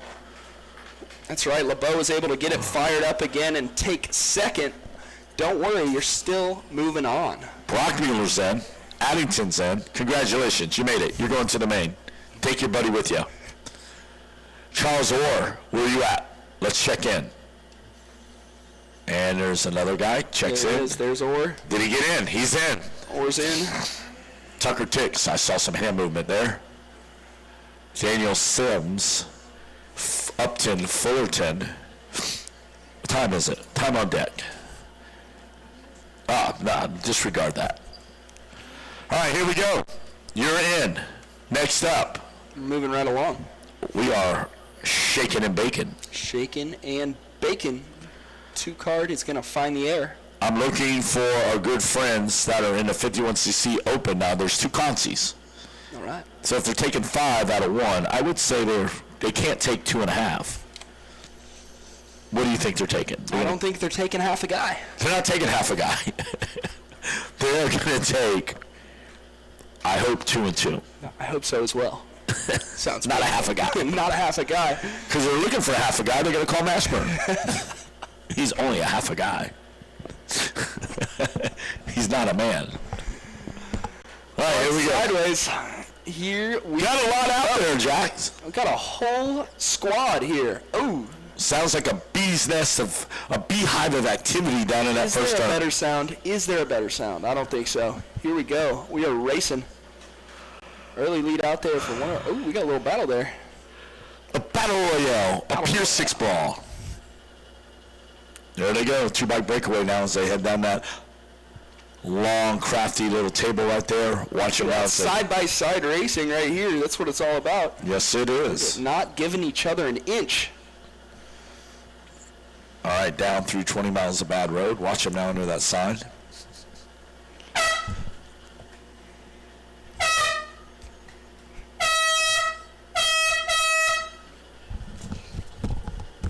All right, here we go.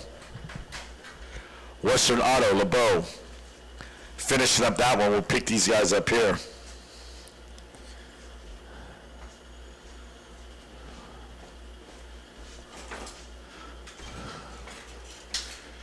Otto, LeBeau, Brockmuller. Finishing that one. We'll pick these guys up when they come through.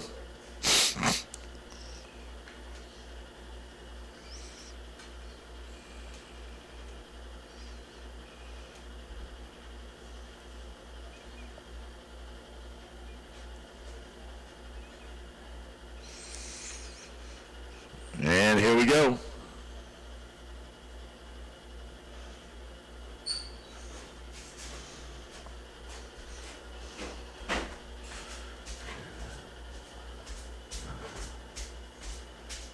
Watch these guys as they circumvent the center of the track.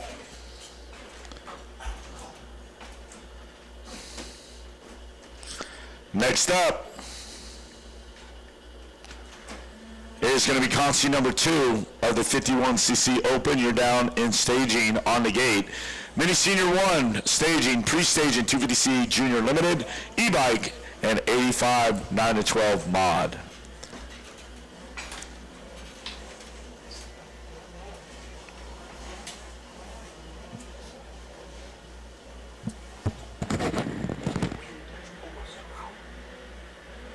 Harold's down, man down. Hey, the end of an era. Hey, Blake, you're in. You're top guy now. Harold, we'll take Harold, put him in somewhere until Monday morning. All right, so Bodie Roberts. There's Noah Fort, the number 40, the North Carolinian Tar Heel. Yeah, Tar Heel, you're down with it. The Tar Heel in there, Jamison Martinez, Weston Blaylock, Ty Schrader, Brody Burke, Ryder Moynihan, Brinks Roberts, Maxwell Select, Liam Shimwell, Julian Stowaway, Trip Roberts, Memphis Lamb, Matthew Schuffett, Wyatt Otto, Cooper Morgan, Easton Rader, Slade Innocent, Banks Brader, and Rinker Collins, Carson Williams, all in the mix right now. Mixing it right up. We're back. We never left. Back because we never left. Here we go, Wes. I'm seeing them coming, just peeking their head out of no man's land over there. So we are getting ready for them to come into view. Next up is going to be Mini Senior 1. Then you're actually on the gate. Then 250C Junior Limited, e-bike, and 85 9-12 mod. Noah Ford wants to make that main. Yeah, he does. main event rider here. That's right. Here come our guys checking in. Is that the 25X, Bodie Roberts? Sure is. He's going to take the white flag and keep things moving. Keep her pinned. Keep the throttle in the basement. So he's kind of rolling away with that one. Turn that thing. Noah Fort's going to check in right here. 12-second gap between the two. Bodie's kind of in his own world. A little pressure coming on here. There's Fort. Fort's feeling a little pressure in this LCQ. Fort goes to the outside. Yeah, it's Wesley. Laylock drops here inside rut. Fort able to hold him up, but they almost collide there as they. Oh, yeah. Look at Laylock. Oh, getting sideways too. Fort, check this out. That's right. Made the pass and did it with some style. He made the pass and he gave us some gas. That's right. Great job out there by these competitors.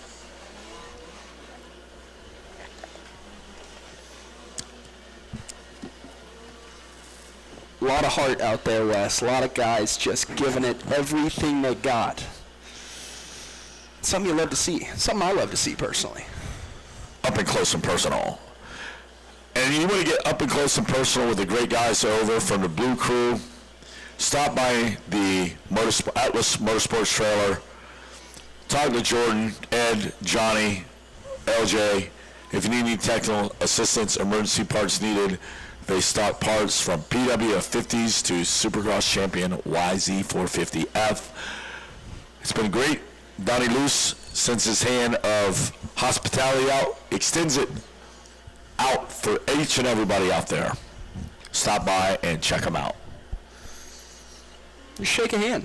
Make a friend. Sticks the hand out. Hi, my name is Donnie Luce. Now, you don't get a better group of guys over there for sure. As well as the Triumph team, the KTM, Husqvarna, all the OEMs, all the way to Cobra. They're down there on the end. They're making it happen. Then you've got, our EBR guys. The teams are starting rolling here. And this is what makes Ponca City so special. It's a hollow ground of history here. Bodie Roberts checks in. He takes the checkered flag. He's going to win this 51cc Open LCQ. He's going to go in there and rest up a little bit because he's got some action tomorrow. Yeah, he's going to go for that bike ride downtown tonight. That's right. The best thing, I asked a lot of kids on the podium, what's your favorite? And they're like, they all love, my mom loves Walmart. I think every moto track should have a Walmart within a mile away. The city of Ponca City is really unbelievable. Yeah, they brought they go, you guys want Whataburger? We will build a Whataburger for you guys. You don't have to go downtown. We're going to build it right here for you guys. Word of In-N-Out Burger might be coming up. I mean, they're going to build a Outback and a Roadhouse, whatever we want. They're going to make whatever the moto community wants. You just send it to the Chamber of Commerce, suggestions, and they will do it. Somebody, overwhelmingly said they crave Whataburger, and there was one built before our eyes. Just like that. Within 1 year. We checked in at Chili's last night, and the waitress couldn't believe what was going on. She was like, man, it's going to be like this all week. And I said, you're going to be working overtime. Getting them tips. That's right. Hey, working hard for the money. The moto community loves Chili's. I saw Rob Fox in there last night. Nice. Did he buy you dinner? He did. He did not. Oh, well. All right, so Roberts, Blaylock, Fort, Martinez, and Moleman. Now, we're going to speed it up a little bit, Jax. And you know what we're going to put out on the track now, right? What are we going to see? I'm going to enlighten you a little bit with the Mini Senior 1, 12-14. Top 5 get in. You got 4 more left. 250C Junior Limited, e-bike, and 85 912 mod. I got a request, though. All the way back home, they said, there's somebody here looking for a Cobra e-bike. Somebody has cash in hand. All right. If you have one for sale, you come see me, and I will direct the guy with cash in hand to you, and he wants to take that Cobra e-bike home with him. So, if you got one, let me know. I'll be at the podium the next couple days. I'm not hard to find. Wes Kane, easy to find, especially when we're running championship motos. I'll be in there, man. I got the suit in the box. Suit? It was great. I got a hat, I got a vest, I got pants, a white shirt, actually 4 white shirts to choose from, fedora, shoes, delivered to the gate here at Ponca City. And if I'm not, it's a pinstripe suit, if I'm not mistaken. No, it'll be black. Oh, black. It'll be an all black. I'll look like a... You upgraded. I'll look like a rabbi. I'll come here and I'll bless the field in the morning. I'll say the prayer, Brunanuk, Anate, Anahoya, Anahaya, and then we're going to go racing. These guys are racing right now. It's Div 2 of the 51cc Open Division. Who do we got out there, Matt? I love it. You didn't know I knew that, did you? Jack? Hey. These bikes are back in no man's land. But they are looking good. Nice start straight right here. Everything's to the point. Everybody is looking good, even in these LCQ divisions. The programs are tight. All right. So what's tight is 250C's loaded in the gate, 250 Junior Limited, e-bike, in staging, and pre-staging will be our final LCQ, which will be 85 912 mod. And then everybody's going to rest up because what's coming at 645? We're riding through the streets of Ponca City. If you've never ridden a dirt bike or a 110 or a pit bike or a race bike through a city street, it's a pretty rad feeling. We're going to do it. I gotta say, and it's a good time. Me and Kevin Wyndham led the parade last year. I think Mashburn was in on it, and it was pretty amazing. That's right. Mason Howard first over the stripe here out front in his own race right now. He's got it pinned. Here comes the 17 of Jackson Boyd. Jagger Painter, Maverick Smith checks in, and Gus Biesmeyer. There's Liam DeLowry, Logan Moore, Brecken Burley, Hadley Winther, Jeremiah Vogt, James Kellerman.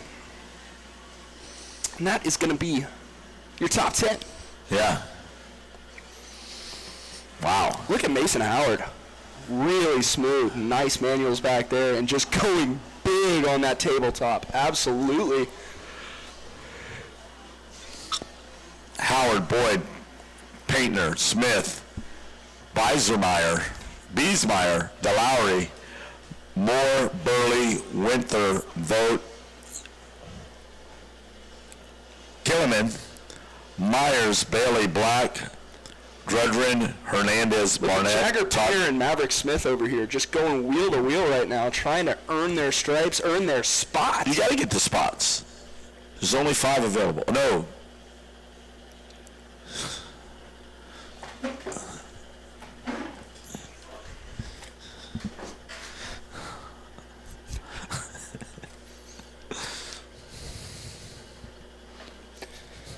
Here we go, here we go. Green flag flies.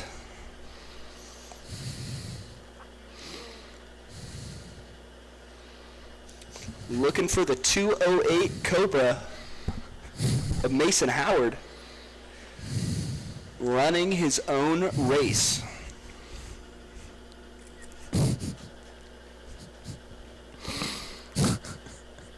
Fans going absolutely wild over there on the Fuel Factory Sky Deck as Mason Howard goes deep over the table, and he is coming up to take this white flag.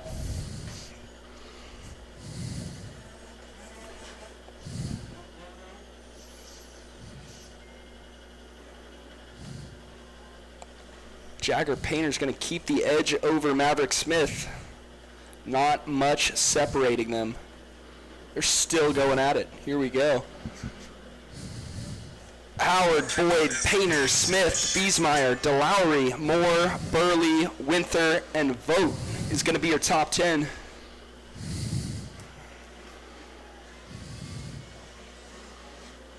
Logan Moore making his way up into 5th right now. Fighting tooth and nail to punch his ticket. So he doesn't want to go home, I will tell you that much.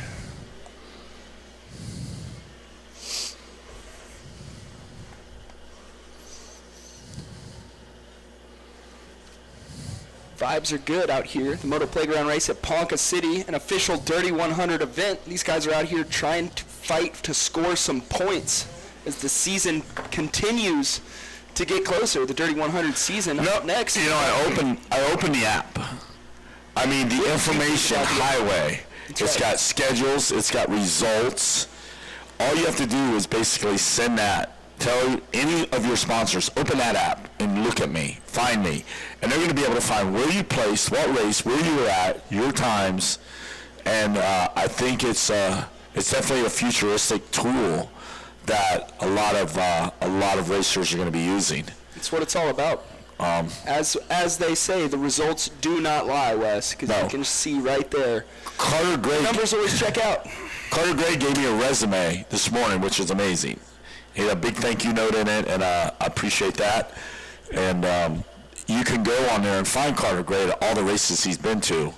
And just for his sake, he's going to be on there and does well here. His results will be showing at all the Dirty 100. I know he was at the Baja Bra. Absolutely. And I'm sure he was at Daytona and many O's and all these great races here. So there's Mason Howard coming across the line, taking the checkered flag with authority. He is feeling good. I mean, what a gap. Over 18 seconds. Then you'll find Jackson Boyd, Jagger Painter, and Maverick Smith. We're looking for Maverick. There's the 17 of Boyd coming across. He's in. Painter, Smith, Moore, Biesmeyer. Oh, Moore moved into fifth. Hey, he's there at the very end. Logan Moore slipped past Maverick Smith, so who now resides in fifth. I don't know if that could be, enough to get in. I don't know. Could be the difference. Well, if they're taking 5-2-2, maybe they'll take from the fastest LCQ. They'll pull one more guy. One will carry more weight. I don't know. I would check the posting board, folks. I don't make the rules. Check the posting board after each and every one of these LCQs. They're going to tell you where you're going to get, how you finished, and don't take anything we say. Everything we say is unofficial. Check the posting boards, please.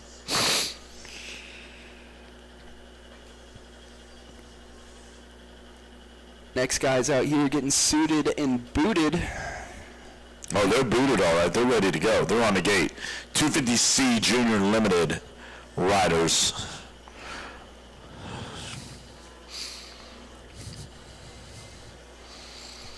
I'm really happy right now.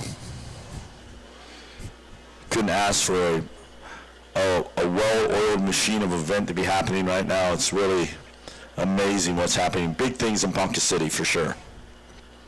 The best vibes, the best riders, the best people, the best vendors. Hey, when you got the best, you get the best, and then everything works out. And at the end of the day, you pull out the gate, it's the best. You just say, I had the best time ever. Ponca. How about our flaggers rocking the LS2 helmets, keeping them safe out there? What do you think of those ones? I think it's a must. It's a must-have. You're out there, and, safety first is our first and foremost priority. They look good. They feel good. Yeah. They protect good, those LS2 Protection helmets. is the number one key right here. Are you going to be wearing an LS2 helmet tonight when we ride through the streets of Ponca City? I don't know what I'm wearing. I don't know where I need to get one. Do you have one available for me? I'm sure we could wrangle one up, I'll tell you that. I like it. Where do I go? The office? I don't know where. Who do I see? We'll find you one. Who do I see? Little water going down here, keeping this landing nice and 250C Junior Limited. I got a cramp. Hey, I got a cramp. We are getting ready for battle here. Last minute adjustments, couple of pep talks, couple slaps on the back from Dad. We are getting ready to go here in this LCQ.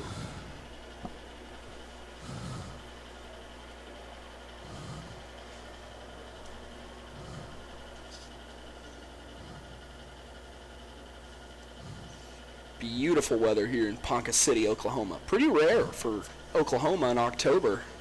Normally, like I said, it's cold. I remember wearing some overalls last year. You did. You had them. I didn't even pack them this year. Well, you knew. You checked the weather before you can load it up. That's right. 80 degrees, not a cloud in the sky, quite literally.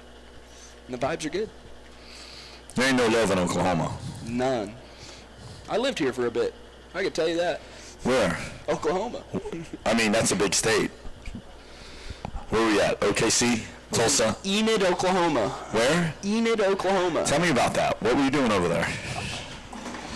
Hung out with a lot of cows. We were running some cows. You were hanging out with who? The Tulsa King. What? Who's going to be the king of this next LCQ? That's what I want to know. Who's going to punch their ticket? Who's going to get 250C Junior, limited.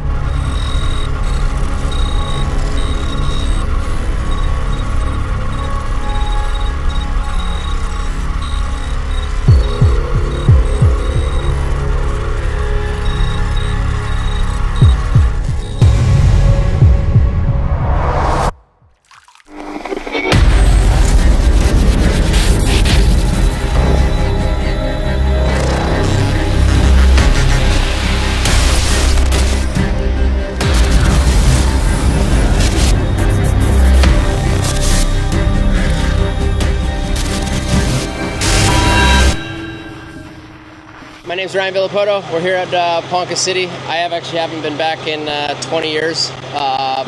Moto Playground puts on a great event, so we're here, get the boys used to it, get them on the track, and it's kind of surreal coming back.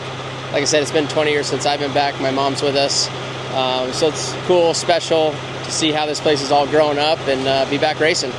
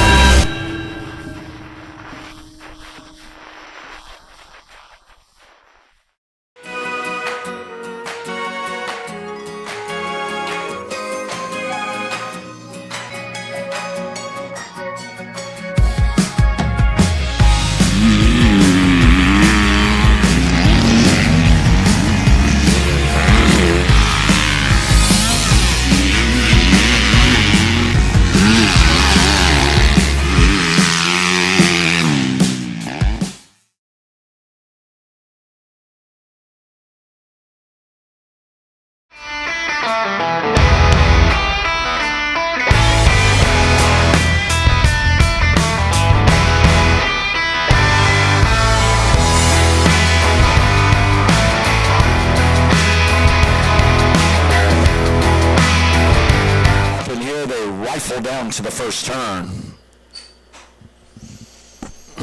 Here we go. There's the orange KTM machine out front early. Throwing big over that table.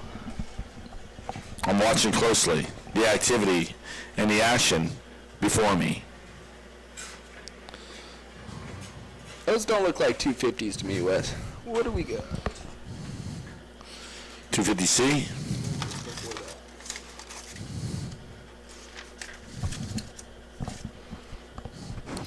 Coming up next, after 250C, we're going to have e-bike. That's Mini Senior 1 on the track right now. On the track is Mini Senior 1. Then we're going to have 250C Junior on the gate now. That is correct. So Mini Senior 1 making their way through no man's land.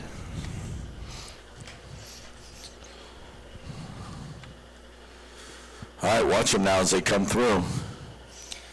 Checking in, it's that KTM still out front. So we try and get a look at some number plates. They get a little bit closer.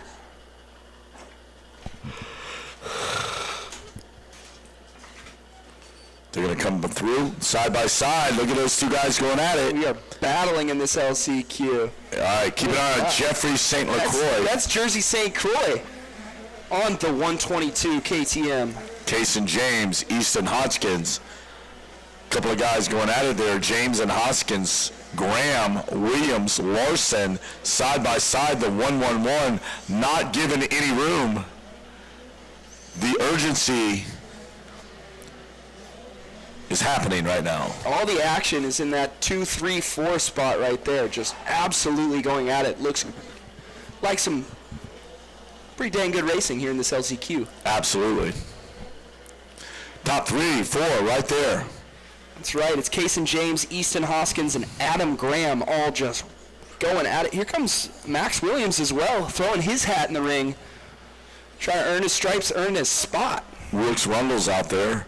You got Hoskins, Graham, Williams, Larson, Thompson, Rundle, Morrow, Edge, Mesa, LaHare, Sandrini, and Schneider. Mason Snyder. That's right. Some good battles throughout this moto here, Wes. They made their way around the fuel factory can. Yeah.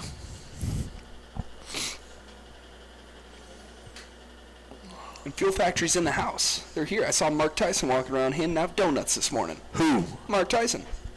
Yeah, Mark's good. You guys want to know about Fuel Factory, you need to talk to Mark Tyson. He is at large. He is a GQ model in a Fuel Factory shirt. Stop by and see him. You can't miss him. Cleanest, neatest looking guy on the grounds right now. Absolutely. And he's got the info for you. He sure does. If you want to go fast, if you want to know what's happening, talk to him. Fuel Factory. It's built for speed. It's built for speed. Jersey St. Croix's looking built for speed right now. Well, he's probably got some Fuel Factory in opening up there. an 8-second gap right now. Look at James and Graham. Oh, look at Graham putting the moves on him. Oh, is he not able to hang on though? Oh, look out. Wheel to wheel. Here we got go. a little issue over here with the 58 machine. That's going to be Earling Larson. That's right. Look at Adam taking that outside line. Oh, no. James is going to go down. Adam Graham's going to find his way in the 2 spot with a nice move to put the pressure on, forced a mistake from Kason James. Adam Graham's got to be feeling good right now.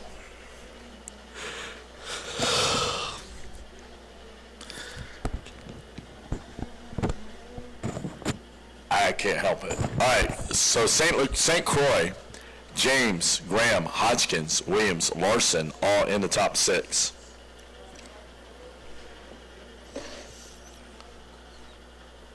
There's Uriah LaHare checking in under the Grit Moto Bridge. Keegan Mesa, Silas Sandrini, and Mason Schneider. It's going to round out your squad here in this Mini Senior 1 12-14 LCQ. Oh, yeah. I'm getting a look at Jersey St. Croix over here, making his way towards the checkered flag. He's got to be feeling good. Let's see if we...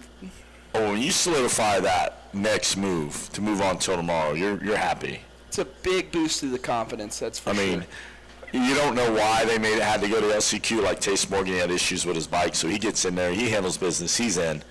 You want to get in, you want to make it to the next round. So tomorrow is the next round, and then you'll also run again on Saturday, or Sunday. So you want to get in there. That's right. Croix, St. Croix, Adam Graham, Easton Hoskins, Max Williams, Kason James, Sean Thompson, Jax Morrow, Arian Larson. Oh, it's Rooks Rundle. Puts the last-minute move over there. Arian Larson. Shuffle on the deck. Uriah LaHare, Keegan Mesa, Silas Sandrini, and Mason Schneider. The deck shuffles. The deck shuffles as big riders time. Find your way to the main course. Man, you got to be pumped if you're in this elite group. Moving on. They are so pumped. I want to pump you up. Some big revs coming over this table. This finish line jump right here for our guys that know they made it. 250C Junior Limited next up. We got the 2 card in the air. They are right. Greg Geisler is firing these things off like a shot fire over the bow. All right, here we go.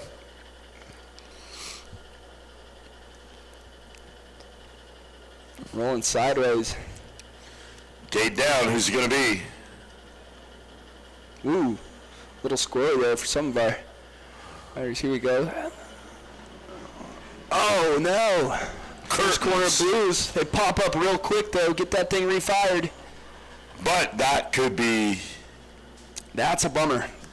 Yeah, you know. That's got to hurt. So guys right now look good. Looks like a Yamaha out front. Oh man, this is gonna be a battle, Wes. I can tell you that for free. These guys are hungry for this last spot in this 250C Junior Limited LCQ. Nobody's giving up. No quit in them. No surrender. No refire. We're swinging at the fences right from the jump street. It's like Shane Kelleher in a Pier 6 brawl. Nobody leaves without some bumps and bruises. All right, here we are. Here we are back in no man's land. Guys making their way around, about to come back into view. Was a Yamaha out front earlier. We'll see how it shook up in the back section out there. So far, so good. Here they come into view. Oh man, we're 4 or 5 wide. We're battling out here in this LCQ. Just like a gaggle of geese. They're all together there. The gaggle of geese still looks like that Yamaha's out front. We're going to see who it's going to be as they come over the street here and check in with us. Man, we are going at it. 1 through 7, 8 is just 9, wheel 10, to wheel. 11, 12, they're all there. Ryder Daniel, Peyton Heitman, Riley Watkins, Wyatt Inman, Jacob Austin, Reed O-Ring, Boston Knowles, Owen Hodges, Jace Rader, and Nico Ferdinandez for your top 10. And look at Peyton Heitman and Riley Watkins. Wheel to wheel, putting the pressure on as they move through this rhythm section and approach the fuel factory built for speed right-hander up there. All right, so there Trouble for Ryden Daniel. Peyton Heitman's going to slip into the lead. That was called an ambush right there. You slip, I grip. Ambush. He was an ambush.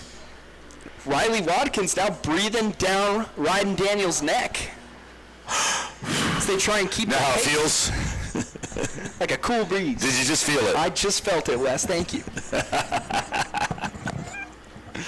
All right, well, here we are. Man, Peyton Heitman just putting the charge on, forcing the mistake from Ryden Daniel.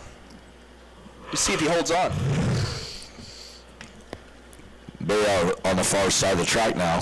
No stragglers, Wes. I mean, just no, they're all pretty close. Staying tight here. In this 250C Junior 12 to 17 Limited LCQ. All right, watch them now as they come from backside of the track. 20 on the backside. Make the pass. That's right. Still looks like it's going to be the 78 Husqvarna of Peyton Heitman. And then that's where it gets close. I mean, we are 3 wide through that corner right there. Oh, look out. Unbelievable. Oh, my goodness. Oh, here we go. Look at that. Aerial acrobatics demonstration. Man, look at the pressure. Oh, man. They've got the tourniquet on, and they are applying that pressure like no other. Look at there. Wyatt Inman putting his hat in the ring. He's applying more pressure than a surgeon in a trauma unit right now. Big shakeups in that back section. Your top 5 now as they lay is going to be Peyton Heitman, Ryden Daniel, Wyatt Inman, Riley Watkins, Reed O-Ring.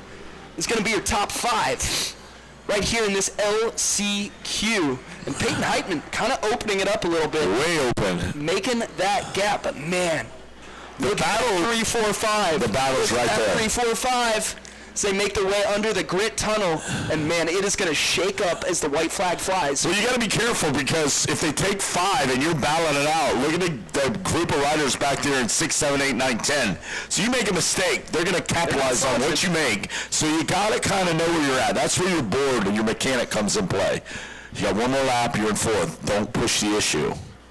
You want to make it to the next round. That's tomorrow. Got to race hard. You got to race smart. You gotta do something on there. All right, so we're looking very closely. We're looking for the 78 of Peyton Heitman. And I'm also looking for the 34, 77, 021, 81, 147, 118, because those guys are the guys that are trying to move up this roster here and make something happen. Don't talk about it, be about it. Hyman, Daniel, Inman, Watkins, Erring. Let's see how this changes when they come through. This is going to be the checkers. So check them in. Checkers for Peyton Heitman. Oh, man, look at this battle, 3 and 4. Oh, my goodness. Back and forth. Those are the two Yamahas. That's going to be Wyatt Inman second. Riding Reed. Whoa, I told you someone's going to change. Wow, what a shakeup. Reed Owing slips his way into third. Ryden Daniel fourth. And Owen Hodges puts some crazy last-second moves on Riley Watkins and Jacob Austin to slip into fifth, Wes. Woo. He was slippery than a greasy eel making those moves out there. Eichmann, Inman, O-ring, Daniel, and Hodges in this 250C Junior 12-17 limited LCQ. And I'm not taking nothing from the rest of them. Austin, Spar, Lewis, Mankey, Ferendis, Street, Pebley, Underhill, Ferguson, Knowles, Radar, and White.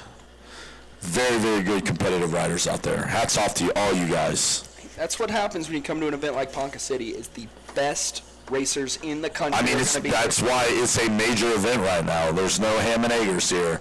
It's the best of the best. Not enough room on the bus. There's no love in Oklahoma and no room on the bus. But e-bike coming up next.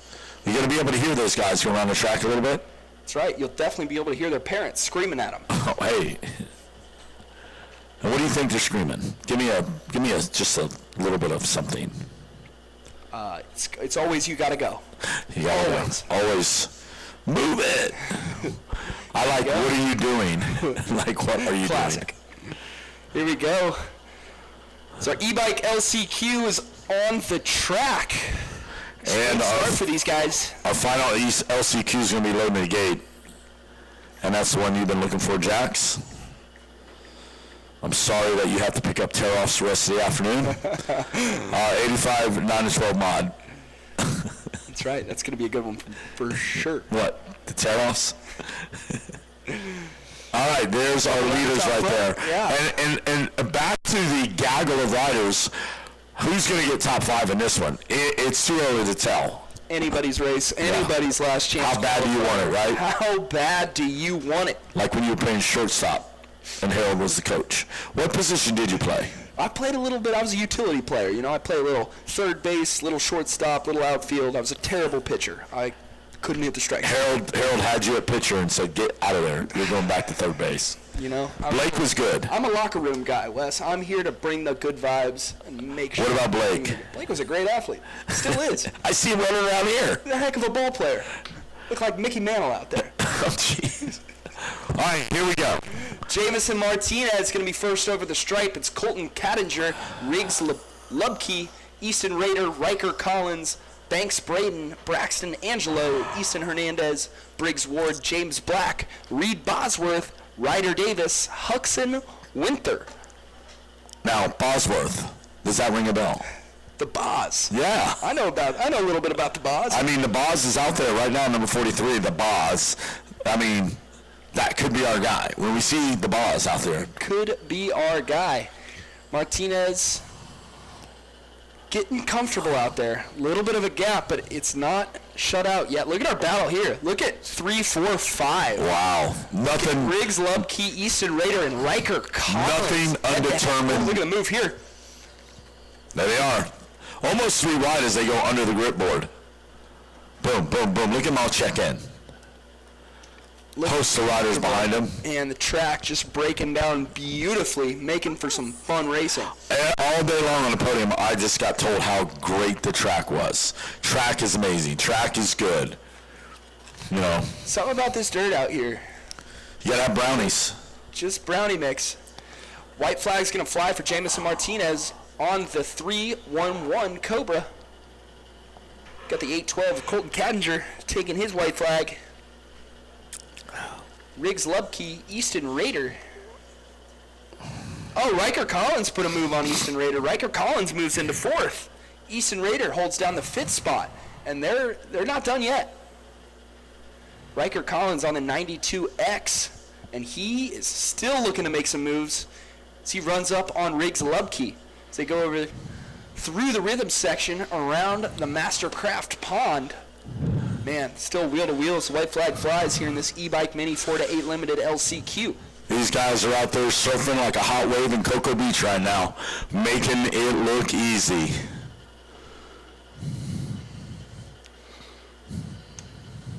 Looks like Riker Collins might have put the move on Riggs Lubke to move into third. There you go. Here we go, just e-bike carnage, and you can hear every second of the action. You can see it. Electric machines. It's unfolding right before your very eyes, Jax. Wouldn't want it any other way. Here we go, our guy's getting ready to come through, take this checkered flag. Still going to be Jamison Martinez as he stares down the checkers and puts a giant silent rip on the throttle. There he is. Martinez checks in. Kadinger. We're looking for Lubick, Colton Kadinger. There's Riker Collins moves up.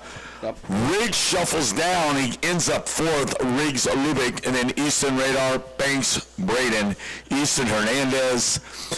But I believe it's the top 5 that are going to transfer in, and they're going to be so happy. And our main man Kevin comes in from Tamer. What are you guys doing? We're doing great. How are you? I brought What'd you bring? Cameron Mitten. What's up? Come on in. Sit in here for a minute. Yeah. Do you have a Cobra e-bike for sale? I got somebody looking that has cash here on the grounds. I do not, but I wish I did.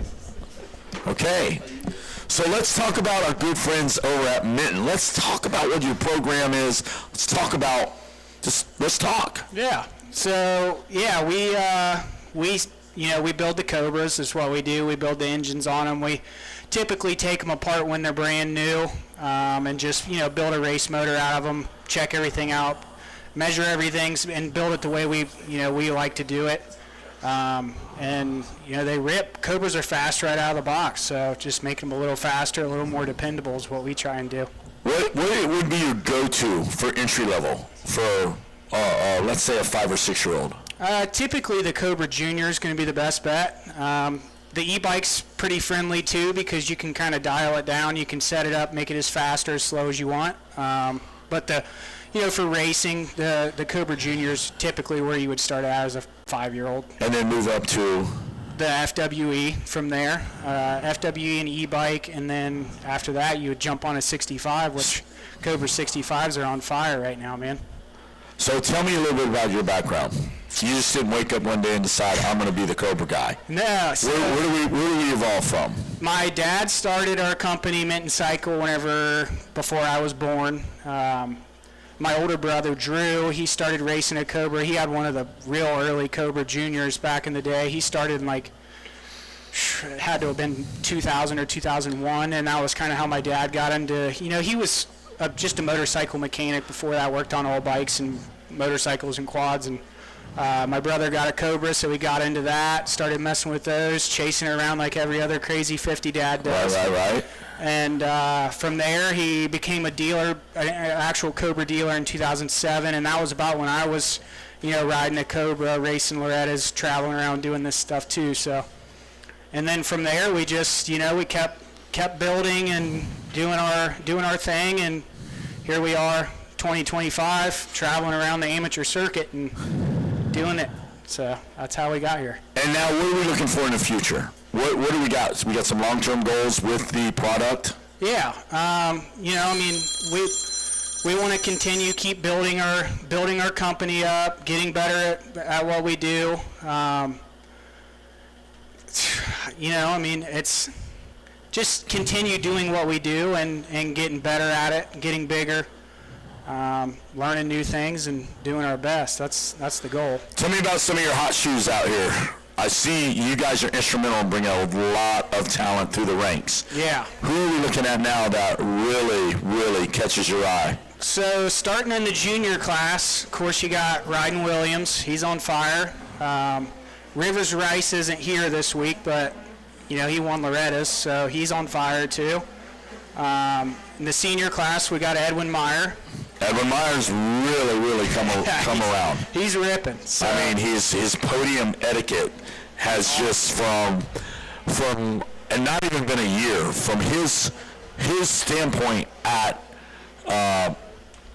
the ding to where he's at now. I actually shook his hand, his parents' hand. I'm like, you guys are on point. That's one of my favorite things about Edwin is he's obviously a great motorcycle rider. Right. But talking to him is almost kind of like talking to a 40-year-old man a little bit. Yeah, a young adult that knows what's up and what. I mean, he was telling me different things of the track and different. Yep. I mean, I catch on to that, and like I tell the kids when I mentor them at Boom Diggity, when you get on that podium, you're your own money marketing machine. Yep. That is the time that you sell yourself. That's the time that people are watching, especially with the app now. People can click on there. There could be a guy who don't even know. It's just like, hey, I want to help somebody out. Boom, he sees that. He hears that speech and goes, that's the guy I want to promote my company. And maybe he didn't even win. Maybe he got third. Absolutely. But it's the way you sell yourself. You deliver, you market, you brand yourself. And if you're a company like yourself, you want that guy to be speaking. Yes, absolutely. That's the perfect way to put it is, of course the results matter, obviously they do, but you're really selling yourself, and I don't think some people don't understand how important the other side of it is, which is, the attitude, just doing and saying the right things, and being, holding yourself to a higher standard, being a respectful person is a super important part of it, especially when you're talking about sponsors looking at you or, whatever. So it is very important, and Edwin has definitely got that side. He's got it down. 65 class, there's a lot of heavy hitters in the 65 class. Shannon Tarnow's always fast. He got a Loretta's title this year. And the older class, there's Kanan Zabanik. Racing Kyler, unfortunately, she got banged up in practice a couple days ago, so I think she's out for the rest of the week, which sucks, but she's young and she's strong. Hey, you got a big score at Loretta's with that title right there. That's something right there that we may see more of it, but right now that was a monumental statement. I heard that today a lot on the podium, and that's something to be really proud of. Absolutely. We couldn't be any more proud of her for pulling that together. And, man, the girls' moto scene is just on fire these days. It's super cool to watch. Jimena Burning, she just switched back over to a Cobra 65, so we're super excited to see what she's going to be able to do over the next couple of years. But there's just the girls' scene in moto seems to be pretty strong right now. Yeah, it seemed like it had a lull there for a minute, but it seems like now there's a place to go. So if there's a place to go with the WMX, and it's thriving right now, you got a lot of young talent out there, a lot of great people that are on the podium that are promoting this, and what you're going to get is a place to go. And more sponsors are picking up, and that means more money into it. So you guys got a great entry level. I mean, your bike is proven for the girls to win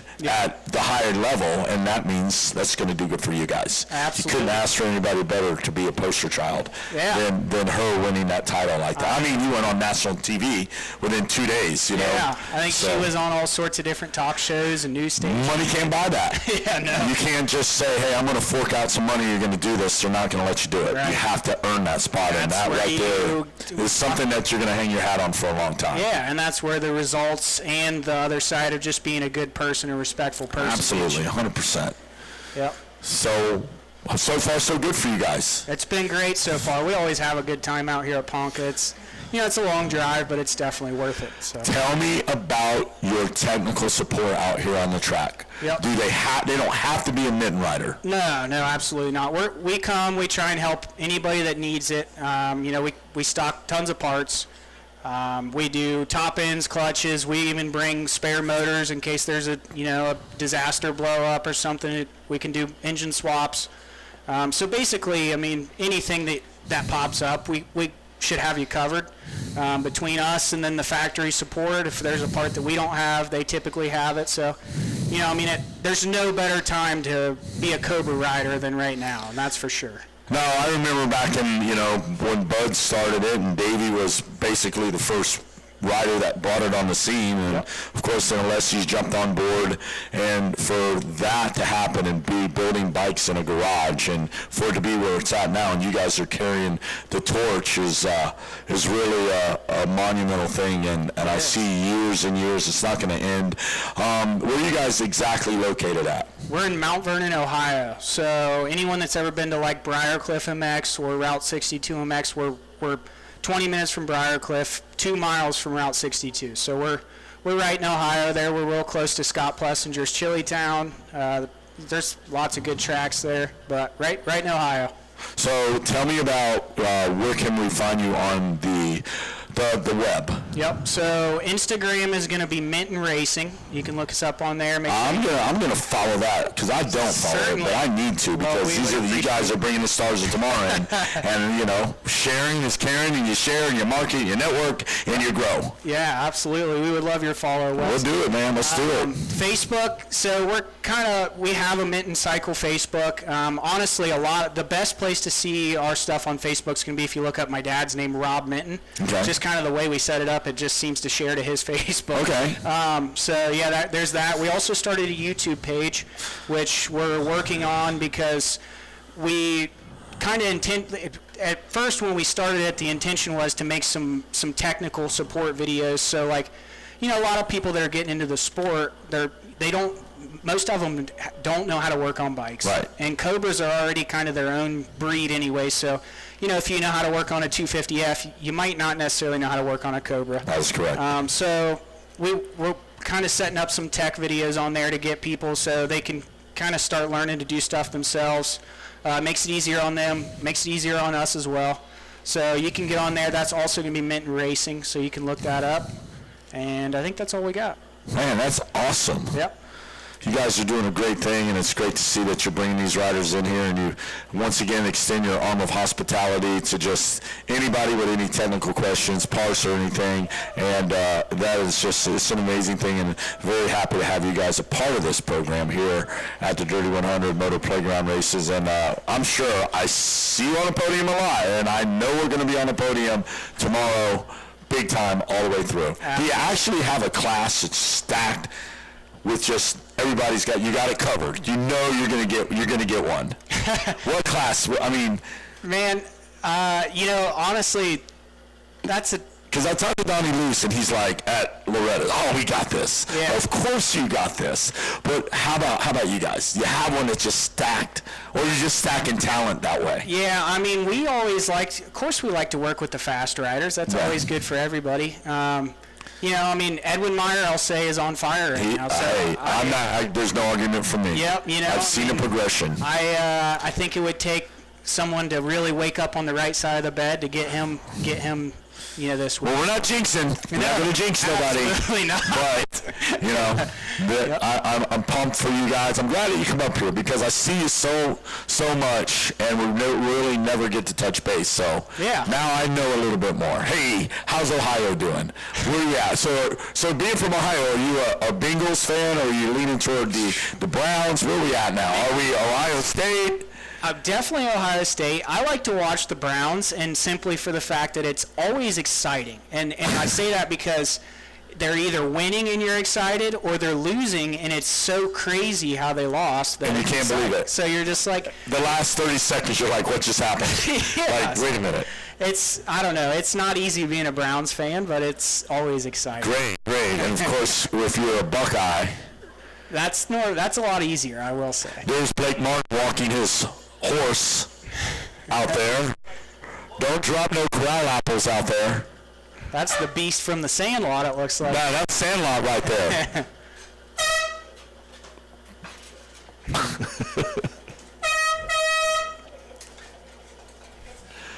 But I don't know what's going on there, but anyway, I think we're done racing for today. Are you going to ride tonight?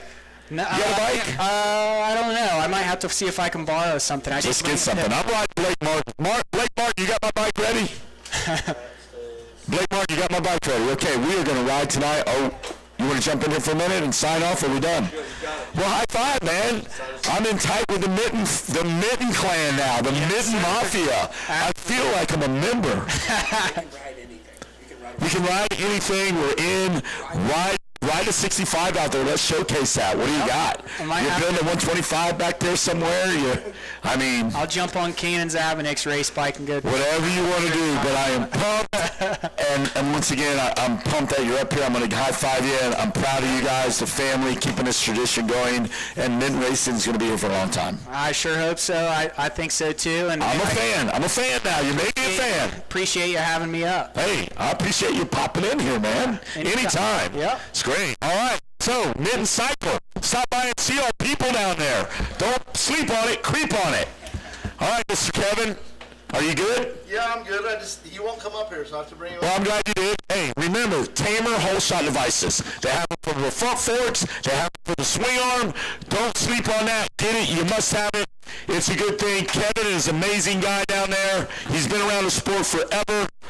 And I've been in his circle probably for 35 years or more. And you don't get a better guy than the guys, Kevin at Tamer. He's always sponsoring events. He's always got product going out there.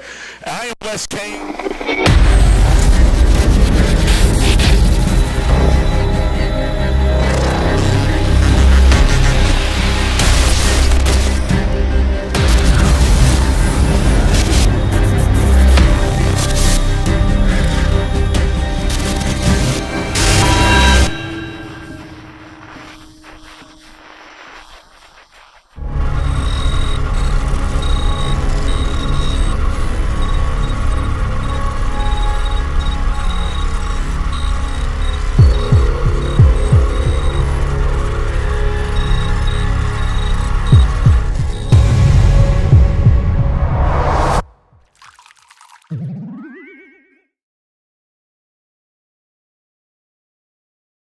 My name's Ryan Villapoto. We're here at Ponca City. I haven't been back in 20 years.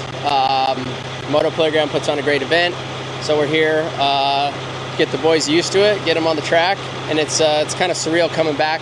Like I said, it's been 20 years since I've been back. My mom's with us, so it's cool, special to see how this place is all growing up and be back racing. So, yeah. Parents of the Yamaha PW Shaft class racing at the Moto Playground Race in Ponca City, listen closely. Because if your rider cracks the top 3, you won't just be leaving with a trophy. You'll be leaving with me. Yeah, I'm a gigantic teddy bear. Now, let's be clear. I am not toss me in the back seat sized. I am strap me to your motorhome and make the evening news sized.